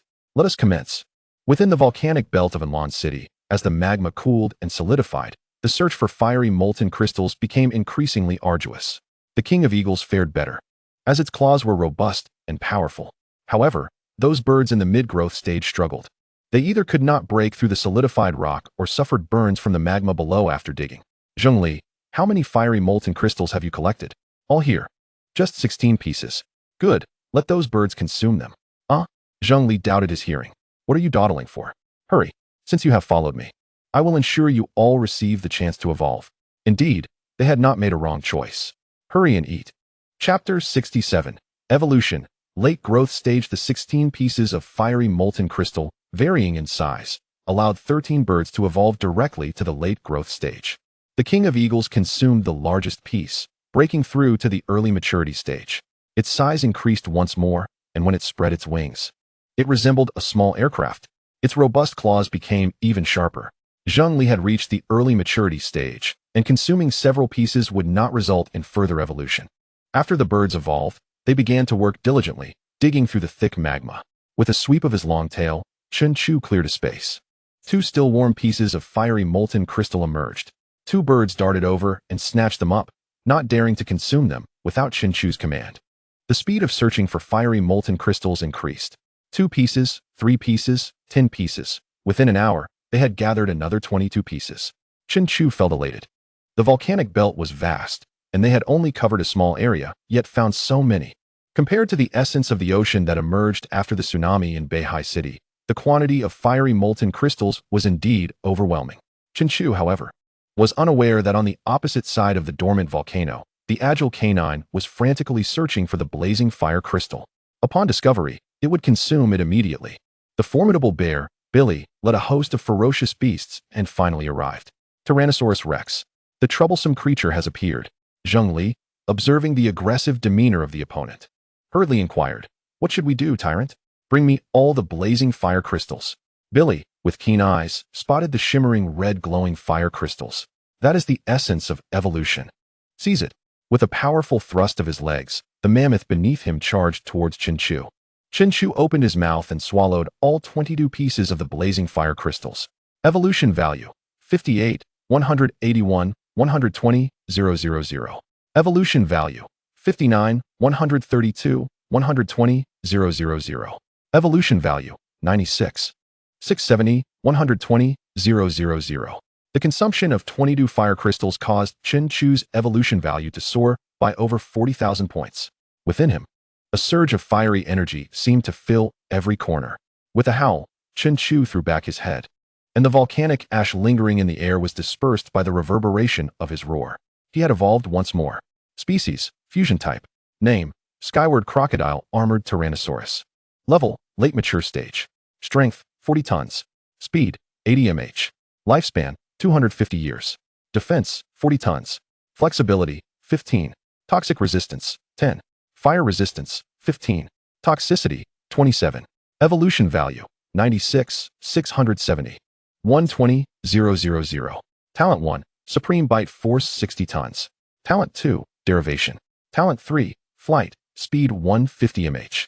With a resonant roar, his form instantly expanded. Towering at 12 meters high, stretching 25 meters long, and weighing an astonishing 20 tons. The mammoth, which had once been comparable in size to Chen Chu, now appeared diminutive. Yet, the mammoth did not retreat. With tusks as sturdy as steel, it lunged directly at Chen Chu's chest. Billy, seated atop the mammoth, tightened his fists. With a swift motion, Chen Chu bent down, grasping the mammoth's tusks with his claws, and opened his mouth to bite towards Billy. The supreme bite force had now reached 60 tons. Even a fully matured opponent would struggle against it, let alone Billy, who had yet to attain full maturity. To hell with you. Billy's fist struck towards Chen Chu's jaw. From the moment the volcano erupted until now, he had been brimming with fury, which now surged into his fists. With a resounding thud, Chen Chu's jaw was struck, sending his head reeling back, a buzzing ringing in his ears. This creature possesses formidable strength. It must also be in the late mature stage. The mammoth pressed forward, forcing Chen Chu to retreat slowly. Catch! Billy hurled Lu Mengran, who was seated on the mammoth's back, backwards, then stood upright on the mammoth's back, swinging his fist to strike at Chen Chu's head. Die! Chen Chu lowered his head. With a resounding impact, the hard crocodile armor on his head cracked. This cannot continue. I must first break free from one of them. These beasts are all in the mature stage, and if they all attack me at once, it will be disastrous. With a furious roar, Chen Chu summoned his strength in his claws. The mammoth's eyes widened, its powerful limbs seemingly lifted off the ground. In astonishment, it realized, "This Tyrannosaurus intends to throw me off. I will not let you succeed." The mammoth's trunk whipped around, ensnaring Chen Chu's neck. At that moment, under the immense force of Chen Chu, the mammoth's body was lifted. However, due to its trunk coiling around Chen Chu's neck, it could not throw him off. With a sudden lift, the mammoth briefly soared before landing back on the ground. Billy steadied himself, declaring, "You're finished." "No, you are." In the instant the trunk tightened around his neck, Chen Chu bit through his own tongue, brewing a mouthful of blood. This deluge drenched Billy in a torrent of dragon's blood. Chen Chu was indeed a Tyrannosaurus infused with potent toxins. Moreover, some of the blood had already seeped into Billy's left eye. The corrosive blood, laden with strong acids, began to emit a charred odor as white smoke enveloped Billy. Ah! My eyes! Billy's left eye succumbed to agony, rendering him blind. Seizing the opportunity, Chen Chu lowered his head and clamped his jaws around Billy's left arm. Blood splattered forth as Billy let out a thunderous roar of pain. You bastard! Enraged, his right fist smashed into Chen Chu's jaw. With a crack, 3 of Chen Chu's sturdy teeth shattered. Chen Chu violently shook his neck, forcibly tearing Billy's left arm from him. Billy let out a wretched scream as he plummeted from the mammoth's back. You dare to harm the captain! The mammoth roared. I have tolerated you for far too long. After consuming the arm, Chen Chu declared. The Titan python slithered to Chen Chu's left, swinging its tail towards his abdomen. Chen Chu unfurled his wings to defend. Billy writhed on the ground in agony, howling, Kill him! Kill him! The 4-legged shark, color-changing giant lizard, and multi-horned cattle all surged forth to attack. In an instant, Chen Chu found himself besieged on all sides. Yet, with the mammoth entangling him, he had no choice but to envelop himself with his 20-meter wingspan. As the beasts attacked in unison, several transparent holes appeared in Chen Chu's flesh wings, with blood flowing incessantly. Fury of the wild beasts! You have truly aroused my wrath. Chen Chu's anger surged, particularly in his claws, where he felt a surge of heat. The derivative talent was about to manifest its power again. Chapter 68, Counterattack.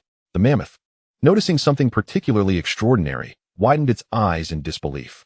It saw the dinosaur's claws, which had gripped its tusks, transform from 4 fingers to 5. Both arms had significantly swollen. Billy, your arms are truly impressive. With a furious roar, Chen Chu exerted his strength. The sound of 2 loud cracks echoed as the mammoth's proud tusks were snapped in 2. How is this possible? The mammoth's tusks were notoriously robust, impervious even to armored vehicles. Yet, they had been broken. I have tolerated you for far too long.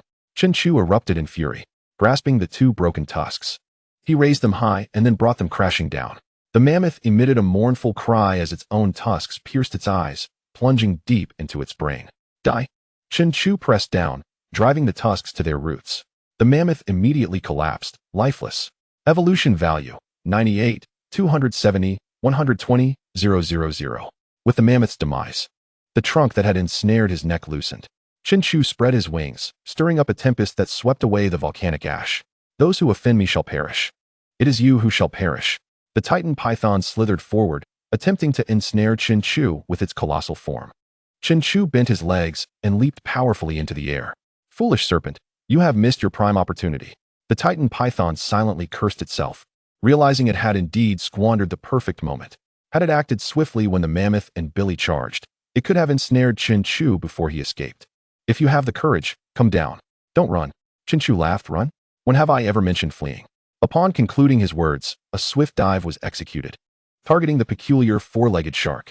This creature bore the head of a shark and possessed 4 lizard-like legs.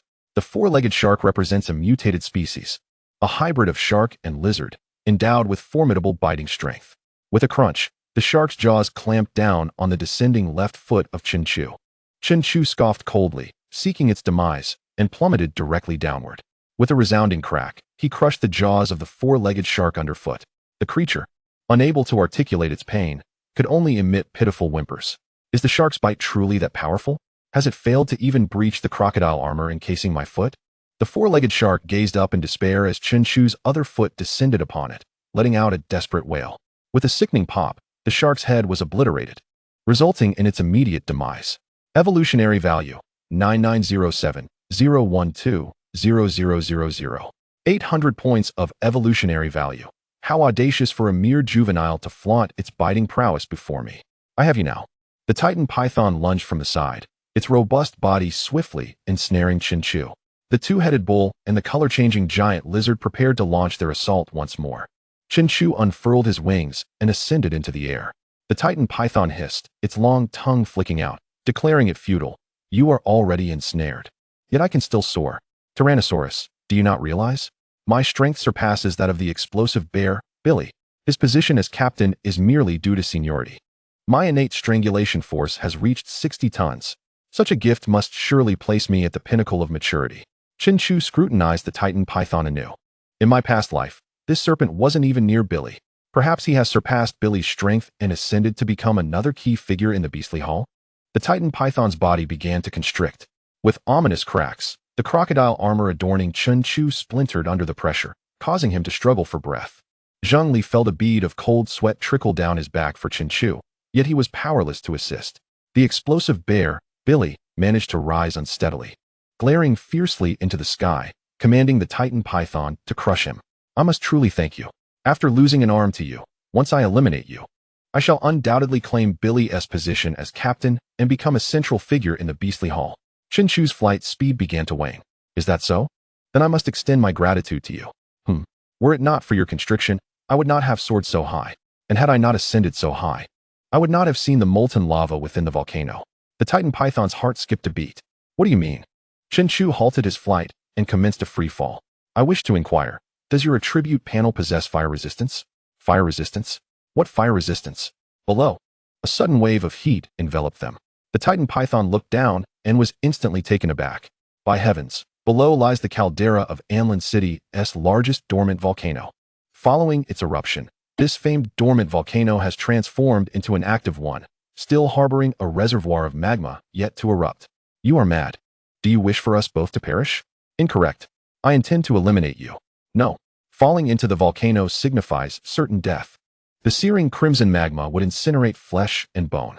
The Titan python released its grip on Chen Chu, attempting to flee. Where do you think you are going? Chen Chu clawed at its body, his sharp talons piercing deep into its flesh. Ah, release me. I was mistaken. I submit to you. Too late. With a resounding splash, they plunged into the volcano, magma erupting violently from the caldera. Everyone stood frozen in shock. Has the Tyrannosaurus truly lost its senses? Opting for mutual destruction with the Titan python, Zheng Li appeared as though his soul had been stolen, standing dazedly while muttering, Chu Bawang, Chu Bawang. Ha ha, what a fool. But it is better this way. Billy the explosive bear laughed maniacally, commanding his minions to eliminate the Tyrannosaurus's subordinates. The multi-horned bull bellowed and charged at the dazed Zheng Li. The king of eagles let out a cry, taking flight and using its talons to grasp the bull's horns. Shielding Zheng Li, Chu Bawang Zheng Li remained in a trance. The color-changing giant lizard extended its tongue like a spring, snapping it out and striking the king of eagles on the head. Though it did not penetrate, it left the eagle disoriented and temporarily incapacitated. The multi-horned bull tossed its head, sending the king of eagles flying. Two eagles grasped Zheng Li, aiding his retreat. Hiss! Zheng Li's slit-like pupils flared with murderous intent. You have caused the death of Chu Bawang. I shall exact vengeance upon you. A cloud of toxic mist erupted, mingling with the volcanic ash in the air. Chapter 69. The Brutal Chu Bawang. Roar. The explosive bear, Billy, unleashed a powerful roar, emitting a gust of wind from his mouth that dispersed Zheng Li's toxic mist. Cough. Cough. Billy began to cough violently, as he was still afflicted by Chen Chu's poison. Kill them all. The armored iron insect surged forth, curling its body into a massive iron sphere. With a thud, it knocked Zheng Li back several meters. The color-changing giant lizard continued to lash out with its tongue, extending over 10 meters, ensnaring airborne birds and swallowing them whole. The king of eagles flapped its wings, barely managing to ascend, still reeling from the blow to its head. Iron insect, bring that large bird down, Billy commanded. The armored iron insect struggled to fly straight due to a half-eaten wing, matching the king of eagles in clumsiness. Moo. The multi-horned bull lowered its head and charged at Zheng Li with reckless abandon. Zheng Li's serpentine body twisted, his scorpion tail retreating. Soon, he found himself with no escape.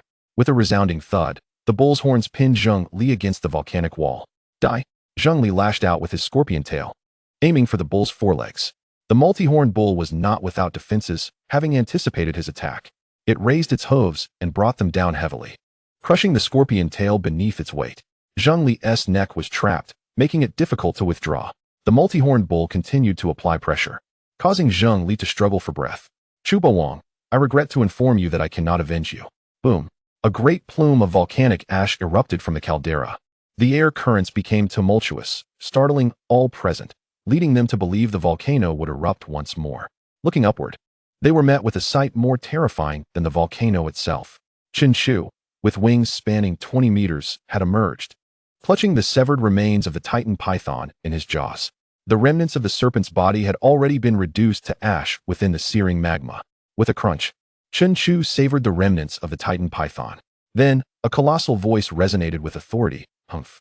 Taking advantage of my absence to bully my subordinates. The explosive bear, Billy, staggered back while clutching Lu Men Gran, exclaiming in disbelief, How is this possible? You should be dead. Dead as that long worm. Billy's worldview was shattered. What manner of Tyrannosaurus is this? Boundless strength, 5 claws, 2 wings, and it is venomous. To fall into a volcano and emerge unscathed. Could it possess formidable fire resistance? The multi-horned bull momentarily halted, forgetting to continue applying pressure. The armored iron insects turned and flew towards the vicinity of the explosive bear, Billy. Chen Chu shifted his body slightly, causing numerous charred and cracked remnants of crocodile armor to fall away. Evolution value 1022701200000. Flexibility 20. You shall pay with your lives. Killing the Titan Python not only granted me an increase of 3,200 evolution points, but consuming its remains also bestowed an additional 5 points of flexibility through the derived talent. With a swift dive, propelled by a tremendous gust of wind, he struck. The first to suffer was the multi-angle bull that had pinned Zheng Li against the volcanic wall. Chen Chu crashed directly onto its spine. The sound of bones shattering echoed as the multi-angle bull's vertebrae were crushed under the force of Chen Chu's descent, leading to its instantaneous demise. Evolution value 103870120000. A chameleon lizard shot out its tongue, aiming for Chen Chu's eyes. With a flick of his claw, he seized it. Is that all you've got? Die! He yanked with great force. The chameleon lizard's 4 legs clung desperately to the ground, yet it was dragged forward. Humph! Still daring to resist. With an explosive force of 40 tons, the lizard's tongue was ripped out, blood gushing from its mouth. Witnessing this, Billy lost all fighting spirit. Let's go! Let's go! Without hesitation, clutching Liu Mengran, he turned to flee. The armored iron insects followed suit, unwilling to risk their lives in this place. Though the chameleon lizard had lost its tongue, it was not yet dead. Driven by survival instincts, it rolled away and vanished. Chen Chu's gaze sharpened. There was nowhere to hide. Yet how did this creature disappear? He approached the direction where the chameleon lizard had been and suddenly spotted a black stone that seemed to move. So that's it. The chameleon lizard is named for its ability to change colors. In a bid for survival, its cells mimicked the surrounding environment, transforming it into a black stone. As Chen Chu approached, the lizard trembled in fear, revealing its presence. Chen Chu lifted a claw and pressed down on it. The lizard's colors shifted back to its original form. However, with its tongue torn out, it could not speak or plead for mercy. Chen Chu lowered his head and tore off a large patch of its skin. Ugh, this is truly unpalatable. If not for the derived talent, I wouldn't even bother consuming your skin. You're of no use now, you may die. With a powerful stomp, its innards erupted from the chameleon lizard's mouth. Evolution value 1054701200000. Talent 4, color change.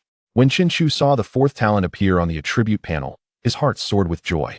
His initial hypothesis was indeed correct. Derived talents could yield new abilities.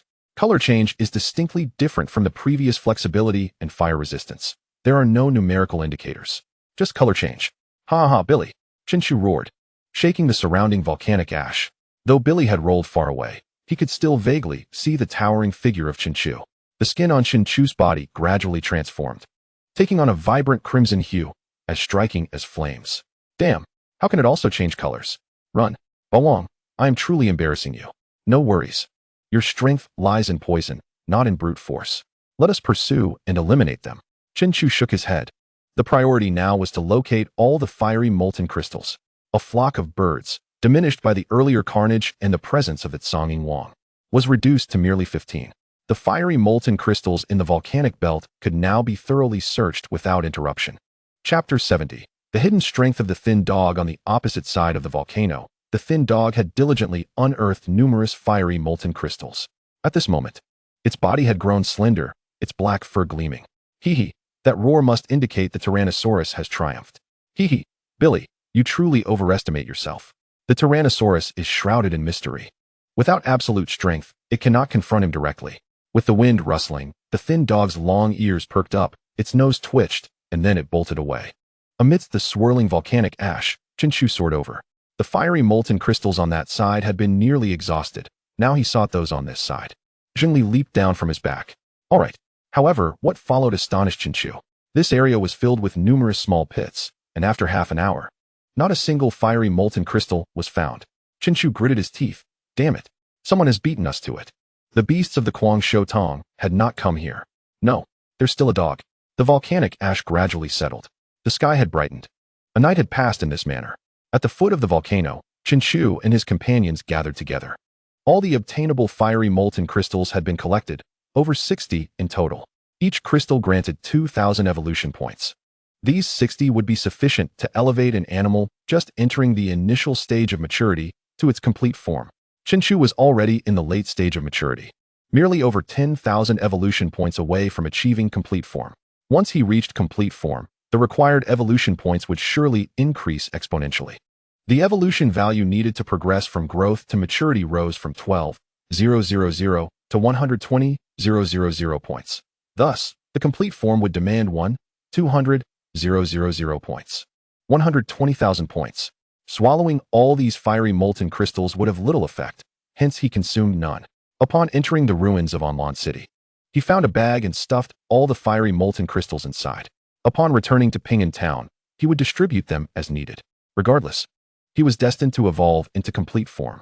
Let's head back. We still have to pass through that forest and the Plague City, right? Zheng Li inquired. Chen Chu chuckled ominously. We may not know what lies in the forest, but we must visit the Plague City. Just not now. In his heart, Chen Chu had already devised a new plan. Meanwhile, Billy and the armored iron insect had reached the forest. This was the very expanse where Chen Chu had encountered not a single animal. Billy was now considerably weakened, and Liu Mingran's once snow-white fur was stained a deep crimson. Iron insect, summon your bugs. I must evolve. The armored iron insect was taken aback. Isn't this against the rules?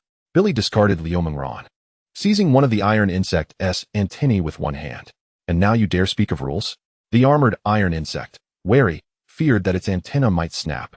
After entering Anlan City, many of its bugs had perished. The newly hatched insects were still to be prepared for this month's offerings.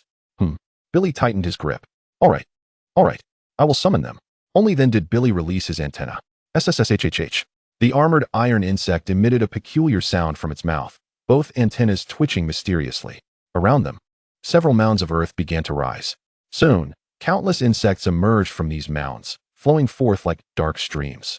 Seeing this, Billy smiled. Now, deeply injured and laden with potent venom, his only chance of survival lay in further evolution. These swarming insects represented his evolution value. With a resounding stomp, he crushed thousands of insects beneath his feet. This world is truly marvelous. The life of a single insect only yields 0.01 evolution points. If Chen Chu were here, he would surely be astonished. In his perspective, any animal, even the most ordinary ones, possesses a minimum of 1 point of evolutionary value. Chen Chu had never consumed insects, hence he remained utterly oblivious. Insects were regarded as inferior creatures, even beneath rats and poultry. The evolutionary value gained from slaying one was a mere 0.01. However, their numbers were plentiful. The captain seems quite enthusiastic. Unable to slay a Tyrannosaurus Rex. Have you resorted to hunting insects? A voice, which could provoke an explosion of rage in the explosive bear Billy, echoed. Xiao Quan. Indeed. You scoundrel. How dare you show your face before me? Knowing the volcano would erupt, yet you chose not to warn us. Do you wish for our demise? The armored iron insect too was seething with fury. In Anlan City, it was one thing for humans to hunt my kind, but for you to partake in it as well. If we do not hunt, how shall we evolve? Even the smallest fly is still flesh. It then cast a mocking glance at the explosive bear Billy, as if to say, and here I am before you. What can you possibly do to me? Scoundrel! Billy bellowed, uprooting a tree with one hand and hurling it at Xiao Quan. Swift as a shadow, Xiao Quan evaded the thrown tree and appeared before Billy in an instant. A mere dog, I could crush you with a single step. After all, Billy stood over 5 meters tall, while Xiao Quan barely reached 1 meter. Is that so? Xiao Quan's voice reverberated as though emerging from the depths of hell. A dark aura seemed to emanate from him, and his size began to increase rapidly. 2 meters, 3 meters, 4 meters, 7 meters. Billy stared in shock at the towering Xiao Quan, utterly astounded. How can this be possible? You appear as a dog, yet you are indeed not an ordinary one. As the words left his lips, Xiao Quan opened his mouth wide. In an instant, the headless body of the explosive bear Billy knelt before the ground, blood gushing from his neck like a fountain. With that bite, he had devoured Billy's head entirely. Liu Mingran screamed in terror. The head of Billy rolled on the ground, his single eye filled with resentment. Insect King, these insects are now mine. Do you have any objections?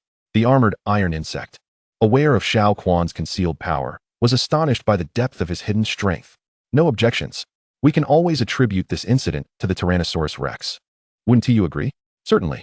The Tyrannosaurus rex is utterly despicable. It has slain so many of our members. Even our captain met a tragic end at its hands. Xiao Quan turned his gaze and noticed Lu Mingran trembling in fear. The fewer who know about this matter, the better. The armored iron insect's antennae quivered as the insects began to inch closer to Lu Mingran. Chapter 71. The Mysterious Beast Hall. Brother Xiao Quan, I am also yours. Ha! You're merely a rabbit. What can you possibly do? I can groom your fur. I can tell you jokes. I can satisfy you. Ha! Xiao Quan laughed maniacally. The feeling of domination was exquisite. The beast hall. No. The entire world shall eventually bow before me. A newly hatched batch of insects had all become Xiao Quan's evolutionary value. Time passed, and the ground was littered with insect carcasses. Is this all there is? It is far too little. The armored iron insect lamented internally. I must offer a monthly tribute, yet I receive so little in return. Xiao Quan, having reduced his size, inquired, I find it curious, as the insect king of this breeding ground, do you truly lack evolutionary value? The armored iron insect landed. Do you think the Beast Hall is a benevolent institution? Individuals like me, as caretakers, have microbombs implanted in our brains, along with life sign monitoring devices. If evolution occurs too rapidly, the bomb detonates in the brain, leaving nothing behind. Xiao Quan sighed, I see now. He had joined the Beast Hall only a few days prior and had always been curious about the armored iron insect. After all, he was an insect king. This entire forest was a breeding ground, and the hatched insects should be counted in the hundreds of millions. How could he only be at the mid-stage of maturity? Understanding dawned upon him after hearing its explanation. This was merely a breeding farm of the Beast Hall. To call him an insect king was to refer to him as a mere caretaker. Each month, he was required to provide numerous insects for the higher-ups of the Beast Hall to evolve. How many such breeding farms does the Beast Hall possess? I do not know. I am merely stationed here. The armored iron insect sighed. It is difficult.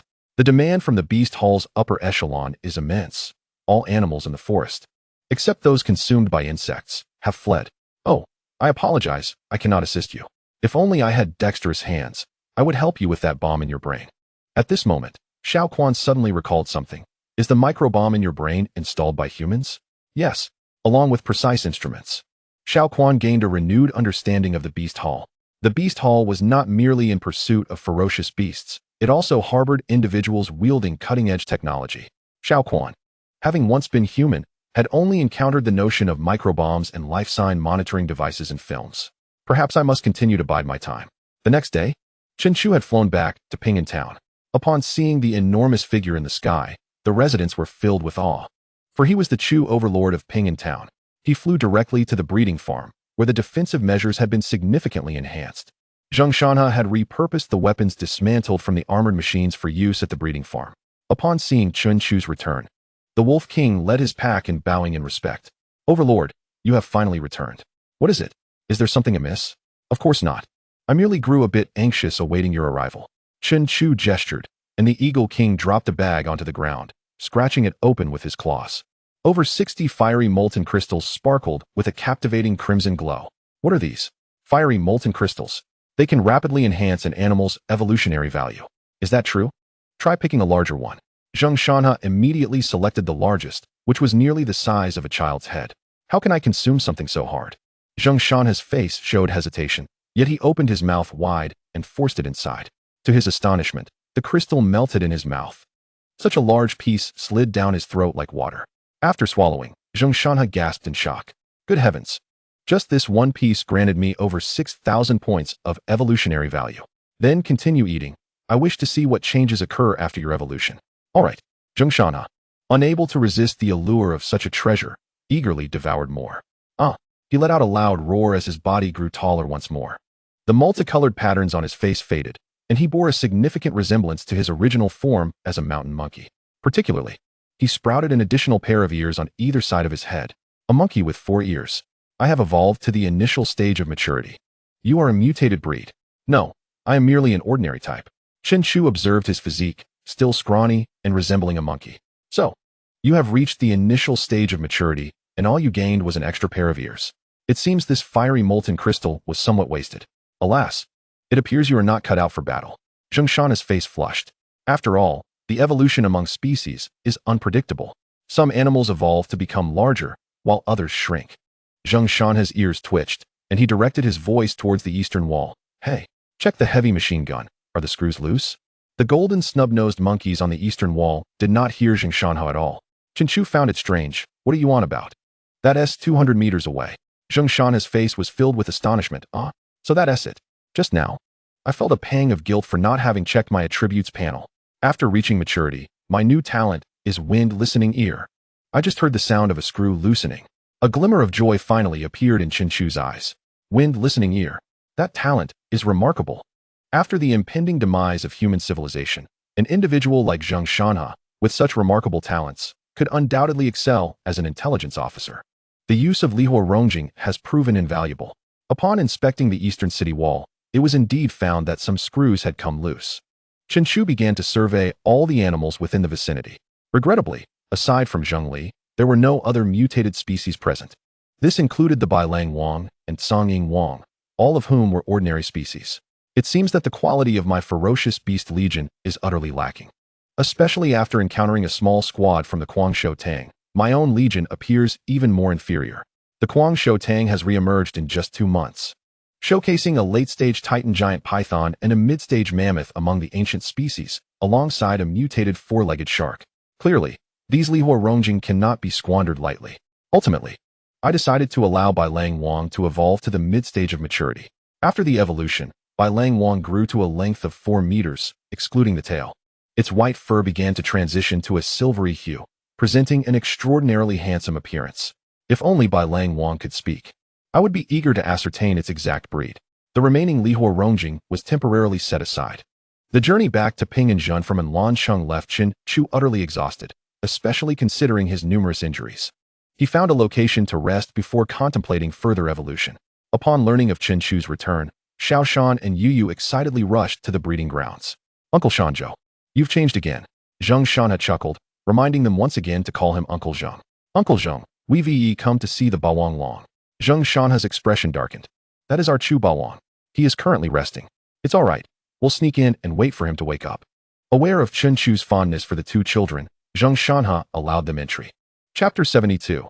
The corpse of the wild man is missing. Xiao Shan and Yu Yu entered the breeding grounds, but initially could not locate Chen Chu. Their eyes, filled with a hint of yearning, looked up at Zheng Shanha. Amused, Zheng Shanha said, Chu Bawang is right here. You just need to look closely. Oh, I know. Xiao Shan exclaimed. The Bawang Long must know we are here and is playing hide and seek with us. No way. He is so large. Where could he possibly hide?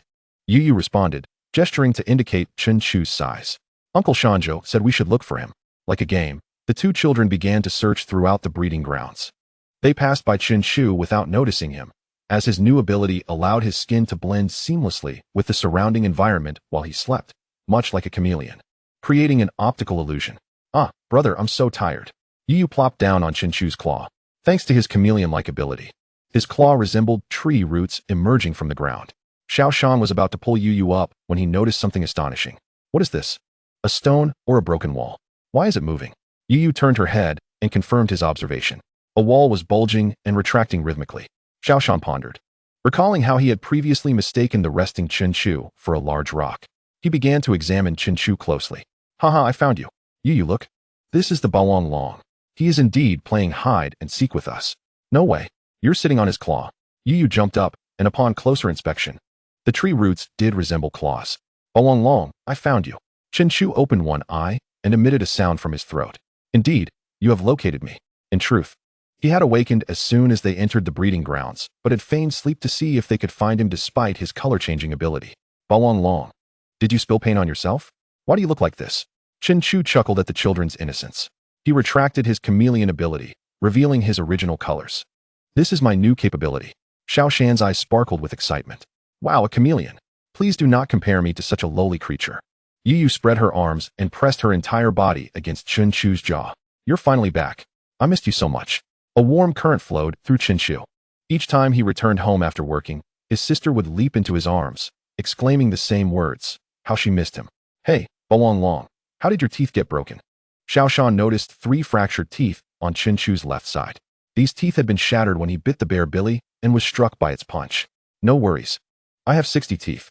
Yu Yu gently stroked Chen Chu's broken teeth. Poor thing, does it hurt? Not at all. Yu Yu, have you forgotten why we are here? Xiao Shan retrieved a red plastic bucket and a brush he had brought along. You don't brush your teeth often, so they became weak and broke. Starting today, you must brush them daily. Strong teeth, one tea break. Chen Chu chuckled inwardly at the two children. He closed his eyes, laying on the ground, allowing them to tend to him. The siblings had already brushed Chen Chu's teeth once before, so they were quite adept at it this time. As the sun set warmly upon them, Chen Chu unexpectedly fell asleep again. 57 teeth were quite the undertaking for the two children. It was only by evening that they finally completed their task. Well rested, Chen Chu gently opened his eyes, his mouth filled with the minty scent of toothpaste. Why does it feel a bit strange? Upon touching his broken teeth, he discovered that the two children had managed to repair them. However, the materials they used were rather rudimentary, large pieces of white foam shaped like teeth, secured with tape. Chen Chu couldn't help but laugh, realizing that only innocent children could concoct such a remedy. Exhausted, the two children leaned against Chen Chu's tail and fell asleep. Zheng Shanhe approached. Chu, let us discuss matters later. At 6 in the evening, Xiao Shan and Yu Yu awakened. The sun nearly set. Oh dear, Yu Yu, we must return. Yi is cooking. Yi cooks every day. The Bawang Long is back.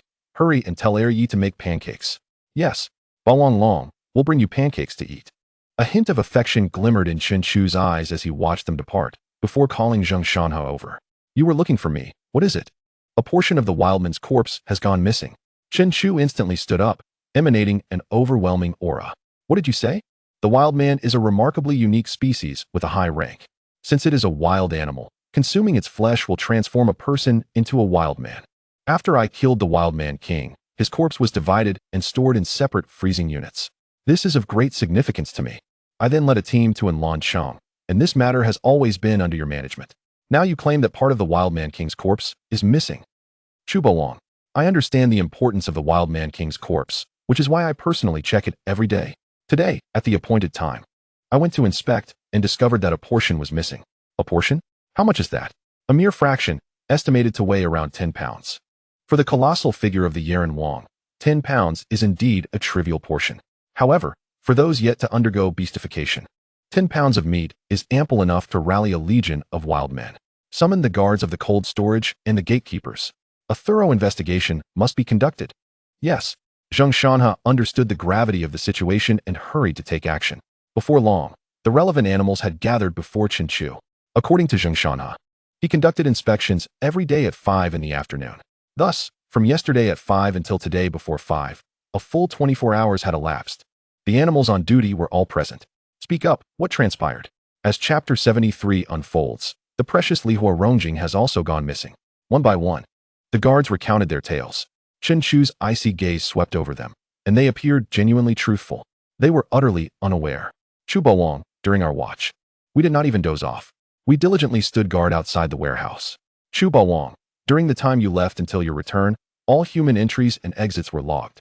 Aside from a few regular vegetable deliveries, only Yu Yu and Xiao Shan were present. Chen Chu felt exasperated, having gleaned the essential information. Take me to the cold storage. In a vast space constructed within the breeding grounds, a massive shelter housed rows of cold storage units. Chen Chu, being of considerable size, could not enter. Thus, he circled the perimeter of the warehouse before spreading his wings and soaring aloft to survey from above. A discovery was made. Did you find something? Zheng Shanhe inquired. Above, there were footprints, human in origin. Chen Chu chuckled, finding the situation amusing. Who would have thought that Ping and Jin concealed formidable characters? Formidable characters? This individual possesses commendable skills to infiltrate the breeding grounds and the cold storage amid such vigilant guards. Quite remarkable indeed. Zheng Shanhe's mind raced, recalling anyone in Pinganjin with such prowess. The thief who entered to steal the Yaren Wang's flesh must be a high-ranking brigand. Yet, it seemed no such figure existed in Pinganjin. I truly did not anticipate this. The theft of the Yaren Wang's body must be for the purpose of beastification. Immediately issue orders to monitor anyone departing Pinganjin. Chen Chu found it perplexing. If one sought beastification, why not approach him directly? He would be more than willing to possess a legion of wild men. Bring me the Lihua Rongjing. I am ready for my next evolution. Understood. Zheng Shanhe entered the warehouse. Chen Chu's eyes widened. He had entered the warehouse. A sense of foreboding filled him. Sure enough, Zheng Shanhe soon emerged in a state of panic, exclaiming that the Lihua Rongjing in the safe had vanished. With a roar, Chen Chu's fury erupted, sending a shockwave that bewildered countless chickens and ducks. The safe could be opened. It must have been no ordinary person. It undoubtedly was a thief. What a pity it was that he had not consumed the Lihua Rongjing sooner to evolve into his ultimate form. Bai Long Wang. The White Wolf King rushed over. Do you still remember the scent of the Lihua Rongjing? The White Wolf King nodded. Find it. Zheng Shanha. You assist, if it cannot be found. Do not return to see me. Yes. This time, Chen Chu was genuinely enraged. The body of the Yaren Wang may be lost, but merely 10 pounds of flesh is inconsequential. However, the Lihua Rongjing must not be misplaced. That represents a vast amount of evolution value. Chen Chu soared high into the sky, cursing in anger, lamenting his momentary negligence. Bai Long Wang, atop the warehouse. The White Wolf King leaped, directly ascending above the warehouse, sniffing at the footprints. In that instant, he registered both the scent of the thief and the aroma of the Lihua Rongjing. Awoo! The White Wolf King howled, prompting the pack to follow suit and pursue the lingering scent. Like a tempest, they surged forth from the breeding grounds. Songing Wang. With a call, the Eagle King led a flock of birds in pursuit. The entire Pinginjin was bewildered. What was happening today? The animals were rampaging throughout the town. Chen Chu had reached the center of Pinginjin, bellowing at the top of his lungs. Who has stolen my belongings? You had best return them. Or do not blame me for my lack of courtesy. People emerged from their homes, exchanging hushed whispers after encountering one another. What is going on? Has Chu Baowang lost something? Who possesses such audacity? Wasn't Chu Baowang supposed to have returned today? What has gone missing? In a residential building, a man in his 30s peeked out the window, spotting the rushing wolf pack and the circling birds, particularly the enormous figure of Chen Chu above. So quickly discovered. He sat down at a chair, his computer displaying a chat window. Swiftly, he typed a few words. I hope you do not break your word. Immediate transaction. Closing the chat, a web page appeared on his desktop, offering high prices for premium beast meat alongside various crystals. With a decisive action, he shut off the power, donned his coat, hastily organized himself, and rushed down the stairs. Chen Chu remained vigilant in the sky, closely monitoring the movements of the wolf pack. Their keen sense of smell was sharper than that of dogs. They were bound to uncover something. 3 minutes later, the White Wolf King raised his head and howled, seemingly summoning Chen Chu, before darting into a residential building. Zheng Shanha hurried to follow. Chen Chu slowed his pace, drawing close to the window. Baowang, no one is here. White Wolf King, are you sure this is the place? The White Wolf King nodded. Why not continue searching? Zheng Shanha sniffed the air, detecting a strange scent. Likely a cover-up for their awareness of being pursued, thus obscuring their scent from the White Wolf King. You have 1 minute to ascertain this person's background. Songing Wang. Find the vehicles and people that are attempting to flee. Indeed, this individual displayed remarkable caution, employing a disguise in such a critical moment to evade the wolf pack's keen sense of smell. From above, a chorus of cries echoed. Various birds split into 5 groups, pursuing in 5 distinct directions. This individual was truly extraordinary. In a critical juncture, he employed a diversionary tactic. 5 vehicles sped off in 5 different directions, obscuring visibility. Among them, only one was genuine. After all, under the grand manhunt throughout the town, he dared not linger. Baowang, I have gathered information. This person is named Zhao Cheng. With a snap, the White Wolf King tore into the bedroom, dragging out a wooden box. Zheng Shanha opened it to discover an array of burglary tools, including grappling hooks, ropes, and stealth gear. Additionally, there was a blue notebook adorned with clippings from newspapers. Zheng Shanha flipped through them. The Great Robbery at Dingxing Jewelry. Cultural artifacts from Duanhuang stolen. This person is the king of thieves. Regardless of his title, offending me, the Baowang, only leads to a dead end. Surround him. All 5 vehicles became targets. The birds in the sky served as signals for the animals below. 3 minutes later, with a thud, a vehicle heading southeast was overturned by a yaks. 3 seconds later, the birds in that direction dispersed. Not the one. Next, with a swish, a vehicle traveling northwest was directly overturned by the Eagle King's sharp claws. Not that one either. In the northeast direction, a road was blocked by several wild boars, with Zheng Li smashing the windshield, prompting the occupants to plead for mercy. Zheng Li shook his head. Not that one either. As Chapter 74 unfolds, only 2 vehicles remained. One heading southwest sputtered to a stop due to lack of fuel. It was unnecessary to investigate further. It certainly was not the one. Therefore, only the final vehicle remained. Chen Chuang's eyes brimmed with murderous intent as he demanded the return of his belongings. After a good rest, Chen Chuang surged forth at a maximum speed of 150 kilometers per hour.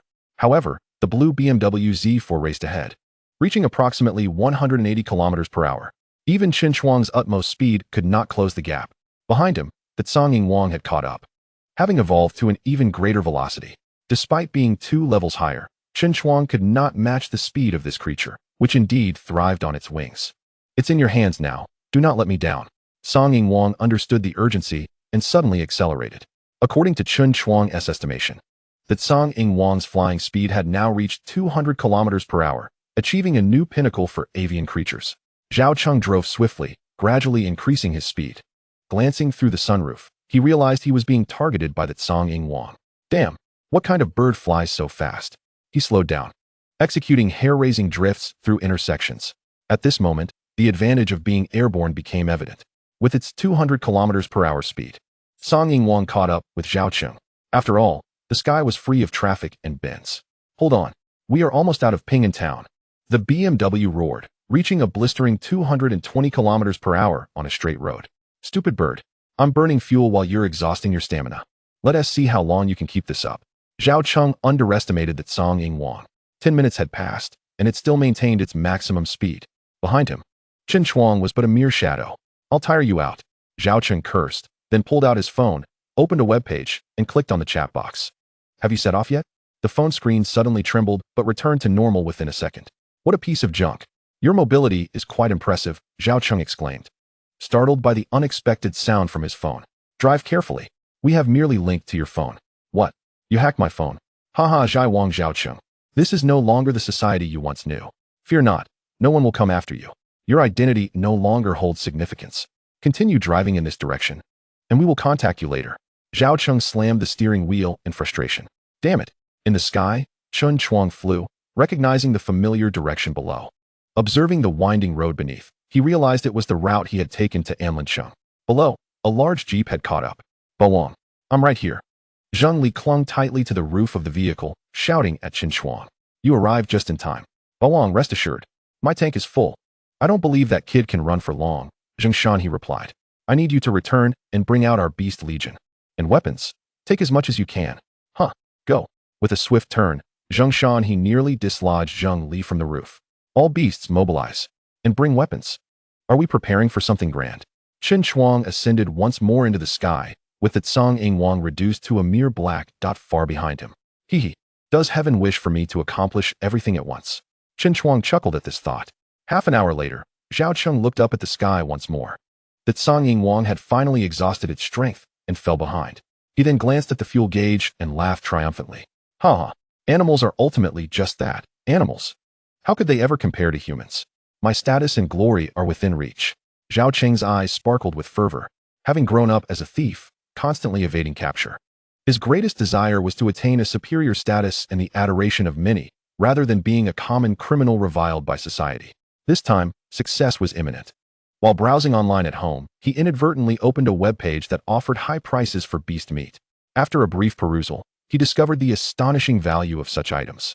Thus, he plotted to steal the body of the wild man king. Coincidentally, with Chen Chuang's return, he used a drone to scout the area while Chen Chuang, fatigued, took a rest. Seizing this opportunity, he infiltrated the breeding ground. A skilled thief knows that the time for pilfering is always ripe. After successfully acquiring 10 pounds of the wild man king's flesh, he stumbled upon a safe. Driven by curiosity, he opened it. Initially, he thought he had found a red diamond, but with his seasoned eye, he quickly discerned that it was not a diamond at all, but rather an unknown crystalline substance. Suddenly, he recalled the webpage he had browsed, which also offered various crystal recoveries. One image matched the contents of the safe perfectly. After successfully stealing it, he planned to return home to negotiate. Upon discovering the value of the red crystal, he realized it far surpassed that of the wild man king's body. The buyer not only promised him the desired monetary reward, but also guaranteed him a position just below the highest command in the central city, should he procure the crystal. Zhao Cheng was genuinely tempted. He did not wish to remain an animal, living off raw flesh. Was there not more joy in being human? With a status and endless wealth, he would be a lord in the human-centric central city. Thus, winding down the road, Zhao Cheng drove for nearly another 2 hours. The Song Ying Wang was nowhere to be seen behind him. Zhao Cheng slowed down as he approached a stretch of scorched earth littered with mouse carcasses. What on earth is this place? At that moment, his phone emitted a sound. Have you arrived? Where to? You Haven T, given me precise directions. Typically cautious. Zhao Cheng temporarily halted. Right in front of you is a dead city. This is the best place for the transaction. Dead city. Zhao Cheng's heart sank. Am I going to be killed in this dead city? The other party seemed to sense his apprehension. Rest assured, you have brought us something valuable. You are our friend. We will not betray you. The emphasis on the last word was heavy, as if to remind Zhao Cheng that they were all human, not beasts. All right. I will enter this dead city immediately. We are on our way. Suddenly, a navigation screen appeared on his phone, pinpointing the final destination. Fortunately, despite the calamity, the network still functioned, allowing him to welcome his impending fortune. Upon reaching the destination, the atmosphere grew increasingly eerie. The abundance of mouse corpses unnerved Zhao Cheng as he found himself anxiously waiting for the buyers. Meanwhile, in the distance, Chen Chu had not anticipated being able to catch up with the Tsang Wang. The Tsang Wang was now soaring through the sky, gliding for extended periods before flapping its wings. Chen Chu could see its profound fatigue. Although the Tsang Wang's aerial speed was impressive, its endurance appeared lacking. Chen Chu himself felt no fatigue, maintaining a flying speed of 130 kilometers per hour. If you're tired, come rest on my back. The Tsang Wang expressed gratitude, finding Chen Chu far gentler compared to the previous Wild Man King. As he landed on Chen Chu's back, it felt as though it bore no weight. Chen Chu advanced toward the pestilent city. Half an hour later, darkness enveloped the sky. The buyers Zhao Cheng had awaited finally arrived. A red dot appeared in the sky, drawing closer, accompanied by a whirring sound. Suddenly, a gust of wind swept through. Zhao Cheng was startled to see an armed aircraft approaching. As the external lights of the armored machine illuminated the surrounding area as bright as day, the infamous Thief King, Zhao Cheng, emerged from the vehicle along with 5 others. I detest that title, he remarked with a chuckle. Have you brought what we desire? Zhao Cheng tossed 10 pounds of wild man's flesh to them, proclaiming it to be the meat of a superior creature. He then produced a fiery molten crystal, stating, "This is the gem you sought."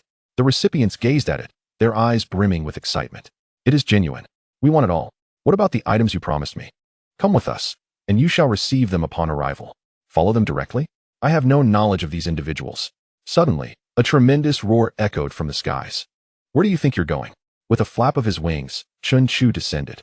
His massive form struck the ground, causing the armored machine to tremble. The 6 individuals swiftly raised their weapons. A Tyrannosaurus rex, an ancient species, splendid. Realizing the precariousness of the situation, Zhao Cheng hastily retreated into the vehicle.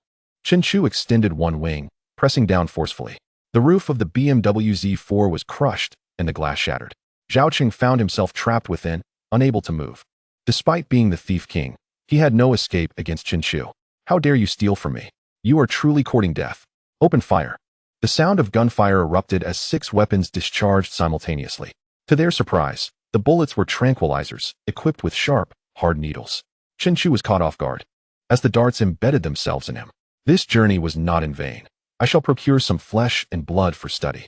Ignoring them, Chen Chu grasped the vehicle with his talons and lifted it before his eyes, staring down at the trapped Zhao Cheng. "Hand over the goods. I have already given them to you." "Hey, can someone save me?" Zhao Cheng shouted in desperation. "Fear not," one of the assailants laughed. "This Tyrannosaurus has been injected with a powerful sedative. It won't last long." Another began counting the seconds. 1, 2, 3, fall. "Why isn't it falling?" Chen Chu let out a disdainful grunt. The Eagle King tore the vehicle apart with its claws, revealing a black backpack inside. With its beak, it extracted the remaining fiery molten crystals. "There is one missing." Upon returning from Anlin City, there were 65 crystals. After accounting for those used by Zheng Shanhe and the White Wolf King, 41 remained, yet now there are only 40. Why hasn't he collapsed yet? How noisy! Do you not see that I am inquiring? One claw lifted, crushing the mouthy individual into a pulp. The remaining 5 were startled. "Humph! Do you think a mere tranquilizer can incapacitate me?" Chen Chu was a Tyrannosaurus with resistance to toxins. The tranquilizers were insignificant against such potent venom. Zhao Cheng was genuinely shaken. If he were facing a human, he might have had a chance to escape, but before Chen Chu, he had none. "I was wrong. Chu Baolong. I will change. Dare to steal while I am away. Eagle King, keep an eye on him." With that, the vehicle was unceremoniously tossed aside. The Eagle King landed and pinned Zhao Cheng down with a claw. Chen Chu observed the 5 pale-faced individuals with cold eyes. "Humph, and what of the armored machine? Which central city do you hail from? Return my belongings." In your dreams, the leader of the group tossed 2 flashbangs into the air. They detonated, blindingly bright. "The armored machine is already initiated. Retreat." Chen Chu's eyes flared open. No one who took his belongings would escape. As the armored machine began to ascend, Chen Chu lunged forward, opening his massive jaws. The tail of the armored machine was swiftly shattered. Support. Ancient, powerful creatures have emerged in the fourth city. Immediate assistance required. If you do not speak, then you shall perish. As the armored machine landed, Chen Chu stomped down. Four individuals swiftly emerged from within. With a thud, the cabin was crushed. Oh, ah. One man's face contorted in agony as he tore at his shirt. Then, his body underwent a rapid transformation. His bones cracked, and he grew taller. Dense fur sprouted wildly, enveloping his form. A wild man nearly 3 meters tall emerged. The remaining 3 also howled, their clothes torn as they transformed into wild men. Aware of their impending doom, they seized their last opportunity when Chen Chu crushed the tail of the armored machine. They consumed the meat of the wild man king. One individual was crushed within the cabin, while the other 4 successfully morphed into wild men. Roar! Roar! The 4 wild men bellowed at Chen Chu, who merely smirked. The wild men, standing under 3 meters tall, appeared as mere chicks before his towering 12-meter frame. After consuming the flesh, they were but juvenile forms. With a sweep of his tail, the 4 wild men were effortlessly knocked down. Chen Chu lay upon the ground, using his heavy tail to pin them down. They struggled, but could not lift themselves. I shall gradually apply pressure, and you will hear your bones cracking, savoring the agony until your demise. Tyrannosaurus, do you know the price of provoking us? Well then, do enlighten me. You shall die. With a powerful thrust of his tail, their rib cages shattered, eliciting cries of torment. The chapter unfolds as the Eagle King receives the evolution points, which he gladly accepts. In his mature mid-stage form, he faced the 4 juvenile wild men without difficulty. Soaring above them like a gust of wind, he descended again, still pinning Zhao Cheng down with one claw. Now stained with blood from the 4 wild men whose throats he had severed, Zhao Cheng gazed in astonishment. This is the stark difference between beasts and humans. In terms of strength, it is a complete annihilation. They are dead. It is your turn to speak. Chu Baowang, I was wrong. I saw a web page offering high prices for superior animal meat and various gems. That is what tempted me. High prices? Is such a thing still necessary? Of course. Even in Ping'an town, some necessities still require money to procure. However, the most valuable remains silver and gold, especially in a central city that prioritizes humanity. Having wealth is paramount. I see. Transforming into a beast, Chen Chu naturally had no need for currency. How ironic that amidst such calamity, thoughts of wealth lingered. After posing his questions, Chen Chu fell silent, lying on the ground as if resting. Zhao Cheng, filled with anxiety, dared not speak or inquire. Resigned to being subdued by the Eagle King. Time passed slowly. Surrounding sounds turned into a rustle. Zhao Cheng felt a chill run down his spine. This city had long seemed eerie, but now it felt profoundly terrifying. A sharp howl pierced the night sky. Tyrannosaurus, do you dare return? Chen Chu chuckled. What was destined to arrive had finally come. The Eagle King seized the fiery molten crystal, which had been clutched by a wild man who had not even had the chance to consume it before perishing. With a whoosh, Chen Chu and the Eagle King took to the skies. The surrounding sounds morphed from a mere rustle into a thunderous roar, akin to a massive wave crashing down. Zhao Cheng was released and stood up, feeling a sudden lightness. Then, a surge of black tide came rushing in. What in the world is this? Before I could finish uttering the last character, I was utterly astounded. It turned out to be a wave of mice. How could there be so many rodents in this place? Without hesitation, I took flight. Countless mice surged forth, overwhelming 4 wild men, leaving not a trace of bones behind. Chu Baowang, save me. I shall loyally serve you from now on. Even if you turn me into an animal, I will accept it. Please help. Chen Chu sneered. If you manage to survive, I might consider it. Above the tide of mice, the Lord of Plague, Tuki, roared. Even if you flee to the ends of the earth today, I shall pursue and eliminate you. Tuki, I offer you the opportunity to submit to me. Otherwise, there is only the path to death. You speak nonsense. I am the Lord of Plague. My lineage is endless. Why should I submit to you? Before the second great catastrophe, a missile shot from Onlan City had cost the Lord of Plague 1/10 of his descendants. The hatred for Chen Chu ran deep. Today, encountering him again, he vowed not to let this opportunity slip away. Yet, unbeknownst to him, Chen Chu was already seeking him out. This was precisely why he had mentioned that it seemed heaven wanted him to take action upon his arrival. Even if Zhao Qing had not stolen the Liaorongjing, Chen Chu would still have returned to find Tuki. This represented a vast amount of evolution points. The tide of mice surged upward, lifting the Lord of Plague ever closer to Chen Chu. Unfortunately, these mice could not fly. For every inch they ascended, Chen Chu would rise the same distance, forever remaining just out of their reach. The Lord of Plague grew increasingly agitated. Great Mighty Mouse King, Suddenly, the wreckage of an armed machine was hurled towards Chen Chu. With a flick of his tail, Chen Chu caught it. Remarkably, this debris weighed several tons, yet a mere mouse was able to throw it. Looking down, a large mouse stood upright, its forepaws resembling robust arms. Another mutated species. The great mighty mouse king scavenged everything in sight, hurling it at Chen Chu in the air. Chen Chu raised the wreckage as a small shield. Let us see how long you can keep this up. This was clearly a playful challenge. After several minutes, the great mighty mouse king was thoroughly exhausted. Here I come. From the mass of mice emerged a mouse covered in red fur. Yet another mutated form. Chen Chu noticed that a large number of mice surrounding this red-furred creature were lifeless. Could it be that it had just completed an evolution? Ha ha ha, Bawang. Prepare for your demise. The Lord of Plague cackled. The great mighty mouse king hurled the red-furred mouse into the air. Due to its smaller size, it soared above Chen Chu's height. Chen Chu looked up in disbelief. What is this? A red-furred mouse the size of an ordinary hunting dog suddenly had its belly swell like a bull.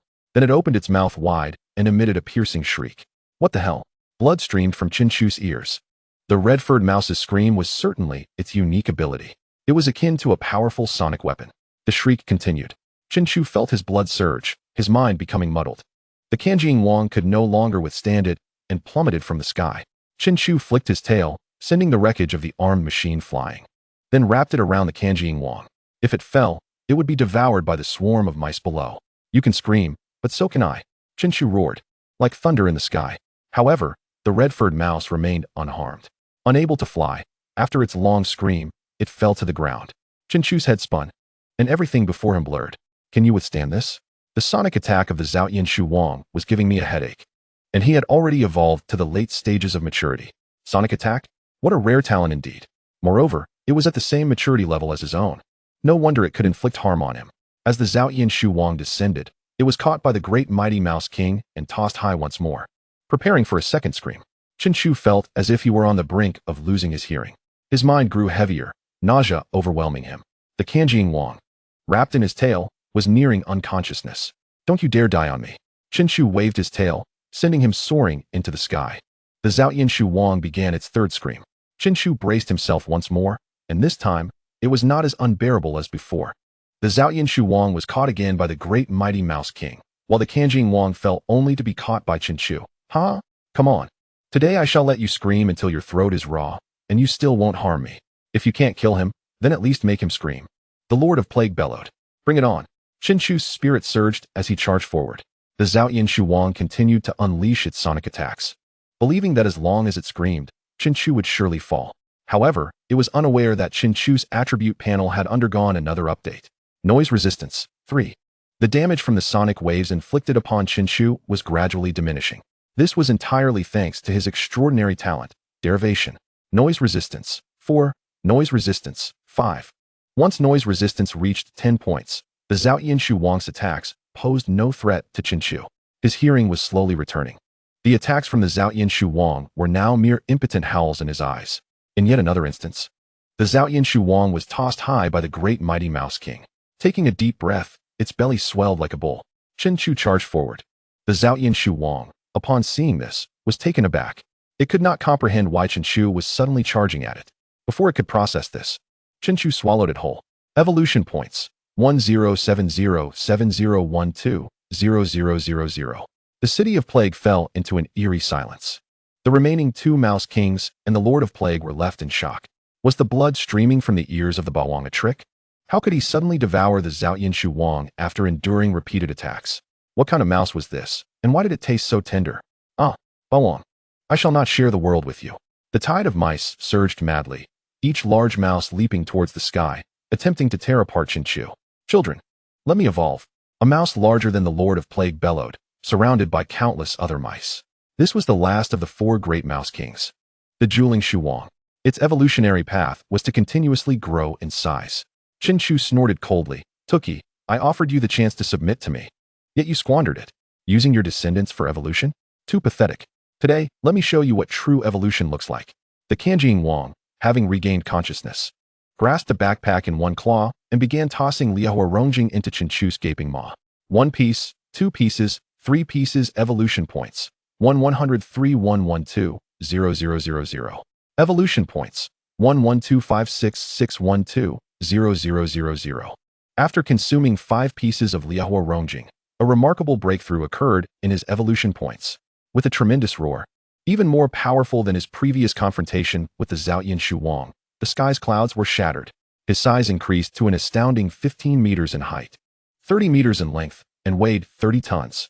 Especially his wings, which were covered in a layer of hard crocodile armor, with claws extending an additional meter, dark and slender, resembling 2 curved black iron blades. His attribute panel updated once more. Species, fusion species. Name, Baonu Bawanglong. Level, complete body, initial stage. Strength, 60 tons. Speed, 150 mph. Lifespan, 300 years. Defense, 60 tons. Flexibility, 20. Toxic resistance, 15. Fire resistance, 20. Noise resistance, 15. Toxicity, 30. Evolution value, 1321, 120, 0000. Talent 1, Supreme Bite, Force 80 tons. Talent 2, Derivation. Talent 3, Flight, Speed, 220 mph. Talent 4, Color Change. Talent 5, Bawang Quangxiao, Level 1, Complete Body. Finally evolved into a complete body. This evolution is monumental. Not only has the size and strength surged dramatically, but the derived resistances have also increased. The noise resistance derived from the late maturity stage has also grown by 5 points. Most importantly, Talent 5, Bawang Quangxiao. Chen Chu could not discern whether this Bawang Quangxiao was derived from consuming the noise Heavenly Mouse King or was an inherent evolution. The 2 Rat Kings and the Plague Lord were utterly astonished. After consuming a few stones, evolution was attained in an instant. Bawang Quangxiao. Chen Chu felt an itch in his heart, descending upon the giant spirit Mouse King that was preparing to evolve for an experimental demonstration. Amidst the colossal roar, a powerful sound wave erupted. The little mice clustering around the giant spirit Mouse King were obliterated into fragments. In a single roar, over 10,000 mice were reduced to mere pulp. No wonder upon achieving the complete body, his name transformed from Fatian Eogia Bawanglong to Baonu Bawanglong. This terrifying talent indeed lives up to the term Baonu. Evolution value, 124451200000. Even the mid-mature giant spirit Mouse King was bleeding from all orifices, with skin torn and blood seeping out. The power was so overwhelming that he could not rise. He collapsed, lost in a sea of shredded mice, devoid of consciousness. Chen Chu was overjoyed. If such an attack were to clash with the earlier noise Heavenly Mouse King, it would likely result in instant obliteration. Only at level 1. And yet so formidable. With one roar, all the mice perished. The Plague Lord had completely lost confidence. Retreat. Chen Chu dove directly into the tide of mice, crushing countless beneath him. Evolution value, 137451200000. Retreat? Did I permit your retreat? The Plague Lord's eyes widened in fury. Bawanglong, do not take me lightly. I shall take you lightly. Do you truly believe that your legion of mice can harm me? Chen Chu stood amidst the swarming rodents, the frenzied mice gnawing at him. The sound of their teeth against his hardened armor was akin to mere scratching. I am now a complete body. The Plague Lord's fury was palpable, claiming that the complete body meant little. If I so desired, I could evolve to the complete body instantly, perhaps even surpass it. I merely wish to spare my kin from harm. Chen Chu smirked. You do not wish to abandon your legion of mice, do you? You still hope they will expand your territory, do you not? The truth struck home. Given the rodent's remarkable reproductive capabilities, given time, what is the complete body? It is even conceivable that the Plague Lord could command an entire army of complete body mice. With such levels and numbers, where could he not dominate? And yet, so what? The Plague Lord gritted his teeth, prepared to unleash his ultimate talent. Follow me. Conquer the world, expand territories. Under my command, you shall be kings. Ha ha ha. Tears streamed from the Plague Lord's eyes. King. There can only be one. Chen Chu sighed. Truly, he was the Plague Lord, once defeated by several ultimate bodies in a past life. Proud and grand in vision, he would never yield to another. What a pity for you. Chapter 78 Talent. King's Command. What is there to lament? Do you truly believe you can kill me? If you do not perish, I shall find no rest. Should you choose to submit, I could offer you a chance for rapid evolution. The Plague Lord's aura surged, and the tide of mice swelled, engulfing Chen Chu. Do you truly believe that only you can evolve swiftly? In that moment, the Plague Lord stood as a sovereign. Talent, King's Command. Chen Chu was swallowed by the tide of mice, unaware of his intentions. 2 giant wings unfurled, sending countless mice flying with overwhelming force. Chen Chu witnessed something exceedingly bizarre. The mid-mature Dolly Mouse King punched through its own skull. Many ordinary large mice, not yet granted the title of Mouse King, but still at mid-mature or early stages, also committed suicide. Amidst the tide of mice, large swathes of them engaged in self-harm, resulting in significant casualties. Chen Chu was astonished. What have you done? My talent. King's command. What ability is this? Hee hee, do you not know the saying, when the king commands, the subjects must die? I am their sovereign. Upon invoking King's command, they shall heed my call and obediently meet their demise. And upon their death, I shall reap vast evolution value. The Plague Lord possessed such an astonishing talent. No wonder he could control the horde of mice in his past life. 1,000, 2,000, 3,000. In a brief span, over 10,000 mice had perished, and this number of deaths continued to rise. They must not continue to die. These mice still hold great potential. Then I shall eliminate you first. The Plague Lord cannot be spared. Chen Chu had completely abandoned any thoughts of subduing him, leaving only the remaining fierce fire molten crystal. Talent, Bawang Guangxiao. A tremendous roar, imbued with powerful sound waves, surged towards the Plague Lord. The tide of mice immediately coalesced into a wall before the Plague Lord. The mouse wall was shattered, creating a massive hole, with the struck mice reduced to mere pulp. Evolution value, 1465212000000. All of you get away. Chen Chu rampaged forward, trampling and colliding, causing another large number of mice to perish. Evolution value, 1577212000000. The mouse wall collapsed instantly. The Plague Lord had now reached evolution. Shedding his tail, he grew to a length of 10 meters. His foreclaws extended to sharp, 1.5 meter long talons. Scatter. With a command, the remaining tide of mice dispersed, carrying away the deceased and the remnants, clearing the battlefield. Achieved complete body? Indeed, complete body. The Plague Lord stood tall, his robust hind limbs resembling those of a gorilla. His front claws, once 1.5 meters long, now surged to 4 meters, akin to wielding several long blades. Talent. Cutting. The Plague Lord charged towards Chen Chu. Chen Chu lowered his head, using his hard, armored head to block the attack. Unexpectedly, the Plague Lord's claws were so sharp, they sliced through the armor cleanly. The other claw lunged towards Chen Chu's chest. You have claws. I possess them as well. Chen Chu extended his left claw. The two claws clashed, producing a sound akin to metal striking metal. Furthermore, the Plague Lord's talons managed to embed themselves halfway into Chen Chu's claw. So sharp. However, your strength cannot match mine. Chen Chu's tail, wielding immense power, struck towards the Plague Lord's exposed abdomen. Suddenly, the Lord of Plague leaped back, retreating over 5 meters. Talent. Cutting. The Lord of Plague twisted its robust hind legs, propelling its entire body into a rapid spin. The whirring intensified, faster and faster. Its sharp foreclaws spread wide, transforming into a lethal weapon, akin to a meat grinder. As the rotation reached its peak, it surged forward like a whirlwind towards Chen Chu. With a cold smile, Chen Chu acknowledged that injury was inevitable. With a mighty roar, he charged at full speed. The scales on his body were shredded in layers by the claw-like meat grinder. Bang! Chen Chu collided forcefully with the Lord of Plague, sending it flying over 20 meters. The disparity between species is not easily bridged. Chen Chu spread his wings and soared at maximum speed. At that moment, a tide of rats surged forth, blocking his path like a wave. Talent, Tyrant's Roar. Evolution value, 236, 521, 200, 000. Blood and flesh splattered, yet the tide of rats did not waver.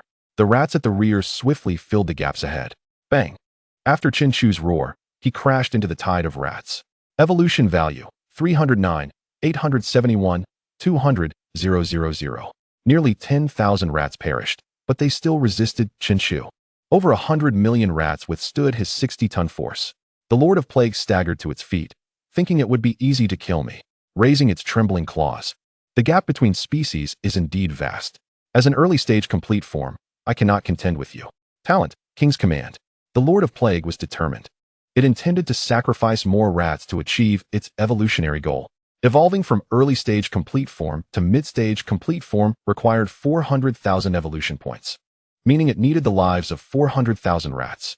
For over 100 million rats, that was merely a drop in the ocean. Just then, aircraft suddenly appeared in the sky. Upon reaching the destination, they detected a significant life activity. They discerned what the entities were. Report, countless rats, and a massive beast. We only require its DNA and the fire crystal. The rest is irrelevant. Understood. Dozens of shells rained down from a bomber. Several fighter jets behind continuously launched missiles and bullets. Boom. In the face of overwhelming firepower, countless rats perished. The Lord of Plague's king's command was interrupted. How could aircraft appear? The Lord of Plague was stunned. Anlin's city has been destroyed, yet who still knows of its existence? Zhao Cheng, hiding among a pile of rubble, thought he was safe. Now, indiscriminate bombing had commenced. Fighter jets, bombers. Is this the power behind the buyers? Chen Chu spread his wings, shielding himself from the falling shells. Who dares to obstruct me? Chapter 79. The tyrannical Tyrannosaurus Rex solo show. No one responded to Chen Chu's words. They simply unleashed a torrent of firepower. Under this relentless bombardment, the tide of rats was forced to disperse by the Lord of Plague. If they remained clustered together, the losses would be greater. Tookie, are you a human lackey? Why is there always human assistance? What do humans have to do with me? Chen Chu was puzzled. The last time, missiles from Anlin City had attacked the rat swarm. This time, several bombers and fighter jets came to bombard. Could it be that after he had killed those wild men, they had called for reinforcements? This military might was more formidable than that of Anlin City. At the very least, there were no fighter jets in Anlin City. They must have come from an even more powerful central city. The King of Eagles, clutching a backpack in its talons, soared through the hail of bullets, emitting a cry towards Chen Chu. Chen Chu smiled. They have finally arrived. Chu Bolong, we are here. A truck mounted with a heavy machine gun sped towards them. Zheng Shanhe manning the gun and unleashing a barrage into the sky. Behind them, numerous animals appeared. Armored North African cattle, sweatblood horses, wild boars, and a pack of wolves led by the White Wolf King. Among the wolves, a group of monkeys sat, with a golden-haired monkey even managing to perch atop the White Wolf King's back, wielding a machine gun. What on earth is happening? At this moment, Zhao Cheng wished he could find a piece of rat meat to consume and transform into a rat to burrow into a hole. The Lord of Plague was equally bewildered. Where did all these animals suddenly come from? Report. A group of animals has appeared below, armed. I stated. I only need the DNA of the strongest one and the fire crystal. Open fire. Roar. Chen Chu spread his wings and soared towards Zheng Shanhe. In the truck bed, alongside the mounted heavy machine gun, there were rocket launchers and C4 explosives. Zheng Shanhe had truly complied, emptying all the resources from Ping'an Town. Have you seen those rats? This is your opportunity for evolution. Moo. Awoo. The beasts were excited, roaring in unison. The Lord of Plague's heart seethed with fury.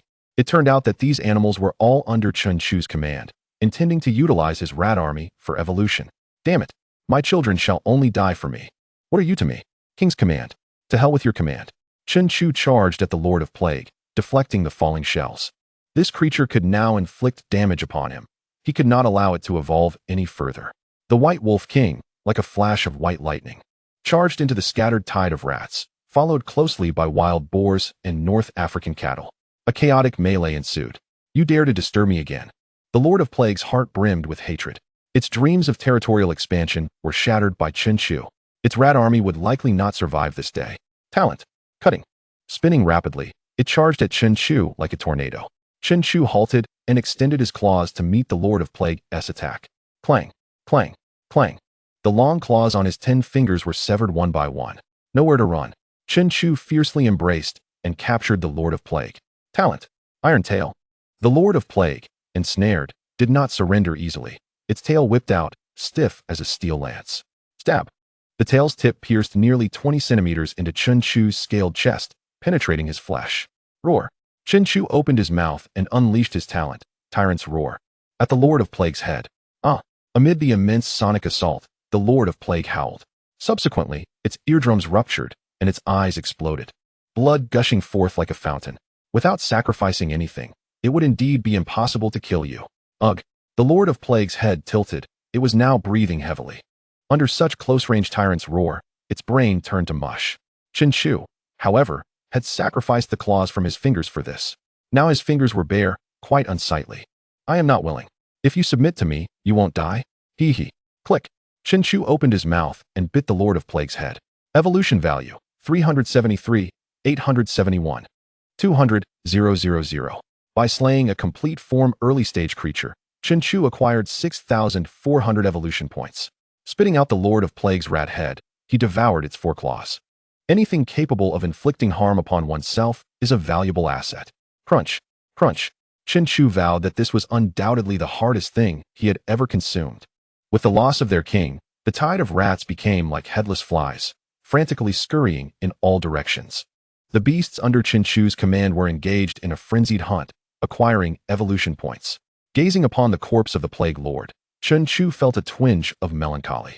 Had the Plague Lord been solely focused on becoming stronger, he would undoubtedly have been the first to evolve into the ultimate form.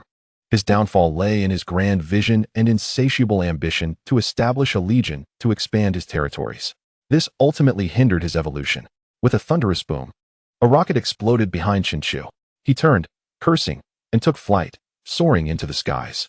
As he ascended, a warm current enveloped his dual claws, and dark, curved nails emerged from his previously bare fingers, reminiscent of the Plague Lord's.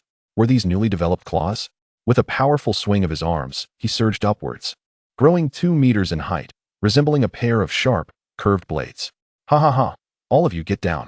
Chen Chu flew beneath a bomber, his claws slicing through the aircraft with ease as if it were mere tofu. With great satisfaction, he burst through the gaping hole, wildly slashing with his claws. The bomber exploded above him in a magnificent display. Damn, it can fly. Concentrate fire. The combined firepower of the fighters and bombers rained down upon Chen Chu, flames erupting around him. Such attacks were trivial even when he was in his mature form. Now, as a complete entity, they posed no threat whatsoever. With a swift strike, he severed the wing of a fighter jet, and with a powerful tail swipe, he obliterated another fighter's cockpit. The skies transformed into Chen Chu's personal showcase. Report. The enemy is too strong. Unfazed by firepower, he coiled his tail around a wingless fighter and hurled it towards a bomber, which failed to evade and was struck directly. Another cataclysmic explosion erupted in the sky, illuminating Chen Chu's formidable silhouette in the eyes of all. I care not whence you come. Should you harbor ill intentions against me, I shall pursue you to the ends of the earth. Chapter 80. The emergence of the Tyrant Legion retreat. Chen Chu's overwhelming dominance, coupled with the ineffectiveness of the aircraft's firepower against him, compelled the bombers to drop their payloads and flee alongside the remaining fighters. While they could not hope to defeat him, escaping was a different matter entirely. Chen Chu could never match the fighter's speed of 2,000 kilometers per hour. As he glanced downward, a series of explosions erupted across the ground, littered with charred corpses. His beasts continued their relentless hunt for the scurrying rats. Gradually descending, he unleashed his talent. The Tyrant's Roar. Evolution points: 394, 201, 200, 000. Evolution points: 439, 281, 200, 000. The entire Plague City had transformed into a hunting ground. Zhao Cheng, even as the king of thieves in human civilization, who had faced numerous brushes with death, had never beheld such a hellish scene. His body trembled in fear. Should he quietly escape? Suddenly, he caught the cold gaze of the Eagle King, who was relentlessly hunting, causing him to shrink back in terror. The evolution feast in Plague City continued unabated until dawn. The remaining rats likely scurried underground, too terrified to emerge. The carnage of the beasts, coupled with the relentless bombardment from the fighters and bombers, inflicted catastrophic losses upon the rats of Plague City. A beam of golden light suddenly illuminated Chen Chu's vision. What on earth? It is I, the golden snub-nosed monkey, Ling Ming. The golden snub-nosed monkey had undoubtedly evolved, and not just once.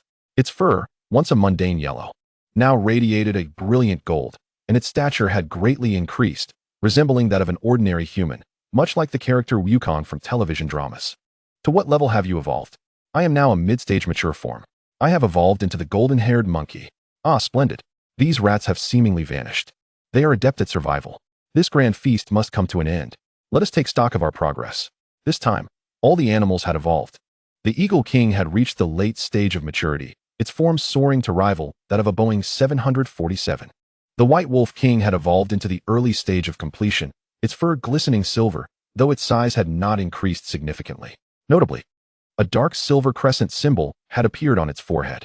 What a pity that the White Wolf King could not speak. Otherwise, Chen Chu would have inquired about its breed and innate talents. From this day forth, you shall be known as the Silver Wolf King. The pack of wolves led by the Silver Wolf King had also evolved to the mature stage, with the least among them at the mid-stage of maturity. Due to the varied evolutionary paths of each animal, among the pack, a few towering wolves reached 5 meters in height and 8 meters in length. A North African bull had evolved to the late stage of maturity, its iron armor bursting under the strain.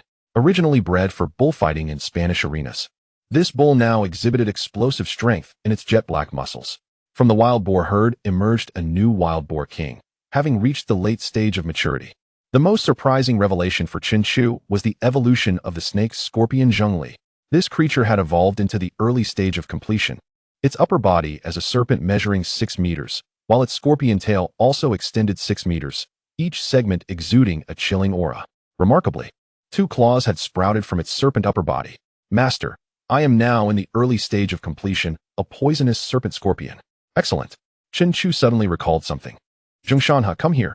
Zheng Shanhe approached with his head hung low. To what level have you evolved? I have reached the late stage of maturity. Zheng Shanhe lamented. If only I had evolved a bit more, I could have attained the complete form. Here, have a few pieces of fire melting crystal. What? Zheng Shanhe was astounded. You wish to give me such a precious item? After his evolution, he possessed no combat capability. Eat it, and spare me the questions. Zheng Shanhe felt overwhelmed with gratitude. Thank you, Master Chu. After consuming 2 pieces of fire melting crystal, only 34 pieces remained from the original 36. Zheng Shanhe successfully evolved. His form remained unchanged, but his fur turned a golden hue.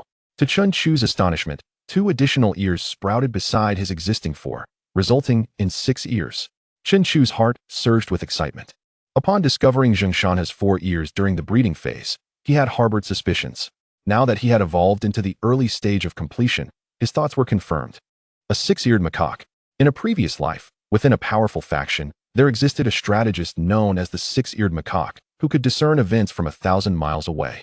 How unexpected that this time, the 6-eared macaque was under his command. 6-eared macaque. Ha ha ha. Heaven favors me. Chen Chu laughed exuberantly.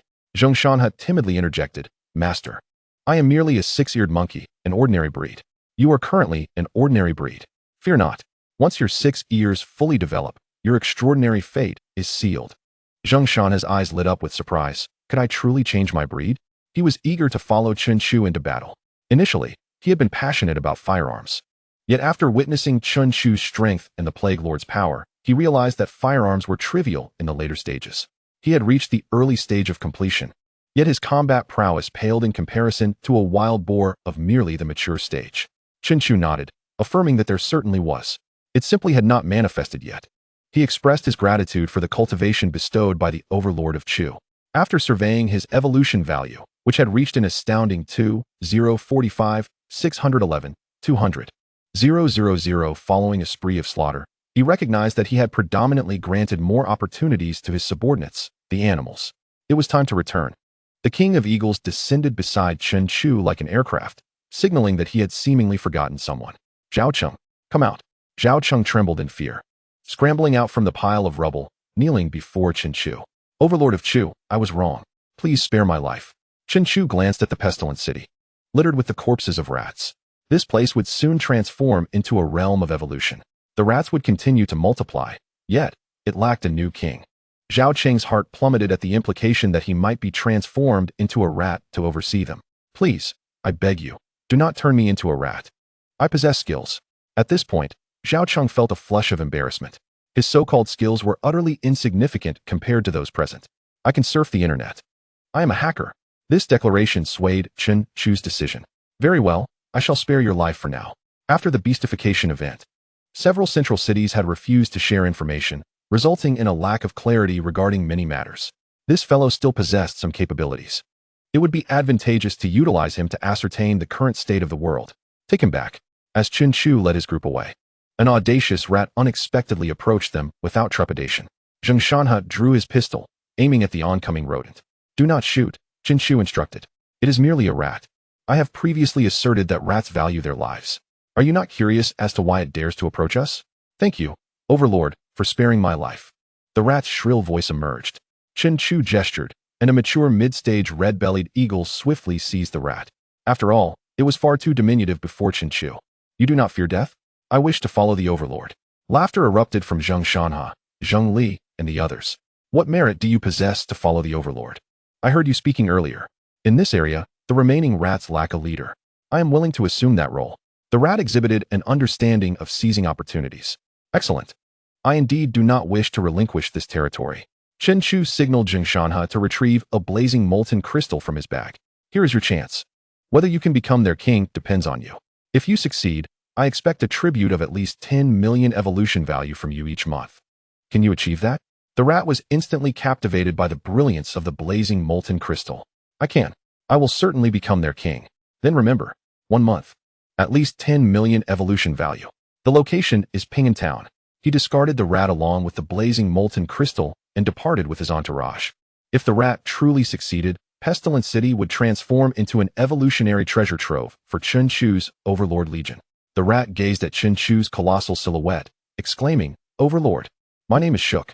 Li Shook." 2 hours later, the fleeing fighter jets and bombers had landed on the tarmac. The pilots disembarked, their faces still marked by lingering trepidation. They were promptly summoned. In the 200-square-meter conference room, all the city's elite were seated. The pilots recounted their experiences truthfully. Ha! A disheveled man wearing round glasses erupted in laughter. A hybrid species. Undoubtedly a mysterious hybrid species. Its level has certainly surpassed that of a mature body.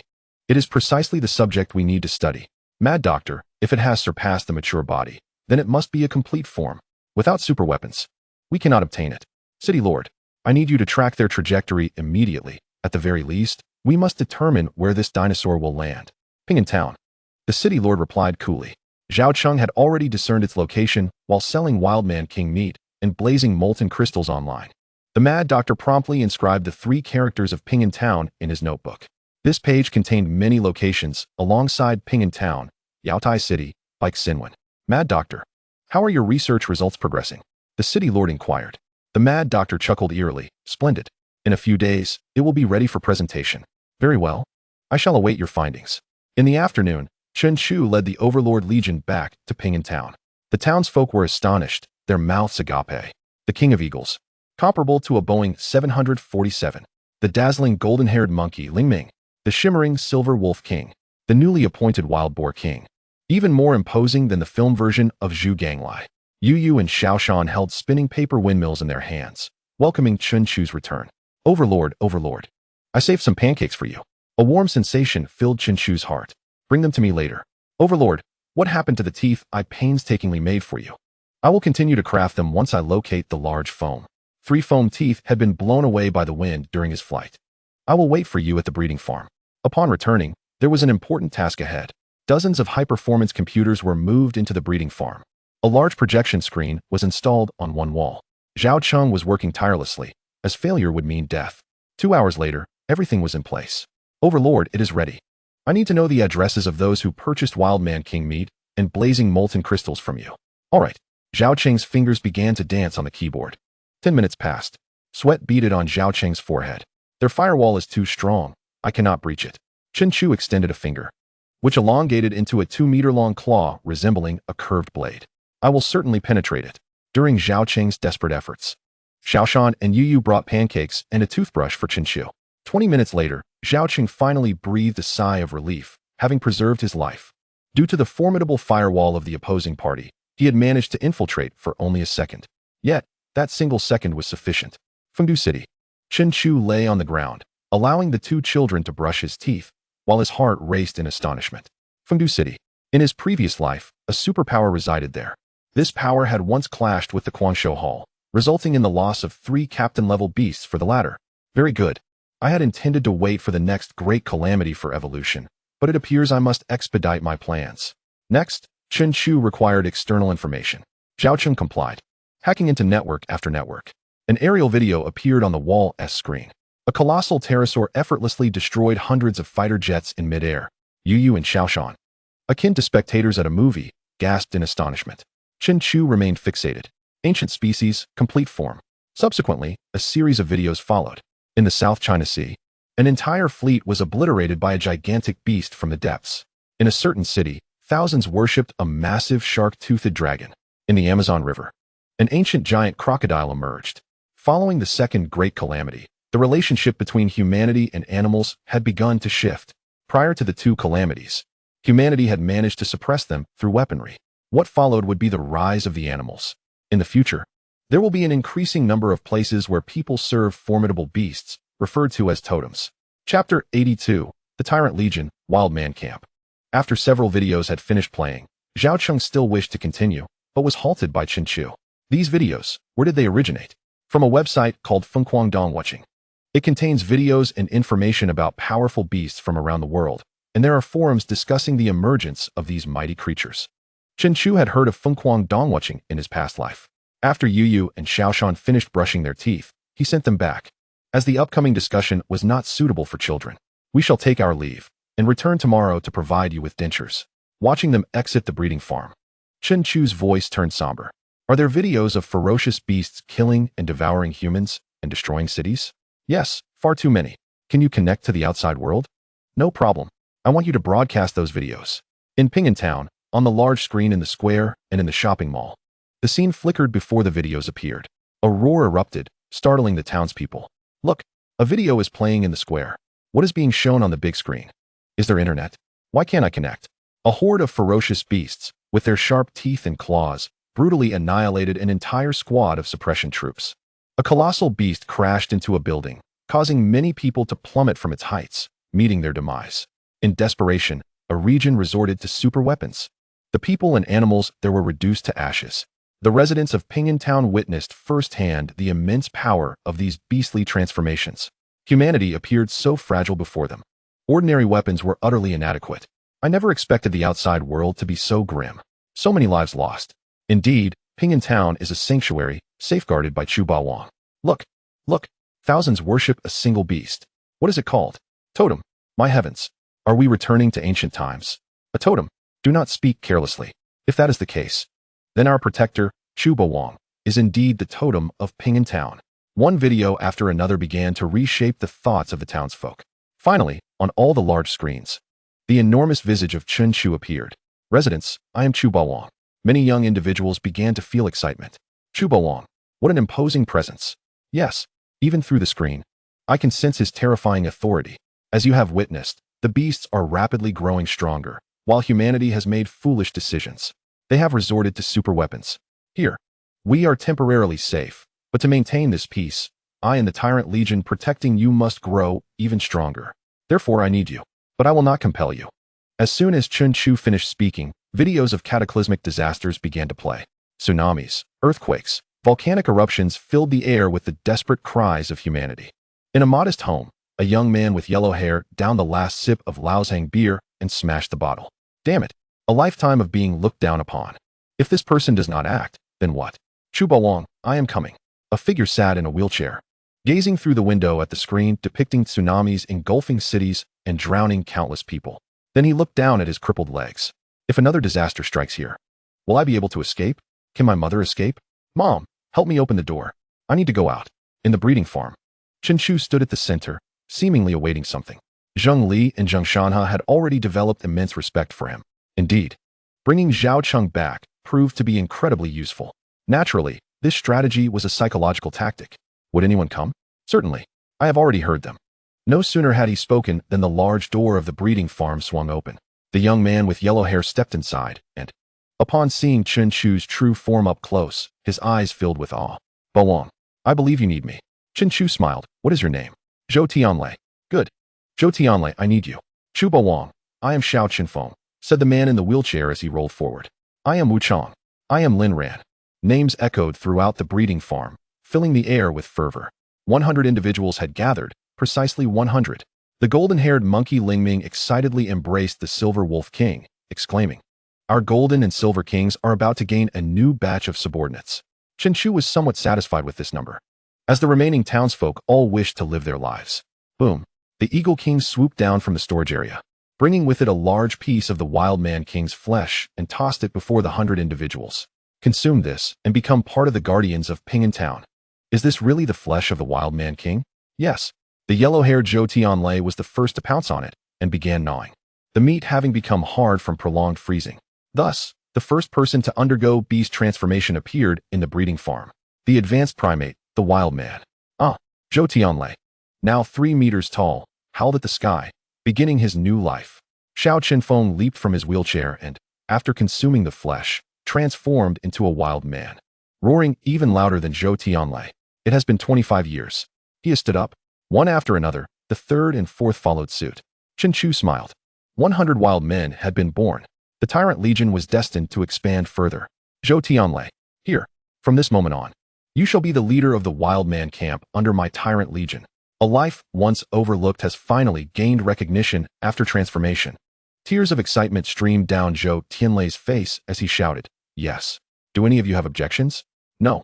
The remaining 99 wild men shouted in unison. "Good. Perhaps in the beginning of your transformations, you may not feel accustomed. I will grant you time. The peace of Ping'an Town now rests upon your shoulders. We vow to follow Chu Bawang to the death. We vow to protect Ping'an Town." Just as the 100 wild men transformed, another group surged in. "Ah, is it over?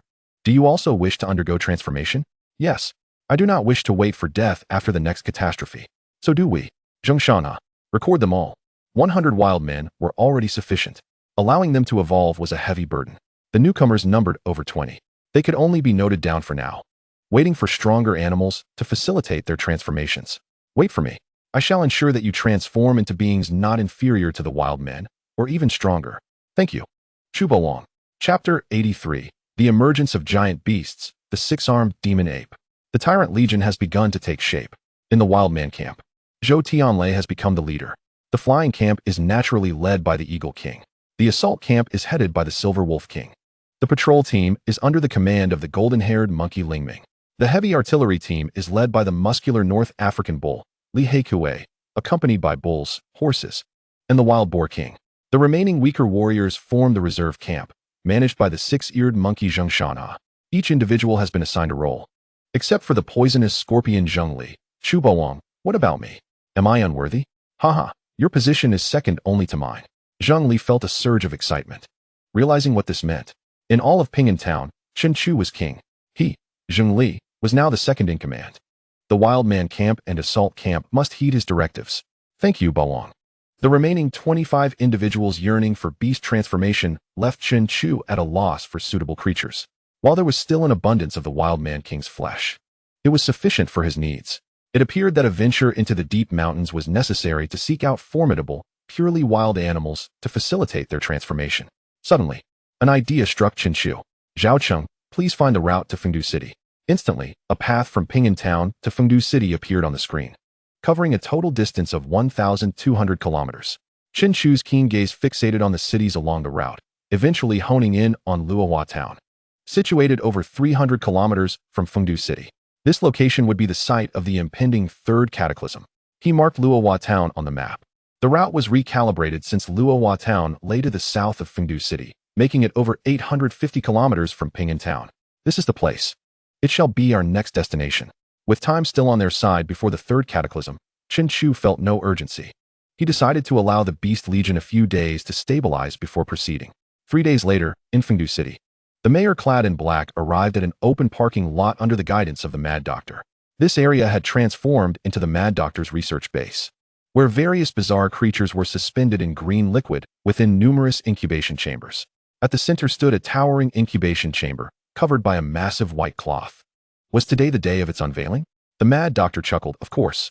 The high-priced items he had procured, including the fiery molten crystal and the DNA of elite beasts, had all been integrated. This would become Fengdu City's most formidable weapon. With a dramatic flourish, the white cloth was torn away. The mayor gasped at the sight of the beast within. "What on earth is this?" "Ha! Mayor, I have named it the Six-Armed Demon Ape. With it, we can create even more mutated beasts for our use. Soon, we shall amass a mighty army, and the entire world will be at your feet. Let me assess its combat prowess." The Mad Doctor pressed a red button, causing the giant chamber to open. 1 day later, in Ping'an Town's breeding farm, a scene of astonishment unfolded. 100 wild men emerged outside the town, either hoisting enormous tree trunks or carrying massive stones, while others were working with cement. This was a devised plan to stabilize the anxious hearts of the Ping'an Town residents by constructing a formidable wall around the town. Chen Chu remained silent, allowing them to proceed. "Bawang, a new video has been updated. Oh, let us see it." In Yaotai City, a beast descended from the sky, forcefully tearing off the head of a fully mutated unicorn tiger. "What is this creature?" Its massive size instilled caution in Chen Chu. The second video showed a fully developed, 100-meter-long giant forest python being torn apart by the descending beast just 3 hours later. "Retreat." Zhao Cheng stepped back slightly, and Chen Chu spotted armed machines in the sky. All these machines bore a common emblem, a sword entwined by 9 dragons. Was this not one of the superpowers from the previous life, the Jilong Hall? The Jilong Hall, the hidden superpower in Fengdu City, was known for its high-value procurement of advanced animal meat and fiery molten crystals. What were they planning? Suddenly, the Eagle King and Zheng Shanhe appeared before Chen Chu simultaneously. Oolong, I hear many planes approaching. Planes? The Eagle King nodded, having already spotted them. It seems trouble is on the horizon. Let us head outside. Buzzing sounds filled the air as over 20 armed machines appeared in the sky, 10 of which were hoisting a beast with steel cables. In the command center of Fengdu City, the Mad Doctor had already witnessed the images of Ping'an Town through the armed machines. Lower my treasure and seize the DNA of that dinosaur. With a swift motion, the cable snapped, and a colossal shadow plummeted from the sky. With a thunderous crash, it landed outside Ping'an Town, creating a deep crater. The residents initially believed an earthquake had occurred. What had just fallen from the sky? Look, there are many more planes above. Could this be the so-called totem war discussed in the forums? What totem war? From now on, more and more regions will serve powerful beasts, referring to them as totems. To acquire more resources, they will attack other regions under the banner of their totem, which the forums call the totem war. Goodness! Which region dares to encroach upon our Ping'an Town? We have Chubawang. Let us rally behind Chubawang. As the massive hand struck the ground, dust erupted. Chen Chu unfurled his wings and fanned them vigorously. The enormous silhouette emerged. Zheng Li and the others gasped in astonishment. What on earth is this? Standing 17 meters tall, the creature possessed 6 robust arms and was adorned with an irregular layer of bone armor, as if its bones had grown outward. Curved horns crowned its head, while a tail covered in black scales ended with a serpent's head the size of a car, hissing and flicking its tongue. This figure was more terrifying than Chen Chu himself. This was the beast that emerged from the chamber of Fengdu City today, the 6-armed demon ape. Where did you come from to stand before me? Chen Chu stood tall, matching its height. Ha! This is the dinosaur. It is simply marvelous. 6-armed demon ape. I want to collect its head. The Mad Doctor had already given the order. In response to Chen Chu, the creature unleashed a roar reminiscent of a silverback gorilla. The 6-armed demon ape lunged toward Chen Chu. Chapter 84. Only I bite. No one bites me before the 6-armed demon ape could reach him. A furious wind swept through the air. Such might compelled even incomplete beasts to evade its fury. The two equally sized beasts collided instantaneously. The 6-armed demon ape unleashed a flurry of punches upon Chen Chu, who relied on the hardened crocodilian armor enveloping him for defense. Do you have many arms? Allow me to reduce their number. With a sweeping motion of his claws, sharp, knife-like talons erupted from 5 of his digits. The bone armor on the 6-armed demon ape's arms was marred with deep gashes. The creature roared as it extended its 6 arms to envelop Chen Chu in a massive embrace. Not a chance. Chen Chu unfurled his massive wings to shield his body, preventing the beast from grasping him. From the power transmitted through his crocodilian armor, it was evident that this mutated beast was indeed at its full potential. If ensnared by its 6 arms, escape would be futile. With a series of puncturing sounds, several holes were torn through his wing. Chen Chu yanked his arms, propelling himself forward with his powerful hind limbs, and opened his mouth to bite down on one of the 6-armed demon ape's arms. The force of his charge sent the creature staggering back. With a crunch, the bone armor on the 6-armed demon ape's arm shattered within Chen Chu's grasp. The beast roared as 4 of its arms locked around Chen Chu's neck, while the remaining one clenched into a fist and swung toward Chen Chu's face. Before it could strike, Chen Chu's talons pierced through the arm aimed at him. The 6-armed demon ape's serpent-headed tail lashed out like lightning, sinking its fangs into one of Chen Chu's claws, injecting venom with deadly potency. The arm of the Liubi Moyuan was bitten off by Chen Chu, who swallowed it whole. Immediately, he unleashed his talent, the Tyrant's roar. With a thunderous crack, the bone armor on the Liubi Moyuan began to fracture. As its 4 remaining arms exerted tremendous force, Chen Chu found it hard to breathe, and his Tyrant's roar was abruptly halted. Ah, my Liubi Moyuan, how dare you bite off one of its arms? The frenzied doctor, observing the battle, was driven to madness. But you are doomed.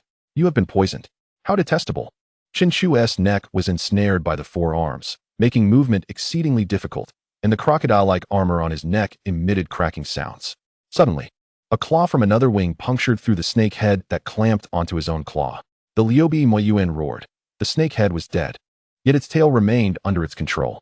Both claws were entangled. The Liubi Moyuan opened its enormous mouth and lunged towards Chen Chu's neck. How dare you? Chen Chu was furious. He was the only one allowed to bite.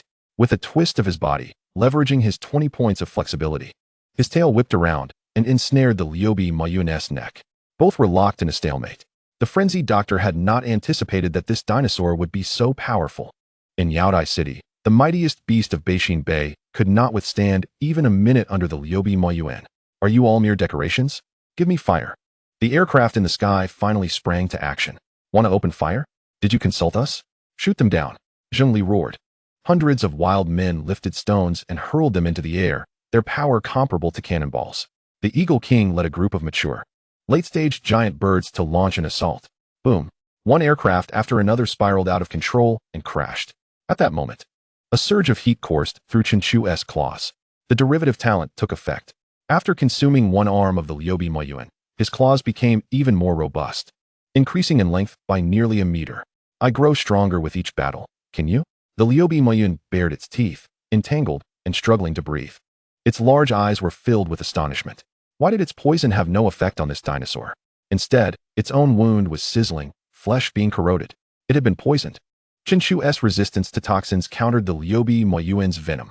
This creature's toxin was not as potent as Zhengli's, and its resistance did not increase. Its poison was wreaking havoc within the Liubi Moyuan. Time ticked away. In the sky, over 20 aircraft had dwindled to just 3. The strength of the Liubi Moyuan was gradually waning. With a furious roar, Chen Chu unleashed his power. Crack! The snake tail was violently severed, blood and flesh splattering. At this moment, his claws, now exceeding 5 meters in length, pierced through the Liubi Moyuan's 2 remaining arms. The Liubi Moyuan cried out in pain, releasing its grip. Blood flowed like a stream from its perforated arms. Enraged, the Liubi Moyuan unleashed a flurry of punches towards Chen Chu. Get away from me. As Chen Chu's neck was released, he took a deep breath and roared in anger, his tail swinging. The massive body of the Liubi Moyuan was sent flying. Thud! Rolling twice on the ground, its 4 arms pushed against the earth. Chen Chu sprinted forth, jaws agape, targeting the head of the Liubi Moyuan. The Liubi Moyuan grasped Chen Chu's upper and lower jaws with its 4 arms. Its roar was filled with immense agony. A significant portion of its fingers had been bitten off. Clenching its jaws, Chen Chu swallowed them whole, then slammed his massive head forward. A headbutt struck the Liubi Moyuan's head. Crack! The skull of the Liubi Moyuan was immediately fractured, blood gushing forth, revealing a large mass of brain resembling a walnut. Now, the Liubi Moyuan's head was buzzing, a wave of dizziness overtaking it. Chen Chu twisted his body, using his tail to execute a sweeping kick. The attack struck the legs of the Liubi Moyuan, causing it to topple to the ground. In an instant, Chen Chu stepped forward, pressing his massive claw against its chest. The sharp claws pierced through its bone armor, delving deep into its flesh. The Liubi Moyuan could no longer resist. Words would not save you. It is time for you to die. Leaning down, he tore into it, then flung it aside. The head of the Liubi Moyuan rolled to one side. Simultaneously, the last aircraft in the sky was destroyed by the Eagle King, who still had a pilot caught on one of its claws. Upon landing, the pilot was unceremoniously tossed to the ground. The Silver Wolf King, the venomous scorpion Zhengli, and the North African bullfighter Li Hei Kue all converged. The pilot, terrified, lost control of his bodily functions, screaming, "Don't eat me! Don't eat me!" The beasts parted, granting Chen Chu space. Speak. The pilot clung to what seemed like a final lifeline. We were sent by the city lord and the doctor from Fengdu City. We intended to use the Liubi Moyuan to kill you and seize your genes. Genes? Yes. This Liubi Moyuan is not an ordinary mutated species. It is a powerful mutant artificially cultivated through high-tech methods. Chapter 85, Tyrant Legion. Follow me to flatten Fengdu City. Artificial cultivation. No wonder there were so many ferocious mutated beasts in the Jiulong Dian in my previous life. It turns out they were artificially bred through technological means. This Liubi Moyuan has unknown numbers of animal genes fused within it. After killing it, my evolution value surged to 2-10961-120-0000. Undoubtedly, it was the initial stage of full transformation. This explains why Fengdu City eagerly bought high-grade animal meat and the essence of the sea. They create monsters, then use evolutionary substances to help them evolve. What other monsters might Fengdu City have cultivated? I don't know. I only know that the doctor has several research bases. Chen Chu scoffed. Zhengli's scorpion tail had already appeared above the pilot's head. Don't kill me. I also know that the doctor has breeding bases in Fengdu City. They are all evolution values. I can lead you there. Breeding bases? Chen Chu smiled. This was indeed promising and quite logical. Since it was artificially cultivated, there must be more than just the Liubi Moyuan. The evolution substances born after the Great Cataclysm are limited. There must be other methods to facilitate their evolution. The breeding bases are essentially repositories of evolution values. Chen Chu had been troubled by the lack of evolution values for his hundreds of wild men. He turned to leave. The pilot's head was promptly smashed to bits by Zheng Li's scorpion tail. Dare to trouble me? Prepare yourselves. We are going to flatten Fengdu City. Wild men. Your chance for evolution lies there. In the command center of Fengdu City, the frenzied doctor was in a frenzy, smashing everything within reach.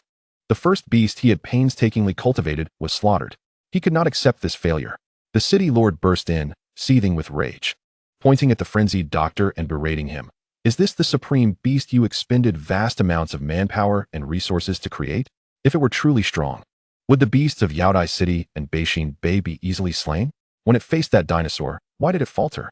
It can only mean that the dinosaur is too powerful. Because of you, Fengdu City has lost 26 aircraft. The frenzied doctor clenched a syringe filled with green liquid behind his back, trembling all over. He thought to himself, if you dare to insult me again, I will immediately transform and crush you. Once the city lord had vented his anger, he took a deep breath, resolving to avoid rash actions without a clear understanding of the opponent's strength in the future. The mad doctor concealed the syringe within his sleeve, a smile gracing his face. Rest assured, city lord, this will not happen again. The city lord turned and departed. The mad doctor returned to his research center, where a satellite phone rang from a hidden compartment in his drawer. The six-armed demon ape is finished. Not possible. I have conducted experiments. The beasts that have undergone animalization possess human genes intertwined within them. To achieve true animalization, purification is necessary. However, this is exceedingly difficult, thus far. I have only managed to refine enough for one individual. Fear not, the Jiulong Jian will undoubtedly remain undisclosed. In Ping'an Town, the corpse of the six-armed demon ape was taken to a breeding facility. The artificially cultivated creatures bore neither the raw ferocity of beasts nor the essence of humanity. Bolong, you have been watching for half an hour. Can it be consumed? Chen Chu shook his head. I cannot ascertain whether this creature is wild or animalized. You are unaware if the genes it possesses include those from animals post-animalization, are you? Indeed. It was precisely this uncertainty that made Chen Chu hesitant to act rashly. If it were purely wild, then those 25 individuals could become the new six-armed demon apes. If the genes contained traces of animalized creatures, it would be fatal. For the six-armed demon ape was toxic. I believe it is best not to consume it, analyzed Jing Shanha. The beasts slain in Beijing Bay were all animalized. Now, if they seek Bolong's genes, it must indicate a mixture of animalized genes. Consuming it would only result in poisoning, not animalization. One of the 25 preparatory members stepped forward. Bolong, may I attempt it? Are you certain? If you are mistaken, it could cost you your life. Zheng Li, nestled in the corner, dared not speak. Regretting having killed the pilot moments ago, how beneficial it would have been to have him for the experiment. I am certain. Chen Chu admired his bravery. Shanha, summon the medical team from the town. Should anything happen, let them provide assistance. The individual was deeply touched. Bolong truly considered his safety. When the medical team arrived, Chen Chu promptly sliced off a piece of flesh from the six-armed demon ape's arm. After swallowing it, he collapsed to the ground, his face turning purple within 3 seconds. Chen Chu sighed. It appears the artificially bred specimen is ineffective. The medical team began to administer urgent care. Chen Chu then bit off another arm and a segment of the serpent's head, swallowing them as well. After a prolonged wait, there were no changes. It seemed that all that could be extracted from the six-armed demon ape had been exhausted. As for the corpse, it was unceremoniously discarded and set ablaze. The creature's massive size ensured that the flames persisted. Preparations were underway to head towards Fengdu City. Dare to covet my ambitions. Let there be a touch of excitement before the third cataclysm descends. Before departing, he reminded Zhao Cheng, I hope upon my return, you will bring news of her. Zhao Cheng nodded vigorously. I will exert every effort. Chen Chu and his companions exited Ping'an Town, greeted by the townsfolk lining the streets to bid them farewell. A woman with frosty hair gazed at one of the wild men. My son, you must return safely. The wild man, Xiao Chenfeng, nodded solemnly. Bolong, upon your return, could you bring us more seeds? Our vegetables are insufficient. Bolong, my ironworks have run dry. I cannot forge any armor. Bolong, my brother just said to return with a bottle of Coca-Cola. Little Yu shouted energetically. Chen Chu chuckled. These residents had come to regard him as the totem of Ping'an Town. Enough, enough. The trajectory of time unfolds as such. Yu, what would you like? Mango juice, orange juice, strawberry juice, so many flavors. Second master said he wouldn't dare drink milk. Bolong acknowledges. They left Ping'an Town as the makeshift iron gate closed behind them. Chen Chu gazed into the distance and bellowed, Bolong Legion. March 4th. The king of eagles let out a cry, soaring into the skies. The silver wolf king howled, leading the pack of wolves in a sprint. 100 wild men ran in formation behind Chen Chu, a formidable sight. In Ping'an town, Zheng Li remained behind as the second in command. He had now evolved into the early phase of a complete form, the poisonous serpent scorpion. Coupled with the remnants of the assault team and heavy infantry, he was fully capable of defending the city. Chen Chu's objective was to solidify the wild men's camp, taking with him the crucial asset from this operation, Zheng Shanha, the six-eared monkey. Their grand procession no longer headed toward the Plague City or Anlin City, but ventured northward instead. Chen Chu soared into the heights, commanding the King of Eagles, "Race ahead." The King of Eagles complied eagerly. With a flourish, he flapped his wings, reaching maximum speed. Chen Chu's own fleshly wings also beat fiercely. The battles had left his wings with several transparent punctures, and as he flew, the wind created a sound akin to a broken wind instrument. Now in the complete early phase, Chen Chu's maximum flight speed had reached 220 kilometers per hour, surpassing many avian species. Even a human in a sports car would struggle to escape his grasp. Yet, within a minute, the King of Eagles left him far behind. Indeed, the disparity between species is profound. This fellow is truly silent. His speed must have reached 300 kilometers per hour. Chen Chu contemplated devouring the King of Eagles' wings to enhance his own flight speed. As they soared above, the ground below was filled with those in pursuit. The Silver Wolf King's running speed was astonishingly fast. Yet, the younger wild men struggled to keep pace. After sprinting for several minutes, they reached their limits. In the air, Chen Chu activated his Bawang roar, urging them to catch up slowly. He then tilted his head, his entire body gradually changing colors, appearing from afar as if he were the blue sky and white clouds. Utilizing his innate ability to change color while flying, he resembled an invisible aircraft. As they journeyed, they passed through desolate villages devoid of human presence, the animals having vanished without a trace. After half an hour, the King of Eagles returned, looking as though he had encountered something significant ahead. Chen Chu followed him, reaching the scene within 10 minutes. A struggle was unfolding. He instructed the King of Eagles to steer clear to avoid detection due to his size. Chen Chu descended slowly, his colors shifting continuously to deceive all onlookers. Outside this small town, a crowd of over 1,000 had gathered, their focus directed toward a turtle measuring 5 meters in length, currently retracted within its shell like a colossal stone. This instantly reminded Chen Chu of the animalized alligator turtle from his previous life. Opposite stood a mutated lizard, stretching 8 meters in length. This peculiar lizard bore a resemblance to a gecko, yet its limbs were equipped with sharp claws, and its tail resembled that of a rattlesnake. Particularly striking was its back, which bulged, resembling an enormous starfish. Chen Chu pondered, could this creature have also consumed some concoction steeped in animal essence? Behind the mutated lizard stood hundreds of people, some on tricycles, others in pickup trucks. Haha, Luoshui village, your totem is merely a turtle? Today, our totem, the rattlesnake, will surely vanquish you. Nonsense. Our totem is the armored alligator turtle. Its defenses are formidable, not even artillery can harm it. It has now reached the mid-phase of maturity. The mutated rattlesnake chuckled ominously. Mid-phase of maturity? I have slain him. Thus I shall evolve into the later stages of my mature form. What turtle dares to stand before our totem? Merely a giant creature of little distinction. Those who wish to survive would do well to yield all their resources. Should you desire to join us, we shall not reject you, as we are in need of those who can cultivate the land. The group behind Xiang Wei who erupted into laughter. With a resounding thud, the foreclaws of the steel-armored crocodile turtle, covered in yellow fur, sprang forth from its shell, crashing down onto the ground. Chen Chu could not help but exclaim internally, this turtle possessed 4 tiger claws. What had it consumed in life? Stewed tiger bones with turtle? A supernourishment? How weak it must have been. A deep voice resonated. Transforming into a turtle does not imply that I lack combat prowess. As the totem of Luoshui village, I cannot allow you to act with impunity here. Xiang Wei who swiftly advanced, pouncing towards the turtle's head. The steel-armored crocodile turtle was not as quick in its movements, yet when it came to retracting its head, it was remarkably swift. Xiang Wei who clawed at empty air. Its tail lashed against the turtle's shell, causing no harm whatsoever, but delivering a painful reverberation to itself. The clash between the two mutated beings had transformed into a battle of totems between two regions. Chen Chu sighed. In the future, such conflicts would only proliferate. Too many had transformed into beasts. Too many regions had been ravaged by artillery and natural disasters, rendering the land unfit for cultivation. An abundance of food had been plundered. The residents of Ping'an Town had also revered him as a totem, beseeching him to return with seeds and other necessities. Stinking turtle, if you have any courage, come out. Xiang Wei, who bellowed in frustration, positioning itself before the steel-armored crocodile turtle. The turtle suddenly thrust its head forward and clamped its jaws onto the protruding starfish on Xiang Wei, who's back. Haha, it's over, Chen Chu mused, envisioning the inevitable conclusion. As a transformed crocodile turtle, he was well aware that beyond its hard shell, it possessed a formidable biting force. With a crunch, the crocodile turtle bit off a large chunk of flesh.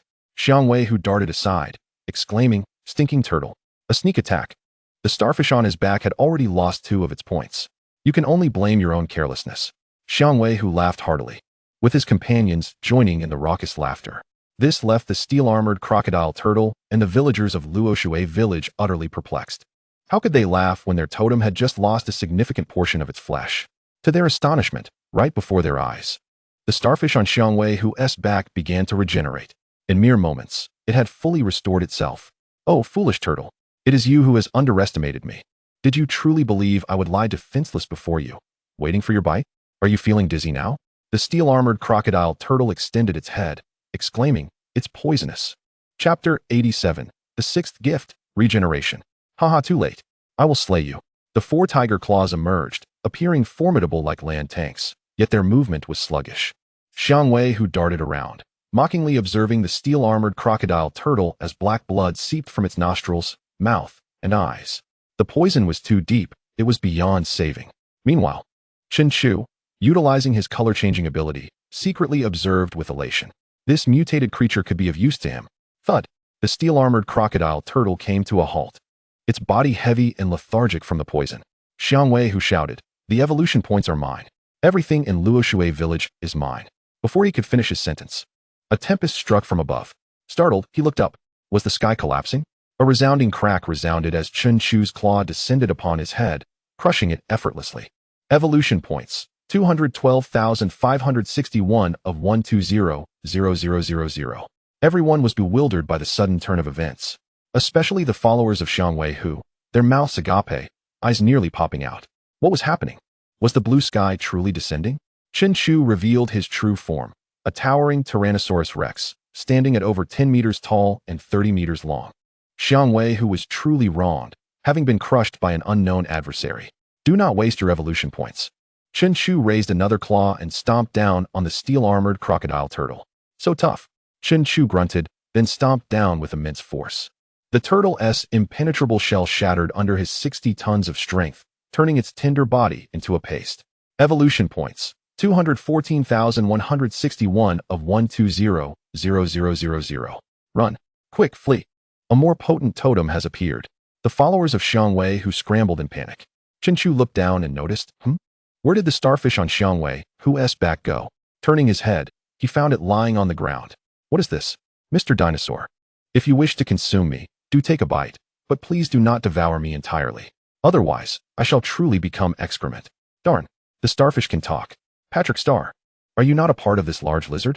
No, we have always been in a cooperative relationship. My mobility is too weak, but by attaching to him, I can gain evolution points. He is a good actor. We have deceived many animals with this ruse. Chen Chu was amazed to learn of such a partnership. This poisonous starfish, clinging to Xiang Wei, who's back, led all creatures to believe they were one entity. By intentionally exposing vulnerabilities, they baited their opponents into biting, ultimately poisoning them. After ingestion, the victim would be poisoned. The starfish, possessing regenerative abilities, could then recover itself. Poisoned animals would have their evolution points split between the starfish and Xiang Wei, who, for instance, if one was poisoned, the other would be slain by Xiang Wei, who. Very well. Let me take a bite. Chen Chu bit down, devouring a significant portion of the starfish. Still unsatisfied, he then consumed a large piece of the lizard. Both species possessed regenerative capabilities.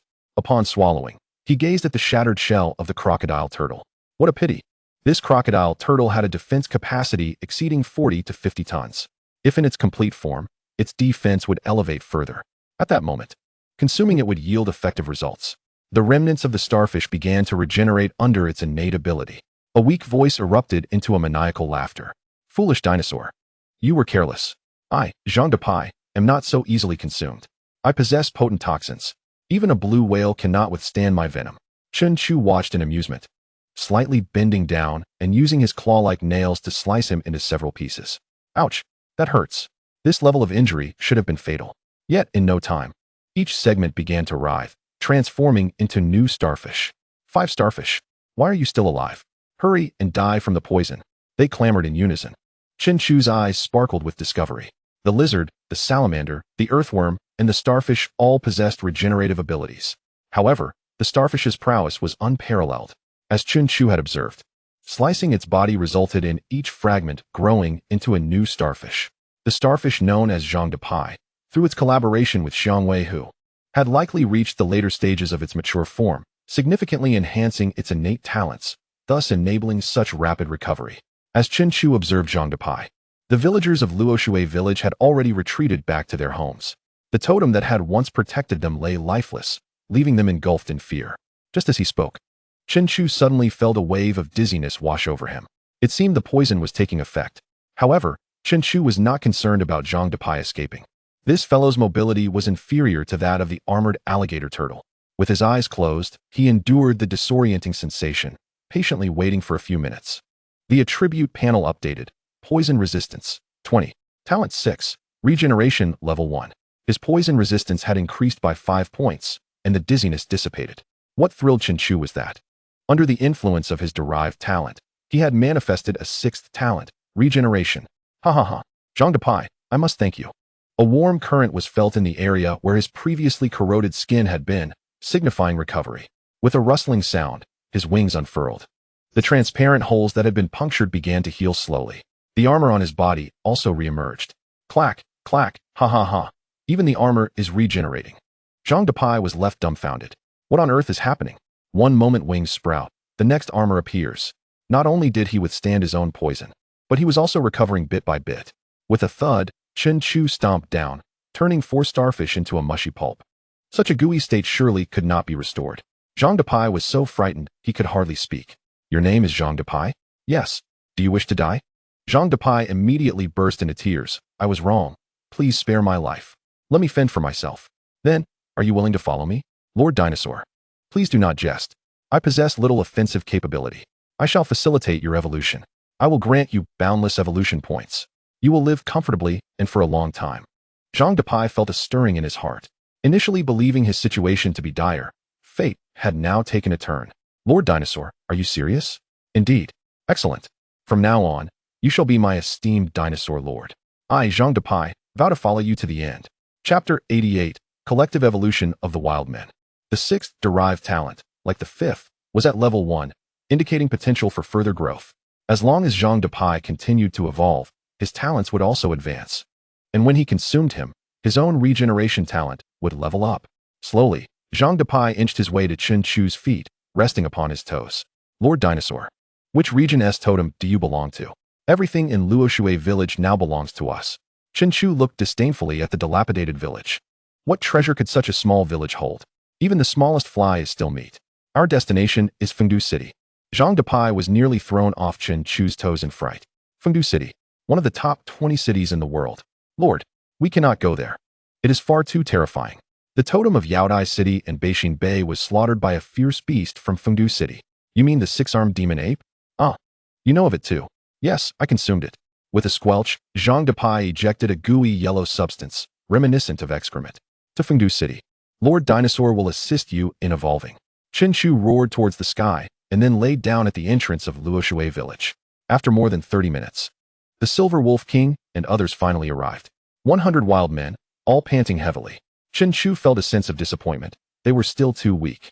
Zhengshana, riding atop the Silver Wolf King, had not exerted much energy, merely feeling somewhat jostled. Upon seeing the corpses of the armored alligator turtle and the rattlesnake tiger, his expression darkened as he turned to look at Luoshui village. Bawang, should I go slaughter them? It has nothing to do with them. However, you may take the wild men to see if there are any opportunities for evolution. Time limit, 1 hour. Go. Instantly, Luoshui village was thrown into chaos. The villagers were screaming in terror. It took less than an hour, barely 30 minutes, for everyone to regroup. The village was small, with few wild animals, and only a few hundred beastified creatures. It was insufficient for even one wild man to evolve. Lying on the ground, Chen Chu opened one eye to observe the 100 wild men. Zhou Tianlei, with blood on his mouth, feet, and hands.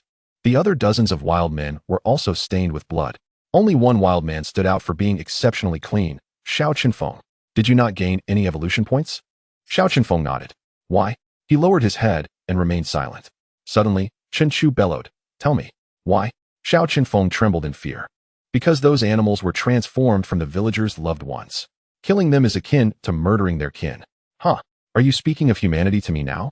Although we have beastified into animals, we still possess human thoughts. Very well. Let me ask you, if it were Ping'an Town that was invaded, do you think all animals would share your sentiments and forfeit their chances for evolution? Xiao Qinfeng was rendered speechless. Chen Chu was right. If Luoshui village were Ping'an Town, facing a fierce beast invasion, they would have no means to retaliate. If one is not strong enough, how can one protect their frost-haired mother? In the face of natural calamities, without strength, all is mere empty talk. Zhou Tianlei stepped forward. There were some animals you quietly released, weren't there? Lord Chu Bawang is granting you another chance. It depends on whether you cherish it. Xiao Qinfeng clenched his fists tightly. It seems you are not qualified to be a protector of Ping'an Town. I, as the head of the Wild Men Camp, immediately expel you from the Wild Men Camp. Chen Chu replied coolly, in poverty, one can only uphold oneself. In prosperity, one should benefit the world. Xiao Qinfeng let out a furious roar and charged into Luoshui village. A few minutes later, covered in blood, he returned to the group. Chen Chu could smell the fresh scent of blood without even looking. Do you understand? I understand. Good. Chen Chu rose and set forth. The pack of beasts followed. Exuding an imposing aura, Zhang Depai was astounded beyond measure. Such a formidable presence. This is truly a super army. Rattlesnake Tiger, you were fortunate to die early, otherwise my future would have been hindered by you. Quit your incessant muttering. Scram. With a thud, Zheng Shanha, riding atop the Silver Wolf King, was toppled when a large starfish landed on his face. What the hell? A starfish, Zhang Depai. It's a gift for you. He will teach you strategy. Patrick Star? Zhang Depai wriggled, and then attached himself to Zheng Shanha's back. I am Zhang Depai, a mutated toxic starfish, late-stage mature. In just a few minutes, the two hit it off splendidly. After distancing themselves from Luoshui village, the surroundings became desolate once more. Night fell as they reached the foot of the vast Daxing Mountain. Tonight, they would rest here. The 100 wild men were thoroughly exhausted. Just today alone, they had traveled 700 kilometers. Zheng Shan had gestured for the fierce beasts to be silent. Then, closing his eyes, he began to listen with his 6 ears. Chen Chu controlled his breathing, striving not to disturb him. After evolving into a 6-eared monkey, Zheng Shan had developed the talent for listening across 100 miles. When this talent was activated, all sounds within 100 miles fell into his ears.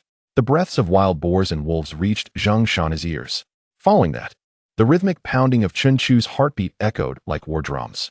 The rustling of small creatures in Daxing Mountain was also detected. As time drifted further away, Zheng Shan suddenly opened his eyes, realizing that the vast Dashing Mountain was teeming with creatures, predominantly weaker animals.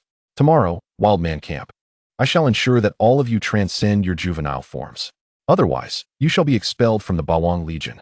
The next morning, as the sun timidly peeked above the horizon, that Song Ying Wang let out a piercing cry. 100 wild men simultaneously opened their eyes and dashed into the depths of Dashing Mountain, while birds circled above, monitoring their every move. Should any mishap befall one of them, Chen Chu would be poised to provide immediate assistance. Bawang, do you believe they can all evolve to the initial stage of maturity within a day? To achieve that, nearly 100,000 evolution points would be required. Dashing Mountain, stretching for thousands of miles, certainly houses that many creatures, albeit scattered. Chen Chu rose and walked forward, stating, if they cannot even accomplish this, do they deserve to be part of my Bawang Legion's Wild Man Camp? Within Dashing Mountain, the howls of beasts reverberated, shaking the very forest. Even as juvenile forms, the 100 wild men stirred up a tremendous commotion upon entering the mountain. Soon, all creatures within a radius of several hundred meters had been ruthlessly slaughtered, leaving only those who fled at great speed. Chen Chu walked alongside Zheng Shanha, who occasionally activated his innate talent, by Li Tingyin, to detect the presence of mature creatures. Can 100 wild men not confront a mature being? Chen Chu scoffed. They are a cohesive unit, not mere individual combatants. It would be strange if there were no mature creatures in such a vast expanse as Dashing Mountain, at the heart of the Taihang Mountain Range. To the east lies Fengdu City. Chen Chu and Zheng Shanha navigated smoothly, as the animals had already been frightened away by the 100 wild men. Thud, thud, thud. Dozens of wild men sprinted after fleeing animals. Zhou Tianlei leaped into the air, seizing a branch and stripping it of its leaves, transforming it into a rudimentary spear. This evolution point is mine. With a powerful throw, he pierced a fleeing deer. However, just as Zhou Tianlei was about to claim his evolution point, a stone flew forth, smashing the deer's head to pieces. Ah, Xiao Chenfeng, why didn't you deliver a fatal blow?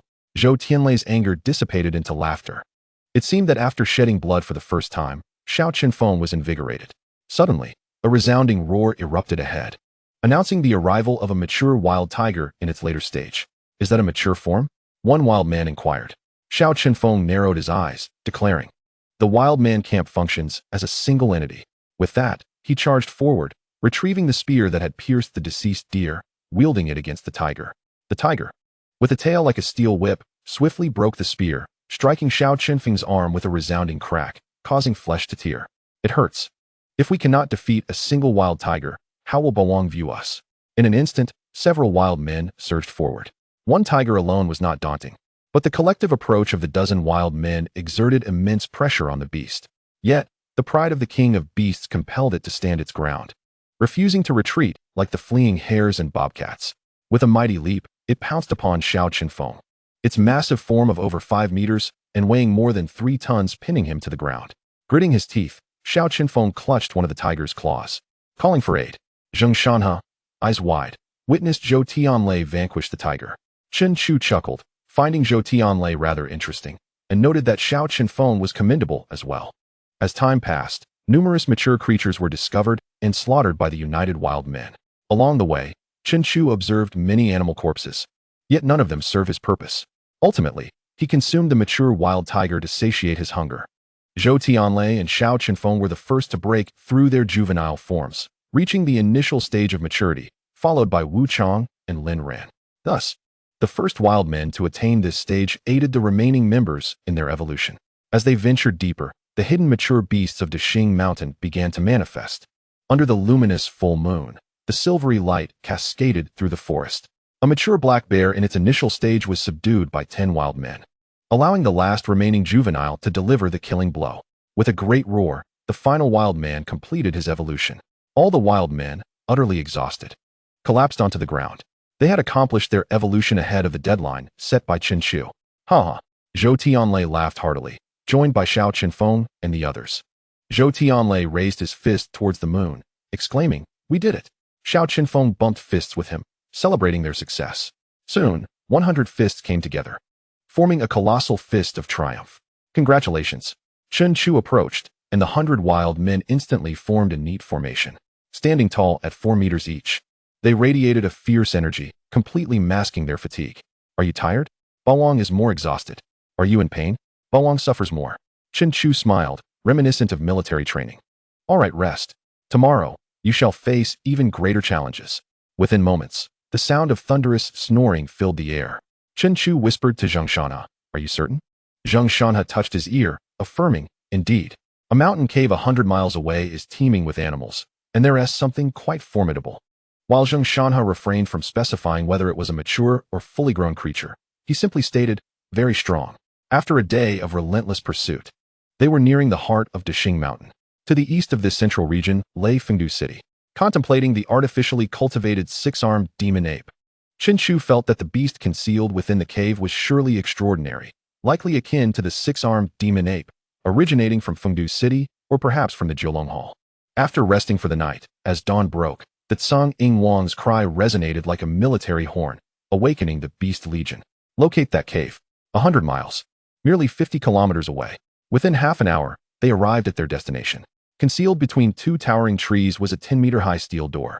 Chen Chu activated his head armor, unleashing a surge of speed as he charged at the door.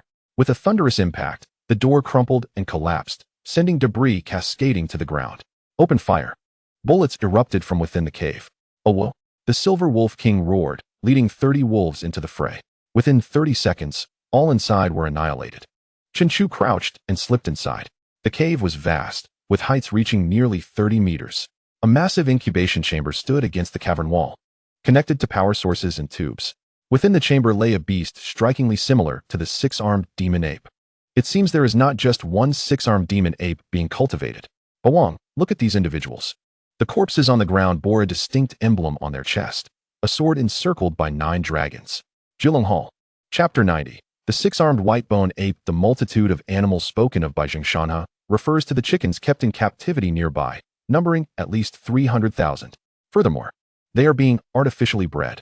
Chen Chu sensed that there was something extraordinary about this situation. The beasts within the cultivation chamber must have reached their full potential, and now there are so many chickens. These are Baiyuji, Zhengshanhe stated. Baiyuji? Those who have dined at KFC are well aware that this breed of chicken is the exclusive type used by the fast food chain. After cultivation, they mature in less than a month, growing at an astonishing rate. Could it be that Jiulong Dian has ties to KFC? What shall we do, Bawang? Zhengshanhe inquired, pointing at the ferocious beast within the cultivation chamber. It is still within the chamber. It must not yet be time for it to emerge. Let us destroy this place and cut the power, allowing it to perish in the cultivation chamber. Act swiftly. Zhou Tianlei smashed his fists against the surrounding instruments with tremendous force. The other wild men followed suit, and soon, all the equipment was thoroughly destroyed. The power to the cultivation chamber was severed, just as Chen Chu contemplated dividing the 300,000 Baiyuji. The red light at the bottom of the chamber suddenly illuminated. A deafening alarm reverberated throughout the cavern. Is there still an alarm after the destruction? The beast within the cultivation chamber suddenly opened its eyes. Bubbles erupted from its mouth and nostrils. With a resounding thud, 6 powerful arms braced against the chamber. Step aside. With a tremendous crash, the glass of the cultivation chamber shattered under the force of the 6 arms, sending a torrent of green liquid and shards of glass flying. Roar. The beast stepped forward, towering at 12 meters, its 6 arms encased in bone armor. Unlike the 6-armed demon ape, this creature lacked a serpent-like tail. Instead, it possessed a tail composed entirely of segmented bones. In a certain underground research facility in Fengdu City, an alarm blared on the computer of the mad scientist. What? One of my secret bases has been discovered. The equipment has been destroyed. He furiously typed on the keyboard to disable the alarm, a sinister smile creeping across his lips. Heh, the 6-armed white-bone ape is not the same as the 6-armed demon ape. I have imbued it with a far superior ferocity. It is a matter of life and death. Whoever crosses me shall face dire consequences. Go. Let me see who has dared to provoke Jiulong Dian. A drone ascended into the sky, heading towards Daxing Mountain. Within the cavern, the 6-armed white-bone ape let out a furious roar at Chen Chu and charged forward. With a swift motion, Chen Chu's entire body was enveloped in crocodilian armor, claws extending like blades. Suddenly, an unexpected transformation occurred. The 6-armed white-bone ape affectionately nuzzled Chen Chu's neck. This sudden shift left everyone speechless, including Zhengshanhe, who was at a loss for words. The 6-armed white-bone ape extended its long tongue, licking Chen Chu's head. Get away. Chen Chu shook his neck, causing the beast to stagger back a few steps. Roar. The 6-armed white-bone ape continued to nuzzle against Chen Chu, its heart-wrenching roars reminiscent of a child seeking affection. Chen Chu was bewildered by the situation. What is happening? Zhengshanhe clapped his hands. Ah, Bawang, I understand. It must see you as its mother. Mother? It was artificially bred and had remained within the cultivation chamber before awakening, never having encountered any other creatures. In other words, it was akin to a hatchling just breaking free from its shell, mistaking the first being it encountered as its mother. His reasoning was impeccable, leaving Chen Chu unable to counter it. Many animals exhibit such behavior, recognizing the first creature they see as their biological mother. Chen Chu was unsure whether to laugh or cry. Upon emerging from the cultivation chamber, the massive creature naturally recognized him as the first being it saw. Thus, he had inadvertently become its mother, gaining an additional son. Congratulations, Dinosaur Dad. I have gained another brother. Zhang Depai was the first to send his congratulations. Chen Chu retracted his claw-like nails and gently patted the head of the 6-armed white-bone ape, which closed its eyes in bliss. Chen Chu then pointed, You, go stand outside. The 6-armed white-bone ape obediently made its way to the cave entrance. Its intellect was akin to that of a newly hatched chick.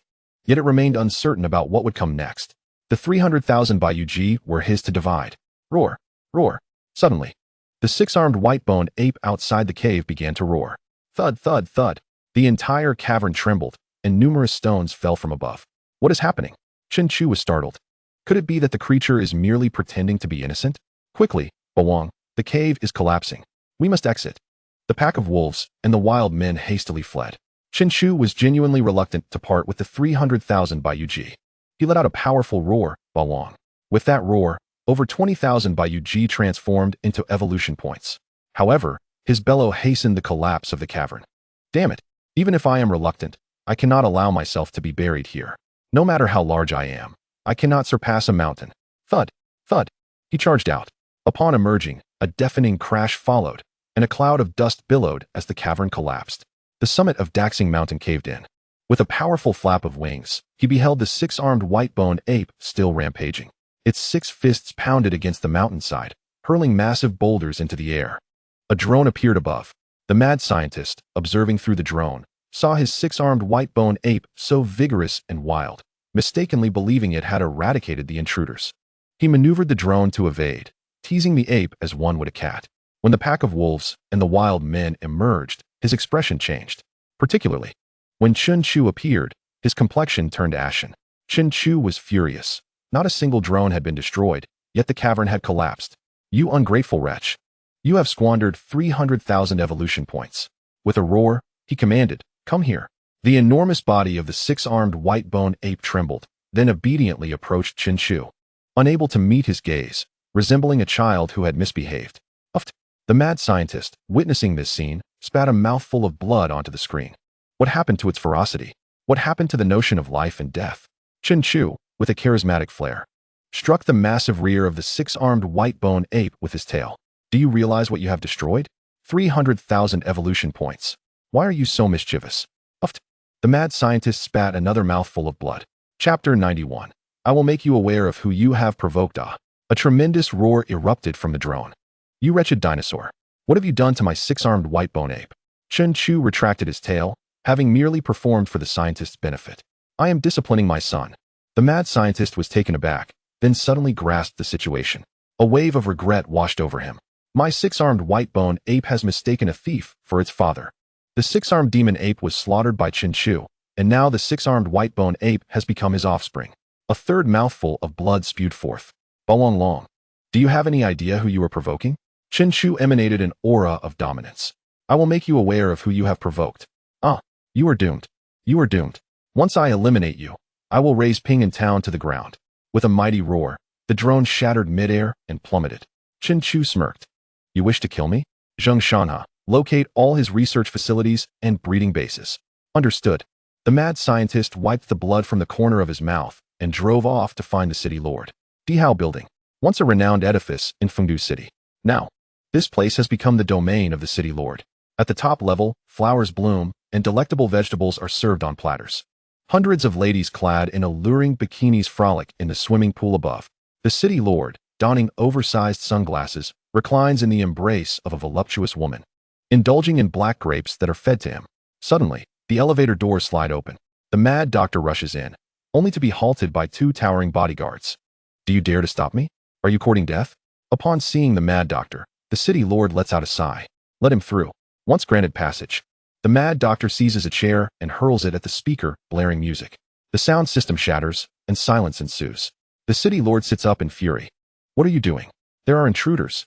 The mad doctor retorts. Many have attempted to invade my Fengdu city, yet they have all become souls. After working so hard, I finally get a moment's respite, and you choose now to disturb me? Resume the music. Resume the dance. The mad doctor trembles with rage. For the intruder is the Tyrannosaurus Rex that slaughtered the 6-armed demon ape. You all need to leave. If it were some ordinary totem from a typical region, the city lord wouldn't take care in the slightest. But Chen Chu is a different matter entirely. He was the one who eradicated the complete 6-armed demon ape. Where is he now? In the Daxing Mountain to the west. Is this invasion a representation of Ping Town? Has he been revered as a totem now? This is no time for idle talk. We must deploy our strongest forces to obliterate him.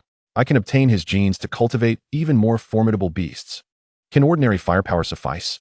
At this close range, I cannot unleash a nuclear strike. Conventional weaponry, alongside those volunteers, must also be put to use. A first-level alert rings throughout Fengdu City.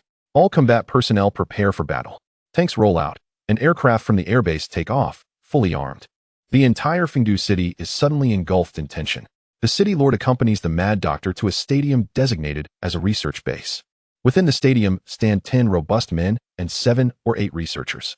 Can the beasts you've cultivated be released? The city lord inquires, gazing at the cultivation pods lined up in the stadium. It's not quite time for release. But to deal with that Tyrannosaurus Rex, we must expedite the process. The mad doctor gestures, and a researcher in a white coat brings forth a silvery box. Upon opening it, 10 slender syringes are revealed. It might sting a bit, but this will be your moment to shine in Fengdu City. Are you ready? Always ready. In the Daxing Mountain, a breeding facility for insects is discovered by Zheng Shanha. 2 massive glass chambers are filled to the brim with cockroaches. Chen Chu ascends and then crashes down heavily. The glass chambers shatter, and the insects are squashed into a paste. Evolution value 2362331200000. Chen Chu is momentarily stunned. How many cockroaches did his weight obliterate? Why did he only gain a little over 1,000 points in evolution value? As the glass chamber breaks, a horde of cockroaches scurries chaotically. Zheng Shanha crushes one beneath his foot, gaining 0.01 points in evolution value. Damn it! Chen Chu, inexperienced in exterminating insects, is oblivious to this. Only 0.01. That is far too little. Suddenly, bombers swoop in from above, dropping ordnance. A series of explosions erupt, sending plumes of smoke into the air. Chen Chu rises.